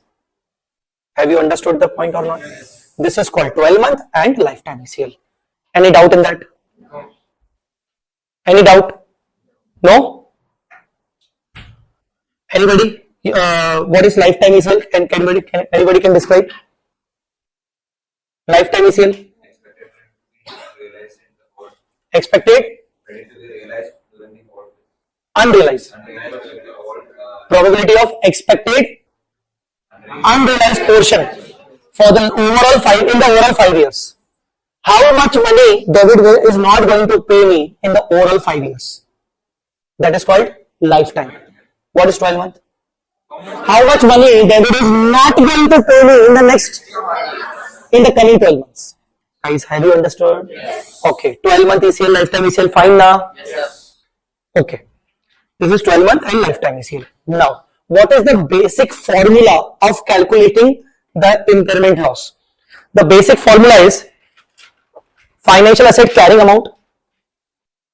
Suppose I charged in my books, David is my financial asset and David is being shown at 22 lakh rupees.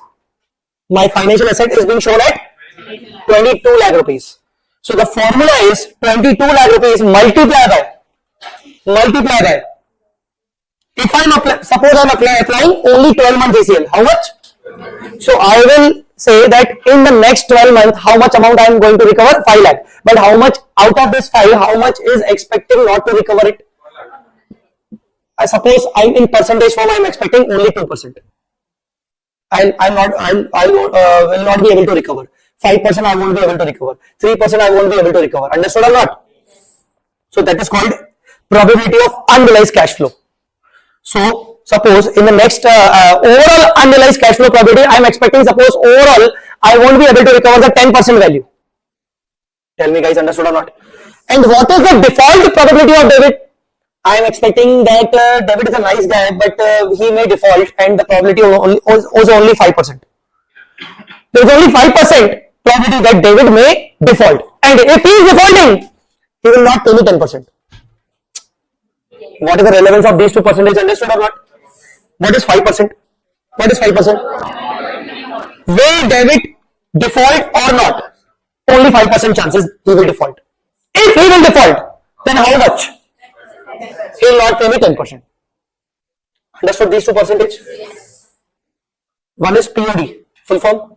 Probability of default. If it happens, then LGD, loss given default. If default happens, then what will be the loss? What is the 5%? And if it happens, then what is this? That means how much loss will be there because of the default? Understood or not? Yes. Calculate 22 lakh into 10% into 5%. 11,000. So I will create the provision of 11,000 only because there is only 5% probability and that too 10% unrealization. Understood or not? So this is my impairment loss of 11,000. Guys, have you understood or not? So this is the basic formula of impairment loss. You apply this formula for this approach only. But you have clients, not like David, you have clients like Vijay Mallya.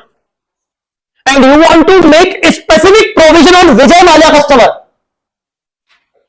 Then bank will not apply this formula. That probability of default, this and this. Bank says that no, this is not probability of default. It already defaults, and it's our special customer. We will create the provision especially on this separately. So apply this technique. We already understood this technique.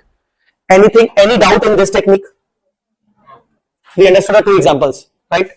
But customers like David, customers like you all. Now, I don't want to create provision only on David. I want to create provision on all of you on combined basis. I don't have enough time to make the calculation on each and every customer. Try to understand. Banks mostly, what banks mostly do? Standard assets, substandard assets. Bank what do? Bank overall, bank classify their customers into different categories. So I am also classifying my customer into two categories. One is specific and other one is common. Understood that? So if bank or if any entity wants to create the provision on common basis, the formula would be this. That means this. Understood or not? Huh? But when we go into this common approach basis, like you all are my debtors and I want to make the impairment provision on all of you. First of all, I have to classify all of you in two categories. If you all are my short-term debtors means up to 12 months only. That means you are going to pay me in 2 months, 5 months, 4 months, 7 months, 8 months, 9 months. I will always apply which technique? By lifetime. See, in any way 12-month ECL or lifetime ECL will be same in that case, na? Because my debtor's overall life is 7 months. Understand what? So I will always apply lifetime ECL on my short-term debtors. But as far as long-term debtors are concerned, it totally depends on the credit risk. Now, I just identify each one of you based on your credit risk involved. Suppose I find David as riskier, more riskier, significant riskier. Its category will be lifetime ECL. I find him as less riskier. Its category will be 12-month ECL. So all of you either will be categorized into lifetime or 12-month if you all are long-term. No? Okay. Now, depending upon the credit risk, either I will apply 12-month ECL or I will apply lifetime ECL. Once again asking you, what is 12-month ECL? In the next 12 months, what is the probability of him to default? And how much I will not get? Understood or not? What is lifetime? Suppose he is in a lifetime category and his total overall period of loan is 10 years. What is lifetime? In overall 10 years, what is the probability of default of him? And how much he will not going to pay me? Understood or not? Yes. Depending upon the credit risk. Understood or not? Yes. Okay. So formula is simple. What is formula? Again, please tell me the formula. Assets loan amount, carrying amount multiply by loss given default into probability of default. Done. In question, in exams, the loss given default and probability of default will be given to you. Percentage form will be given to you. You are not supposed to calculate these things. Okay? Whatever it is, you apply this, you calculated the loss, the entry would be impairment loss account debit to loss allowance. What is loss allowance, dear? What is loss allowance? Provision for doubtful debts.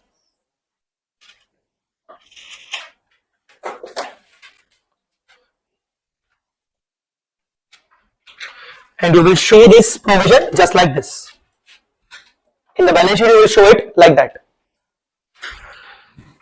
Now, if you feel that your financial asset, you are not going to recover your financial asset now. You lost it finally. And you are going to de-recognize. Then, loss allowance will be de-recognized. To financial asset, if there is any difference, it will be transferred to the P&L.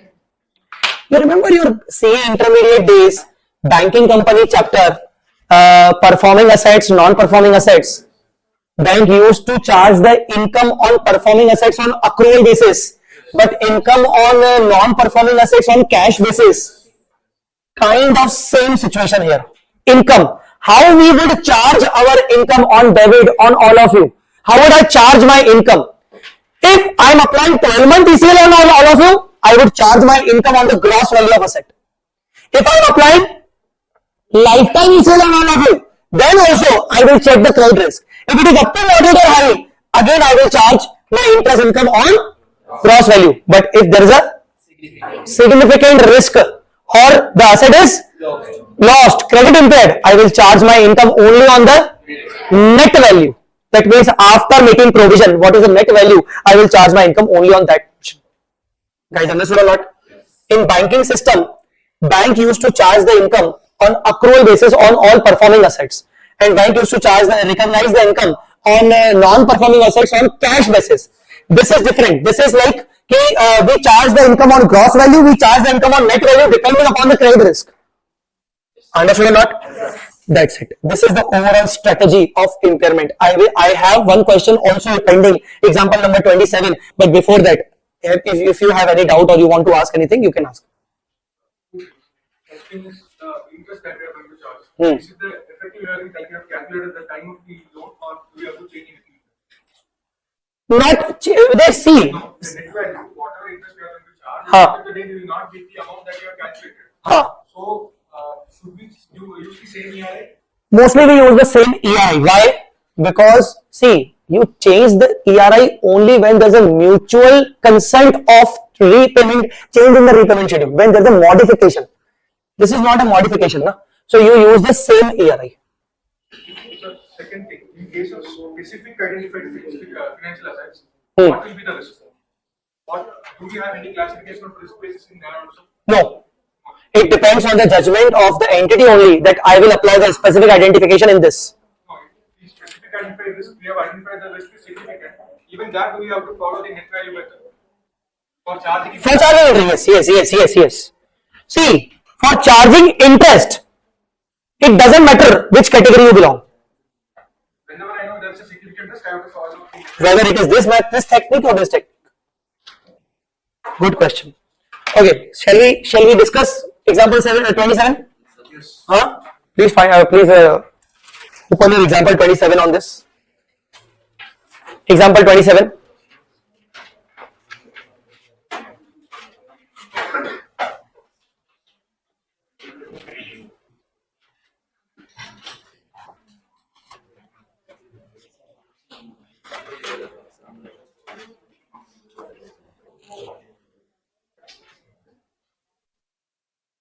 Can you please read first of all?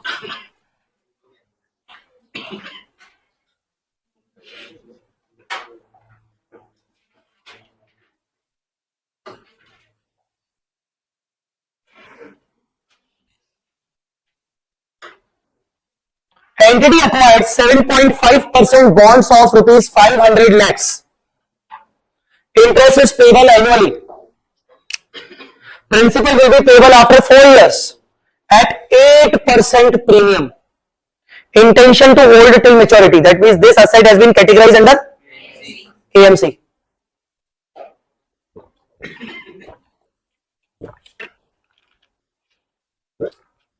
Entity acquired 7.5% bonds of 500 lakhs. Only one question am I asking without reading further things. Is the coupon rate and effective rate would be same or different? Why? Coupon rate is 7.5. Principal will be payable after 4 years at.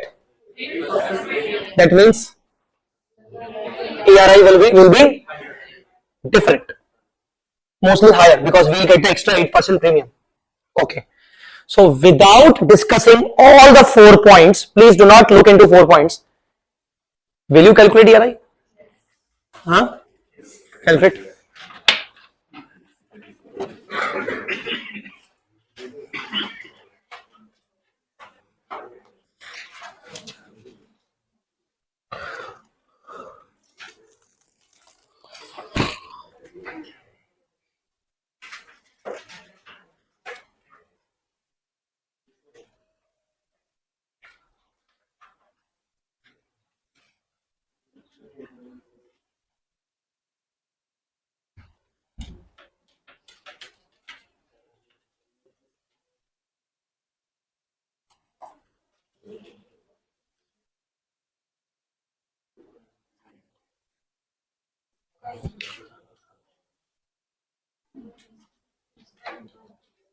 Okay, it's 9.24, 25, 26, whatever.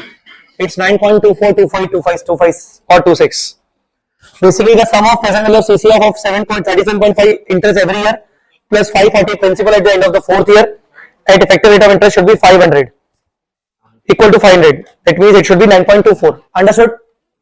So I am not wasting the time on more discussion on this. It's 9.24% simply. So we will recognize the interest cost at 9.24% every year. Okay, this is the effective rate of interest. Now, consider this repayment schedule.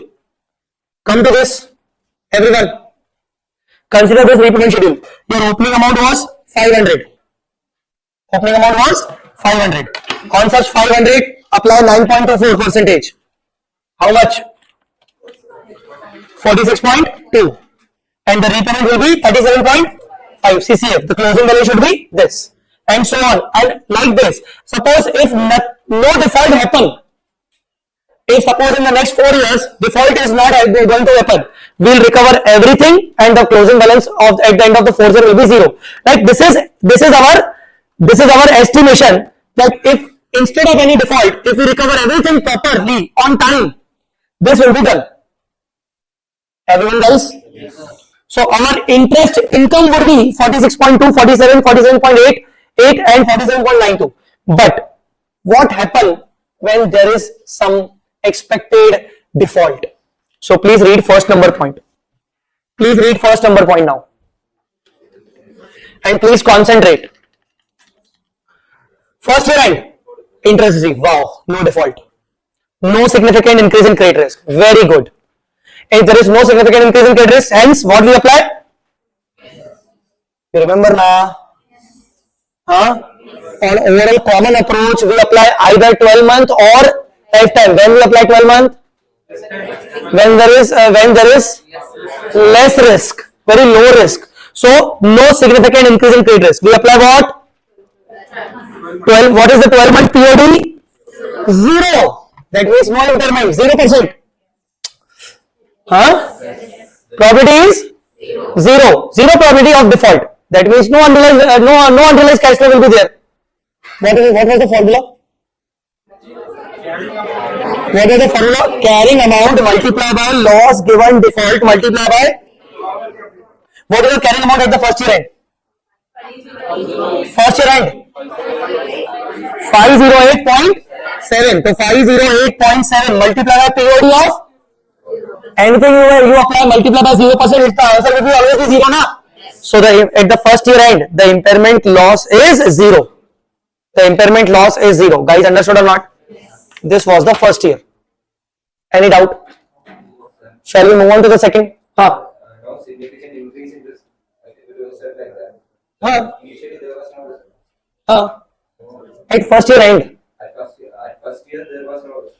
At initial recognition there was. Initial recognition there was no risk. At first year end again there is no significant increase in risk.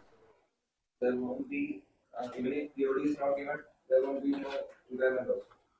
You remember banking companies? Banking companies need to create the provision on standard assets also.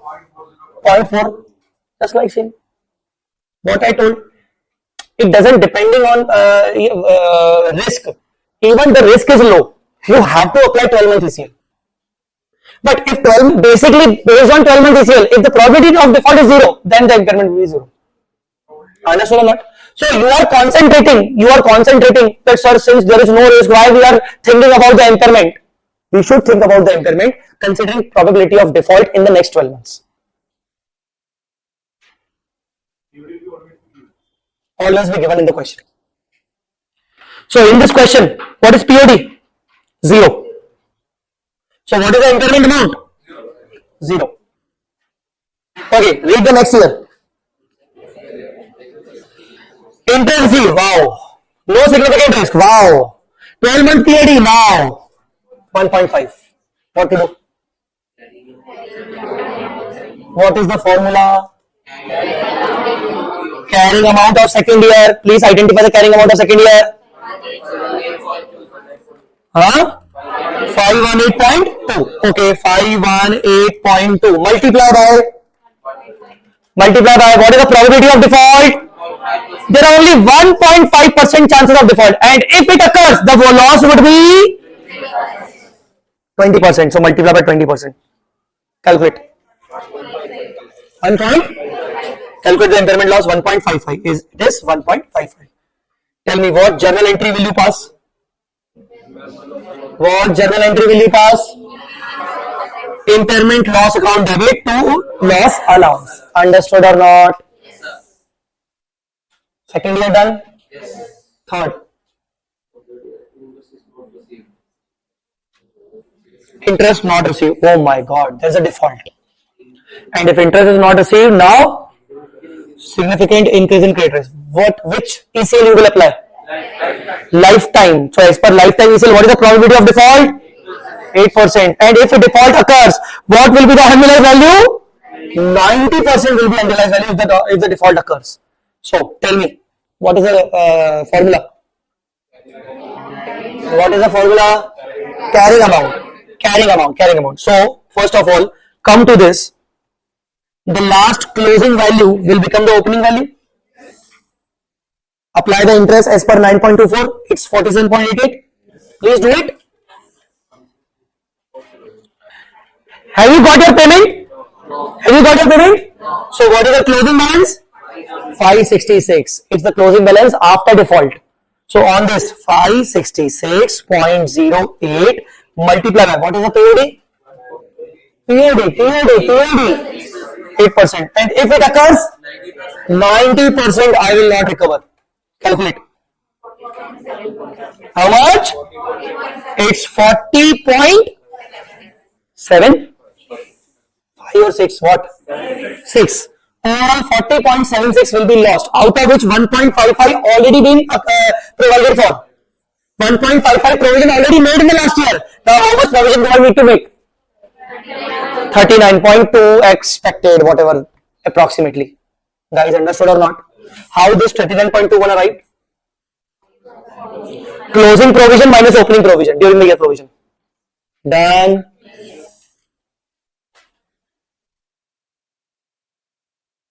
Okay, almost done. Last year. Please look into the last year now.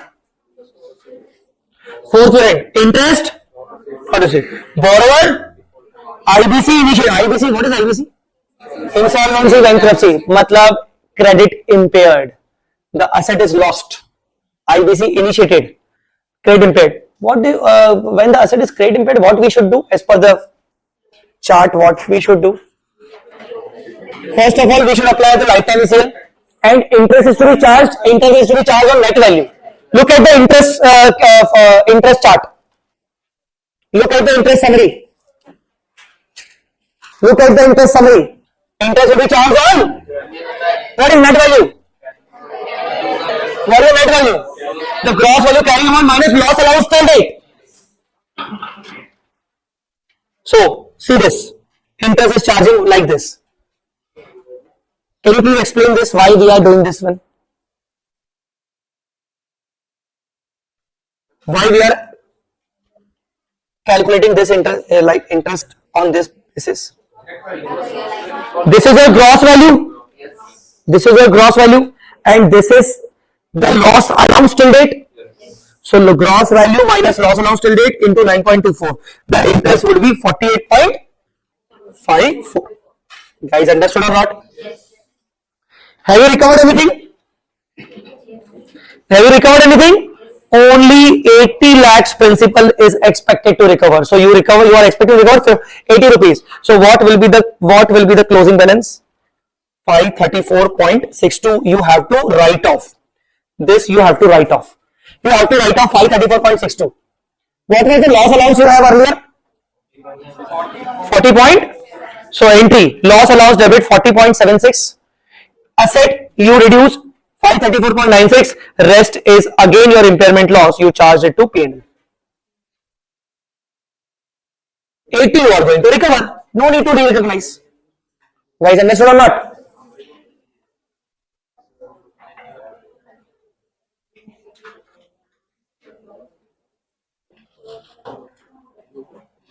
If anybody having doubt, you can ask me.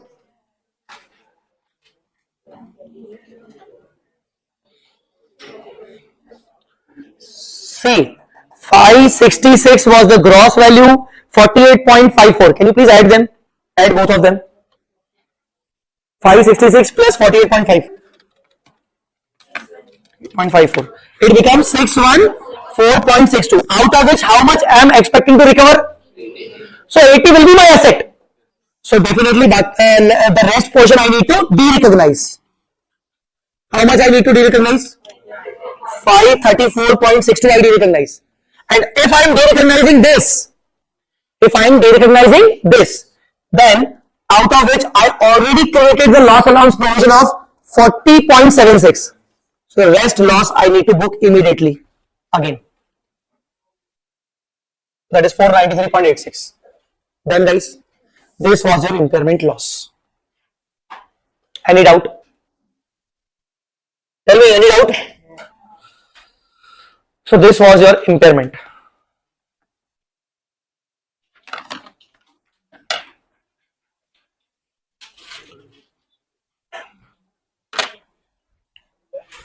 Waiting for your response on doubt, otherwise we can have a break now. Break or can you move further? Okay, so if you don't have the doubt, we can take the break of 10 minutes and then we'll resume the session with the next portion of the particular topic is derecognition. Now I'm sure that these things, especially this impairment, you haven't done with this properly. I think most of the students actually don't see this kind of thing. Most of this, obviously there are some students 20-30% who have this kind of see these things.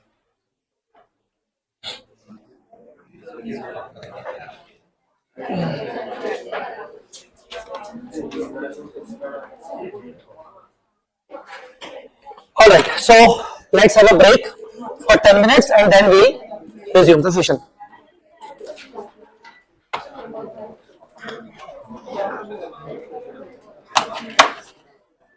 Alright, so guys, next point is derecognition. Derecognition of financial asset.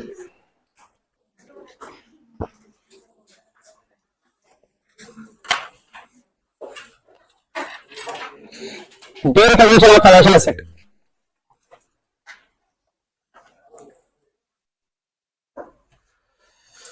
So we understood that financial assets are of three categories: ANC, FVT, OCI, FVTPL.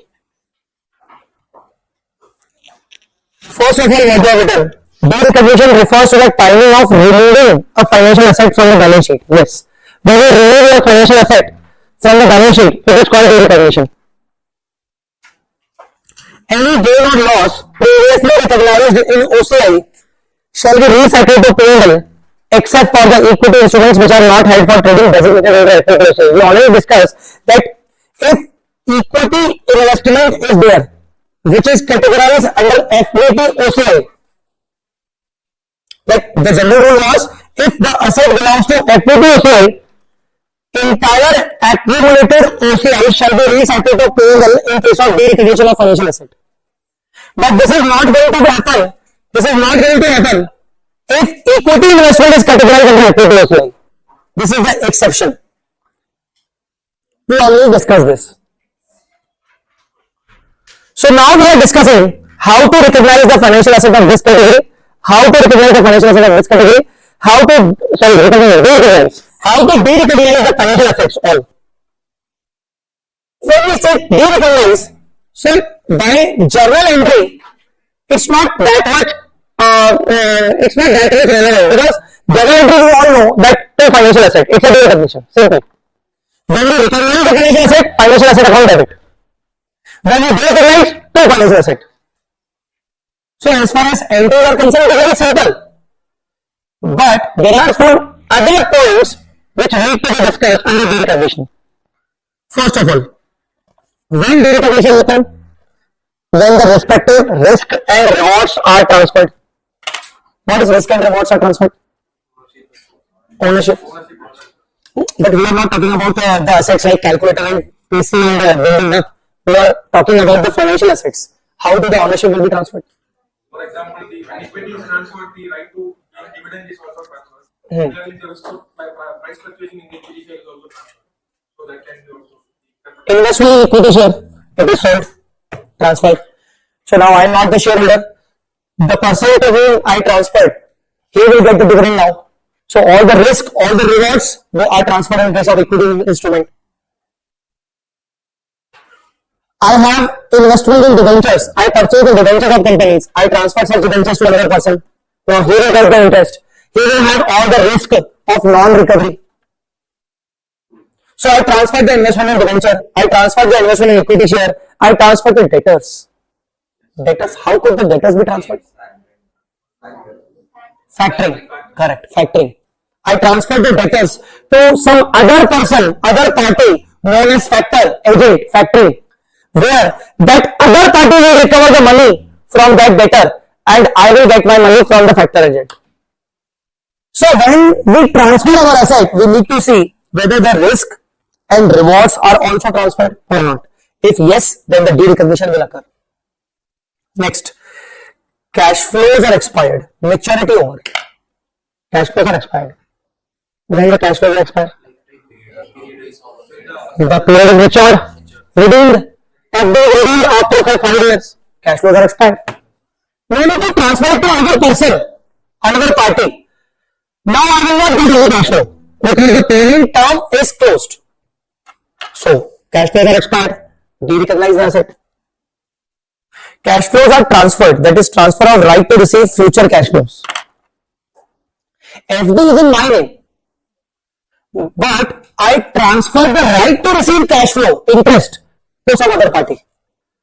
That FD is mine, but whatever the interest I will receive, now it will be credited in your bank account. I am transferring the right to receive interest on FD to you. Are you guys understanding or not? So it is again transfer of rights. Last, cash flows as received will be transferred immediately with a condition that original owner cannot sell the financial asset. Suppose I cannot transfer the FD in your name. I cannot transfer the interest amount in your account. Like directly, I cannot request the bank to transfer the interest amount in your account. Okay. But what I did, as soon as I receive the interest in my account, I will pay you. I will give you that interest as it is. And till the time I am sitting with those, I cannot sell my financial asset. So technically I have the financial asset. But as soon as I receive all the cash flows, the same cash flows I need to transfer to you. That is again, here, all the cash flows belongs to you. They are transferring from my side to you. In that case, I have to derecognize my financial asset because whatever cash flows I am receiving, I am transferring it to you. Technically, this financial asset belongs to you only. I am just the recipient of that cash flows. Understood? So again, in that case, I will derecognize my financial asset. So these are the cases of derecognition. Not so important. It's only one thing when you transfer the risk or rewards or when the cash flows are expired. Simple. Now, this is very important. Mark it important. This is very important. Two types of derecognition can happen. One is full derecognition. The other one is partial derecognition. Full derecognition matlab entire financial asset is derecognized. Partial derecognition matlab a portion of cash flow is transferred to you. The rest portion I am keeping in my with me only. A portion of cash flow is being transferred. That is called partial derecognition. Under partial derecognition, the entire financial asset is divided into two parts. The retained part, the transferred part. The financial asset you have to bifurcate into two parts. Guys, are you understanding or not? Yes. Look at the example. Partial derecognition.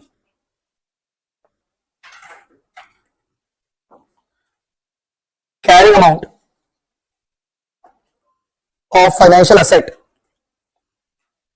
is 10 lakhs. Is 10 lakh. Retained part carrying amount is 40,000. Transferred part carrying amount is 60,000. What general entry I will pass? In my balance sheet right now, the asset is being shown at 10 lakh. This is 4 lakh, this is 6 lakhs. Asset is being shown at 10 lakh. I transferred one part of the asset whose carrying amount is 6 lakh. I transferred at 5,20,000. What entry I should pass? First of all, the entry would be financial asset retained part debit 4 lakh, financial asset transferred part debit 6 lakhs to financial asset. Earlier, only financial asset was being shown in my books. Now I bifurcated my financial asset into two parts. There are two financial assets, one retained part, one transferred part. Now I am selling which part? What entry? Bank account debit. How much? 520. P&L debit. Loss. 80. To financial asset transferred part 6 lakh. But first entry is relevant. First of all, I have to bifurcate my financial asset into two parts. You understood or not? Yes. Done with this? Okay. Done? Okay.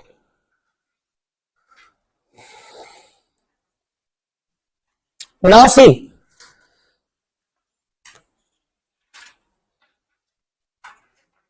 You remember na, in our cash flows, in our contractual cash flows, there's a interest as well as principal. Huh? It happens or not? Interest, principal, interest, principal. Now transfer portion could be anything. Suppose I transferred only the interest part. Principal I retained with me. Suppose I transferred only principal part. Interest with me. Suppose I transferred interests 50% part and principals 50% part. Suppose I transferred interest 80% part and principals only 10% part. Proportionately. Are you understanding what I'm saying? Huh? So transfer could be anything. Partial transfer, not a partial transfer. You can transfer whole of the interest in it. You can transfer whole of the principal in it. You can transfer portion of the principal and portion of the interest rate. Are you understanding? Yes. It could be anything.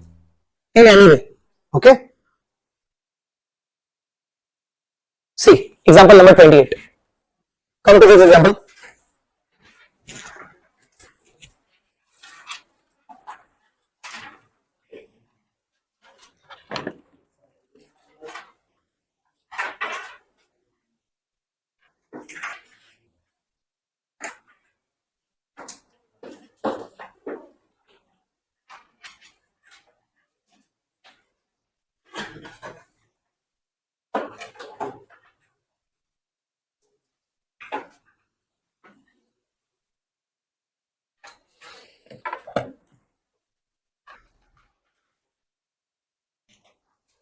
Bank has advanced a loan having carrying amount of 10 lakh. Bank has advanced a loan having carrying amount of 10 lakh with contractual interest rate of 8% per annum. Now carrying amount is 10 lakh. Contractual rate is 8%. Remaining term is principal repayment at. So every year what we will get? Interest. Bank transfers the right to receive interest cash flow to another party at. Tell me, which part we transferred? Only interest part we transferred. Which part we retained? Huh? Principal part. The main question arises, how will you bifurcate this 10 lakh into transferred part and retained part?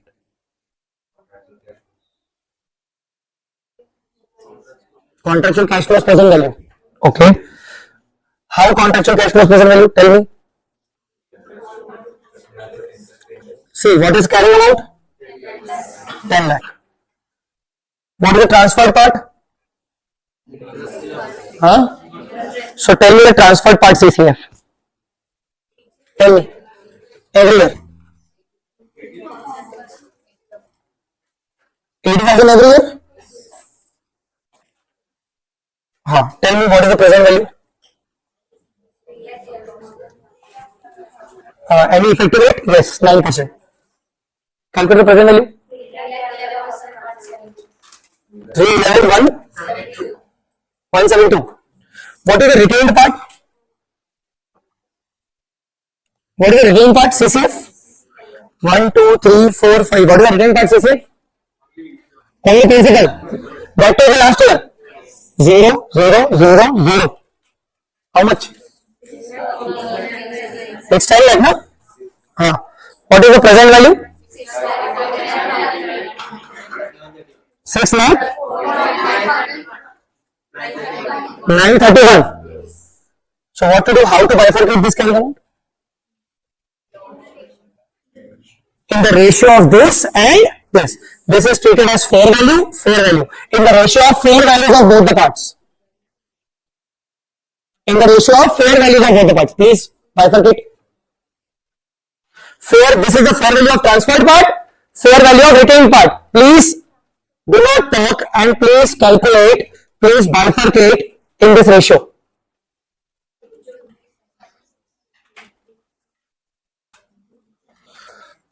Transferred part. 3237 65. What is the retained part?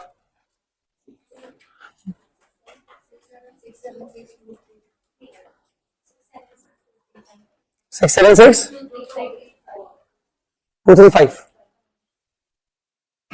Now which one we sold? Transferred part. At what amount we sold? 3 lakhs. So you got a loss. 23,000.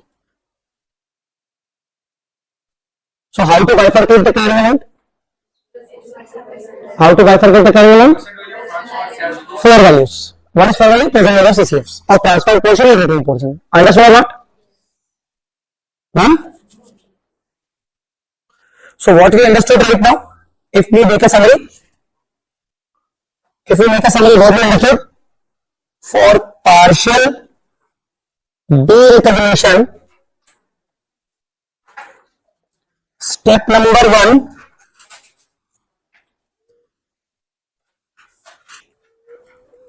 bifurcate the total carrying amount of financial assets into transferred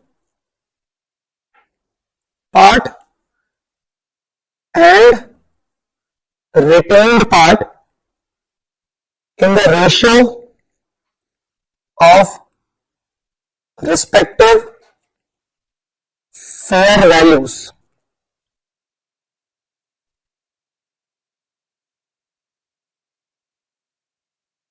Fair values could be present value in CCF of present value of the respective CCF.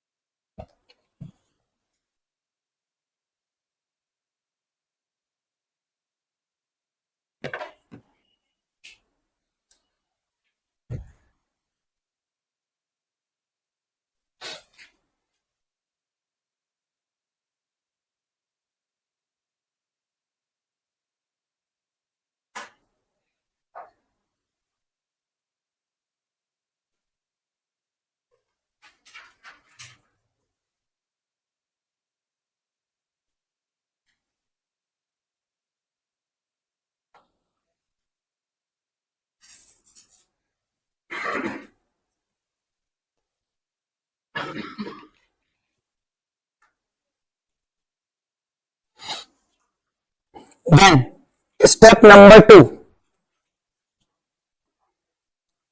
sell the transferred part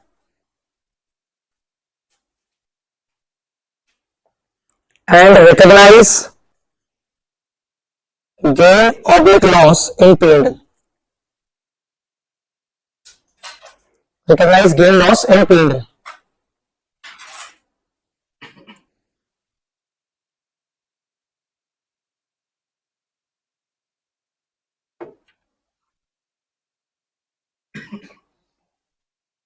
Alright.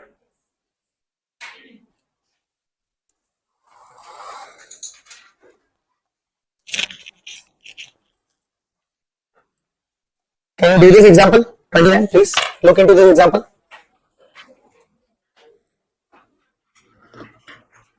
Look into this example.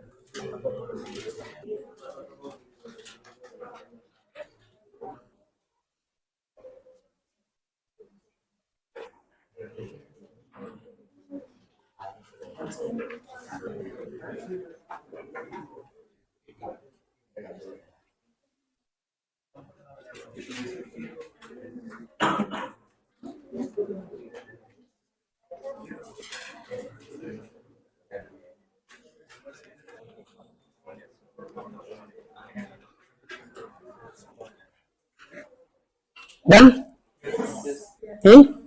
Correct.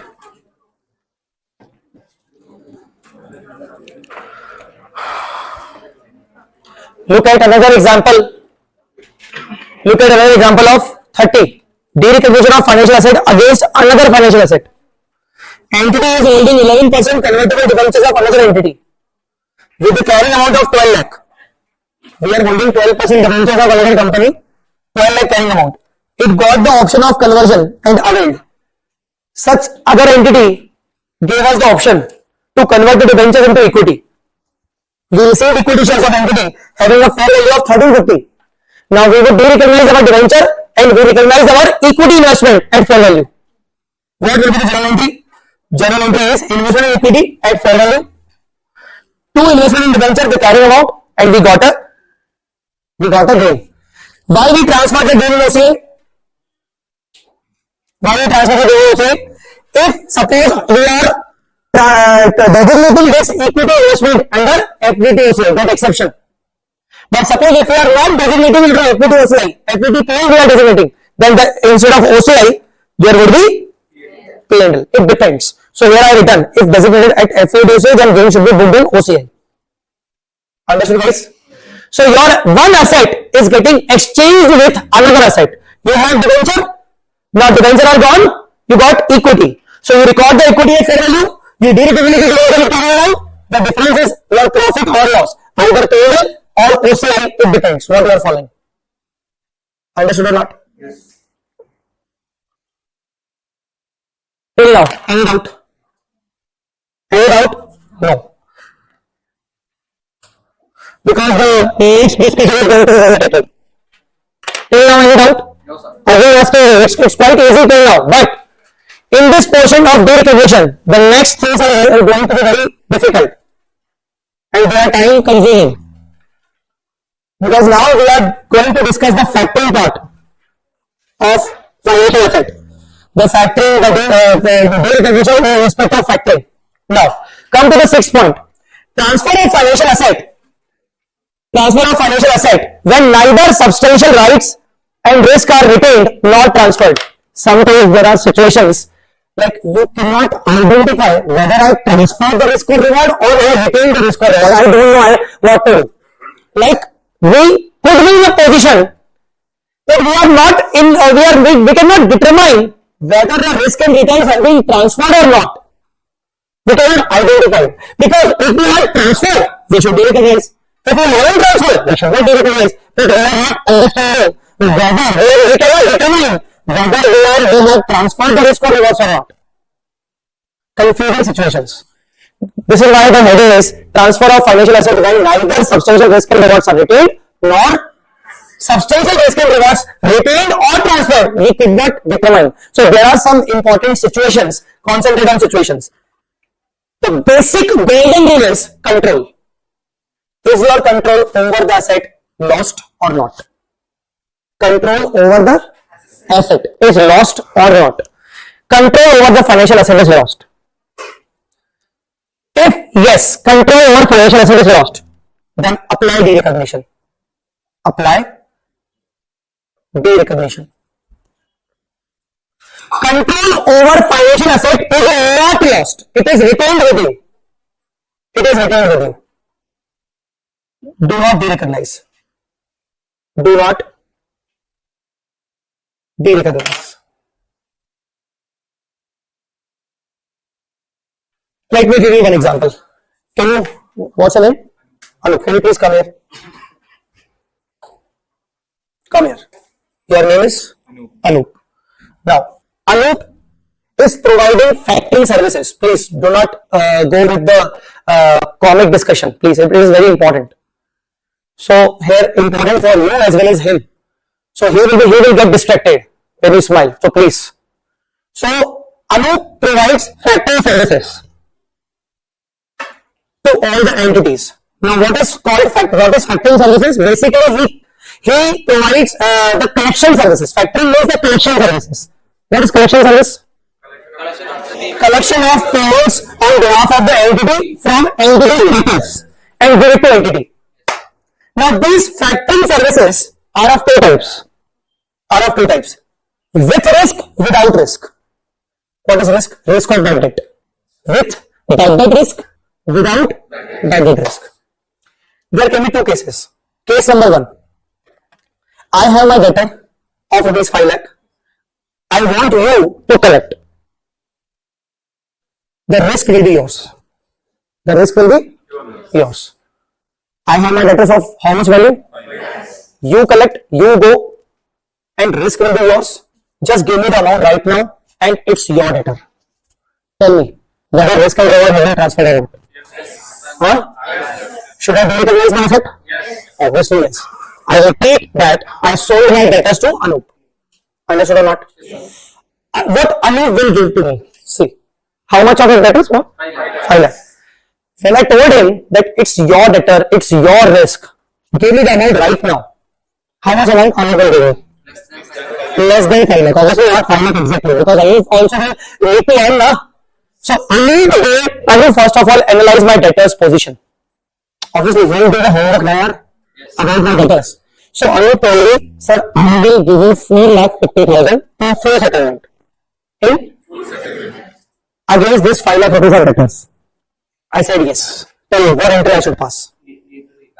Entry. Bank account debit 4 lakh 50, loss account debit 50, two debtors 5 lakh. Anup got the debtors. Now, Anup was able to recover only 4 lakh. What is my part in that? Nothing. Anup able to recover 490. What is my part in that? Nothing. Understood the first case? Yes. Done? Yes. Second case. I have 5 lakh rupees of debtors. I want you to collect. Anup said, sir, the risk will be yours. I will not take the risk anything. Matlab means whether control is transferred to Anup? No, the risk is not transferred to Anup. Anup is just providing me the collection services. Understood or not? 100% risk is with me. Okay. So Anup told me, sir, I will pay you 4,85,000. How much? 4,85,000. And risk will be yours, sir, only. So his part of Anup is only 15,000.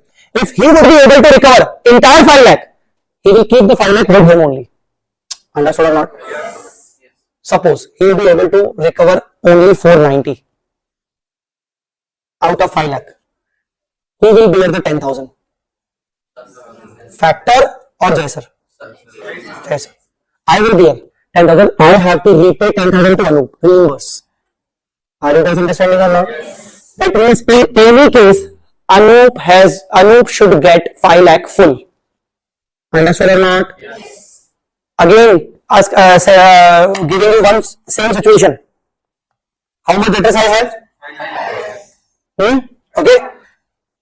Anup factor gave me 485. I transferred to factor this without bad debt risk. Now, in that case, without bad debt risk, If Anup could be able to recover entire 5 lakh clean by debtors, it's fine, nothing to do. But if Anup would be able to recover 490k, 5,000 I have to bear and I have to reinvest to Anup. In any case, Anup will get 5 lakh. Yes or not? In that case, tell me, whether my control over my debtors is lost or not? Huh? Not lost. In that case, INDAS says, do not de-recognize the asset. Consider 485 as a receipt, as a financial liability. Consider, I took a loan of 485 from Anup. Just a financial facility I have given. I need to de-recognize my asset. 485 into what should I pass? Bank account debit 485 to financial liability under AMC category 485. Sir, what about 5 lakh? 5 lakh debtors will be continued in my books. Understand what? Yes. Okay, this entry I passed. Bank account debit to financial liability. Sir, what happened next time? Case 1. Factor, recover, full 5 lakhs. Tell me what to do. Financial liability, financial. Correct. Factor recover full 5 lakh. I will recover 5 lakh by himself.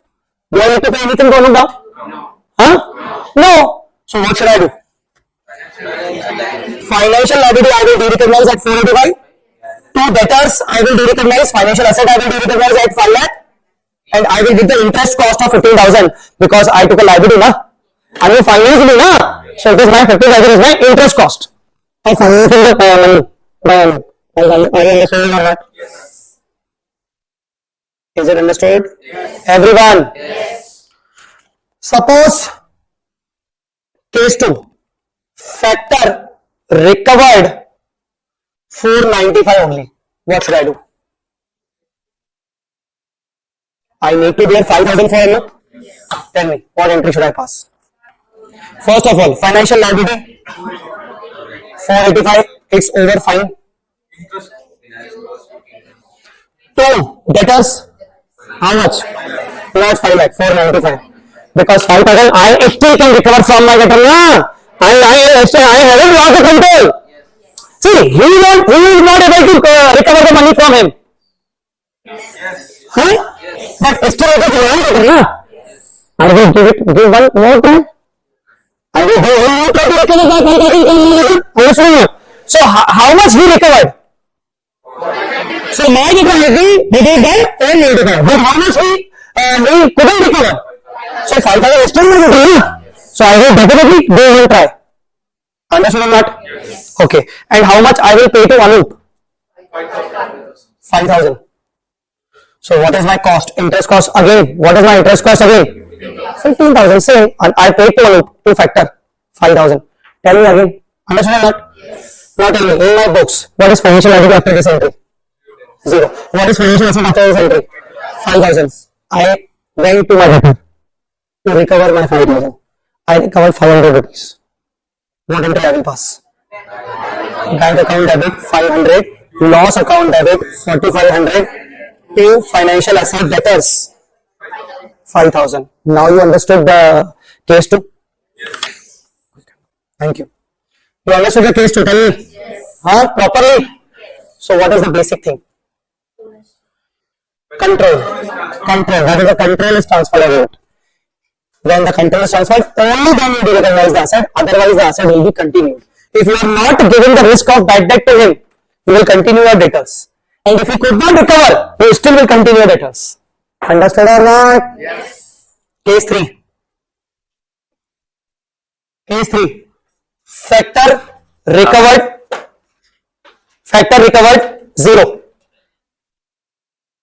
Factor couldn't recover anything. Tell me. Factor couldn't recover anything. What entry I will pass? Financial liability account debit 485. I will pay to factor. No, I have to reimburse him. No, 5 lakh. That is 5 lakh. So I have to reimburse to factor. How much? 5 lakh. Still my interest cost is. So you have to understand interest cost is already predefined. Yes. Interest is already predefined 15,000 from very first day of the contract. Understood or not? But still, I have in my books 5 lakh rupees of debtors. I could be able to recover 3 lakh rupees. So rest will not be recovered. Bank account debit 3, loss account debit 2, 5. Understood or not? Yes. Simple? Yes. Okay. Very good. So all the entries, all these are things only. This is your homework. Example 31, case 1, case 2, everything is your homework. It's your homework.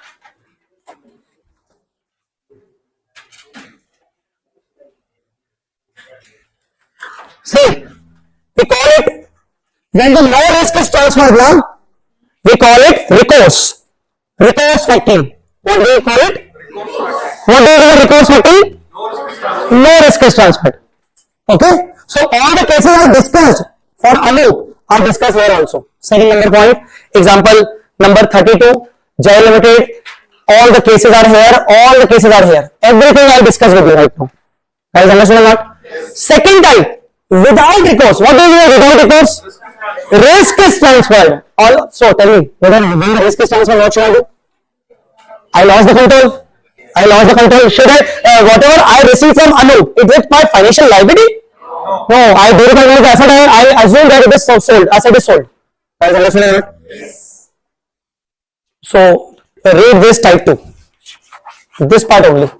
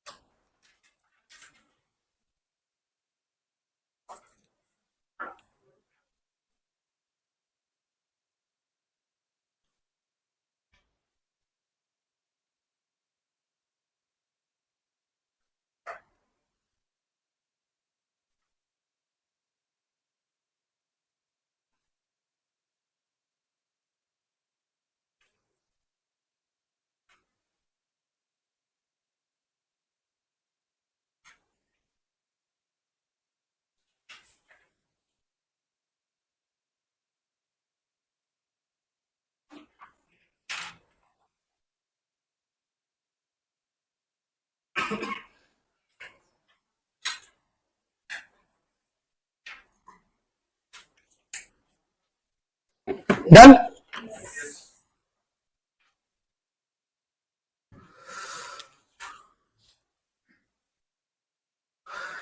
Only the last part now. Derecognition, only last part. Case 3. It is very crucial. With partial recourse. Anup, come here. Once again. Anup is providing good services. Okay. What was the first case? With risk, without risk. First case was with risk. So I derecognize my asset. Anup gave me 4,50,000 in full settlement. What was the second case? Without risk. Anup is not taking a single rupee risk. So I don't derecognize my asset. Instead I recognize the new liability. Hey? Yes. Huh? Yes. Now the third. I am transferring some risk. I am retaining some risk. That means I have 5 lakh rupees of debtors. How much? 5 lakh. I want you to collect those 5 lakh rupees on my behalf. He asked me, sir, what about risk? So I told him, you take the full risk. He told me, sir, not the full risk. Sir, I'll take risk to the extent of 4 lakh. How much? He'll take risk to the extent of 4 lakh. So 4 lakh risk transferred and 1 lakh risk retained. It is called partial derecognition. Can you understand? This is a partial derecognition. The transferred part, the retained part. Huh? So, with the example, How much total debtors are? 5 lakhs. For collection, factoring services. Factoring. How much risk? With 4 lakh rupees of bad debt risk. How much risk I have having transferred? 1 lakh. Has understood or not? Yes. Okay. Factor gave me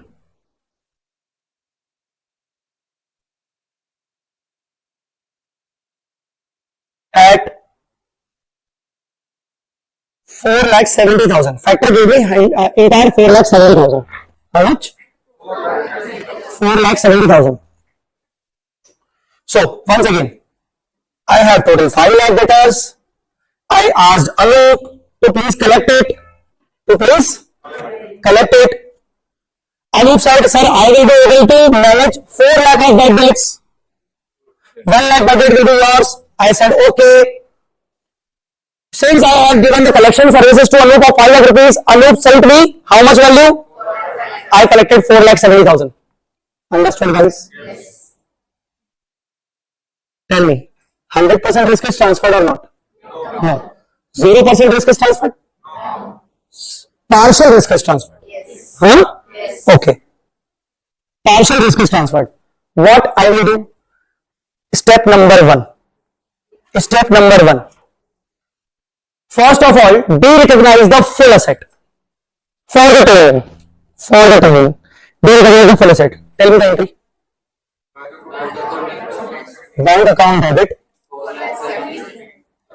470. Loss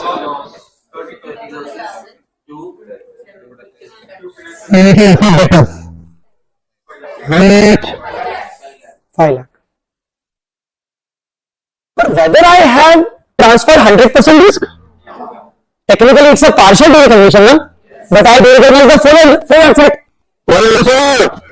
Since I de-recognize the full asset, but I haven't transferred the full risk, I will create one new asset.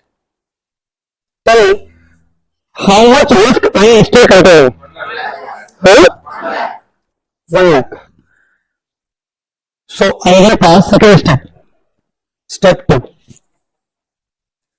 I will make a new asset. Create new asset of 1 lakh rupees. The name would be continuing involvement in debtors.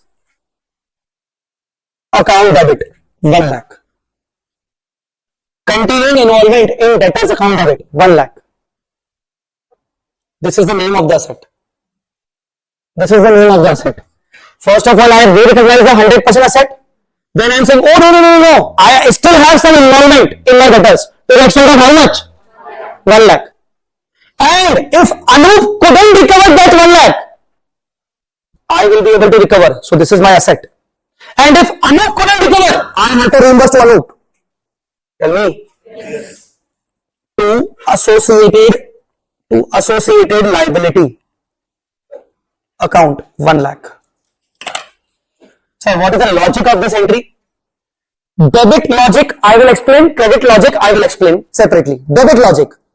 I still have the right to collect 1 lakh rupees if I will fail. So it is my asset. And if not credit logic, if you fail, I have to reimburse 1 lakh to Anup. Bad debt risk is mine, yeah? Because Anup already gave me 4,70,000 entirely for against 1 lakh rupees. Now Anup is saying, sir, bad debt risk is 1 lakh loss. So that means if I couldn't recover 1 lakh rupees, you have to pay me. Tell me. So why associated liability? Because as soon as I recover it, I will pay to you. Tell me, guys, understood or not? Have you understood the logic? Should I explain once again or already understood? Fine. Yes. Now they will give you one more point.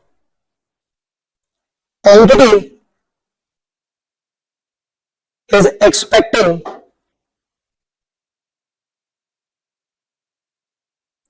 $20,000 bad debt. Although I have the continuing involvement of 1 lakh rupees in my debtors. I have the risk up to 1 lakh. But we are expecting that no, only 20,000 will be bad debt. How much risk I have transferred to Anup? 4. How much risk I didn't transfer? But I knew that this 1 lakh will be lost. Only 20 will be lost. Only? Okay, only 20 will be lost. So make a provision of 20,000 separately. Make a provision of 10,000 separately. How do you make the provision? Provision. So to provision is a kind of credit thing. So third entry, step number 3. Make a provision. Make a provision. Entry is loss, that means P&L, debit 20,000 to provision 20,000. Now instead of provision, I will write associated liability. The same. Now I am telling you, please do one common entry combining all 3 steps. What should be the entry? Do one common entry. Combine entry for all. Tell me.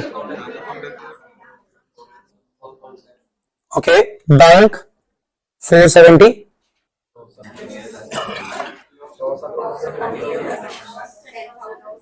Here loss 30. Here loss 20. 50. Huh? So loss 50. Okay. Continuing asset 1 lakh. To financial asset 5 lakh. To associated liability how much? 1 lakh and 20. How much? 120. This entry would be passed. Tell me, understood the entry? How can you understand this in one go? Not possible. You haven't understood the entry. You must have the doubts. See, first of all, do not go into the name. The name could be anything. Please understand this. That is the reason I told you that, okay, if you are not comfortable with the name, now comfortable. So first of all, please do not concentrate on the name. Concentrate on logic behind it. So you can ask the doubts, but ask the doubts first of all on the logics, not on the name part. Name could be anything. Okay. First of all, one second. First of all, refer my full example before asking any doubt. Okay. I am discussing with you. Overall debtor was? Okay. I transferred overall debtor collection services to him at which amount? He will collect overall 5 lakh. And he gave me 470. But what he told? 4 lakh risk I transferred. How much risk I haven't transferred? 1 lakh. In the first entry, I assumed that for the time being, let's assume that I transferred 100% risk. Since I transferred 100% risk, I will recognize 100% asset. Understood or not? Yes. Any doubt in first entry? No. Now, how much risk I haven't transferred? 1 lakh. So 1 lakh risk is mine. Yes. But when I would collect this 1 lakh? Only when he fails. Suppose he collected the entire 5 lakh. Now, would I be able to collect my 1 lakh still? No. So I have the involvement in the debtor suppose if we achieve his target, if we got entire 5 lakh, whether still would I be able to collect the 1 lakh rupees? No. That is the reason I am creating a separate asset. That I am assuming that suppose whole debtors are gone.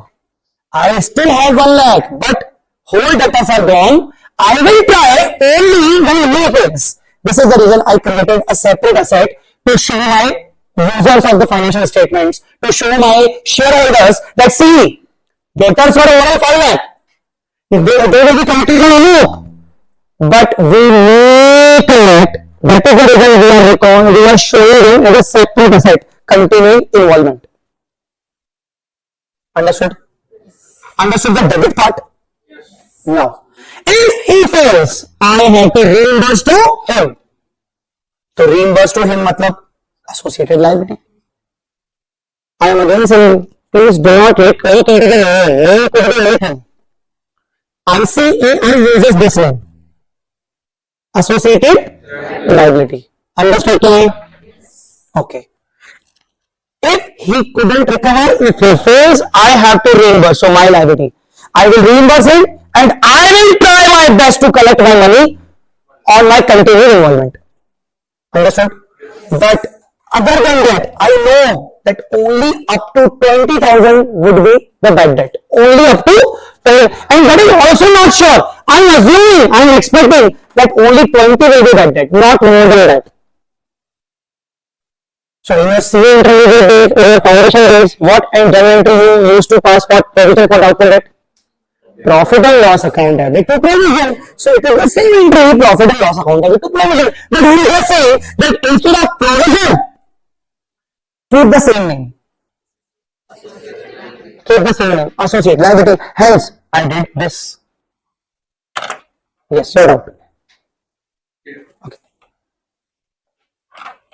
Actually, that is the doubt. I wanted to know why we are not adjusting the 20,000 financial asset. We don't have any financial asset. No? No, the 1 lakh that we have. 1 lakh, but it is an involvement right now.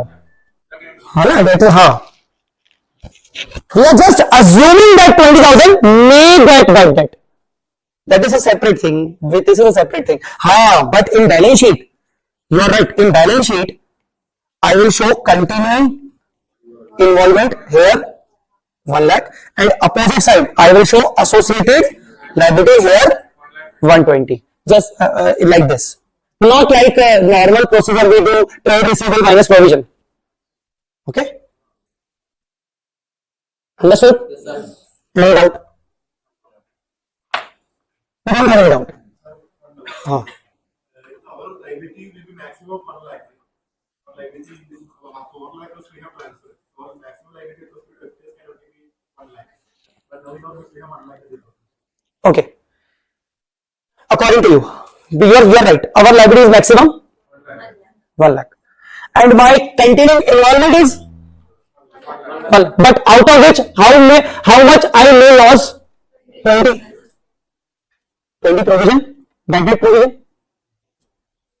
You are looking to me in a doubt situation. I am saying I have the involvement of 1 lakh, but I still expect that 20 I may not recover. So how much I have continuing involvement? But out of which I may not recover how much? So technically how much I will be able to recover? And my liability is maximum. So what is the net effect? So net effect is 20,000 na same hai. Technically the net effect is 20,000. Just the way of presentation is different. Why? It is IFRS. INDAS. It is not S. It has some values. We have to respect it. Okay. And above all, it's ICI. Tell me. Clear? So what journal entry you will pass? Even I am saying for logic purpose, do these 3 steps. In rough work, in exams, pass the only journal entry. But in rough work, do these 3 steps. What is the step number 1? De-recognize the asset. De-recognize the full asset. What is the step 2? Recognize new asset and new liability. Why new asset? Because your involvement is there up to 1 lakh. Why new liability? If he fails, we have to reimburse him. And step 3, make a provision for expected loss of associate liability. Understood or not? Yes. Then combine the entries. It is called your partial recourse. Whatever example I discussed with you, the same is example number 33. You have to do it by yourself. Yes. This was de-recognition and it's over. It's fine. Okay. So tell me. I told you one to record discussing these 2 topics. Yes, no doubt. Huh? I thought you have some doubt. You are neglecting something. Acha. So I told you one thing before discussing impairment and de-recognition, that most of us as a student, won't concentrate on these two things. I hope by discussing these two things, you must have learned a new concepts in this. Huh? See, modification extinguishment, everyone know. Yes, very popular modification extinguishment. Everyone know about the AMC, FPTOC, FPTPL. Everyone know about this. Just when we talk about opening, when we talk about due recognition principles, we actually don't focus on the rest of things. Actually. So I just tried my level best to need to focus on that part also. That is also important in AMC model itself. Okay, so I tried my best, and we have so many examples of due recognition, so many cases. Once you refer it in your home, you can ask me the doubts on the next day. Guys, have you understood? Yes.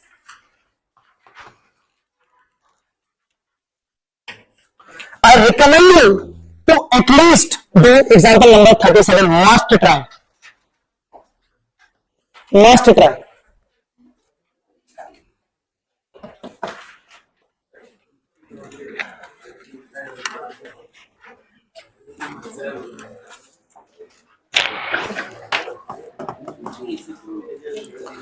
So unit number 2 is over. Now we are left with derivative part, derivative and hedging part. Derivatives and hedging part. If we can continue half an hour at least, then we'll continue. We'll give the break. It's fine. Okay, half an hour we'll continue. So now we are starting the derivative portions. Which portion? Derivative. How many of you have read the derivative chapter in SFM? How many of you? Derivative chapter. Only basic guidance also works. Basic guidance. This chapter in FR, this requires only basic guidance, not that in-depth knowledge. No. How many of you have not even are not comfortable with the basic knowledge also? 1, 2, only 2. Rest all fine. So I can ask the questions properly on derivative from you all.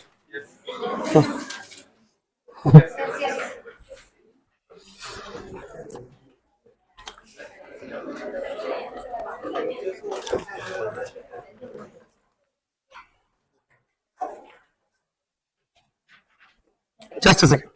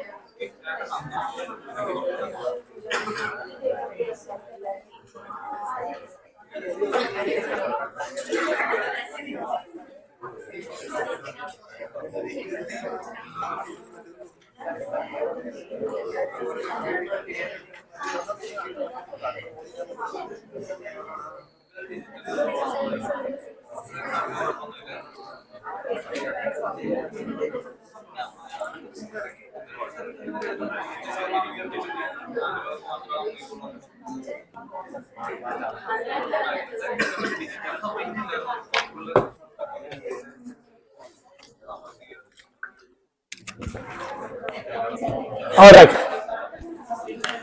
So guys, derivative contracts. First of all, financial instruments financial instruments has two type of contracts. One, primary. Second, derivatives. Primary contracts are loan given, it's a primary financial instrument. Equity investment, it's a primary financial instrument. Loan taken, primary financial instrument. Debtors, like everything we discussed already till unit 2 is primary instrument. Tailor-made. Derivative also tailor-made, can you say? Forward contracts are also tailored. We don't have any option to. No, yes, definitely. Market will decide, but there is some customized thing in the derivative also. But yes, almost you can say that tailor-made contracts are primary contracts, like loan given taken, debtors, equity instruments, and all. These are primary instruments. Derivative instruments are not the primary. Why? First of all, derivative, the value of the instrument is dependent on some other underlying. Sir, what is the underlying? Underlying could be the Nifty. Underlying could be the weather forecast. Underlying could be the cricket match between India versus England. Underlying could be the what I can say, the price of any equity share. Underlying could be the price of gold. Underlying could be the price of onion. Underlying could be the price of anything. This is underlying. And based on that, it decides, the underlying decides the value of the derivative. Understood or not? Yes. Clear? Yes. Let me give you one simple example. If milk is the underlying, curd is the derivative.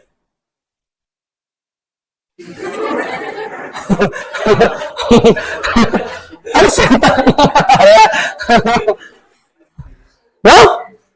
The price, if there is an increase in the price of the milk, definitely the price of curd will get increased.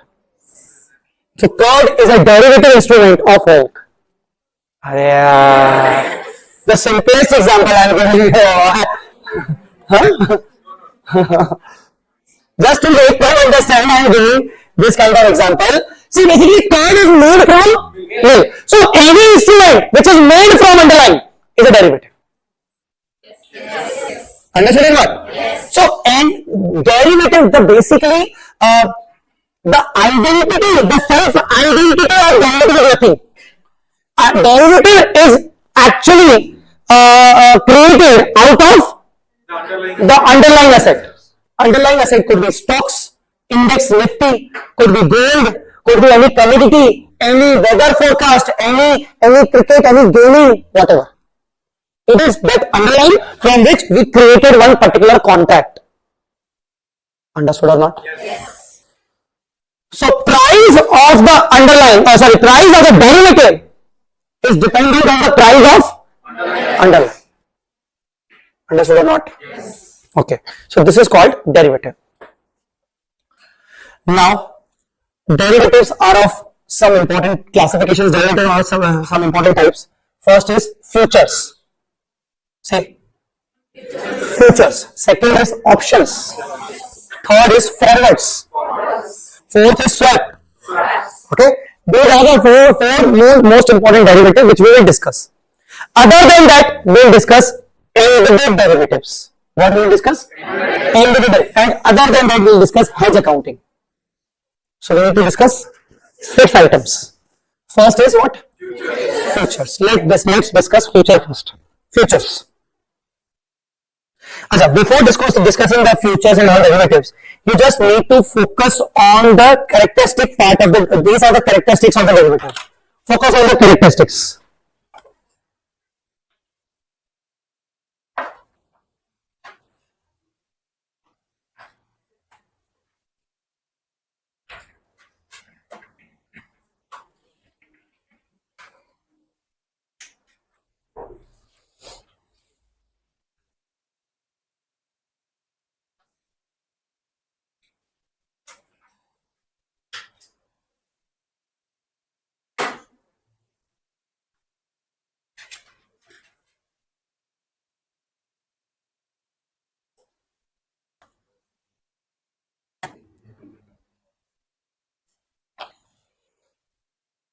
The first characteristic is its value changes in response to a change in the milk and curd. Nifty stock, Nifty, the whole Nifty is dependent on the top 50 shares of the company, top 50 company shares. So if there is a change in the top 50 shares, definitely the index will get changed. So Nifty is what? Nifty is the derivative of all the stocks. Understood or not? Yes. So any stock index, any share, any foreign exchange rates, US dollars rates, interest rates, RBI rates, these all are underlying. If they get changed, our contract's value can get changed. Second, it requires no investment or very little investment. Now here it is not like no investment or little investment. Little here means in percentage form it is little, not in amount form. Like FNO contracts are very huge contracts. Basically, these contracts are placed in lakhs and crores. So comparatively, the contract value is very big, but the investment is in percentage form, like 5% investment. Suppose how? Take a calculator. Suppose you want to invest in your Nifty index. You want to invest in the Nifty index. And suppose currently, I'm just taking the any value. Suppose currently Nifty is at 20,000, let's say. So you want to invest your money on Nifty. So Nifty is currently showing at 20,000. Now if you want to invest in Nifty, the minimum units you have to purchase is the lot size. Basically, you cannot make your own lots. So minimum unit size is 100. What the unit size? 100 number. So tell me, 20,000 multiplied by 100. 20 lakh. So you will treat this 20 lakh as a contract value. What is the contract value? 20 lakh. And you need to invest 20 lakh every day. You don't need to invest 20 lakh rupees. You will just invest, suppose the 10% portion. How much 9% is it? 2 lakh. I provided 2 lakh rupees to my broker in the Nifty futures. In the Nifty futures I purchased and I provided 2 lakh rupees to the broker for this investment. So entire value of the contract is 20 lakh, but I invested only 2 lakh, a very little investment. So derivative requires either no investment or very little. Sir, very little investment. Why no investment? Some contracts are customized, like forwards. Suppose we are discussing on the weather forecast for the tomorrow. You guys are saying that tomorrow there won't be any rain. Is this a rainy season here? In Kerala, there is everything about rain. So you are saying that some people are saying that tomorrow there will be rain. Some of you are saying there will not be any rain. So we bet on the rain, like it will be there or not. Okay. So but we haven't invested anything. So it's a betting between two of you. Some of you are saying that tomorrow there will be rain. Some of you are saying there will be no rain. But for this contract, you haven't invested anything. It is a customized contract, no? It is not a legal contract. You cannot bet on the weather forecast illegally. So technically, you haven't invested any money. You just discuss it. You have a bet, and you will decide. You will pay to each other depending upon tomorrow's weather. So technically, derivative contract sometimes requires no investment, or if it requires investment, very little investment. This is the basic feature of derivative. Third, it is settled at a future rate. It is settled at a future rate. On future rate, it gets settled. Like it is ultimately dependent upon the futures events, futures uncertainties or conditions. You cannot have any control on that future event. Are you guys understanding or not? Suppose you are investing your money on Nifty futures. So you are estimating that either Nifty will go up or Nifty will go down, but you don't have any control on Nifty. Yes. Huh? You don't have any control on Nifty. So if you don't have any control on Nifty, so it is to be settled in the future. It is a derivative contract. Guys, are you understanding? Yes. One more important point. It may settle on net basis. What is that net basis? Let's say the example, given example 20,000. If it is 20,100, the 100 rupees will be settled. Okay. Unlike in case of Reliance company share or Infosys share, you can have the delivery of that share in your demat account, but you cannot have the delivery of Nifty. You cannot have the delivery of Nifty. You have to settle it on net basis. Like you entered into a contract today, Nifty is 20,000, and you are expecting that Nifty will go up after 1 month. Suppose after 1 month, Nifty becomes 20,200. So 200 increase is your gain, and you will get 200 rupees as a cash only. Understood? Kya? Yes. Huh?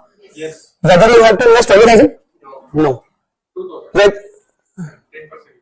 10%. That's fine. Whether you have to invest 20,000? No.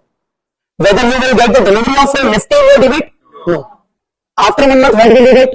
200. Only the net portion. Either you will get or you have to pay. It depends. Understood or not? So these are the 4 characteristics of derivative contract. First, value change in response to a change in underlying. Second, no investment or very little investment. Settle on a future date and requires net cash settlement. No physical delivery. Guys, understood or not? Yes. So these are the derivatives basic characteristics. Now, when we come to the accounting of derivatives, the accounting of derivative mostly starts on the balance sheet date. Accounting of derivative mostly starts on balance sheet date. Now, first of all, few important points I must say regarding derivative. Futures. No need to write. Futures. What are futures? Basically, future is a contract. Basically, it is a contract. So, in this contract, there are 2 different situations. Long futures, short futures. Long futures means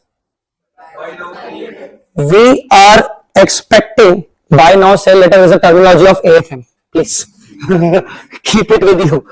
We are expecting price rise. We are expecting what price rise? Underlying value of the underlying. If you are optimistic about the market, if you are optimistic about market, bullish thinking. So if you are optimistic about market, the market will go up. Yes, I need to invest right now. So you will go with the long futures. What is short futures? Bearish thinking. You are pessimistic about the market. You think that the market is definitely going down in the coming days. You will invest in the down market. Understand what? How do you invest in the down market? How? Okay. Short futures, we are expecting price fall. We are expecting price fall. Understood? See, this is the mobile. Now, I have this mobile. I offered, suppose I offered you that if you want, you can purchase it at 50,000 rupees in next 1 month. In next 1 month, you can purchase this mobile at 50,000 rupees. Okay. Till 1 month, you waited for 1 month. In the market, this mobile having a market value of 60,000. Tell me, will you purchase this mobile from me or not? Yes. Why? Market value is 65. You were expecting कि yes price will raise, then I will exercise my option. Understood or not? Yes. Did you understand? Yes. Suppose the market price becomes 60,000 and I offered you at 50,000. What will you do? If this is not a derivative contract, I will give the physical delivery of mobile phone. Okay? And you will give me 50,000. But suppose this is a derivative contract. We are not going to settle this physically. Tell me, what will you do? 10,000 I will give you only. Understood or not? Yes. Now, same mobile. Now I have this mobile, but I am thinking that very soon the market value is getting down. I am concerned about the mobile. I want to sell it, but I know the market is going down. What should I do? I found one buyer. I found one buyer. He guaranteed me rupees 50,000 value. How much? I told him that just please give me 1 month to think about this. He said yes. He will wait for me for 1 month only. That he will purchase from me this mobile at how much value? 50,000. Till month end, the mobile market value of the mobile goes down to 45. What should I do? Sell it to the committed party at how much? 50. See, the market is getting down less than even 50. I have the right to sell at 50. Understand what? This is called short sales. This is called short futures, short sales. So in short futures, whenever the market will go down, I will have a profit. Because I have the right to sell at 50. Even the market is at less than 50. So in short sale, when we will earn the profit? When the market is getting down. And in the long futures, when we will have a profit? Simple. And vice versa. Loss situation, vice versa. So in long futures, we will always be in a profit. Then the market will go up. And in short sales, we will always be in a profit when the market goes down. Long gain situation, market up. Short gain situation, market down. Understand what? So let's make a summary. Now, when we will be again? Market goes up from contract value. There will be some base price, the contract value. If the market goes up beyond contract value, you earn again. Short. Tell me, when you will be in a gain?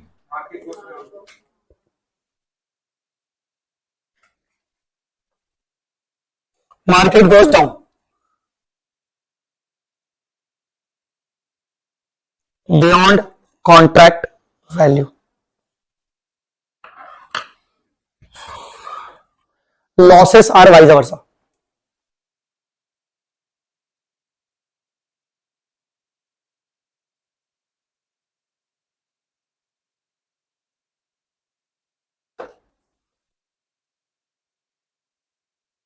Done? This is futures. Now how to make the accounting? Write the example. On 1st March,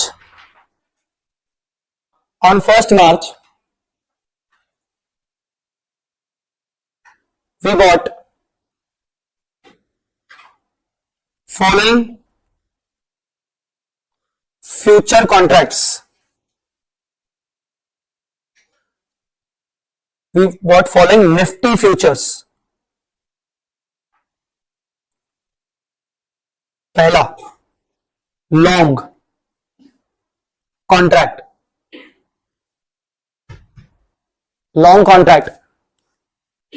at 20,900, 100 units.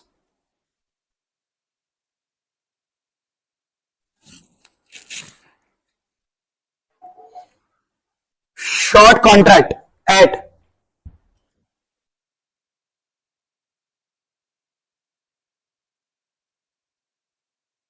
21,010.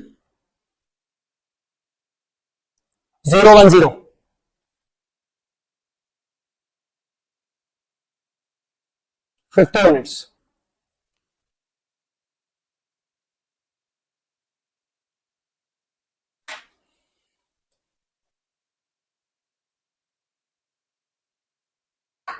Two months expiry. Both the contracts will get expired after 2 months.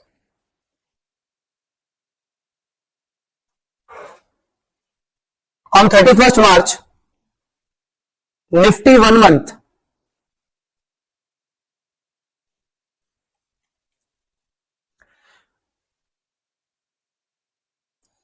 On 31st March, Nifty 1 month is 20,990.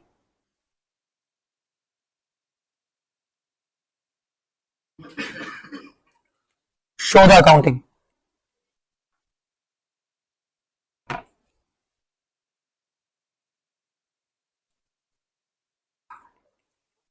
Solution. Date of contract. What was the date of contract? 1st March. No entry. Sir, why? It's just a contract. Sir, do we have deposited some margin or money? Yes, but I'm not talking about the entry for margin money. I haven't given you any details. If I would have given you some details like on 1st March we deposited some security deposits or margin money, then entry will be margin money account happening. Guys, understand or not? No entry for derivative.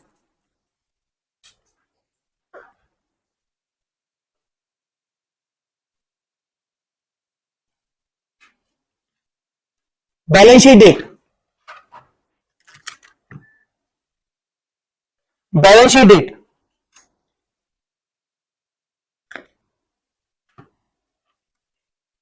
Check the position.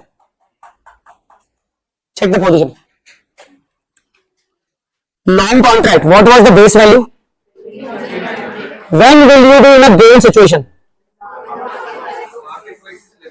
When the market will go up. So tell me, it's up or not? It's up or not? How much? 90. So it's your gain. But have you recovered your gain in money, cash? No. You will record the receivable, asset. So at balance sheet date, record the asset. Derivative, long, futures, financial asset, debit. 2. Fair value, gain, P&L. Derivative are always categorized under FVTPL category, except under hedging. Except under hedging, they always recognize under FVTPL category. Tell me, what was the gain? 90. Multiply that, number of units. How much? 9,000. Tell me, one more. The next contract was? When will be in a gain position? When market goes down. You booked the value at 21010. Now it became 2990. Tell me, it's down or not? It's down. How much? How much? 20. Again, it's your gain. Entry, derivative, short, futures, financial asset. 2. Fair value, gain. How much? 1000. So you will record these two entries. You will record these two entries. Guys, understood or not? Yes.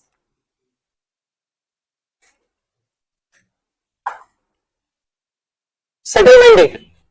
Suppose on settlement date, Nifty becomes 21050. Tell me, what will you do?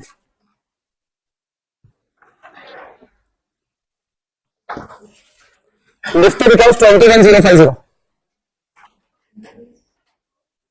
In long and in short, what is your position? Long there's a gain, short there's a loss. Short there's a loss. First of all, long. What will you do? You will get the bank balance, bank account. How much? What was the original contract value? 20,900. 20,900 minus 21050. 150 into 100. What was the last asset you created? Derivative long futures. Derivative long futures 9,000. Again there is a gain of 6,000. Next entry.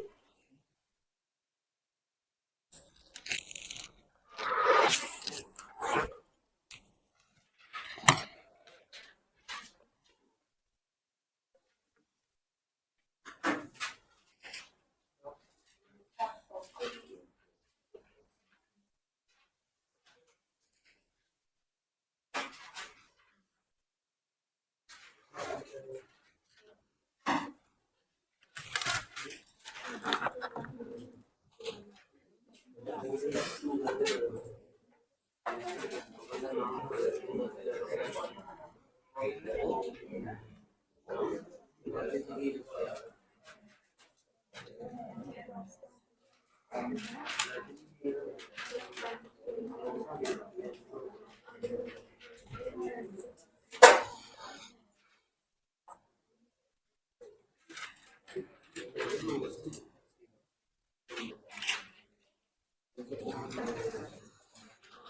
is second entry.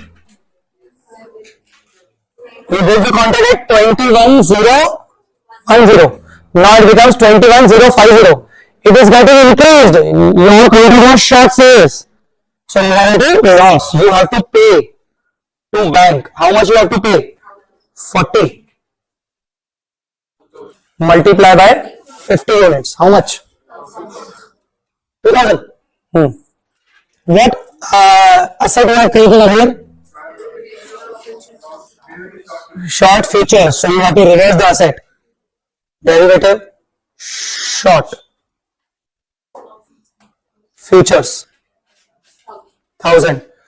So loss, fair value loss, P&L. It's 3000. Understood?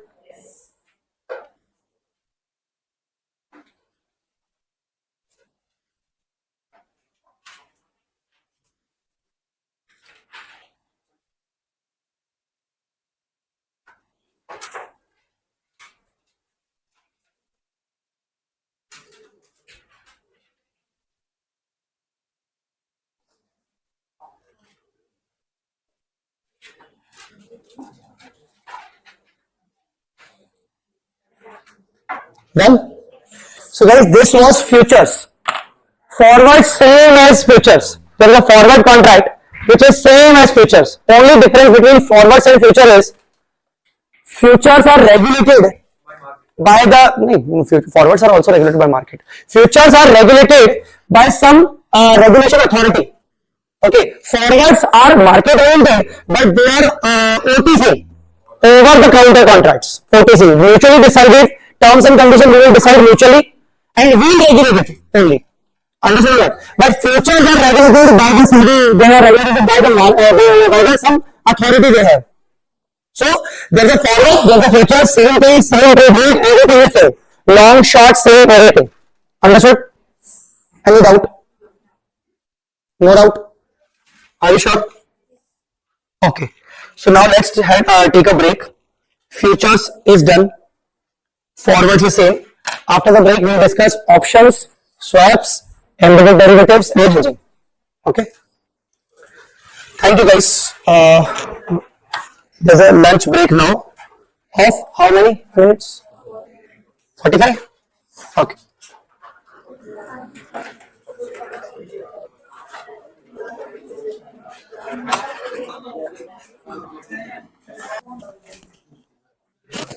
Alright, shall we resume?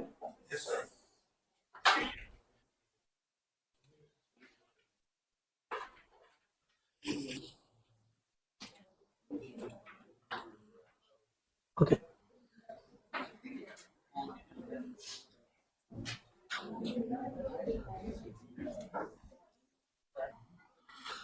So we understood the options, futures and forwards. If in futures and forwards, they tell you that we need to pay the margin, so this entry is required. Initial margin account debit to bank. This margin would be refunded. Like at the end of the contract, this will be either settled with your fair value gain or loss, and the net balance will be given to you. Next one is options. Next is options. Okay. Option contracts. So option contracts, same just like futures, they have two positions.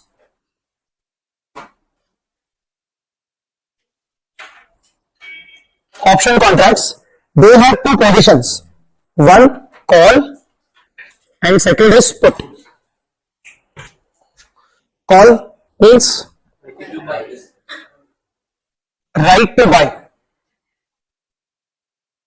What right to buy? Right to buy at lower price. Market price is higher, but you have the right to buy at lower price. market price is higher.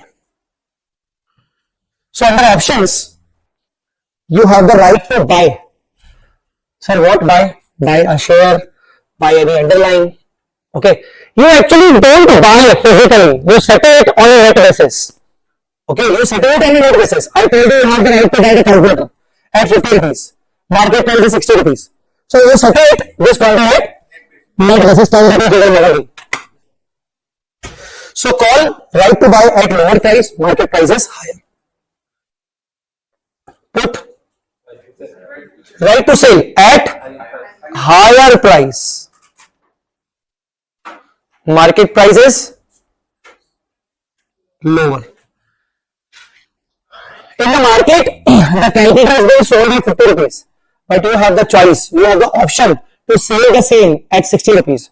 So you will have a gain of 10 rupees on net basis. Okay, these are the contracts. Now to get the option, to get this right, because we are talking about right. To get this right, option holder needs to pay the premium. To the option writer who gives the option. So there are two parties.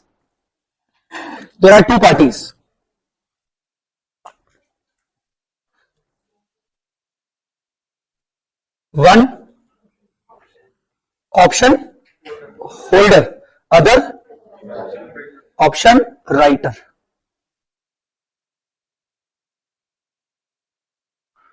Option holder, option writer. Option holder has right.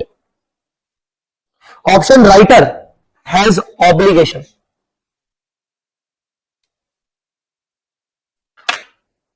The same right we discussed this one. Option holder has the right to buy at lower price. Market price is higher. In that condition, option writer cannot deny. If he is exercising his right to buy, option writer cannot deny. If he is exercising his right to sell, option writer cannot deny. He has the obligation. Understood or not? So, if option holder has right to buy, writer has obligation to sell. If option holder has right to sell, writer has obligation to buy. Understood or not? Who gave him the right? Who gave him this right? Writer. Free of cost. Premium. So, right is given at some charges, which is called premium, charged by option writer. Premium is charged by option writer.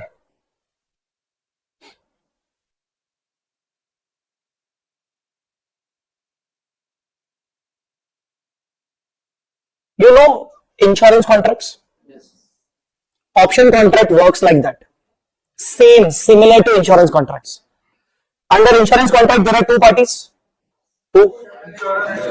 Insurer, that means client, and insurance company. Okay.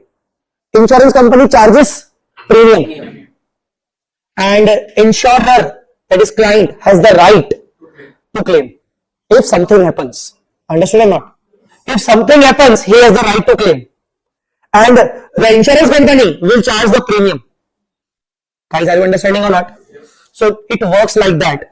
The writer is acting as an insurance company and holder is acting as an insurer client. Writer is charging the premium as income and holder is giving the premium as an expense. Simply. Guys, are you understanding or not? Write one example.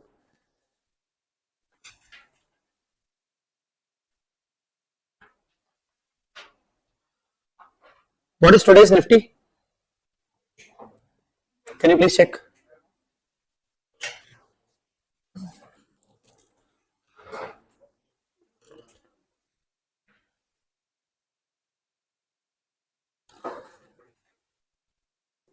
Mr. Jay has purchased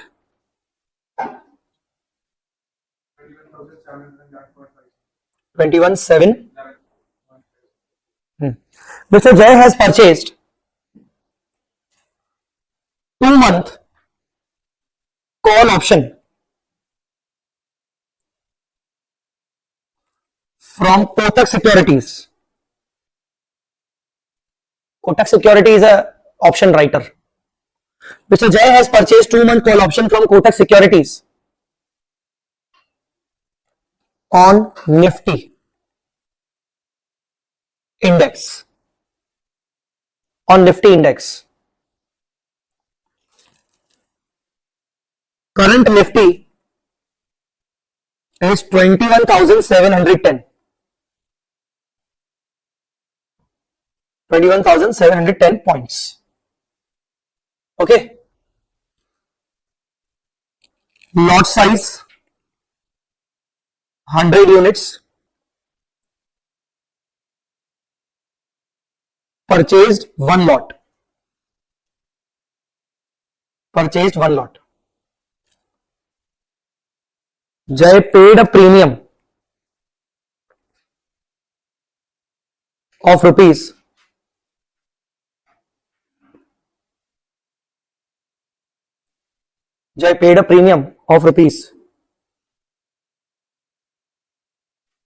20 per unit. Guys, what do you mean by call option? Right to buy at lower price. Right to buy at lower price. Okay. So you know what? This point means Jai has the right to buy at 21710 even the price increases in the market. Jai will purchase this Nifty at 21710 even if Nifty goes up. If suppose tomorrow the Nifty goes to 1715, Jai has the option to purchase at this price. If Nifty has 21725, Jai has the option to purchase that. If Nifty is 21700, Jai has the option to purchase this, but Jai will not avail this option. Why? He can buy in the market from the market directly at cheaper price. Guys, are you understanding or not? So Jai has the option to purchase at this price. Understood or not? Okay. On 31st March, the contract date was 1st March. Contract date was 1st March. On 31st March, Nifty 1 month is 21728. On 30th April, Nifty becomes 21700.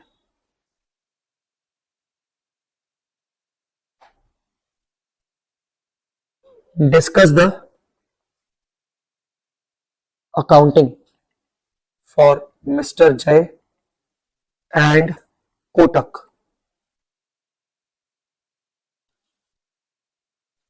Okay. Books of Mr. Jai. First of all, 1st March, what did premium? Treat premium as an expense for Jai. Simply, expense. One entry. Option premium. Debit to bank. Yes, tell me. How much premium he paid?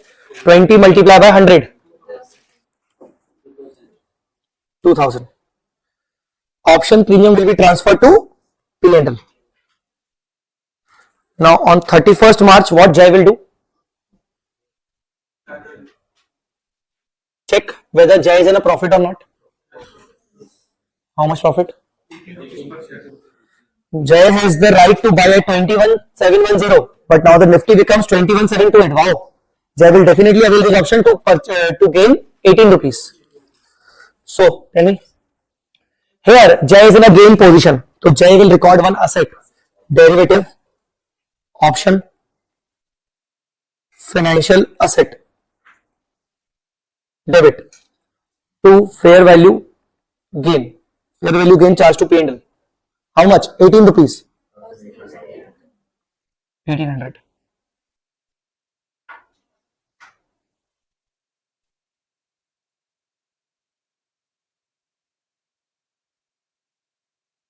Done. Can you see still Jai is in a loss? By these two entries, still Jai is in a loss. Why? He paid the premium more, 20 rupees he paid the premium. So his break-even point is 20 rupees. Huh? His break-even point is 20 rupees. Okay, 30th April. Tell me, what happened? Whether Jai will avail the option? Why? Market price is what? Lower. What Jai will do? Jai will reverse the asset. Reverse the asset. Reversal of financial asset. Entry. Fair value loss. P&L. To derivative options. Financial asset. How much?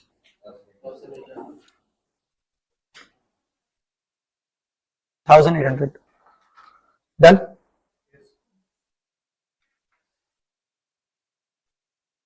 I'll show you one alternate accounting for Jai. Answer would be same. Alternate accounting. On 1st March, instead of charging to P&L, Jai will make a financial asset. Create a financial asset by this value, 2000. Jai will create a financial asset of this value. Entry would be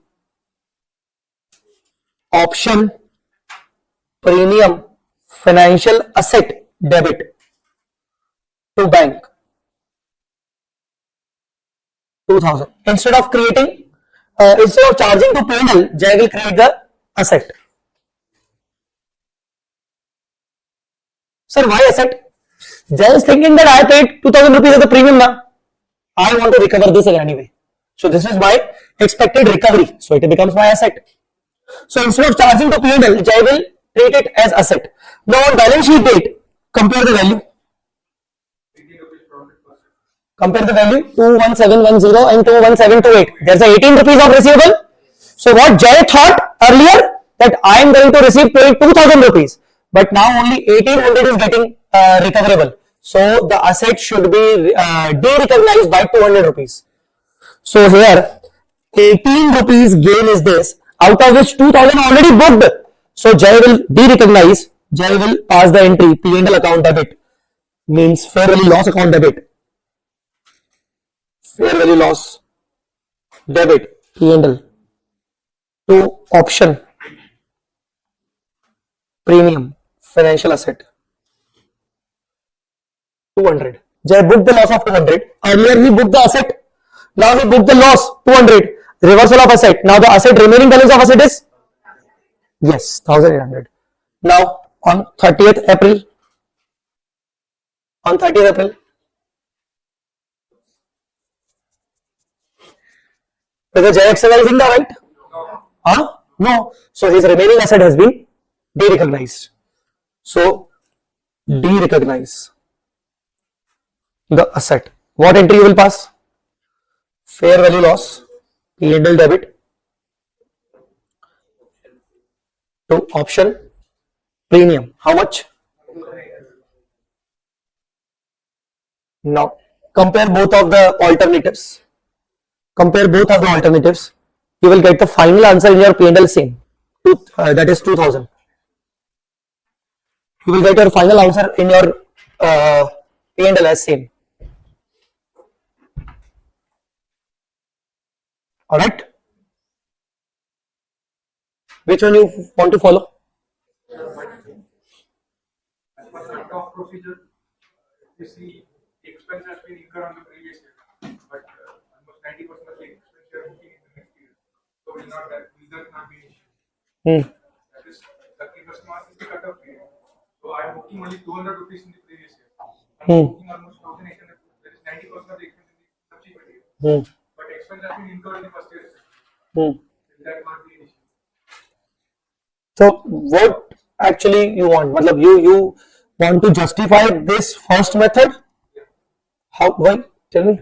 In this you are booking same 2000 full expense. 2,000 expense is booked in the first year. That is on 1st March. On 31st March, that is in year. So as per cutoff procedure, that is a separate financial year. Right? So subsequent financial year, in the second scenario, you are booking 1,800 rupees. So how this is to be justified by cutoff procedure? Just let me know one thing. Here you are booking net 200, and in the next year 1800. Here you are booking net.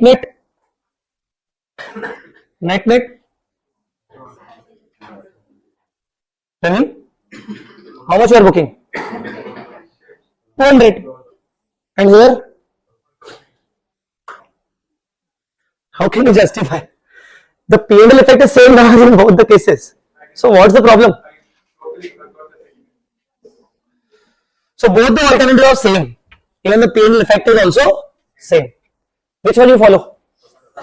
First? Follow first one. In my book, only second one is written, and this is the reason. No, this is the reason I actually discussed the first one in priority. I know that first one is quite easy and quite understood. It is easy to understand, and this is the reason I discuss it in first priority, because in my book second method is anyway written now. There is no problem. So, anyways, now books of Kotak Securities.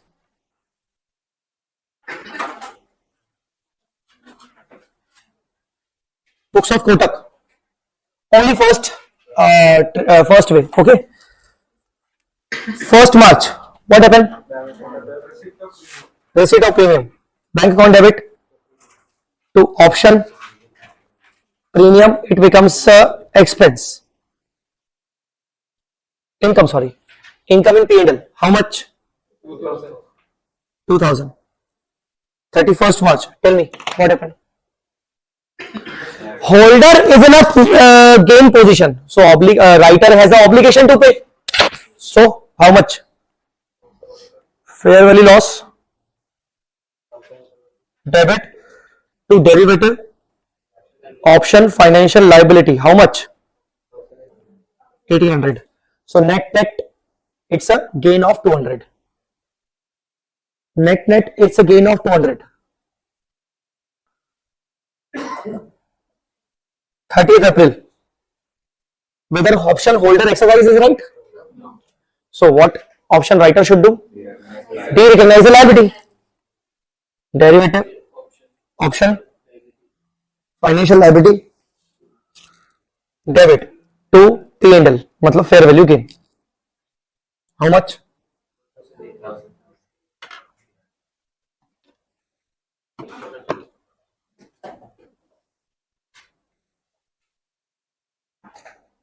ठीक है? Done? So this is option contract. Any doubt? Huh? No.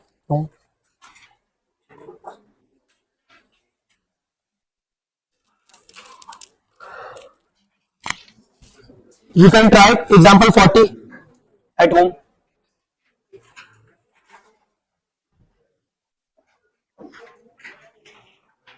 Sometimes options accounting works differently. Look at example number 41. Example number 41. Please try to read first.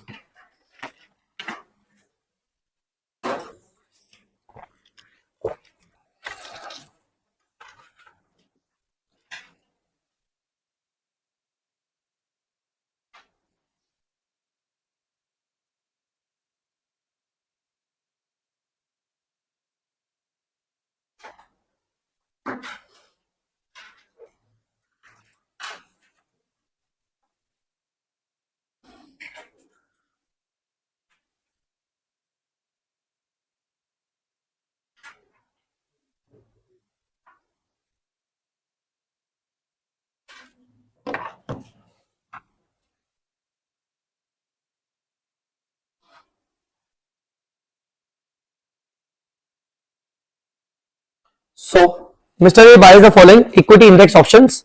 The seller writer of these options is Mr. B. Date of purchase 29 March.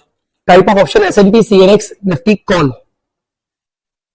Expiry May 31st. Premium per unit 15. Number of units 200. Strike price is 880. This is the booking price.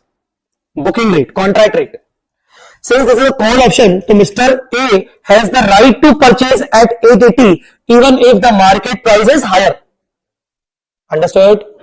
Now I told you that sometimes the option contracts accounting works differently based on the information given in the question. Now Mr. A has paid how much rupees? So 15 multiplied by 200. Huh? I discussed with you the second alternative asset approach. Please think from that point of view. This question requires that approach only. You paid 15 rupees premium. So what will you do first of all? You will create the asset by 15 rupees. Please do the entry. Please do the entry. Option, derivative option, financial asset account debit. How much? Derivative option, financial asset account debit. To bank. How much? 3,000. As per 15 rupees and 880 is the strike price, booking price. Now, on 31st March, call option for May 2003, strike price 880. The closing rate of the premium is 6 per unit. What does it mean? What does it mean? The option you purchased for 880 booking, you purchased at? Now the same option on 31st March, you can purchase and which is available at 6 rupees. What will you think? It's your loss. Why? See, you have booked the contract at how much? 15 rupees. But on 31st March, other party can book it, the same contract at 6 rupees. So it's a loss for you, na? How much loss? 15 minus 6. How much loss? 9 rupees. So 9 rupees. Book, de-recognize 9 rupees asset. De-recognize the asset by 9 rupees. De-recognize the asset by 9 rupees.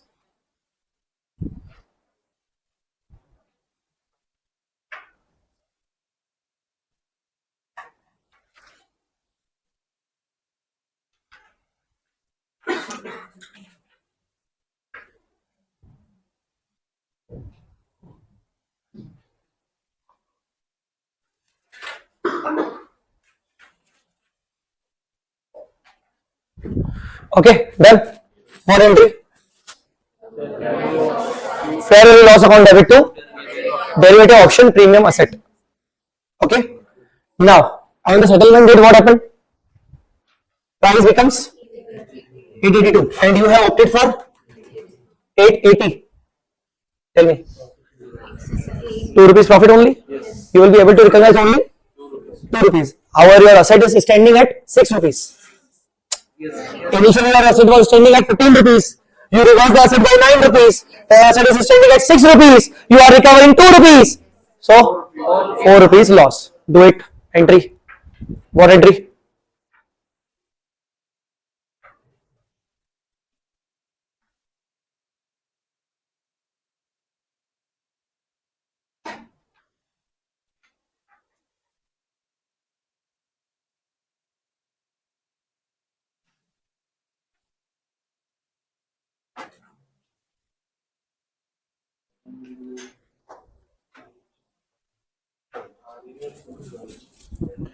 Yes, what entry?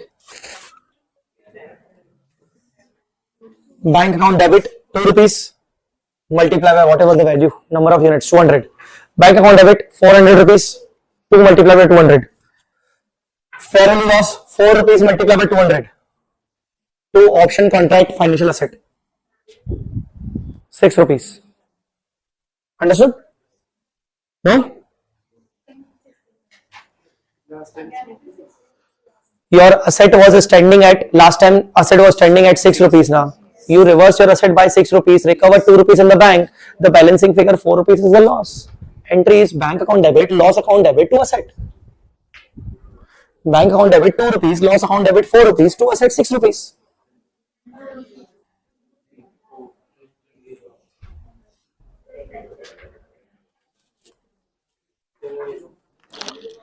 You recognize your asset at which value initially? Look at here. You recognize the asset at 15. On balance sheet date, you booked a loss of 9 rupees. So your asset balance becomes, and on settlement date, you are recovering. So your loss is, because your asset value balance was 6 rupees, na? Understood? Done? So this second approach, asset approach, is useful for these kind of questions where they are giving you the premium amount, they are changing the premium amount every time. Understood, guys?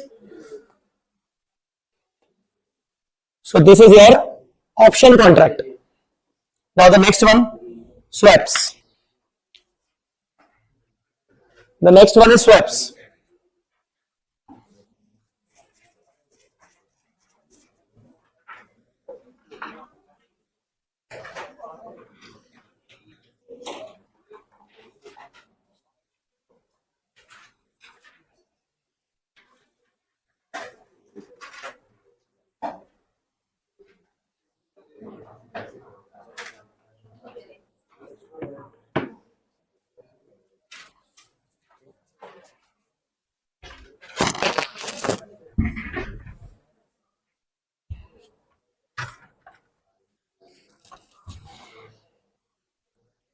Now interest rate swaps work when you took a loan from bank at fixed rate, but you wanted the floating rate.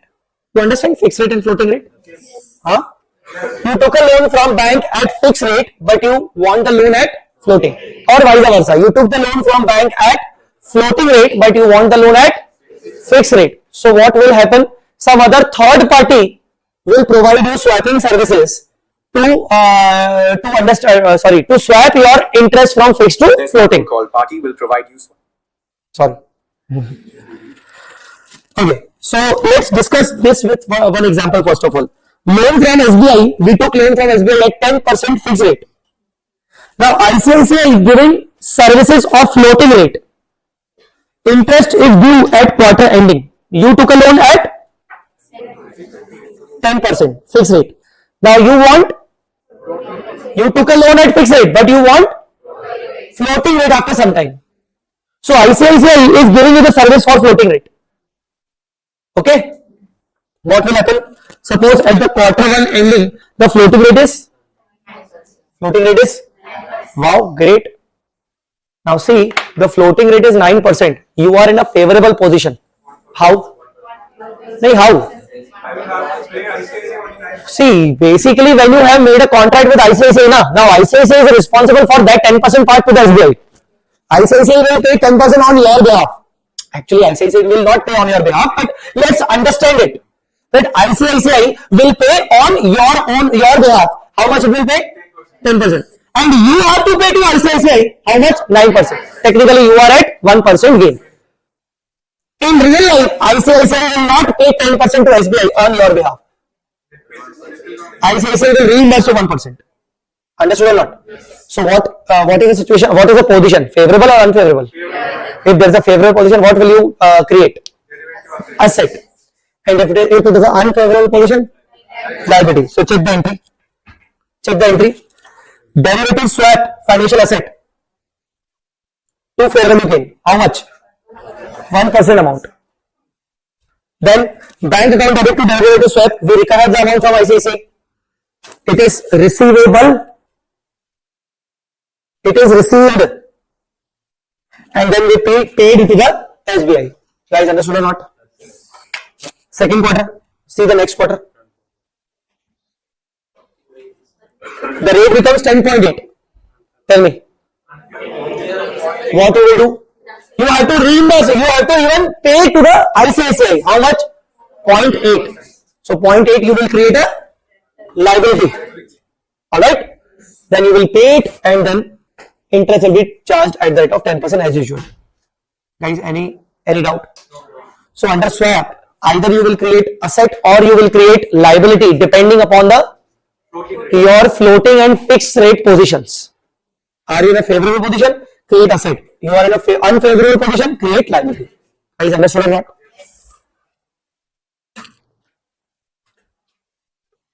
Only one thing to be noticed here is this.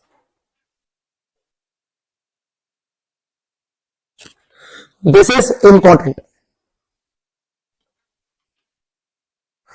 On this, I will mark you one question.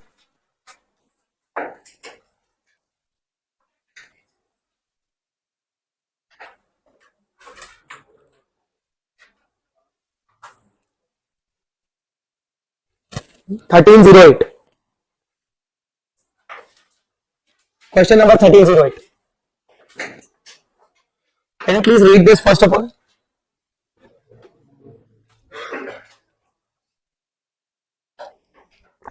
This point only.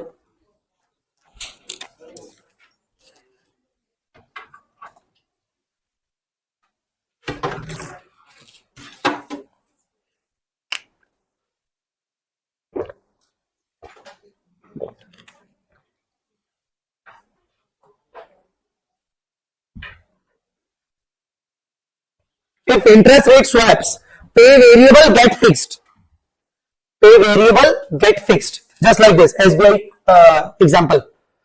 We are getting fixed from ICICI and we are paying, we want to pay the variable, matlab floating. Is prepaid. If any swap contract is a prepaid in nature,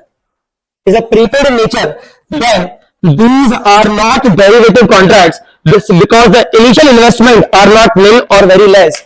You remember under derivative contract there were 4 characteristics. The value changes in response to the change in underlying. Second, no investment or very little initial investment. Here the very little initial investment or no investment condition is not fulfilling because this contract is a prepaid in nature. It says if this contract is a prepaid in nature, that means you have already paid entire interest value of the remaining number of years in advance. That means you have paid all the interest in advance. It is your initial investment which is very big. Hence, considering this fact that you have paid entire interest value. See now what is basically prepaid? ICICI told me that they are ready to give me the floating rate. The condition is my loan period is 5 years. I have to pay full 5-year interest in advance to ICICI. Then ICICI will reimburse me as per the floating rate.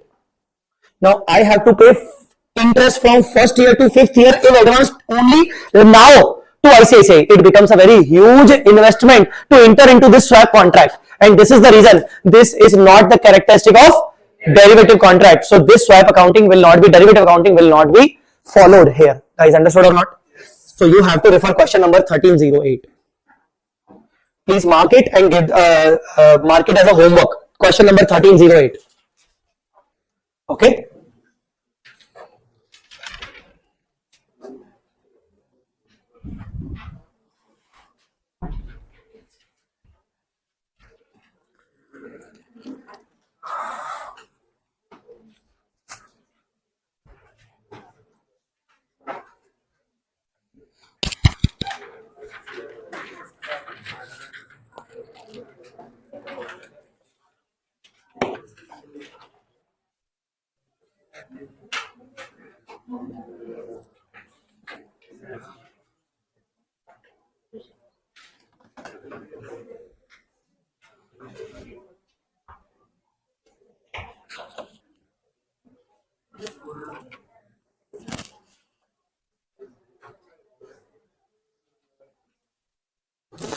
The next is embedded derivative.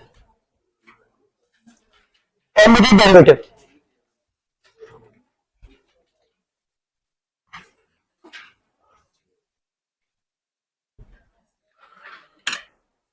See, we understood that option contracts are derivative contracts, futures are derivatives, forwards, interest swaps are derivatives. When we are discussing this options, futures, the whole contract was derivative contract. Embedded derivative is different. Embedded derivative is the whole contract is this, but only a part is derivative. The other part is not derivative contract. The other part is other than derivative. Is a normal contract. Entire contract is not derivative contract. In the entire contract, some portion belongs to derivation and the rest portion is a non-derivative part. So embedded derivative means a particular derivative characteristic is attached, is embedded with some host contract. Are you guys understanding? Read the first two lines. Read the main introductory part.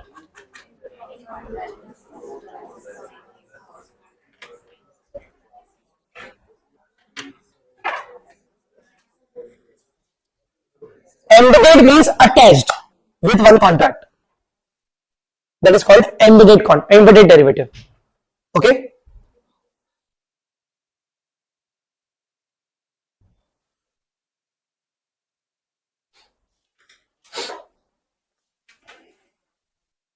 Read the third example to understand it.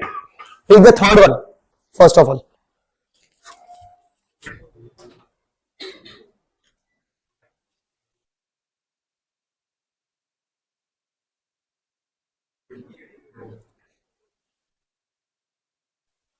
Please read the third example. Company PKR sells furniture to the company XYZ in USD. Both the companies are located in India. Yeah, tell me one thing. When both the companies are located in India, why they are doing the transaction in USD? Why they are entering into USD transaction? There could be some risk factor for any particular company. I am discussing. The hybrid contract is the entire sale contract which will be settled in the USD. Now this is a hybrid contract. See, in this two things are important. First, the sale of furniture. Now sale of furniture, is it a derivative contract? No. Selling furniture is a derivative contract? No. It is a host contract, main. The host which represents the entire contract. But this furniture sale is being entered into at which currency? USD. So USD rates may change your inflow outflow. Tell me yes or no. Yes. USD rates may change your inflow outflow. The one who is purchasing the furniture has to make payment in USD. To make payment in USD, he has to purchase the US dollars first from the market. And he is having a risk of increase in the value of the dollar. Are you understanding me? Yes. So this is the particular point where you need to understand that there is a risk of increase in the foreign currency. I may enter into the forward contract to save my money. This is called a derivative portion which is attached with the main contract. What is the main contract? Sale of furniture. Sale of furniture at which value? USD. USD. At which currency? USD. Now USD is a functional or the home currency of both the companies? No. The home currency is INR, Indian rupee. So the one who is purchasing the furniture is having some risk. Tell me what is the risk he has? Fluctuation. Increase or decrease? Increase of foreign currency value. Increase of US dollar value. Currently the US dollar suppose is trending at 85 rupees. And he has to make the payment after 6 months because the furniture will get delivered after 6 months. So I am having a risk of increase in the dollar. If the dollar gets increased by 85, beyond 85, suppose it increased to 87, I will have to be at 2 rupees extra. Yes. Tell me now. Yes. So to save my position in this situation, what I have to do? I should enter into the forward contract.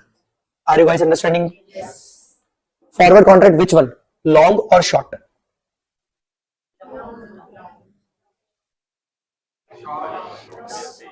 See, I did my part because I have written each and every notes. I don't know why you are guys not replying properly.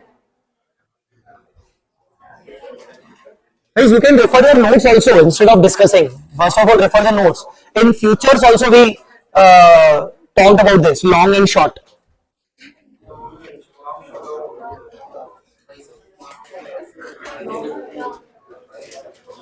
I want to purchase the US dollar. I want to purchase the US dollar. And I'm worried that US dollar may get increase. It's a long contract. Why long? If I book the price today at 85, even though in the market it will get increased, I will purchase at only 85. Understood or not? So I have to enter into long contract. If I am entering into long contract, that will become the derivative. Guys, are you understanding or not? Yes. Okay. So the host contract is the rupee sale contract. The embedded derivative is the foreign exchange rupee dollar forwards. The forwards is the embedded derivative part which is attached with the main contract. Are you guys understanding? Yes. Now to make you more understand, I will discuss one important example, not example, one question from the question bank.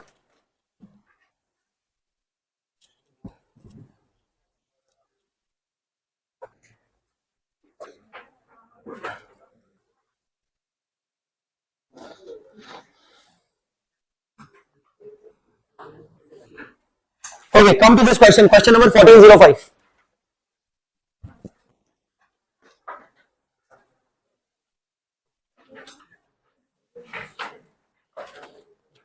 What is 05? Embedded derivative.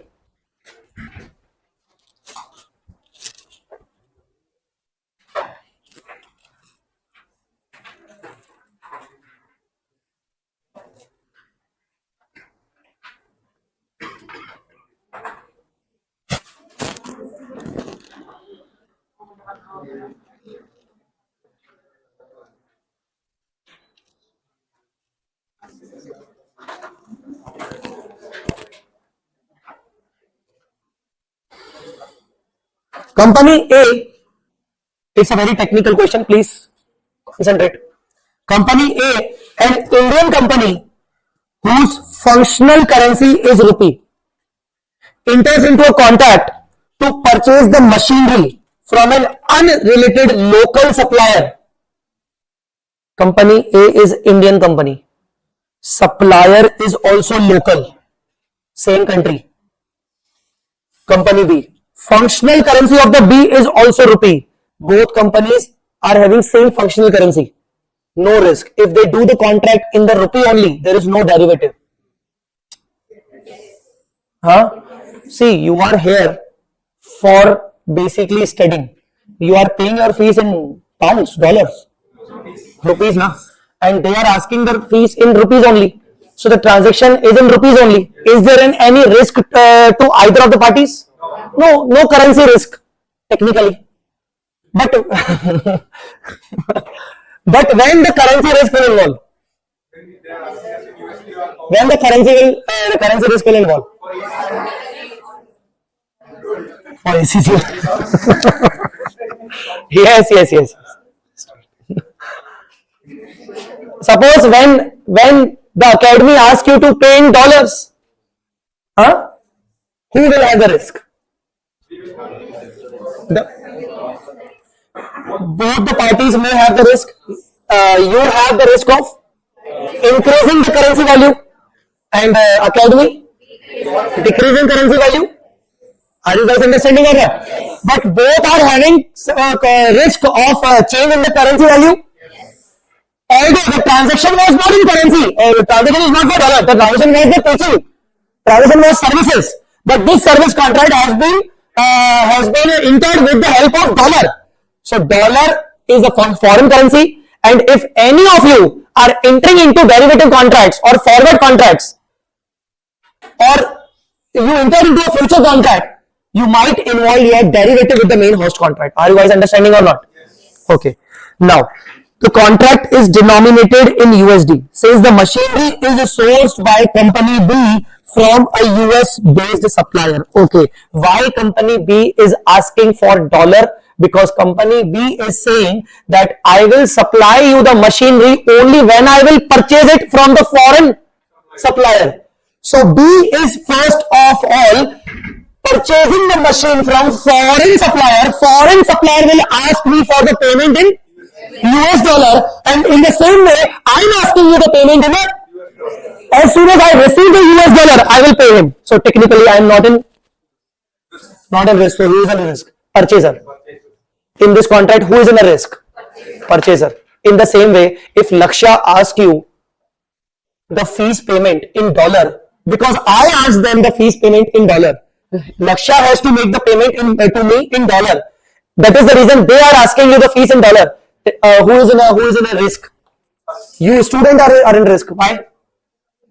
The rate goes higher, we will have Huh? the rate goes higher, we will have to bear down. Correct. If the rate of foreign currency will goes higher, you have to bear the extra amount because you need to make the payment in dollars to Lakshya. And Lakshya is not in any risk because Lakshya, as soon as Lakshya will receive the money in dollar, he will reimburse it to the faculty. So here in this example, only the purchaser is in risk. Purchaser, what purchaser is doing? Purchaser is purchasing the machine. So machinery purchase is a host contract. But there's a risk of foreign currency where purchaser could get into the forwards. This becomes a derivative contract. Yes. Understanding or not? Huh? Explain me what is a host contract.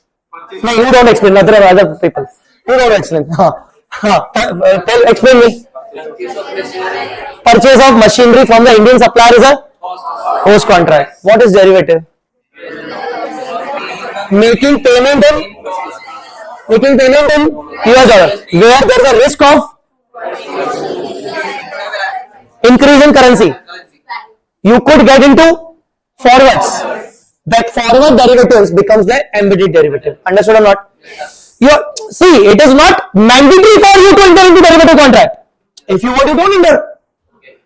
Okay, so it is not mandatory for you to enter into derivative contract, but it's a situation that suppose if you could enter into derivative contract, you may save your bit money. Understood or not?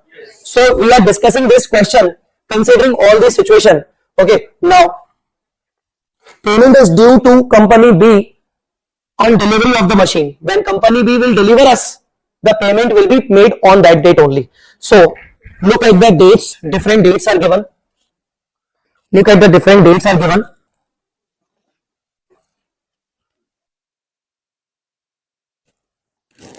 Contract date is 9 September.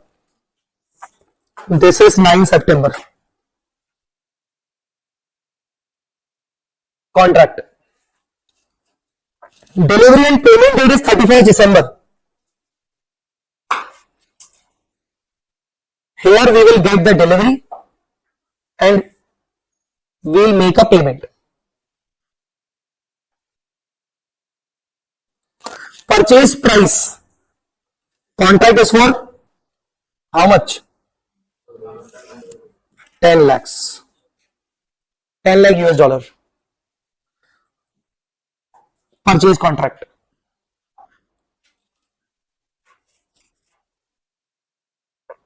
Understood, guys? Yes.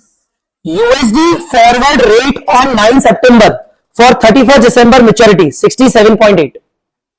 USD rupee spot rate on 9 September 66.4. So here the spot rate is 66.4 and forward rate is 67.8.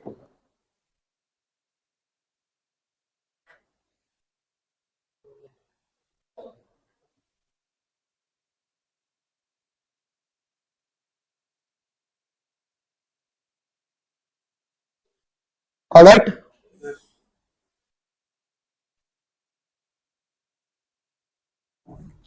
Next, USD rupee forward rate for 31st December on 30th September 67.5. 30th September means quarter ending. Quarter ending. Here the revised forward rate becomes 67.5.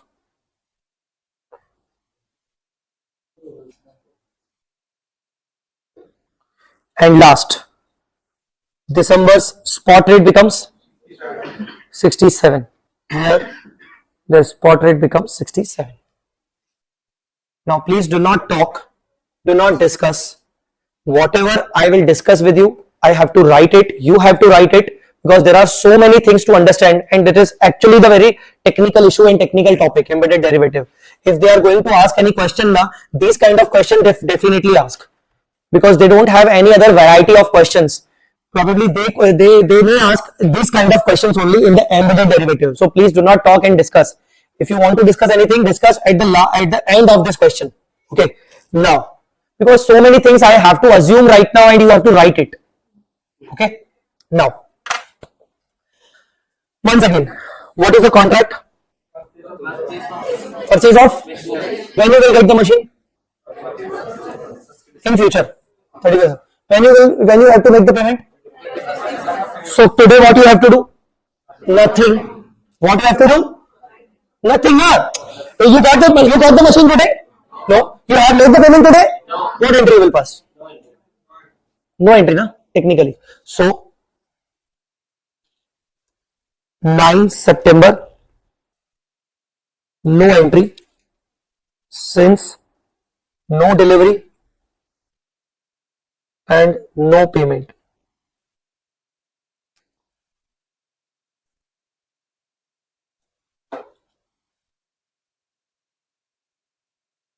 Concentration is important very much. Now, but on the 9th September only, I could enter into the forward contract to save my money. Tell me, I'm not actually entering into the contract. But if I would have entered into the contract, at what value, at what rate I booked? At what rate I should book? 67.8. I'm not entering into any derivative forward contract. But if I would have entered into that contract, the rate would become 67.8. So, write this please. On this date,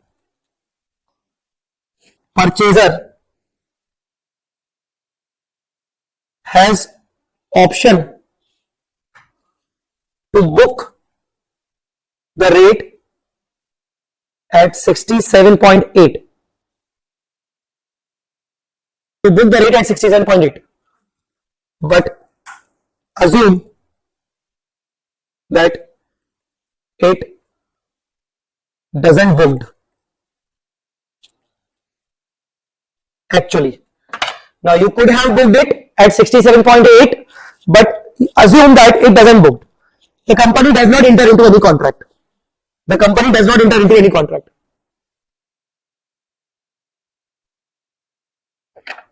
You might not understand it properly. Only at the last entry you will get all the proper informations. So please concentrate only. So we could enter into a contract at 67.8, but we haven't entered actually. Done? Okay. Now come to the balance sheet date. Tell me what rate it becomes. It becomes 67.5. What does it mean? Had we entered into forward contract on this date, the forward rate would be 67.5. Okay. On 30th September, just think one thing, that you could enter into this contract at 67.5. Earlier you could enter into it 67.8. As a purchaser, what do you want? You want a lower rate or a higher rate? Lower rate. So now try to understand, from here to here you are in a favorable position, because on 9 September you could enter into a contract at, you haven't booked, but if you would have entered into a contract, you have to book the rate at, but you ignored it, and now the rate becomes, now you are feeling happy that it's good that you haven't entered into the contract earlier. How much profit you got? Actual mein, it is not actual profit, it is just an opportunity profit. Huh? Opportunity gain it is. How much? 0.3. And this opportunity gain is embedded in your machine contract. Actually, you need to recognize it separately. The embedded derivative has to be recognized separate from the main contract. This is the main objective of the INDAS. That the derivative which is attached with the main contract, we need to detach it and record it separately. Record the machine separately. Record the derivative portion separately. Understood or not? Yes. Even if not understood, say yes. Because at the end of the last entry only, I will be able to clear you all the things, all the facts. So right now, on 9 September, if we would have entered into the contract, forward contract to save our money, what was the rate? But we haven't entertained this. Now the rate becomes. So tell me, as a purchaser, are you guys feeling happy or unhappy? Happy. So happy na? Happy means fair value gain or fair value loss? Gain. Fair value gain. Book the fair value gain. On 30th September, book the fair value gain. 30th September. Feeling happy since rate reduced by 30 rupees, 30 paisa. Okay, multiply it with the dollar. 30,000, so 10 lakh dollar. Entry. Fair value loss. P&L debit to derivative. Oh, gain. Derivative forwards debit to fair value gain. 3 lakh rupees. 3 lakh rupees.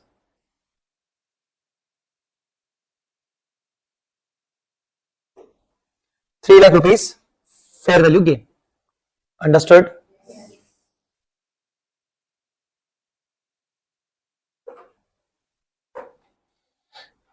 Now, tell me, on 30th September, but again, you haven't entered into the contract actually.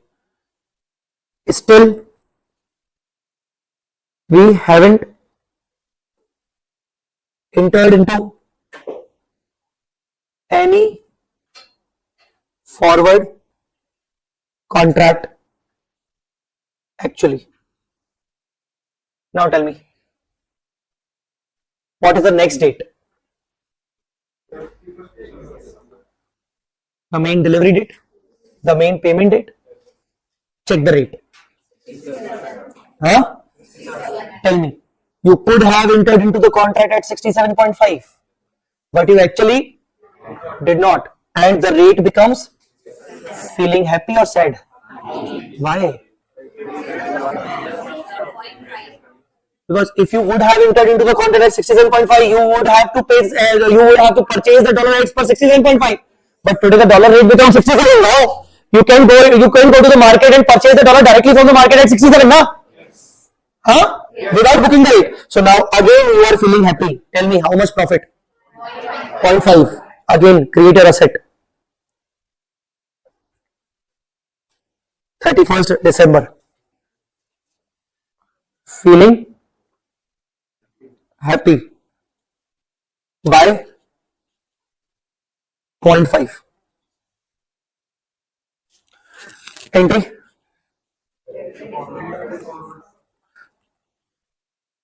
Derivative forwards financial asset to fair value gain.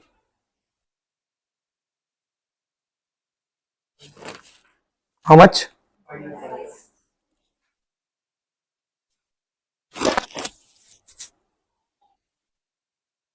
But now there is a delivery date and transaction payment date now. Tell me, you are taking the delivery of machine, you are making the payment of how much? 67. So pass the entry. Purchase of machine. Purchase of machine and making payment. Purchase of machine and making payment. What entry we should pass? Making payment to bank as per 67. 67 multiplied by 10 lakh. How much? 60?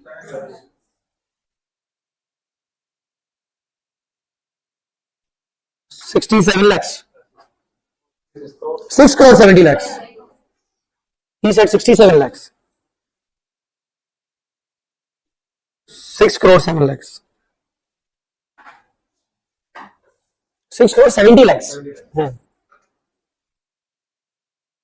Payment of 6 crore 70 lakhs. Earlier you have a derivative forward, na? Are financial asset you have, na? How much financial asset you already have? 3 lakh and 5 lakh, 8 lakhs. Please reverse it. Reversal. 2. Derivative, forwards, financial asset. How much? 8 lakhs. Record the machine. Record the machine at balancing figure. Tell me. 6 crore 78 lakhs. In this way, machine has been recorded at which value? Machine has been recognized at which value? 6 crore 78 lakhs. 6 crore 78 lakhs. If we would have applied the normal accounting, that means non-INDAS, no INDAS. You know what journal entry we need to pass? 9 September, nothing. 30th September, nothing. 31st December, only entry, machine account debit to bank, 6 crore 70 lakhs. 6 crore 70 lakhs. Now, why this embedded derivative accounting is important and relevant? Try to understand. Here, in the embedded derivative, we are recording the machine at 6 crore 78 lakhs. Instead of 6 crore 70 lakhs, we are recording the machine at its original order time value. When you have placed the order on 9th September, look into the date. Look into the rate of that date. The rate was 67.8. 67.8 multiplied by 10 lakh is equal to 6 crore 78 lakhs. So technically what we are doing, we already entered into the contract on 9 September. And 9 September, the rate was 67.8. Considering that, we are recording the machinery at 67.8 as a host contract. And we are separately recognizing the derivative part as 8 lakh rupees. Understood or not? So this is the portion under embedded derivative. You record the embedded derivative separately from the host contract. Are you understanding or not?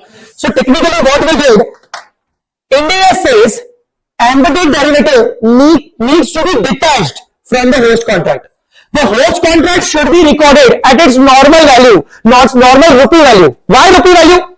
Suppose the contract should not be, the contract is not at USD. The contract is not at USD. So at what price machine would have been recorded? At the price as on the order date. So you are recording the machinery at same price as on order date. Whatever the fluctuations, you are booking separately. Understood or not? Yes. Whatever the fluctuations, you are booking separately. This is called embedded derivative, which is to be separately accounted for. Guys, understood or not? Yes. This is the basic accounting of embedded derivative. So instead of recording the machine at 6 crore 70 lakhs, you are recording the machine at the rate actually appearing on the order date. If this contract would have been entered into the normal currency, rupee currency, the order date transaction value would be the same. Yes. Understood or not? Yes. Okay, I am trying one another way.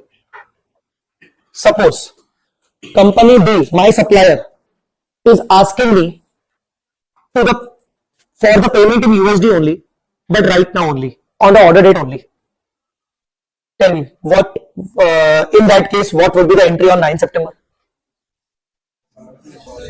I am asking a single question. On 9 September, now, what was the rate?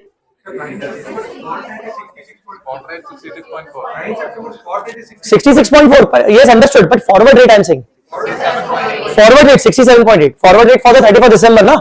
Yes, I have to book the machine rate forward as per the forward rate. Okay. So I am just asking you thing that suppose if there was not a credit period, there was not a credit period, what would be the case? He is asking me to make the payment in dollar and to deliver the machine immediately. I would have paid the amount immediately on the same date. Huh? There was no fluctuation risk in that. My INDAS says that if you want to record the derivative part separately, so the fluctuation risk should not be involved in your machine, in your sale, in your purchase. Keep them separately and record the purchase sale separately. Both things are separate. Record the purchase sale as per the ordinary value and record the fluctuations separately. This is the basic principle of embedded derivative. Understood?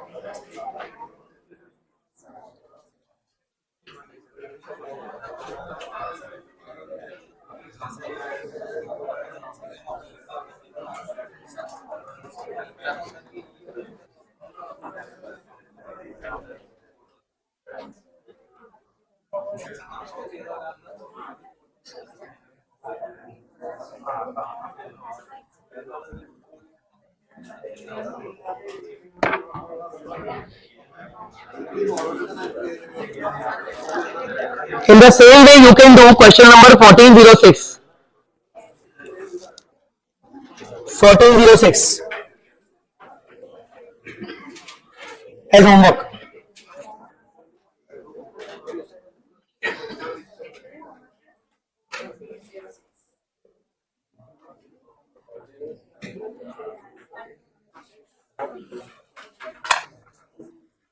Now the last one is hedge accounting.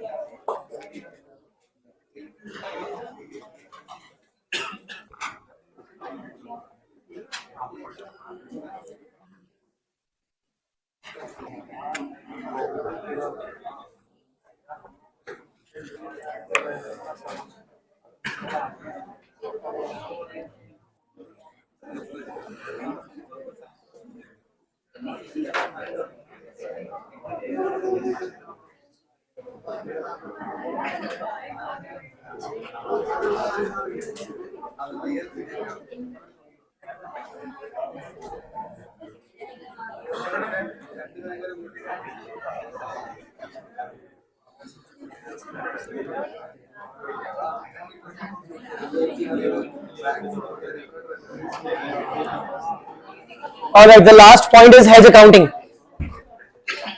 Have you heard the term word hedging? Yes. What does it mean?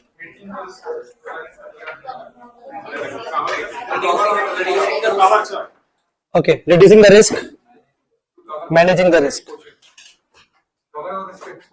Okay. So, in our syllabus, hedging has very limited portion which is covered here in the INDAS. Hedging is a very bigger term, and hedge accounting is also a very, very big portion overall.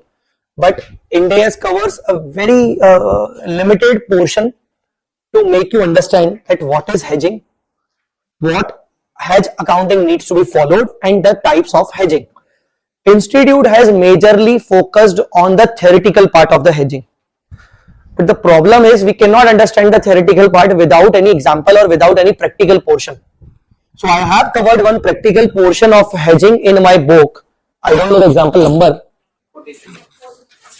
43. So that particular hedge accounting has been covered with the help of example 43. Before discussing hedge accounting, please listen to me. Guys, hedging is managing the risk.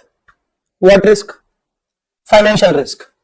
What is financial risk? Sir, there are so many financial risks, but we will concentrate only on the foreign currency fluctuation risk. Which one?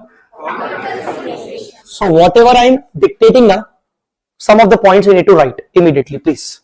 Because very, very short, very limited points, but that is to the point things are there. So, please write first point. Here we will discuss we'll discuss the risk of change in value of any asset or liability. The risk of change in value of any asset or liability. Value of any asset or liability due to foreign currency fluctuations,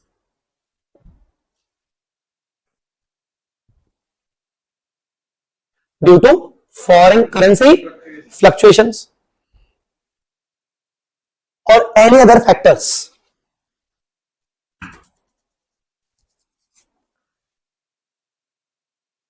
Second point, next point. Suppose there are foreign currency debtors. Comma.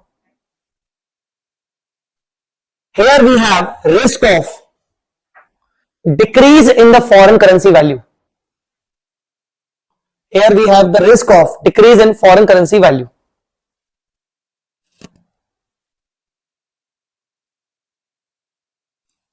Here we have risk of decrease in foreign currency value.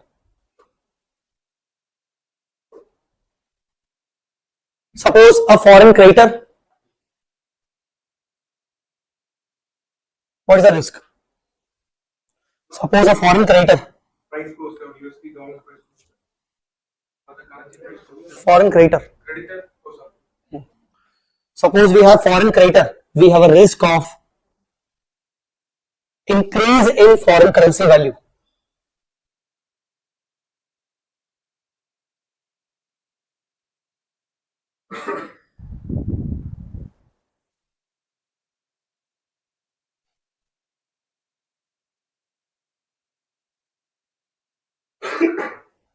Any item, next point, any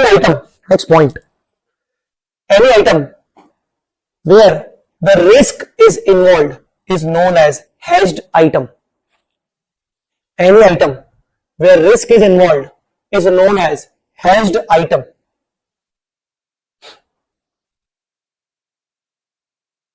Any item where risk is involved is known as hedged item, such as foreign currency debtors, foreign currency loans, foreign currency creditors. These all are hedged items. Foreign currency debtors, foreign currency loans, foreign currency debtors, foreign currency loans, foreign currency creditors. These all are hedged items.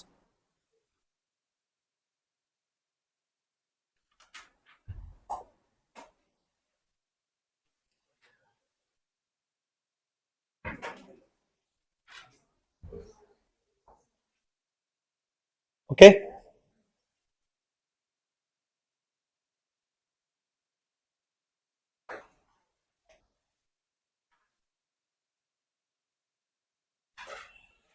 Then what you call them? Hedged items. Okay, next point. To manage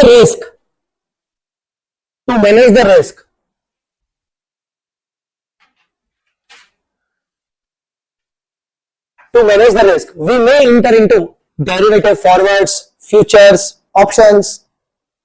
To manage the risk, we may enter into derivative forwards, futures, options.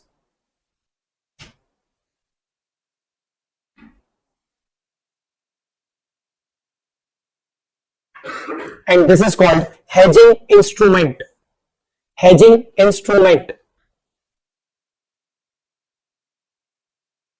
This is called hedging instrument. So I discussed two terminologies. What are two terminologies?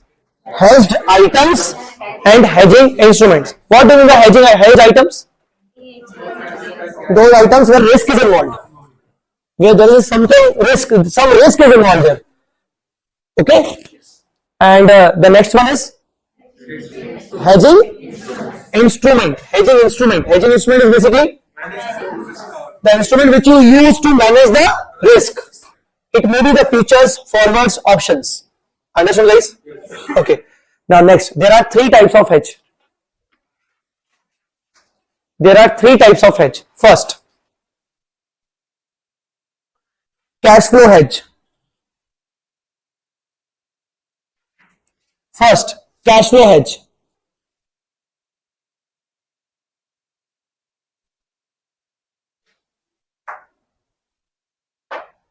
Cash flow hedge. Cash flow hedge means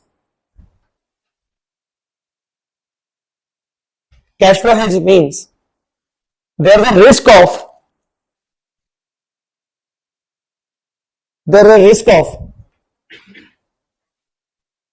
change in cash inflow or outflow. There is a risk of change in cash inflow or outflow.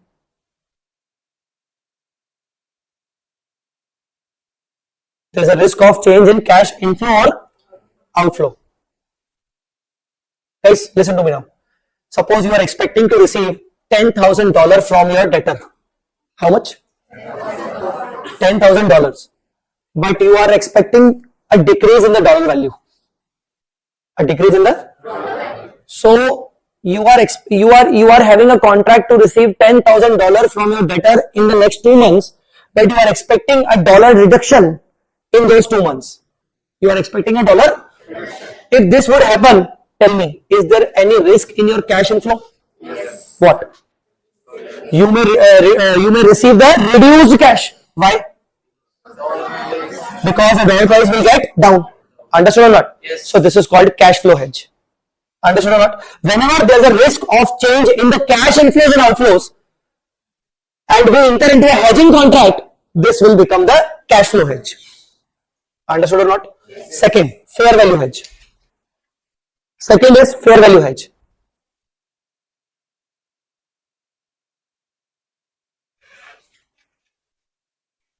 Second is fair value hedge. Risk of change in the value of any asset. Risk of change in the value of any asset other than cash. Risk of change in the value of any asset other than cash. Other than cash means risk of change in the value of any asset other than cash.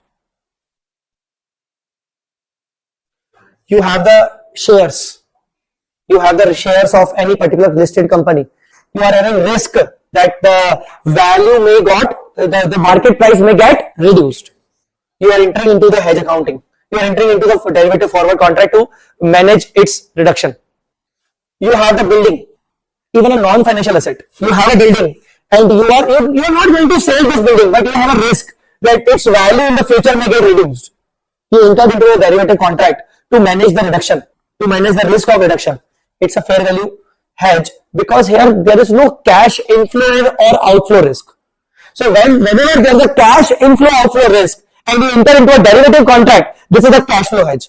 Whenever there is no cash inflow outflow risk, the risk of changing the value of the building, value of the shares, value of your stock, value of your inventory, value of the land, value of any asset you have, and you enter into a derivative contract to manage such risk, it's a fair value hedge. Understood? Third, hedge of net investment in foreign operation. Hedge of net investment in foreign operation. See, foreign operation means foreign subsidiary. Foreign operation means foreign subsidiary. You are worried about your foreign subsidiary's investments value. You are worried about your foreign subsidiary's investment value. You are worried, you think that your investments may get reduced because it is in your foreign currency. So whenever you enter into any derivative contract to manage the risk of that investment in foreign operation, you are entering into the hedge of net investment. So in the third type of hedging, you have a foreign operation. You can write it. If you don't know, foreign operation means foreign subsidiary. So you have your investment in foreign subsidiary. Investment must be in the foreign currency. So now you are worried that your investment value may get reduced because of the reduction in the foreign currency value. So you enter into the derivative contract. Such hedging is known as hedge of net investment in foreign operation. Understood these three? Yes. Huh? Now we'll discuss this cash flow hedge most importantly because this is relevant for the practical paper, practical question. Come to the example number. Example number 43.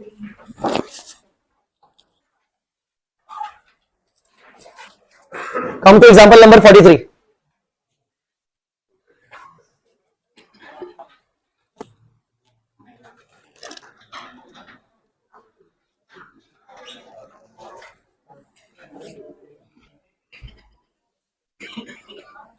Rajat Limited, an INDAS company, sold goods on credit to a foreign customer for 3 months.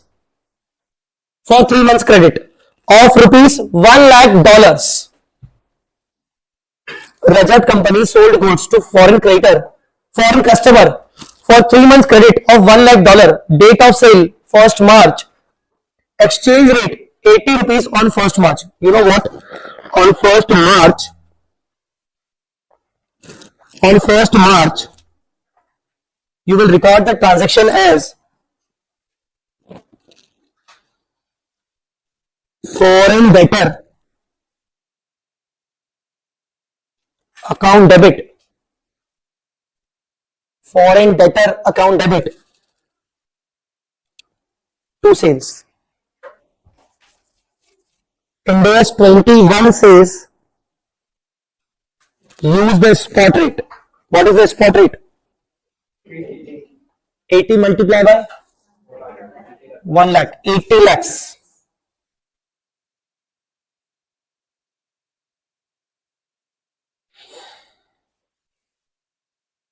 INDAS 21 says use the spot rate. Alright? Next.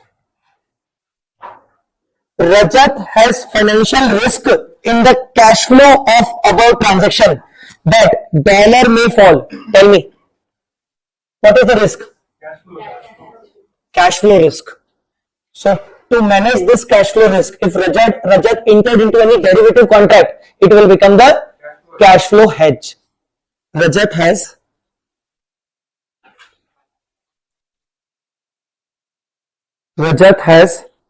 risk of change in cash flows.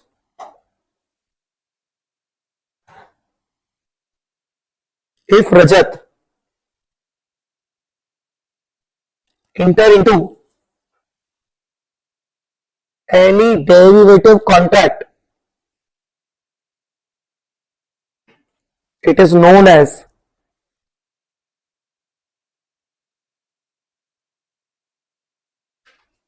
cash flow hedge.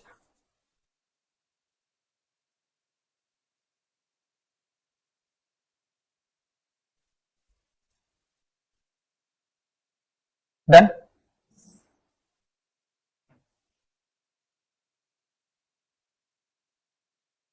Done, guys? Yes. Now, therefore, Rajat Limited entered into the forward contract to sell dollars at 78.3. You know what? Rajat has booked the rate at 78.3. Rajat has booked the rate at 78.3. Means after 3 months, when Rajat will get the dollars now, 1 lakh dollar, he will be able to sell the dollars at 78.3. Understood, guys? On 31st March, spot rate was 79.1. So,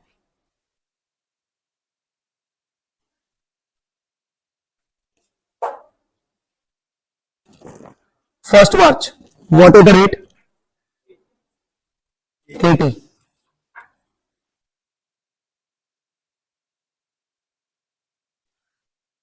What is the forward rate booked?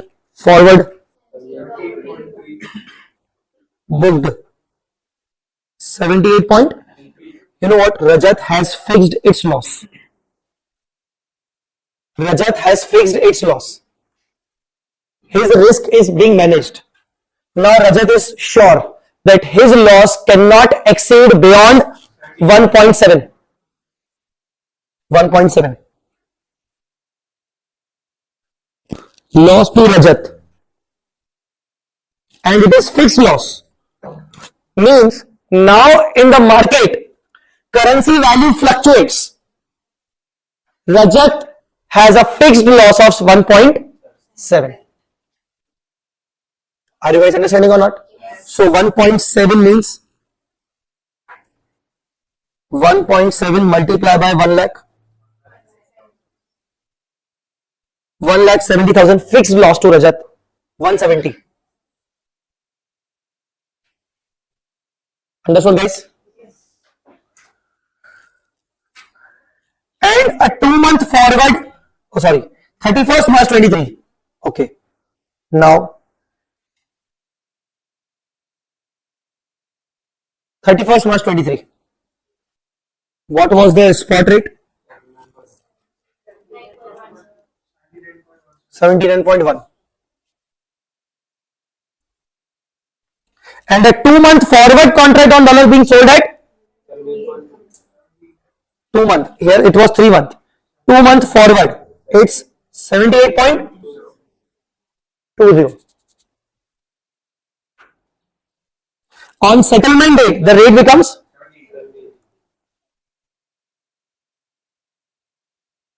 78.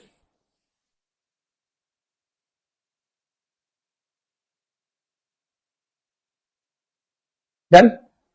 I'll tell you some logics actually because before discussing the hedge accounting. Please use the heading no hedge accounting. If there is no hedge accounting. If there is no hedge accounting.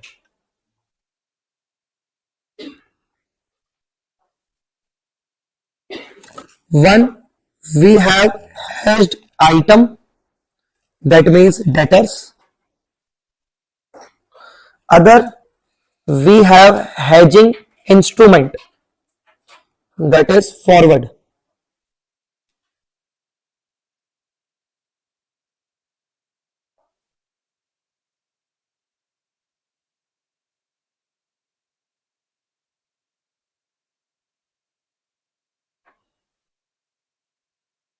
If there is no hedge accounting, we have debtors and we have forwards. Here we have debtors, we will apply INDAS 21 rules. Those who don't know about INDAS 21, I will tell you, don't worry.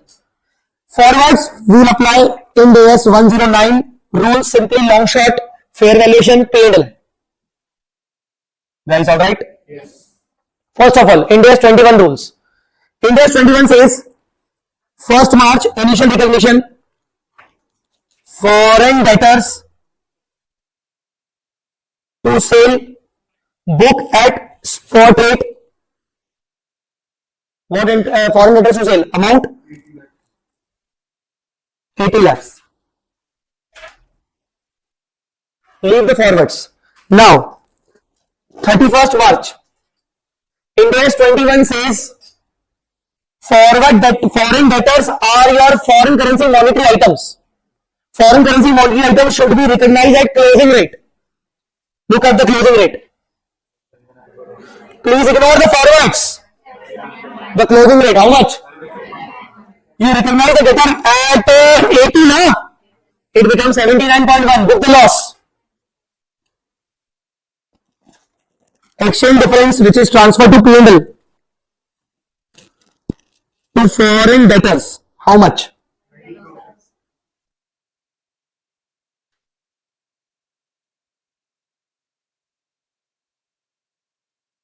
90. Where you will transfer this exchange difference? P&L. Now, on 31st March, after 31st March, there's a 1 June. The rate becomes? The rate becomes 78. So 1st June, What entry will pass? Bank account debit. You received 78 lakhs. Exchange loss account debit P&L to foreign debtors. Foreign debtor how much?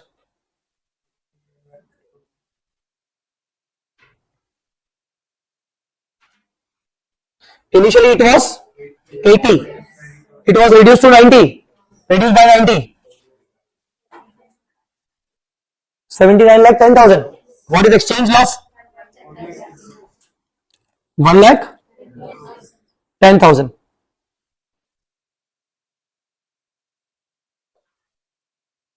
Now derivative contract.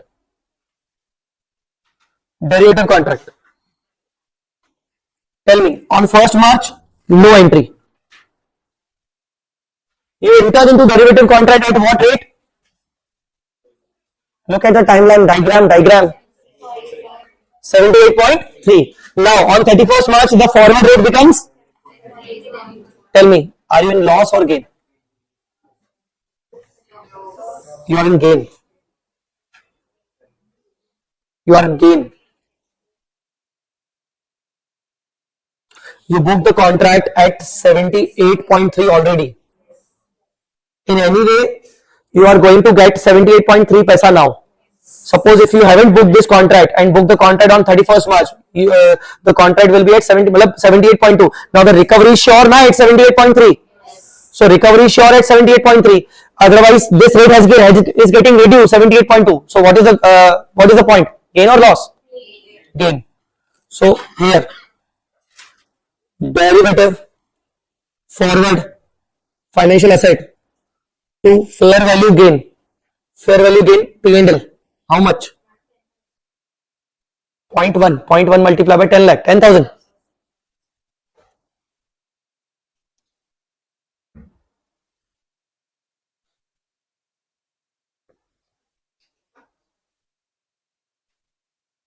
And on 1 June, again the rate become 78.2 to 78.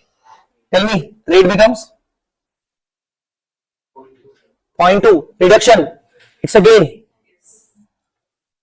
Tell me, what entry will pass? Derivative, forward, financial asset to fair value gain. Now recover all your money.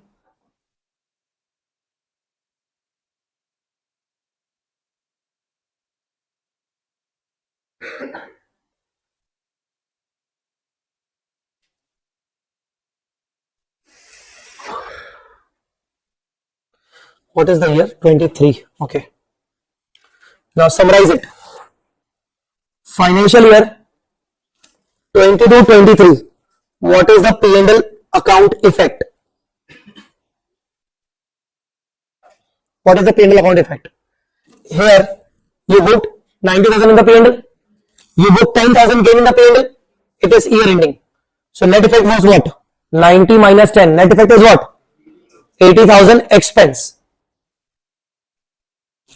And in the next year, 23-24. 23-24. Next year. In the next year, 1,10,000 loss, 20,000 profit. P&L effect.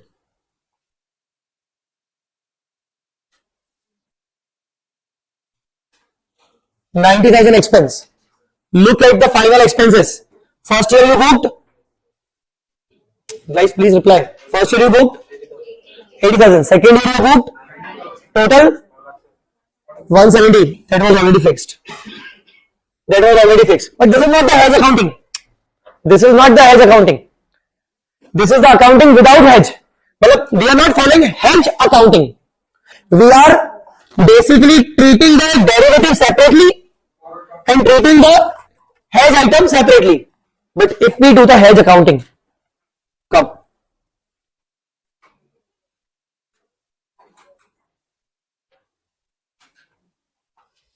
Hedge accounting. Hedge accounting says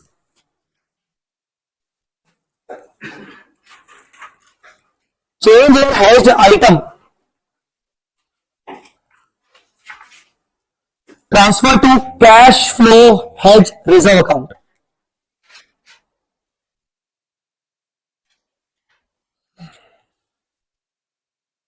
It says change in hedging instrument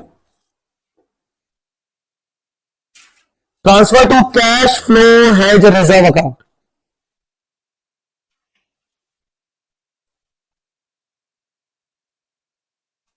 Amortize actual loss of 170 to P&L account from cash flow hedge reserve account.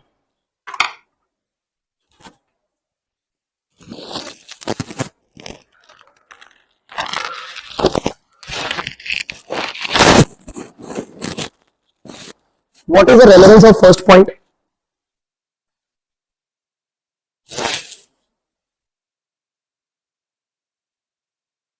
What is the relevance of first point? Fluctuation should be adjusted to the reserve of cash flow statement. But in this,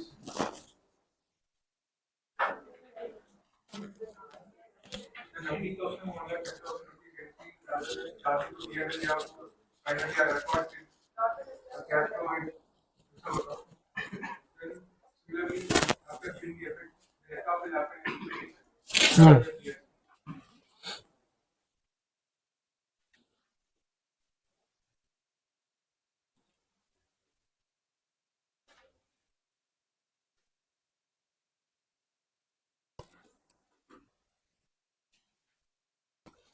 First entry sale. First entry sale.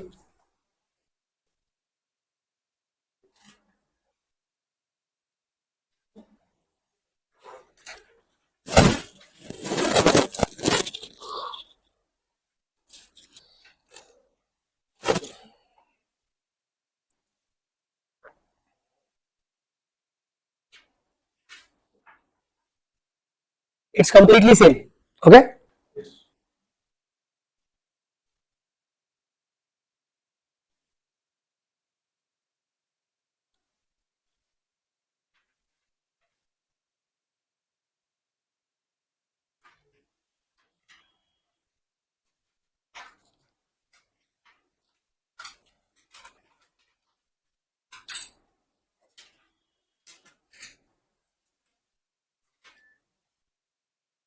Second entry. Any change? If you can interpret, any change is expected. Instead of doing this and doing this, create one special account which is called as cash flow hedge reserve account. Cash flow hedge reserve account.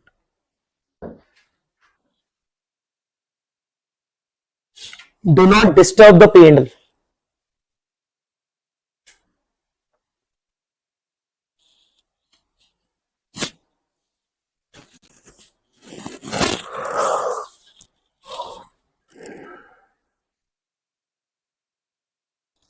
You transfer the entire exchange gain or loss to cash flow hedge reserve account.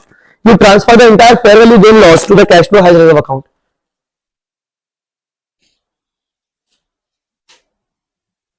What about this? Guys, what about this? What is the actual loss? 1.7. What are the actual months? 3 months. I think debtor was of 3 months. When you have entered into the contract, it was of 3 months. So 170 divided by 3. Divided by 3. Tell me.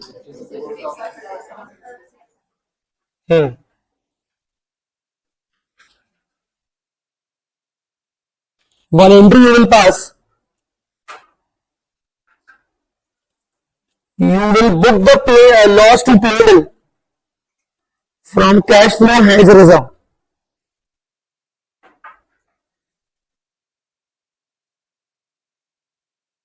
P&L to cash flow hedge reserve. How much? 56,667.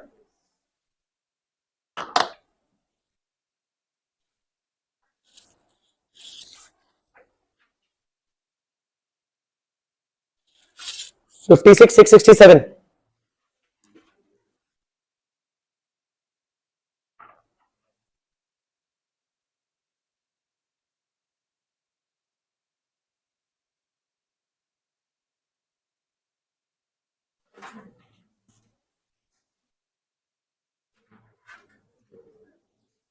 Next.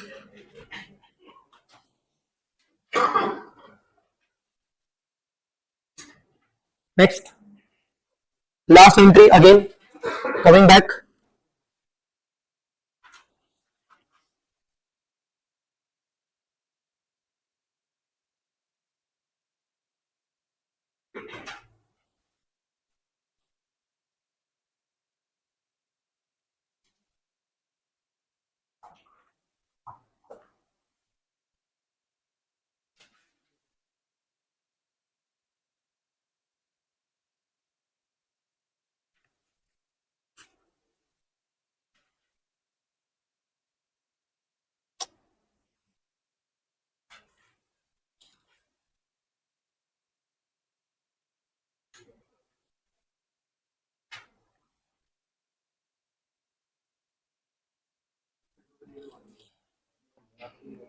First June. Bank account debit. How much we got? 78 lakhs.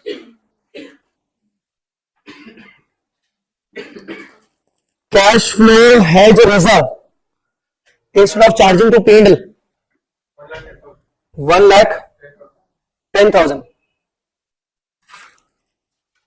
to foreign debtors.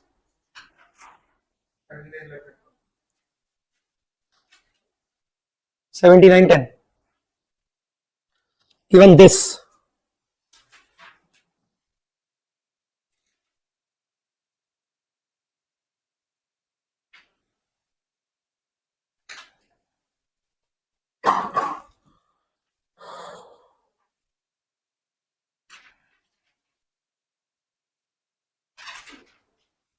Tell me.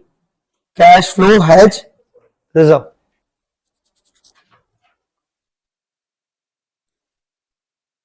Are you understanding? Instead of charging profits and losses directly in the P&L, differences directly in the P&L, we are maintaining a separate account called cash flow hedge reserve, where we are transferring all the irrelevant stuffs, exchange gains, exchange losses, fair value gains or losses, and transferring to P&L only the relevant loss, which is 170. Now one more entry we need to pass. P&L account debit to cash flow hedge reserve. How much?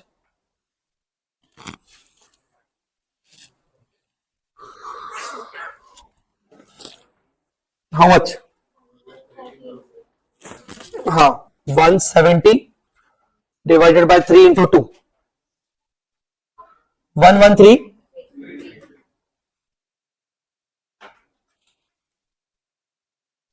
Can you please prepare the cash flow hedge reserve account for your checking purpose?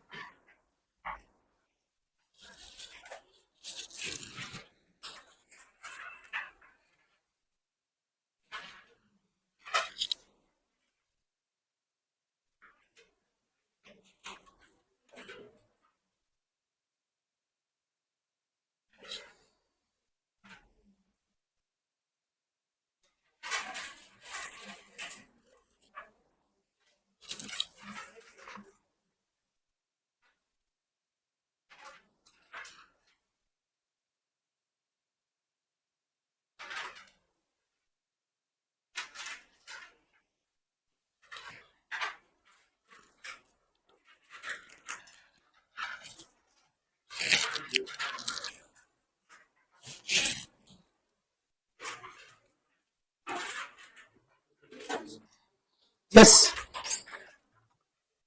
Done. Posting done.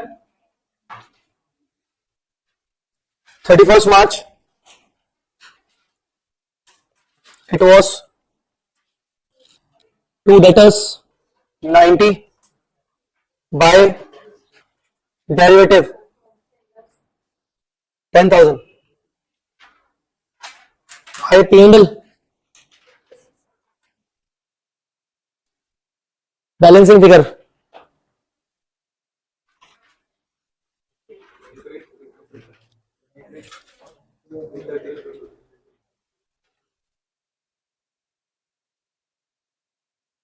To balancing figure.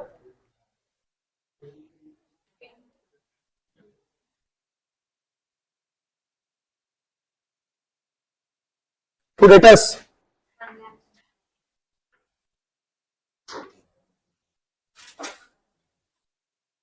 Hmm.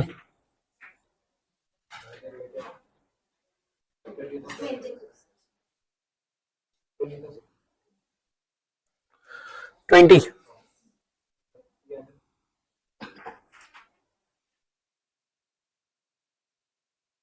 Tallied? It must be tallied. So what is the difference between hedge accounting and non-hedge accounting? Under non-hedge accounting, without any no hedge accounting, we were transferring all the gains and losses directly in the P&L. So under hedge accounting, what we did, we actually booked the loss of 170 proportionately every month. So this is the matching principle only, nothing else. Alright guys, this was your cash flow hedging. Only institute has given cash flow hedging question, no fair value hedging and net investment hedging. So this is it. It's done. Cash flow hedge is done now. That's all. So here you go. Financial instrument is finally completed. If you have anything to ask me, you can ask.